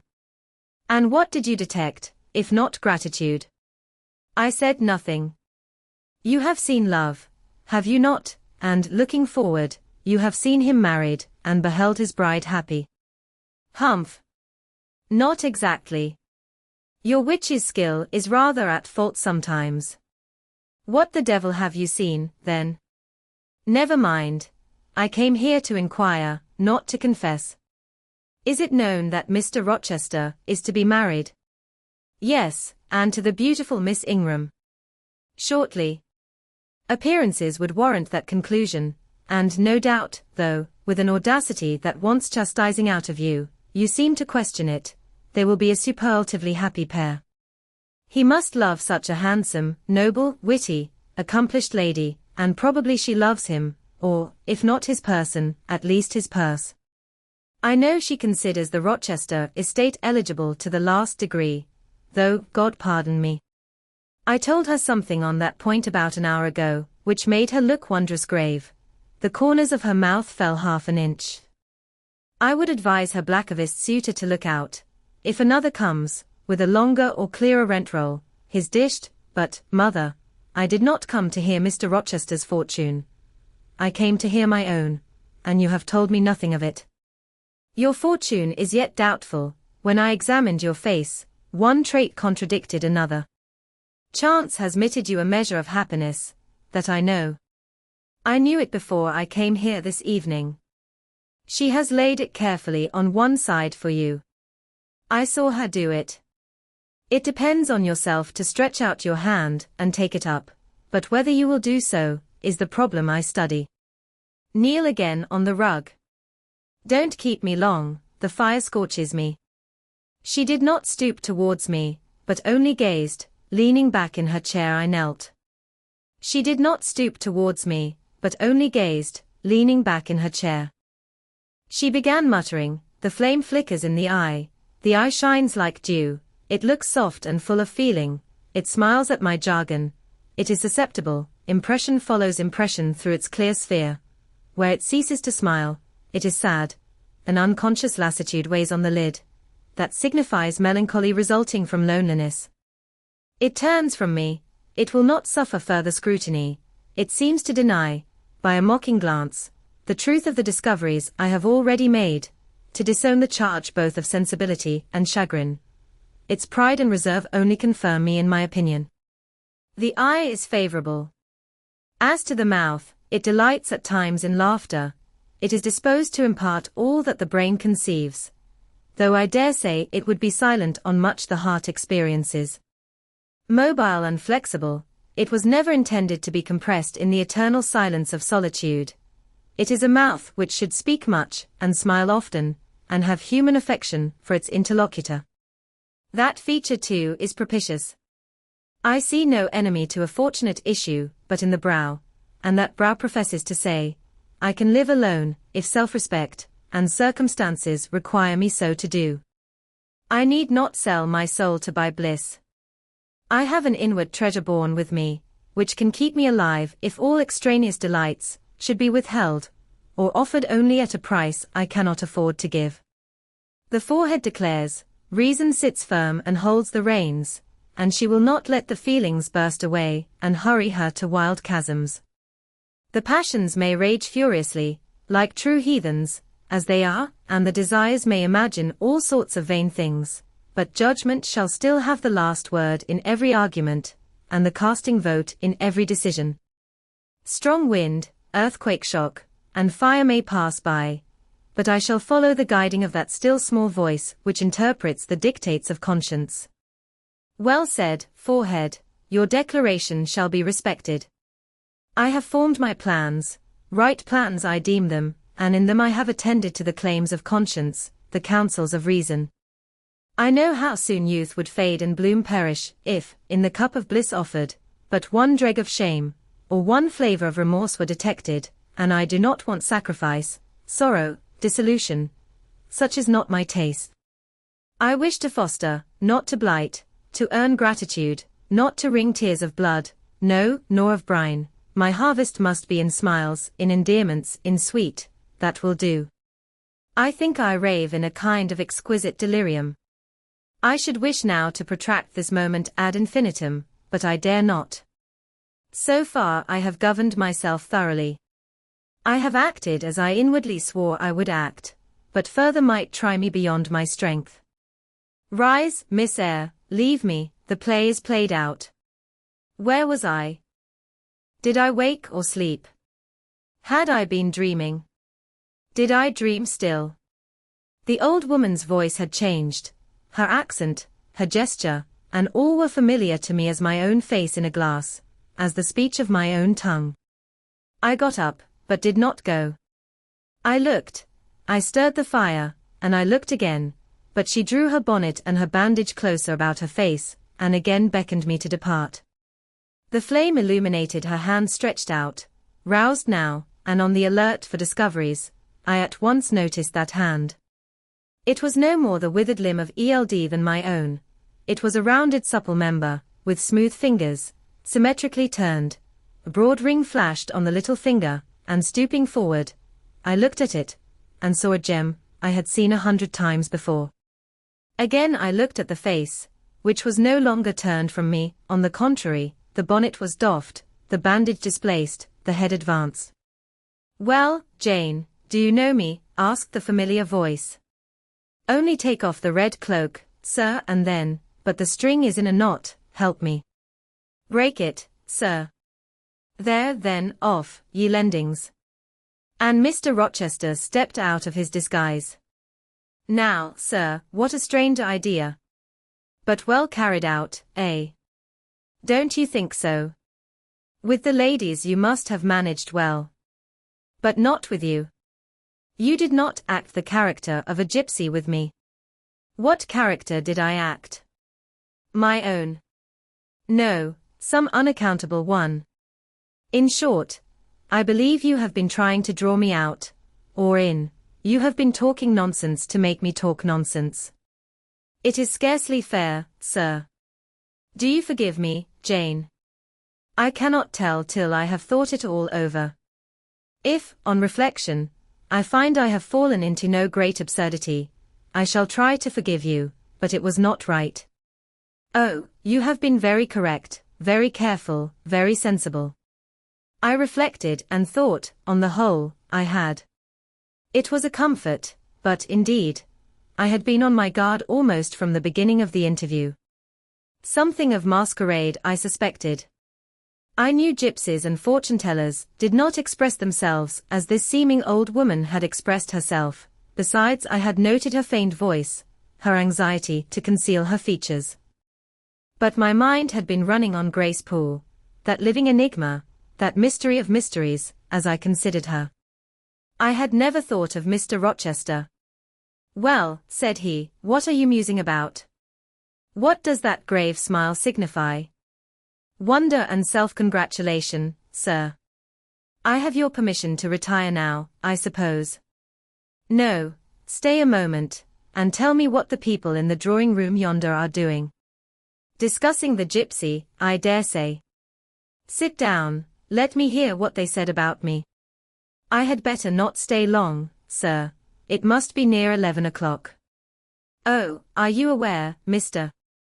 Rochester, that a stranger has arrived here since you left this morning? A stranger? No, who can it be?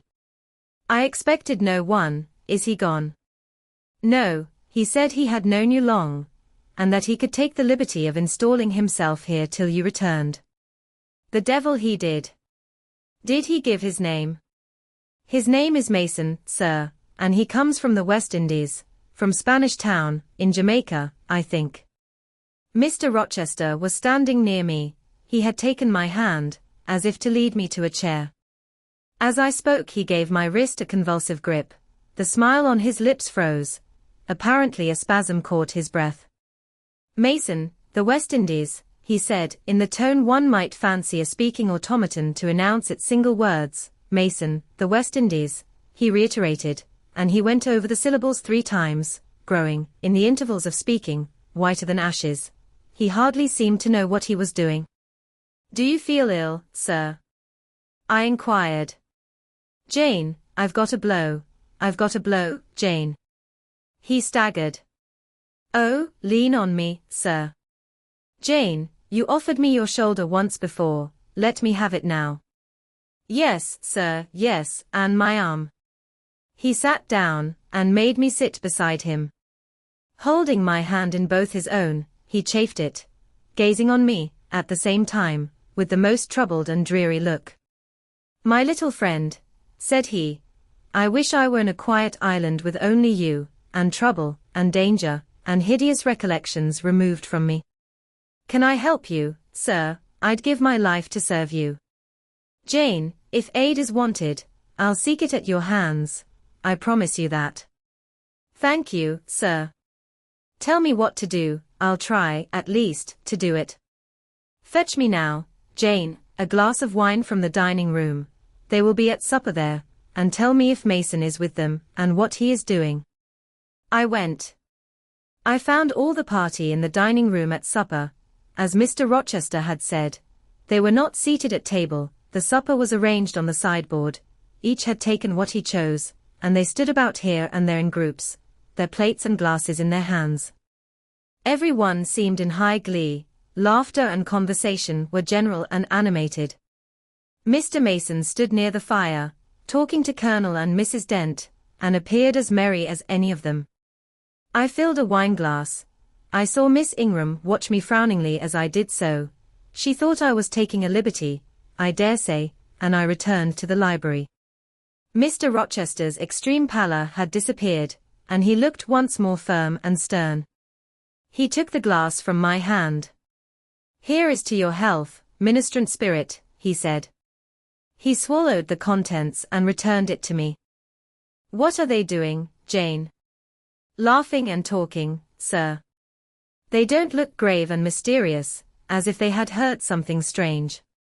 "Not at all, they are full of jests and gaiety." "And Mason?"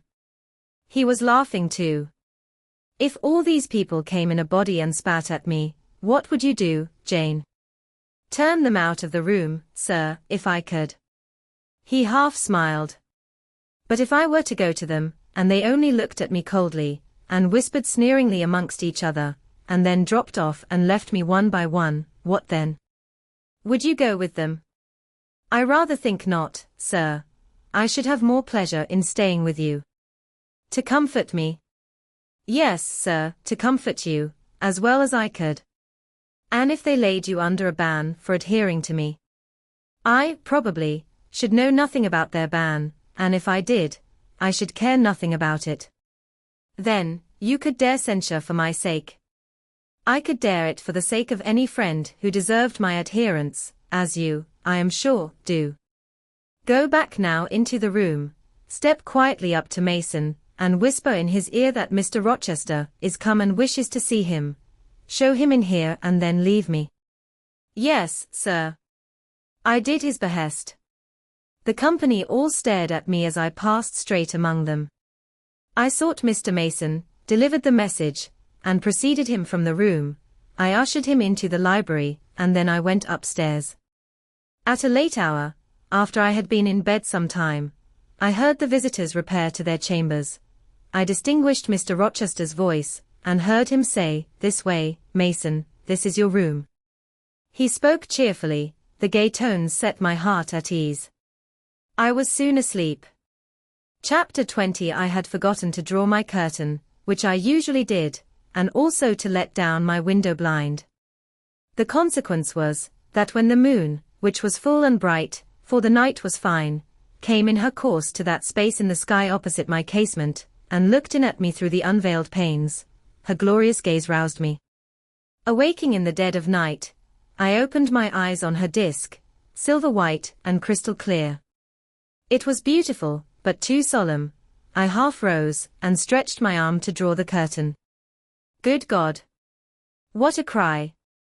The night, its silence, its rest, was rent in twain by a savage, a sharp, a shrilly sound that ran from end to end of Thornfield Hall.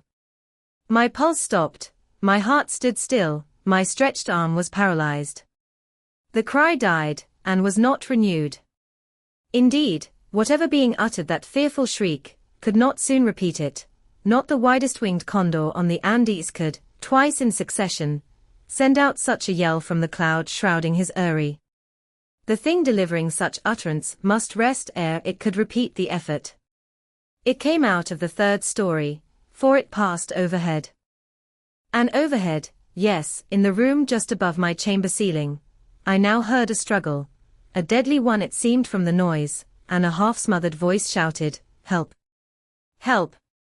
Help!" 3 times rapidly. "Will no one come?" it cried, and then, while the staggering and stamping went on wildly, I distinguished through plank and plaster, "Rochester! Rochester!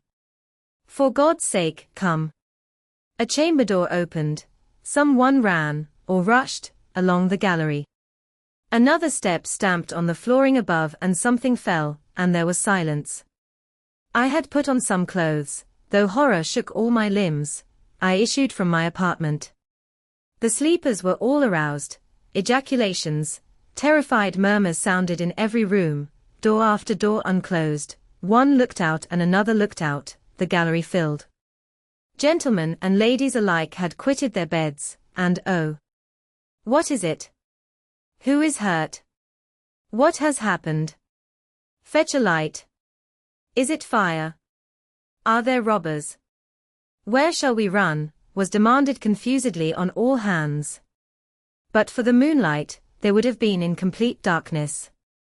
They ran to and fro, they crowded together, some sobbed, some stumbled, the confusion was inextricable. "Where the devil is Rochester?" cried Colonel Dent. "I cannot find him in his bed." "Here! Here!" was shouted in return. "Be composed, all of you, I'm coming." And the door at the end of the gallery opened, and Mr. Rochester advanced with a candle. He had just descended from the upper story. One of the ladies ran to him directly. She seized his arm. It was Miss Ingram. "What awful event has taken place?" said she. "Speak. Let us know the worst at once."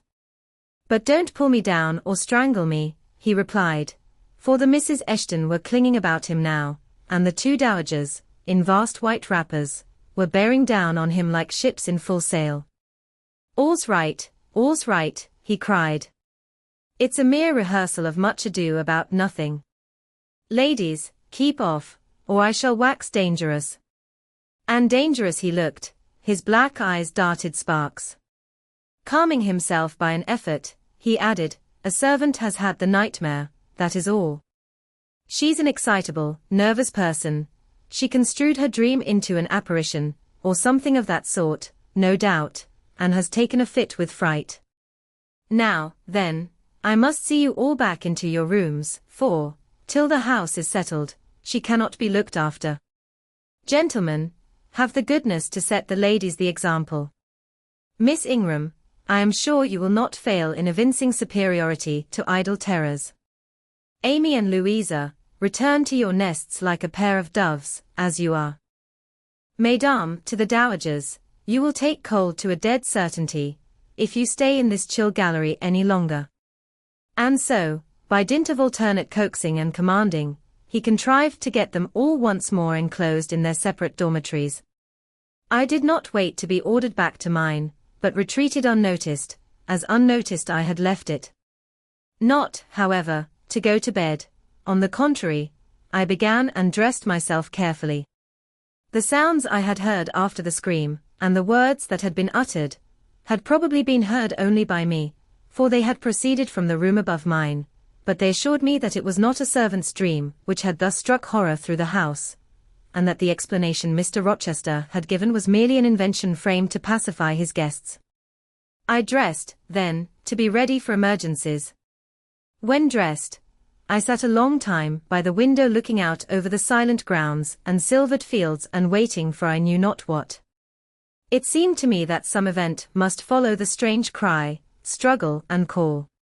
No, stillness returned, each murmur and movement ceased gradually, and in about an hour Thornfield Hall was again as hushed as a desert. It seemed that sleep and night had resumed their empire. Meantime the moon declined. She was about to set. Not liking to sit in the cold and darkness, I thought I would lie down on my bed, dressed as I was. I left the window, and moved with little noise across the carpet. As I stooped to take off my shoes, a cautious hand tapped low at the door. "Am I wanted?" I asked. "Are you up?" asked the voice I expected to hear, viz., my master's. "Yes, sir." "And dressed?" "Yes." "Come out, then, quietly." I obeyed. Mr. Rochester stood in the gallery holding a light. "I want you," he said. "Come this way, take your time, and make no noise." My slippers were thin. I could walk the matted floor as softly as a cat. He glided up the gallery and up the stairs, and stopped in the dark, low corridor of the fateful third story. I had followed and stood at his side. "Have you a sponge in your room?" he asked in a whisper. "Yes, sir." "Have you any salts, volatile salts?" "Yes." "Go back and fetch both." I returned, sought the sponge on the washstand, the salts in my drawer, and once more retraced my steps. He still waited. He held a key in his hand. Approaching one of the small, black doors, he put it in the lock. He paused, and addressed me again. "You don't turn sick at the sight of blood?" "I think I shall not. I have never been tried yet." I felt a thrill while I answered him, but no coldness and no faintness. "Just give me your hand," he said.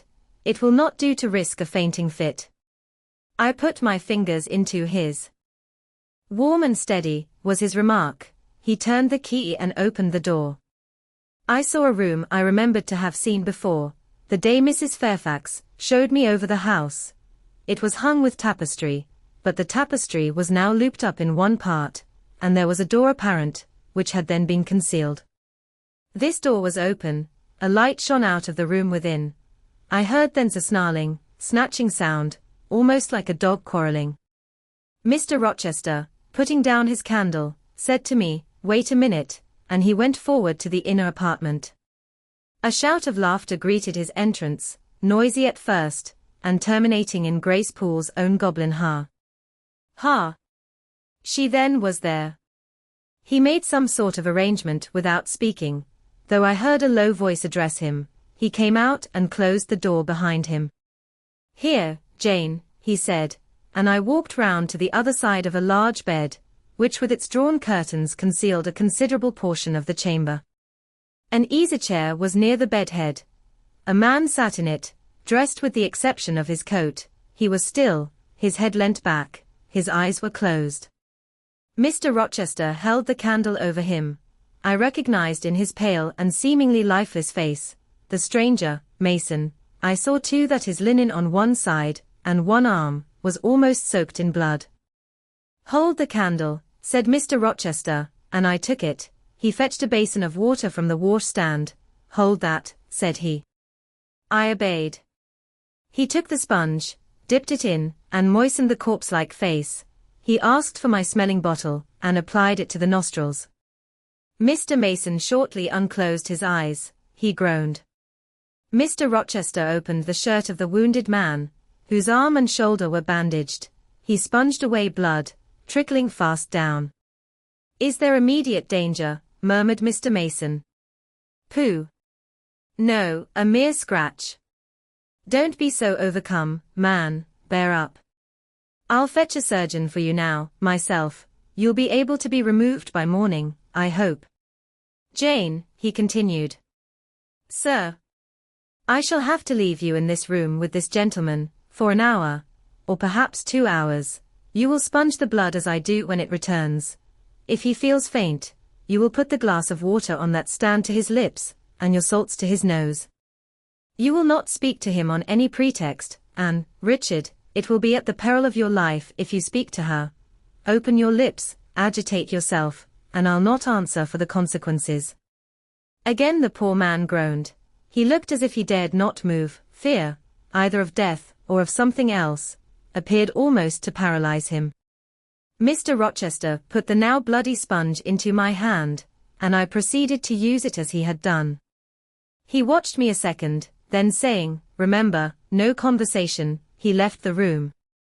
I experienced a strange feeling as the key grated in the lock, and the sound of his retreating step ceased to be heard. Here then I was in the 3rd story, fastened into one of its mystic cells, night around me, a pale and bloody spectacle under my eyes and hands, a murderess hardly separated from me by a single door.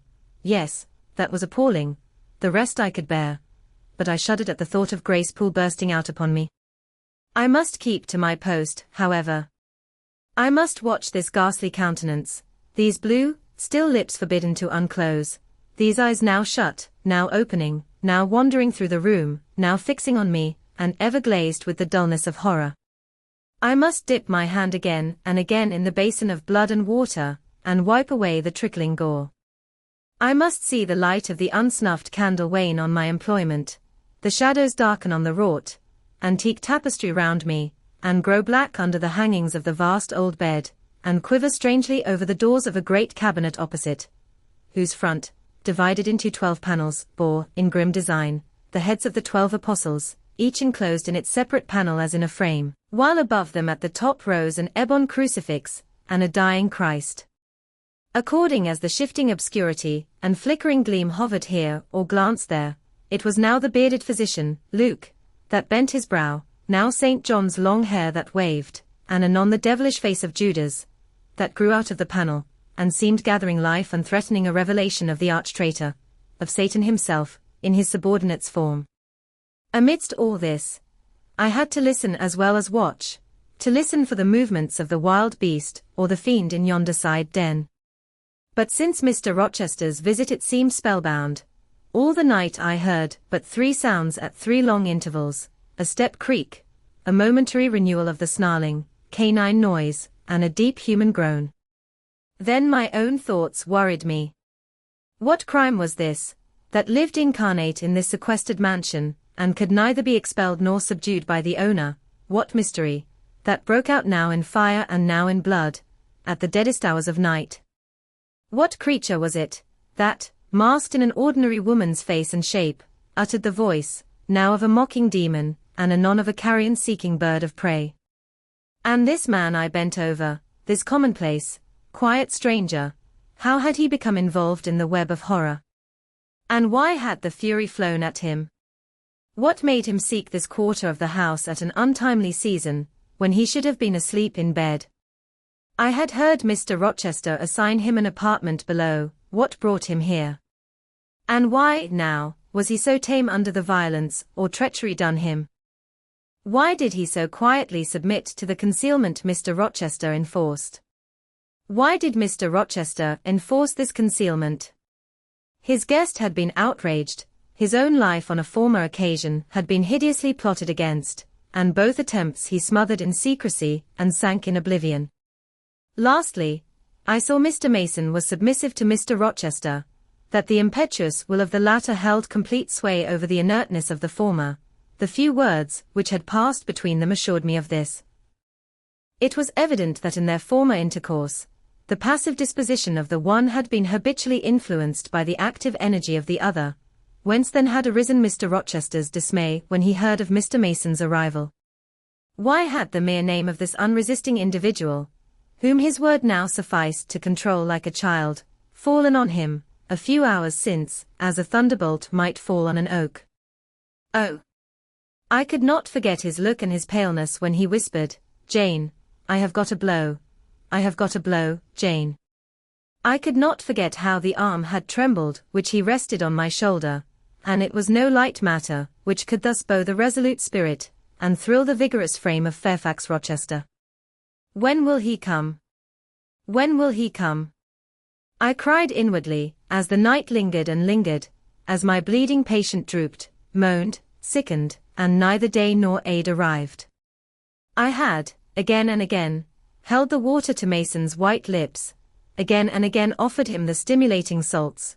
My efforts seemed ineffectual. Either bodily or mental suffering, or loss of blood, or all three combined, were fast prostrating his strength. He moaned so, and looked so weak, wild, and lost, I feared he was dying, and I might not even speak to him. The candle, wasted at last, went out. As it expired, I perceived streaks of grey light edging the window curtains. Dawn was then approaching. Presently I heard Pilot bark far below, out of his distant kennel in the courtyard. Hope revived. Nor was it unwarranted. In 5 minutes more the grating key, the yielding lock, warned me my watch was relieved. It could not have lasted more than 2 hours. Many a week has seemed shorter. Mr. Rochester entered, and with him the surgeon he had been to fetch. Now, Carter, be on the alert, he said to this last. I give you but half an hour for dressing the wound, fastening the bandages, getting the patient downstairs and all. But is he fit to move, sir? No doubt of it. It is nothing serious. He is nervous, his spirits must be kept up. Come, set to work. Mr. Rochester drew back the thick curtain, drew up the Holland blind, let in all the daylight he could, and I was surprised and cheered to see how far dawn was advanced, what rosy streaks were beginning to brighten the east. Then he approached Mason, whom the surgeon was already handling. Now, my good fellow, how are you? He asked. She's done for me, I fear, was the faint reply. Not a whit, courage. This day fortnight you'll hardly be a pin the worse of it. You've lost a little blood, that's all. Carter, assure him there's no danger. I can do that conscientiously, said Carter, who had now undone the bandages. Only I wish I could have got here sooner. He would not have bled so much, but how is this? The flesh on the shoulder is torn as well as cut. This wound was not done with a knife. There have been teeth here. She bit me, he murmured. She worried me like a tigress, when Rochester got the knife from her. You should not have yielded. You should have grappled with her at once, said Mr. Rochester. But under such circumstances, what could one do? Returned Mason. Oh, it was frightful, he added, shuddering. And I did not expect it. She looked so quiet at first. I warned you, was his friend's answer. I said, be on your guard when you go near her. Besides, you might have waited till tomorrow, and had me with you. It was mere folly to attempt the interview tonight, and alone. I thought I could have done some good. You thought? You thought? Yes, it makes me impatient to hear you, but however, you have suffered, and are likely to suffer enough for not taking my advice, so I'll say no more. Carter, hurry, hurry. The sun will soon rise, and I must have him off. Directly, sir, the shoulder is just bandaged. I must look to this other wound in the arm. She has had her teeth here too, I think. She sucked the blood. She said she'd drain my heart, said Mason. I saw Mr. Rochester shudder. A singularly marked expression of disgust, horror, hatred, warped his countenance almost to distortion, but he only said, come, be silent, Richard, and never mind her gibberish. Don't repeat it. I wish I could forget it, was the answer. You will when you are out of the country. When you get back to Spanish Town, you may think of her as dead and buried, or rather, you need not think of her at all. Impossible to forget this night. It is not impossible. Have some energy, man. You thought you were as dead as a herring 2 hours since, and you are all alive and talking now. There, Carter has done with you or nearly so.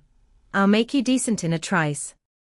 Jane, he turned to me for the first time since his re-entrance, take this key. Go down into my bedroom, and walk straight forward into my dressing room. Open the top drawer of the wardrobe and take out a clean shirt and neck handkerchief, bring them here, and be nimble. I went, sought the repository he had mentioned, found the articles named, and returned with them. "Now," said he, "go to the other side of the bed while I order his toilet, but don't leave the room, you may be wanted again." I retired as directed. "Was anybody stirring below when you went down, Jane?" inquired Mr. Rochester presently. "No, sir, all was very still." "We shall get you off cannily, Dick, and it will be better, both for your sake, and for that of the poor creature in yonder.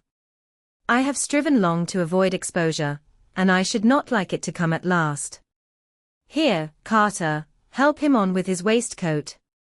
Where did you leave your furred cloak? You can't travel a mile without that, I know, in this damned cold climate. In your room, Jane, run down to Mr. Mason's room, the one next mine, and fetch a cloak you will see there." Again I ran, and again returned, bearing an immense mantle lined and edged with fur. "Now, I've another errand for you," said my untiring master, "you must away to my room again. What a mercy you are shod with velvet, Jane, a clod-hopping messenger would never do at this juncture. You must open the middle drawer of my toilet table, and take out a little phial, and a little glass you will find there, quick." I flew thither and back, bringing the desired vessels. "That's well. Now, doctor, I shall take the liberty of administering a dose myself, on my own responsibility. I got this cordial at Rome, of an Italian charlatan, a fellow you would have kicked, Carter. It is not a thing to be used indiscriminately, but it is good upon occasion, as now, for instance. Jane, a little water."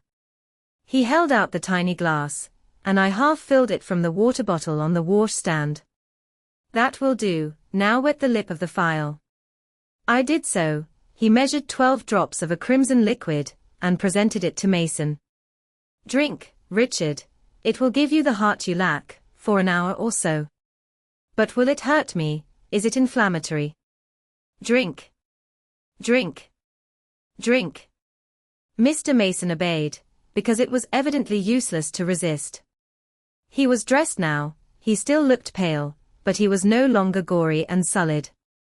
Mr. Rochester let him sit 3 minutes, after he had swallowed the liquid. He then took his arm. "Now I am sure you can get on your feet," he said, "try." The patient rose. "Carter, take him under the other shoulder. Be of good cheer, Richard, step out, that's it." "I do feel better," remarked Mr. Mason. "I am sure you do. Now, Jane, trip on before us away to the back stairs, unbolt the side passage door, and tell the driver of the post-chaise you will see in the yard, or just outside, for I told him not to drive his rattling wheels over the pavement, to be ready, we are coming, and Jane, if any one is about, come to the foot of the stairs and hem." It was by this time 5:30, and the sun was on the point of rising, but I found the kitchen still dark and silent. The side passage door was fastened. I opened it with as little noise as possible. All the yard was quiet, but the gate stood wide open, and there was a post-chaise, with horses ready harnessed, and driver seated on the box, stationed outside. I approached him, and said the gentlemen were coming. He nodded. Then I looked carefully round and listened. The stillness of early morning slumbered everywhere. The curtains were yet drawn over the servants' chamber windows. Little birds were just twittering in the blossom-blanched orchard trees, whose boughs drooped like white garlands over the wall enclosing one side of the yard. The carriage horses stamped from time to time in their closed stables. All else was still. The gentleman now appeared. Mason, supported by Mr. Rochester and the surgeon, seemed to walk with tolerable ease. They assisted him into the chaise. Carter followed. "Take care of him," said Mr. Rochester to the latter, "and keep him at your house till he is quite well. I shall ride over in a day or two to see how he gets on. Richard, how is it with you?" "The fresh air revives me, Fairfax." "Leave the window open on his side, Carter. There is no wind. Goodbye, Dick." "Fairfax, well, what is it?" "Let her be taken care of. Let her be treated as tenderly as may be. Let her—" He stopped and burst into tears. "I do my best, and have done it, and will do it," was the answer. He shut up the chaise door, and the vehicle drove away. Yet would to God there was an end of all this, added Mr. Rochester, as he closed and barred the heavy yard gates. This done, he moved with slow step and abstracted air towards a door in the wall bordering the orchard. I, supposing he had done with me, prepared to return to the house. Again, however, I heard him call Jane. He had opened the portal and stood at it, waiting for me. "Come where there is some freshness, for a few moments," he said. "That house is a mere dungeon, don't you feel it so?" "It seems to me a splendid mansion, sir." "The glamour of inexperience is over your eyes," he answered, "and you see it through a charmed medium. You cannot discern that the gilding is slime and the silk draperies cobwebs, that the marble is sordid slate, and the polished woods mere refuse chips and scaly bark. Now here," he pointed to the leafy enclosure we had entered, "all is real, sweet, and pure." He strayed down a walk edged with box, with apple trees, pear trees, and cherry trees on one side, and a border on the other full of all sorts of old-fashioned flowers, stocks, sweet williams, primroses, pansies, mingled with southernwood, sweetbriar, and various fragrant herbs. They were fresh now as a succession of April showers and gleams, followed by a lovely spring morning, could make them. The sun was just entering the dappled east, and his light illumined the wreathed and dewy orchard trees, and shone down the quiet walks under them. "Jane, will you have a flower?" He gathered a half-blown rose, the first on the bush, and offered it to me. "Thank you, sir. Do you like this sunrise, Jane? That sky with its high and light clouds, which are sure to melt away as the day waxes warm, this placid and balmy atmosphere?" "I do, very much." "You have passed a strange night, Jane." "Yes, sir." "And it has made you look pale. Were you afraid when I left you alone with Mason?" "I was afraid of some one coming out of the inner room. But I had fastened the door. I had the key in my pocket. I should have been a careless shepherd if I had left a lamb, my pet lamb, so near a wolf's den, unguarded. You were safe." "Will Grace Poole live here still, sir?" "Oh yes." "Don't trouble your head about her, put the thing out of your thoughts. Yet it seems to me your life is hardly secure while she stays." "Never fear, I will take care of myself." "Is the danger you apprehended last night gone by now, sir?" "I cannot vouch for that till Mason is out of England, nor even then. To live, for me, Jane, is to stand on a crater crust, which may crack and spew fire any day. But Mr. Mason seems a man easily led. Your influence, sir, is evidently potent with him. He will never set you at defiance or willfully injure you." "Oh, no. Mason will not defy me, nor, knowing it, will he hurt me, but, unintentionally, he might in a moment, by one careless word, deprive me, if not of life, yet forever of happiness. Tell him to be cautious, sir, let him know what you fear, and show him how to avert the danger." He laughed sardonically, hastily took my hand, and as hastily threw it from him. "If I could do that, simpleton, where would the danger be? Annihilated in a moment. Ever since I have known Mason, I have only had to say to him do that, and the thing has been done. But I cannot give him orders in this case. I cannot say beware of harming me, Richard, for it is imperative that I should keep him ignorant that harm to me is possible. Now you look puzzled, and I will puzzle you further. You are my little friend, are you not? I like to serve you, sir, and to obey you in all that is right." "Precisely, I see you do. I see genuine contentment in your gait and mien, your eye and face, when you are helping me and pleasing me, working for me, and with me in, as you characteristically say, all that is right. For if I bid you do what you thought wrong, there would be no light-footed running, no neat-handed alacrity, no lively glance and animated complexion. My friend would then turn to me, quiet and pale, and would say, 'No, sir, that is impossible. I cannot do it, because it is wrong,' and would become immutable as a fixed star.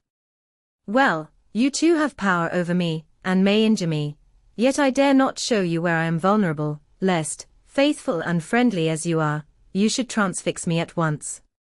If you have no more to fear from Mr. Mason than you have from me, sir, you are very safe. God grant it may be so. Here, Jane, is an arbor, sit down.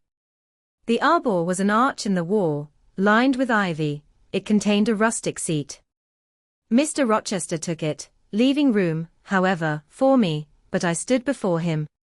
Sit, he said, the bench is long enough for two. You don't hesitate to take a place at my side, do you? Is that wrong, Jane? I answered him by assuming it. To refuse would, I felt, have been unwise. Now, my little friend, while the sun drinks the dew, while all the flowers in this old garden awake and expand, and the birds fetch their young ones breakfast out of the thornfield, and the early bees do their first spell of work, I'll put a case to you, which you must endeavor to suppose your own, but first, look at me, and tell me you are at ease, and not fearing that I are in detaining you, or that you are in staying. No, sir, I am content. Well then, Jane, call to aid your fancy. Suppose you were no longer a girl well reared and disciplined, but a wild boy indulged from childhood upwards. Imagine yourself in a remote foreign land. Conceive that you there commit a capital error, no matter of what nature or from what motives, but one whose consequences must follow you through life and taint all your existence. Mind, I don't say a crime. I am not speaking of shedding of blood, or any other guilty act, which might make the perpetrator amenable to the law. My word is error. The results of what you have done become in time to you utterly insupportable. You take measures to obtain relief, unusual measures, but neither unlawful nor culpable. Still you are miserable, for hope has quitted you on the very confines of life. Your sun at noon darkens in an eclipse, which you feel will not leave it till the time of setting. Bitter and base associations have become the sole food of your memory. You wander here and there, seeking rest in exile, happiness in pleasure, I mean in heartless, sensual pleasure, such as dulls intellect and blights feeling. Heart-weary and soul-withered, you come home after years of voluntary banishment. You make a new acquaintance. How or where no matter. You find in this stranger much of the good and bright qualities which you have sought for 20 years, and never before encountered, and they are all fresh, healthy, without soil and without taint. Such society revives, regenerates. You feel better days come back, higher wishes, purer feelings. You desire to recommence your life, and to spend what remains to you of days in a way more worthy of an immortal being. To attain this end, are you justified in overleaping an obstacle of custom, a mere conventional impediment which neither your conscience sanctifies nor your judgment approves? He paused for an answer, and what was I to say? Oh, for some good spirit to suggest a judicious and satisfactory response. Vain aspiration. The west wind whispered in the ivy round me, but no gentle Ariel borrowed its breath as a medium of speech. The birds sang in the tree-tops, but their song, however sweet, was inarticulate. Again Mr. Rochester propounded his query, is the wandering and sinful, but now rest-seeking and repentant, man justified in daring the world's opinion, in order to attach to him forever this gentle, gracious, genial stranger, thereby securing his own peace of mind and regeneration of life? Sir, I answered, a wanderer's repose or a sinner's reformation should never depend on a fellow creature. Men and women die, philosophers falter in wisdom, and Christians in goodness. If any one you know has suffered and erred, let him look higher than his equals for strength to amend and solace to heal. But the instrument, God, who does the work, ordains the instrument. I have myself, I tell it you without parable, been a worldly, dissipated, restless man, and I believe I have found the instrument for my cure in. He paused. The birds went on caroling, the leaves lightly rustling. I almost wondered they did not check their songs and whispers to catch the suspended revelation, but they would have had to wait many minutes, so long was the silence protracted. At last I looked up at the tardy speaker. He was looking eagerly at me. Little friend, said he, in quite a changed tone, while his face changed too, losing all its softness and gravity, and becoming harsh and sarcastic, you have noticed my tender penchant for Miss Ingram. Don't you think if I married her she would regenerate me with a vengeance? He got up instantly, went quite to the other end of the walk, and when he came back he was humming a tune. "Jane, Jane," said he, stopping before me, "you are quite pale with your vigils. Don't you curse me for disturbing your rest." "Curse you? No, sir." Shake hands in confirmation of the word. What cold fingers!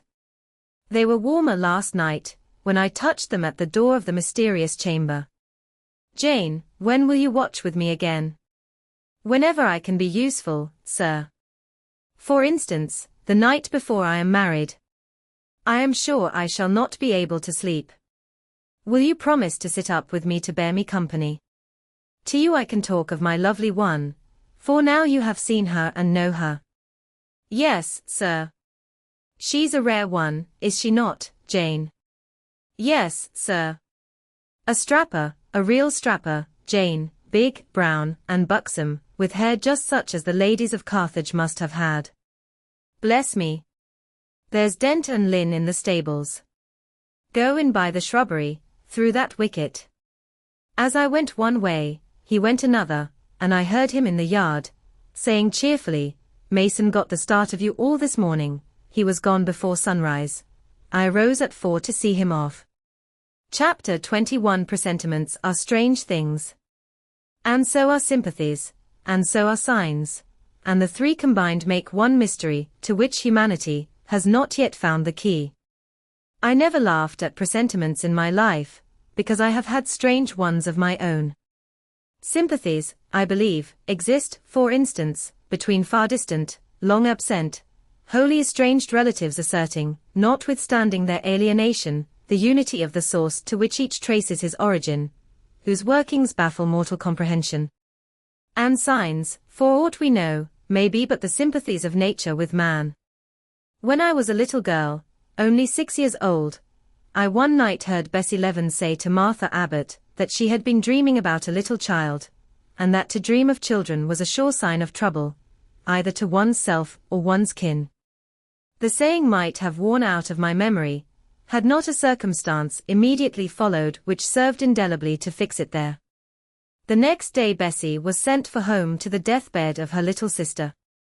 Of late I had often recalled this saying and this incident, for during the past week scarcely a night had gone over my couch that had not brought with it a dream of an infant, which I sometimes hushed in my arms, sometimes dandled on my knee, sometimes watched playing with daisies on a lawn, or again, dabbling its hands in running water.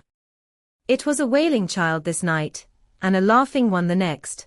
Now it nestled close to me, and now it ran from me, but whatever mood the apparition evinced, whatever aspect it wore, it failed not for 7 successive nights to meet me the moment I entered the land of slumber. I did not like this iteration of one idea, this strange recurrence of one image, and I grew nervous as bedtime approached and the hour of the vision drew near. It was from companionship with this baby phantom I had been roused on that moonlight night, when I heard the cry, and it was on the afternoon of the day following I was summoned downstairs, by a message that someone wanted me in Mrs. Fairfax's room. On repairing thither, I found a man waiting for me, having the appearance of a gentleman's servant. He was dressed in deep mourning, and the hat he held in his hand was surrounded with a crape band. "I dare say you hardly remember me, miss," he said, rising as I entered, "but my name is Leaven. I lived coachman with Mrs. Reed when you were at Gateshead, 8 or 9 years since, and I live there still." "Oh, Robert. How do you do? I remember you very well. You used to give me a ride sometimes on Miss Georgiana's bay pony. And how is Bessie? You are married to Bessie?" "Yes, miss. My wife is very hearty, thank you. She brought me another little one about 2 months since. We have 3 now, and both mother and child are thriving." "And are the family well at the house, Robert?" "I am sorry I can't give you better news of them, miss. They are very badly at present, in great trouble." "I hope no one is dead," I said, glancing at his black dress. He too looked down at the crape round his hat and replied, "Mr. John died yesterday was a week, at his chambers in London." "Mr. John?" "Yes." "And how does his mother bear it?" "Why, you see, Miss Eyre, it is not a common mishap. His life has been very wild, These last 3 years he gave himself up to strange ways, and his death was shocking. I heard from Bessie he was not doing well. Doing well? He could not do worse. He ruined his health and his estate amongst the worst men and the worst women. He got into debt and into jail. His mother helped him out twice, but as soon as he was free he returned to his old companions and habits. His head was not strong. The knaves he lived amongst fooled him beyond anything I ever heard. He came down to Gateshead about 3 weeks ago, and wanted Mrs. to give up all to him. Mrs. refused. Her means have long been much reduced by his extravagance. So he went back again, and the next news was that he was dead. How he died, God knows. They say he killed himself. I was silent. The tidings were frightful. Robert Levin resumed. Mrs. had been out of health herself for some time. She had got very stout, but was not strong with it, and the loss of money and fear of poverty were quite breaking her down. The information about Mr. John's death, and the manner of it came too suddenly. It brought on a stroke. She was 3 days without speaking, but last Tuesday she seemed rather better. She appeared as if she wanted to say something, and kept making signs to my wife and mumbling. It was only yesterday morning, however, that Bessie understood she was pronouncing your name, and at last she made out the words, "Bring Jane, fetch Jane Eyre. I want to speak to her." Bessie is not sure whether she is in her right mind, or means anything by the words, but she told Miss Reed and Miss Georgiana, and advised them to send for you. The young ladies put it off at first, but their mother grew so restless and said, "Jane, Jane," so many times, that at last they consented. I left Gateshead yesterday, and if you can get ready, miss, I should like to take you back with me early tomorrow morning. Yes, Robert, I shall be ready. It seems to me that I ought to go. I think so too. Miss Bessie said she was sure you would not refuse, but I suppose you will have to ask leave before you can get off. Yes, and I will do it now, and having directed him to the servants' hall, and recommended him to the care of John's wife, and the attentions of John himself, I went in search of Mr. Rochester. He was not in any of the lower rooms, he was not in the yard, the stables, or the grounds. I asked Mrs. Fairfax if she had seen him. Yes, she believed he was playing billiards with Miss Ingram. To the billiard room I hastened. The click of balls and the hum of voices resounded thence. Mr. Rochester, Miss Ingram, the 2 Misses Eshton, and their admirers, were all busied in the game.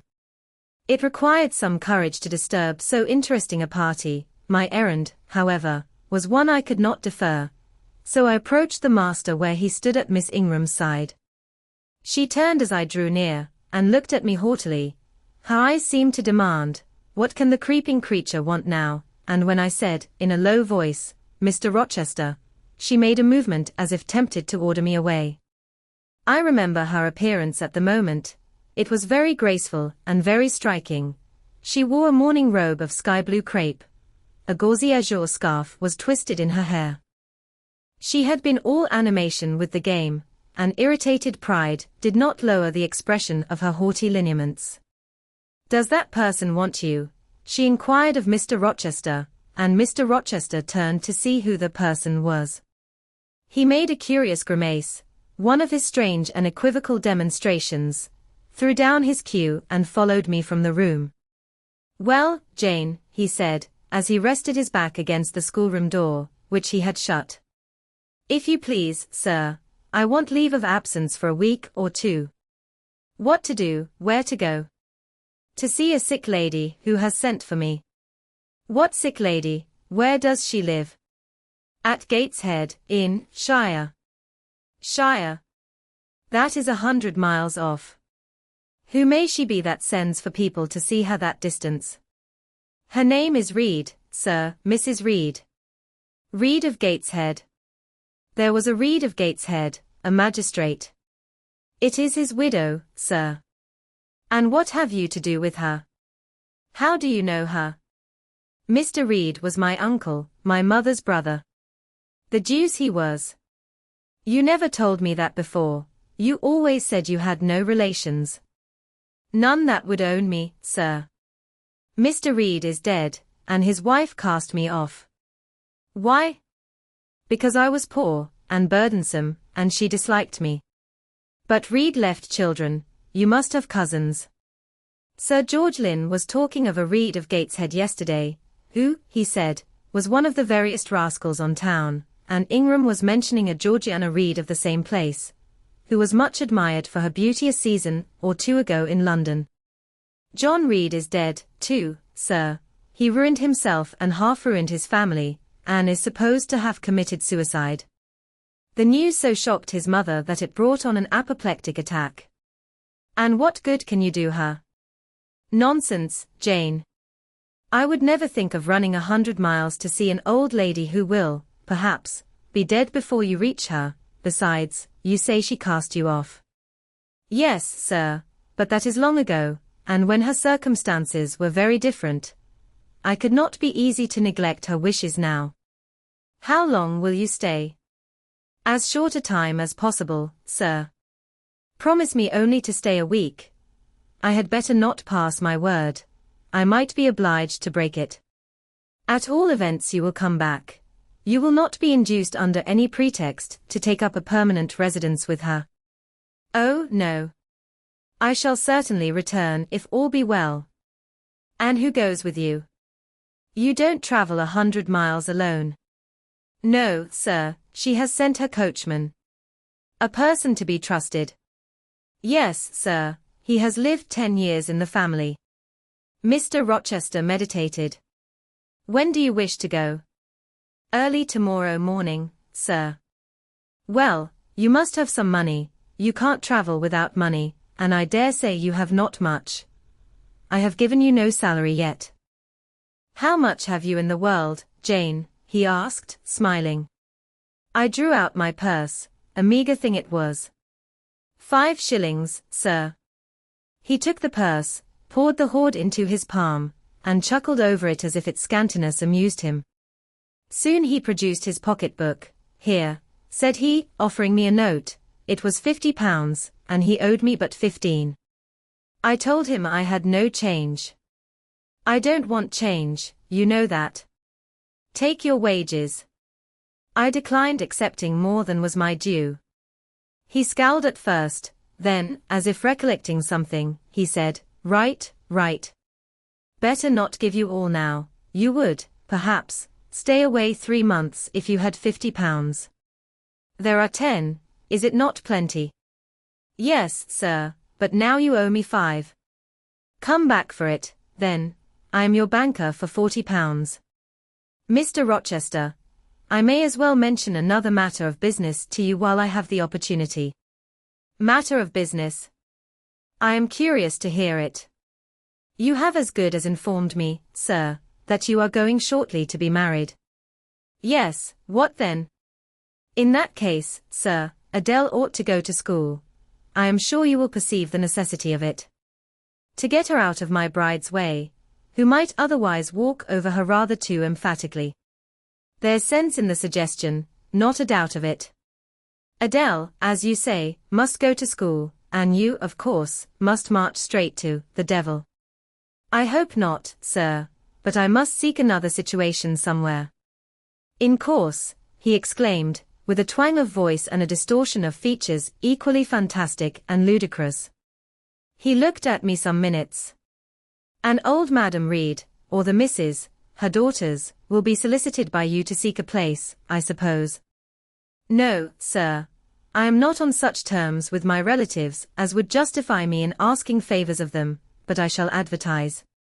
You shall walk up the pyramids of Egypt, he growled. At your peril you advertise. I wish I had only offered you a sovereign instead of £10. Give me back £9, Jane, I've a use for it. And so have I, sir, I returned, putting my hands and my purse behind me. I could not spare the money on any account. Little niggard, said he, refusing me a pecuniary request. Give me £5, Jane. Not 5 shillings, sir, nor 5 pence. Just let me look at the cash. No, sir, you are not to be trusted. Jane. Sir. Promise me one thing. I'll promise you anything, sir, that I think I am likely to perform. Not to advertise, and to trust this quest of a situation to me. I'll find you one in time. I shall be glad so to do, sir, if you, in your turn, will promise that I and Adele shall be both safe out of the house before your bride enters it. Very well. Very well. I'll pledge my word on it. You go tomorrow, then? Yes, sir, early. Shall you come down to the drawing room after dinner? No, sir, I must prepare for the journey. Then you and I must bid goodbye for a little while. I suppose so, sir. And how do people perform that ceremony of parting, Jane? Teach me. I'm not quite up to it. They say, farewell, or any other form they prefer. Then say it. Farewell, Mr. Rochester, for the present. What must I say? The same, if you like, sir. Farewell, Miss Eyre, for the present, is that all? Yes. It seems stingy, to my notions, and dry and unfriendly. I should like something else, a little addition to the rite. If one shook hands, for instance, but no, that would not content me either. So you'll do no more than say farewell, Jane. It is enough, sir, as much goodwill may be conveyed in one hearty word as in many. Very likely, but it is blank and cool, farewell. How long is he going to stand with his back against that door? I asked myself. I want to commence my packing. The dinner bell rang, and suddenly away he bolted, without another syllable. I saw him no more during the day, and was off before he had risen in the morning. I reached the lodge at Gateshead about 5 o'clock in the afternoon of the 1st of May. I stepped in there before going up to the hall. It was very clean and neat. The ornamental windows were hung with little white curtains. The floor was spotless. The grate and fire irons were burnished bright, and the fire burnt clear. Bessie sat on the hearth, nursing her last-born, and Robert and his sister played quietly in a corner. Bless you! I knew you would come, exclaimed Mrs. Leaven, as I entered. Yes, Bessie, said I, after I had kissed her, and I trust one am not too late. How is Mrs. Reed, alive still, I hope? Yes, she is alive, and more sensible and collected than she was. The doctor says she may linger a week or two yet, but he hardly thinks she will finally recover. Has she mentioned me lately? She was talking of you only this morning, and wishing you would come, but she is sleeping now, or was 10 minutes ago, when I was up at the house. She generally lies in a kind of lethargy, all the afternoon, and wakes up about 6 or 7. Will you rest yourself here an hour, miss, and then I will go up with you. Robert here entered, and Bessie laid her sleeping child in the cradle and went to welcome him. Afterwards, she insisted on my taking off my bonnet, and having some tea, for she said I looked pale and tired. I was glad to accept her hospitality, and I submitted to be relieved of my traveling garb, just as passively as I used to let her undress me when a child. Old times crowded fast back on me as I watched her bustling about, setting out the tea tray with her best china, cutting bread and butter, toasting a tea cake, and, between whiles, giving little Robert, or Jane an occasional tap, or push, just as she used to give me in former days. Bessie had retained her quick temper, as well as her light foot and good looks. Tea ready. I was going to approach the table, but she desired me to sit still, quite in her old peremptory tones. I must be served at the fireside, she said, and she placed before me a little round stand with my cup and a plate of toast, absolutely, as she used to accommodate me with some privately purloined dainty on a nursery chair, and I smiled and obeyed her as in bygone days. She wanted to know if I was happy at Thornfield Hall, and what sort of a person the mistress was, and when I told her there was only a master, whether he was a nice gentleman, and if I liked him. I told her he was rather an ugly man, but quite a gentleman, and that he treated me kindly, and I was content. Then I went on to describe to her the gay company that had lately been staying at the house, and to these details Bessie listened with interest, they were precisely of the kind she relished. In such conversation an hour was soon gone. Bessie restored to me my bonnet, and accompanied by her, I quitted the lodge for the hall. It was also accompanied by her that I had, nearly 9 years ago, walked down the path I was now ascending. On a dark, misty, raw morning in January, I had left a hostile roof with a desperate and embittered heart, a sense of outlawry and almost of reprobation, to seek the chilly harbourage of Lowood, that bourne so far away and unexplored. The same hostile roof now again rose before me. My prospects were doubtful yet, and I had yet an aching heart. I still felt as a wanderer on the face of the earth, but I experienced firmer trust in myself and my own powers, and less withering dread of oppression.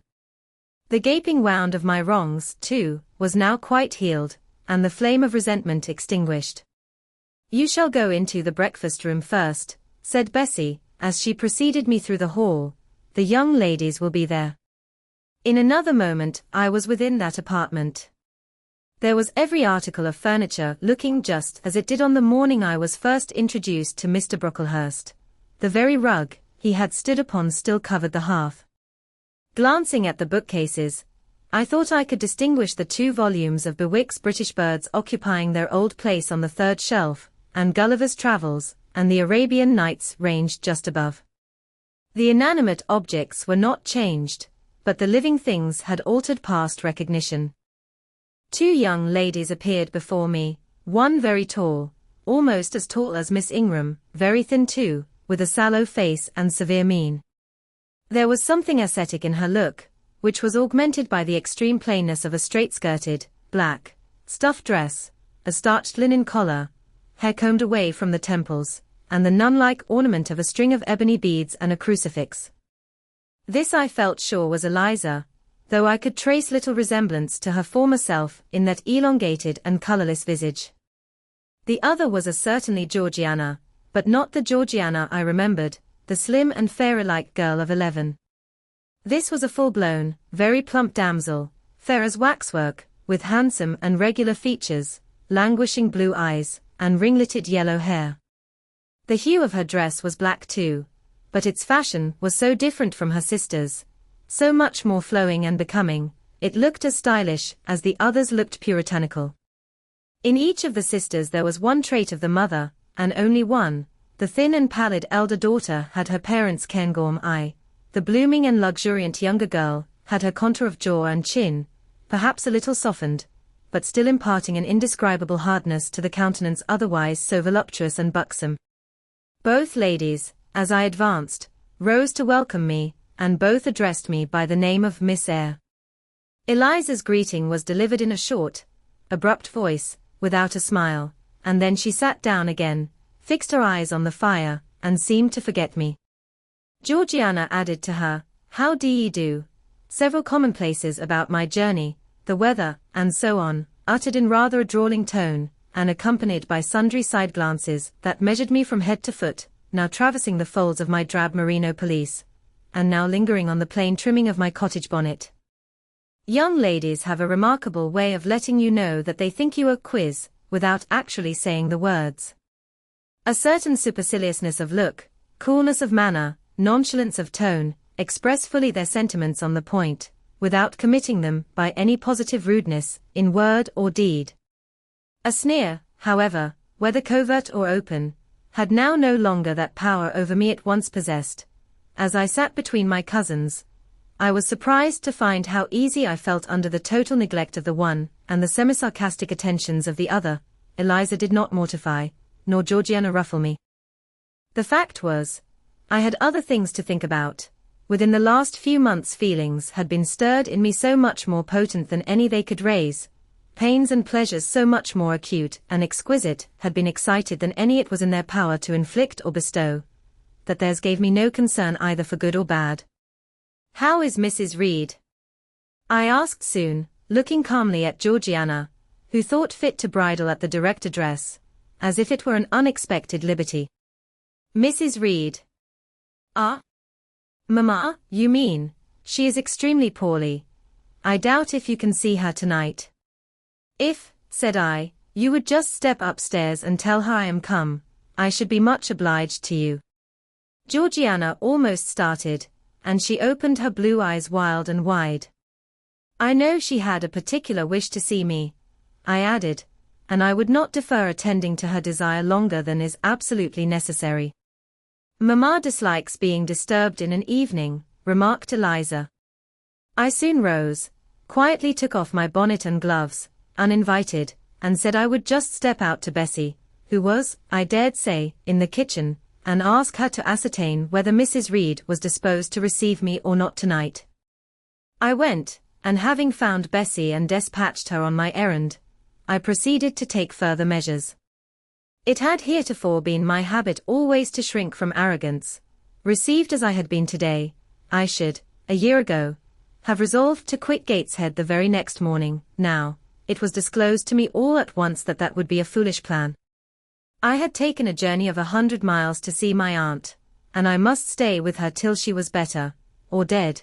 As to her daughter's pride or folly, I must put it on one side, make myself independent of it. So I addressed the housekeeper, asked her to show me a room, told her I should probably be a visitor here for a week or two, had my trunk conveyed to my chamber, and followed it thither myself. I met Bessie on the landing. "Mrs. is awake," said she. "I have told her you are here. Come and let us see if she will know you." I did not need to be guided to the well-known room, to which I had so often been summoned for chastisement or reprimand in former days. I hastened before Bessie. I softly opened the door.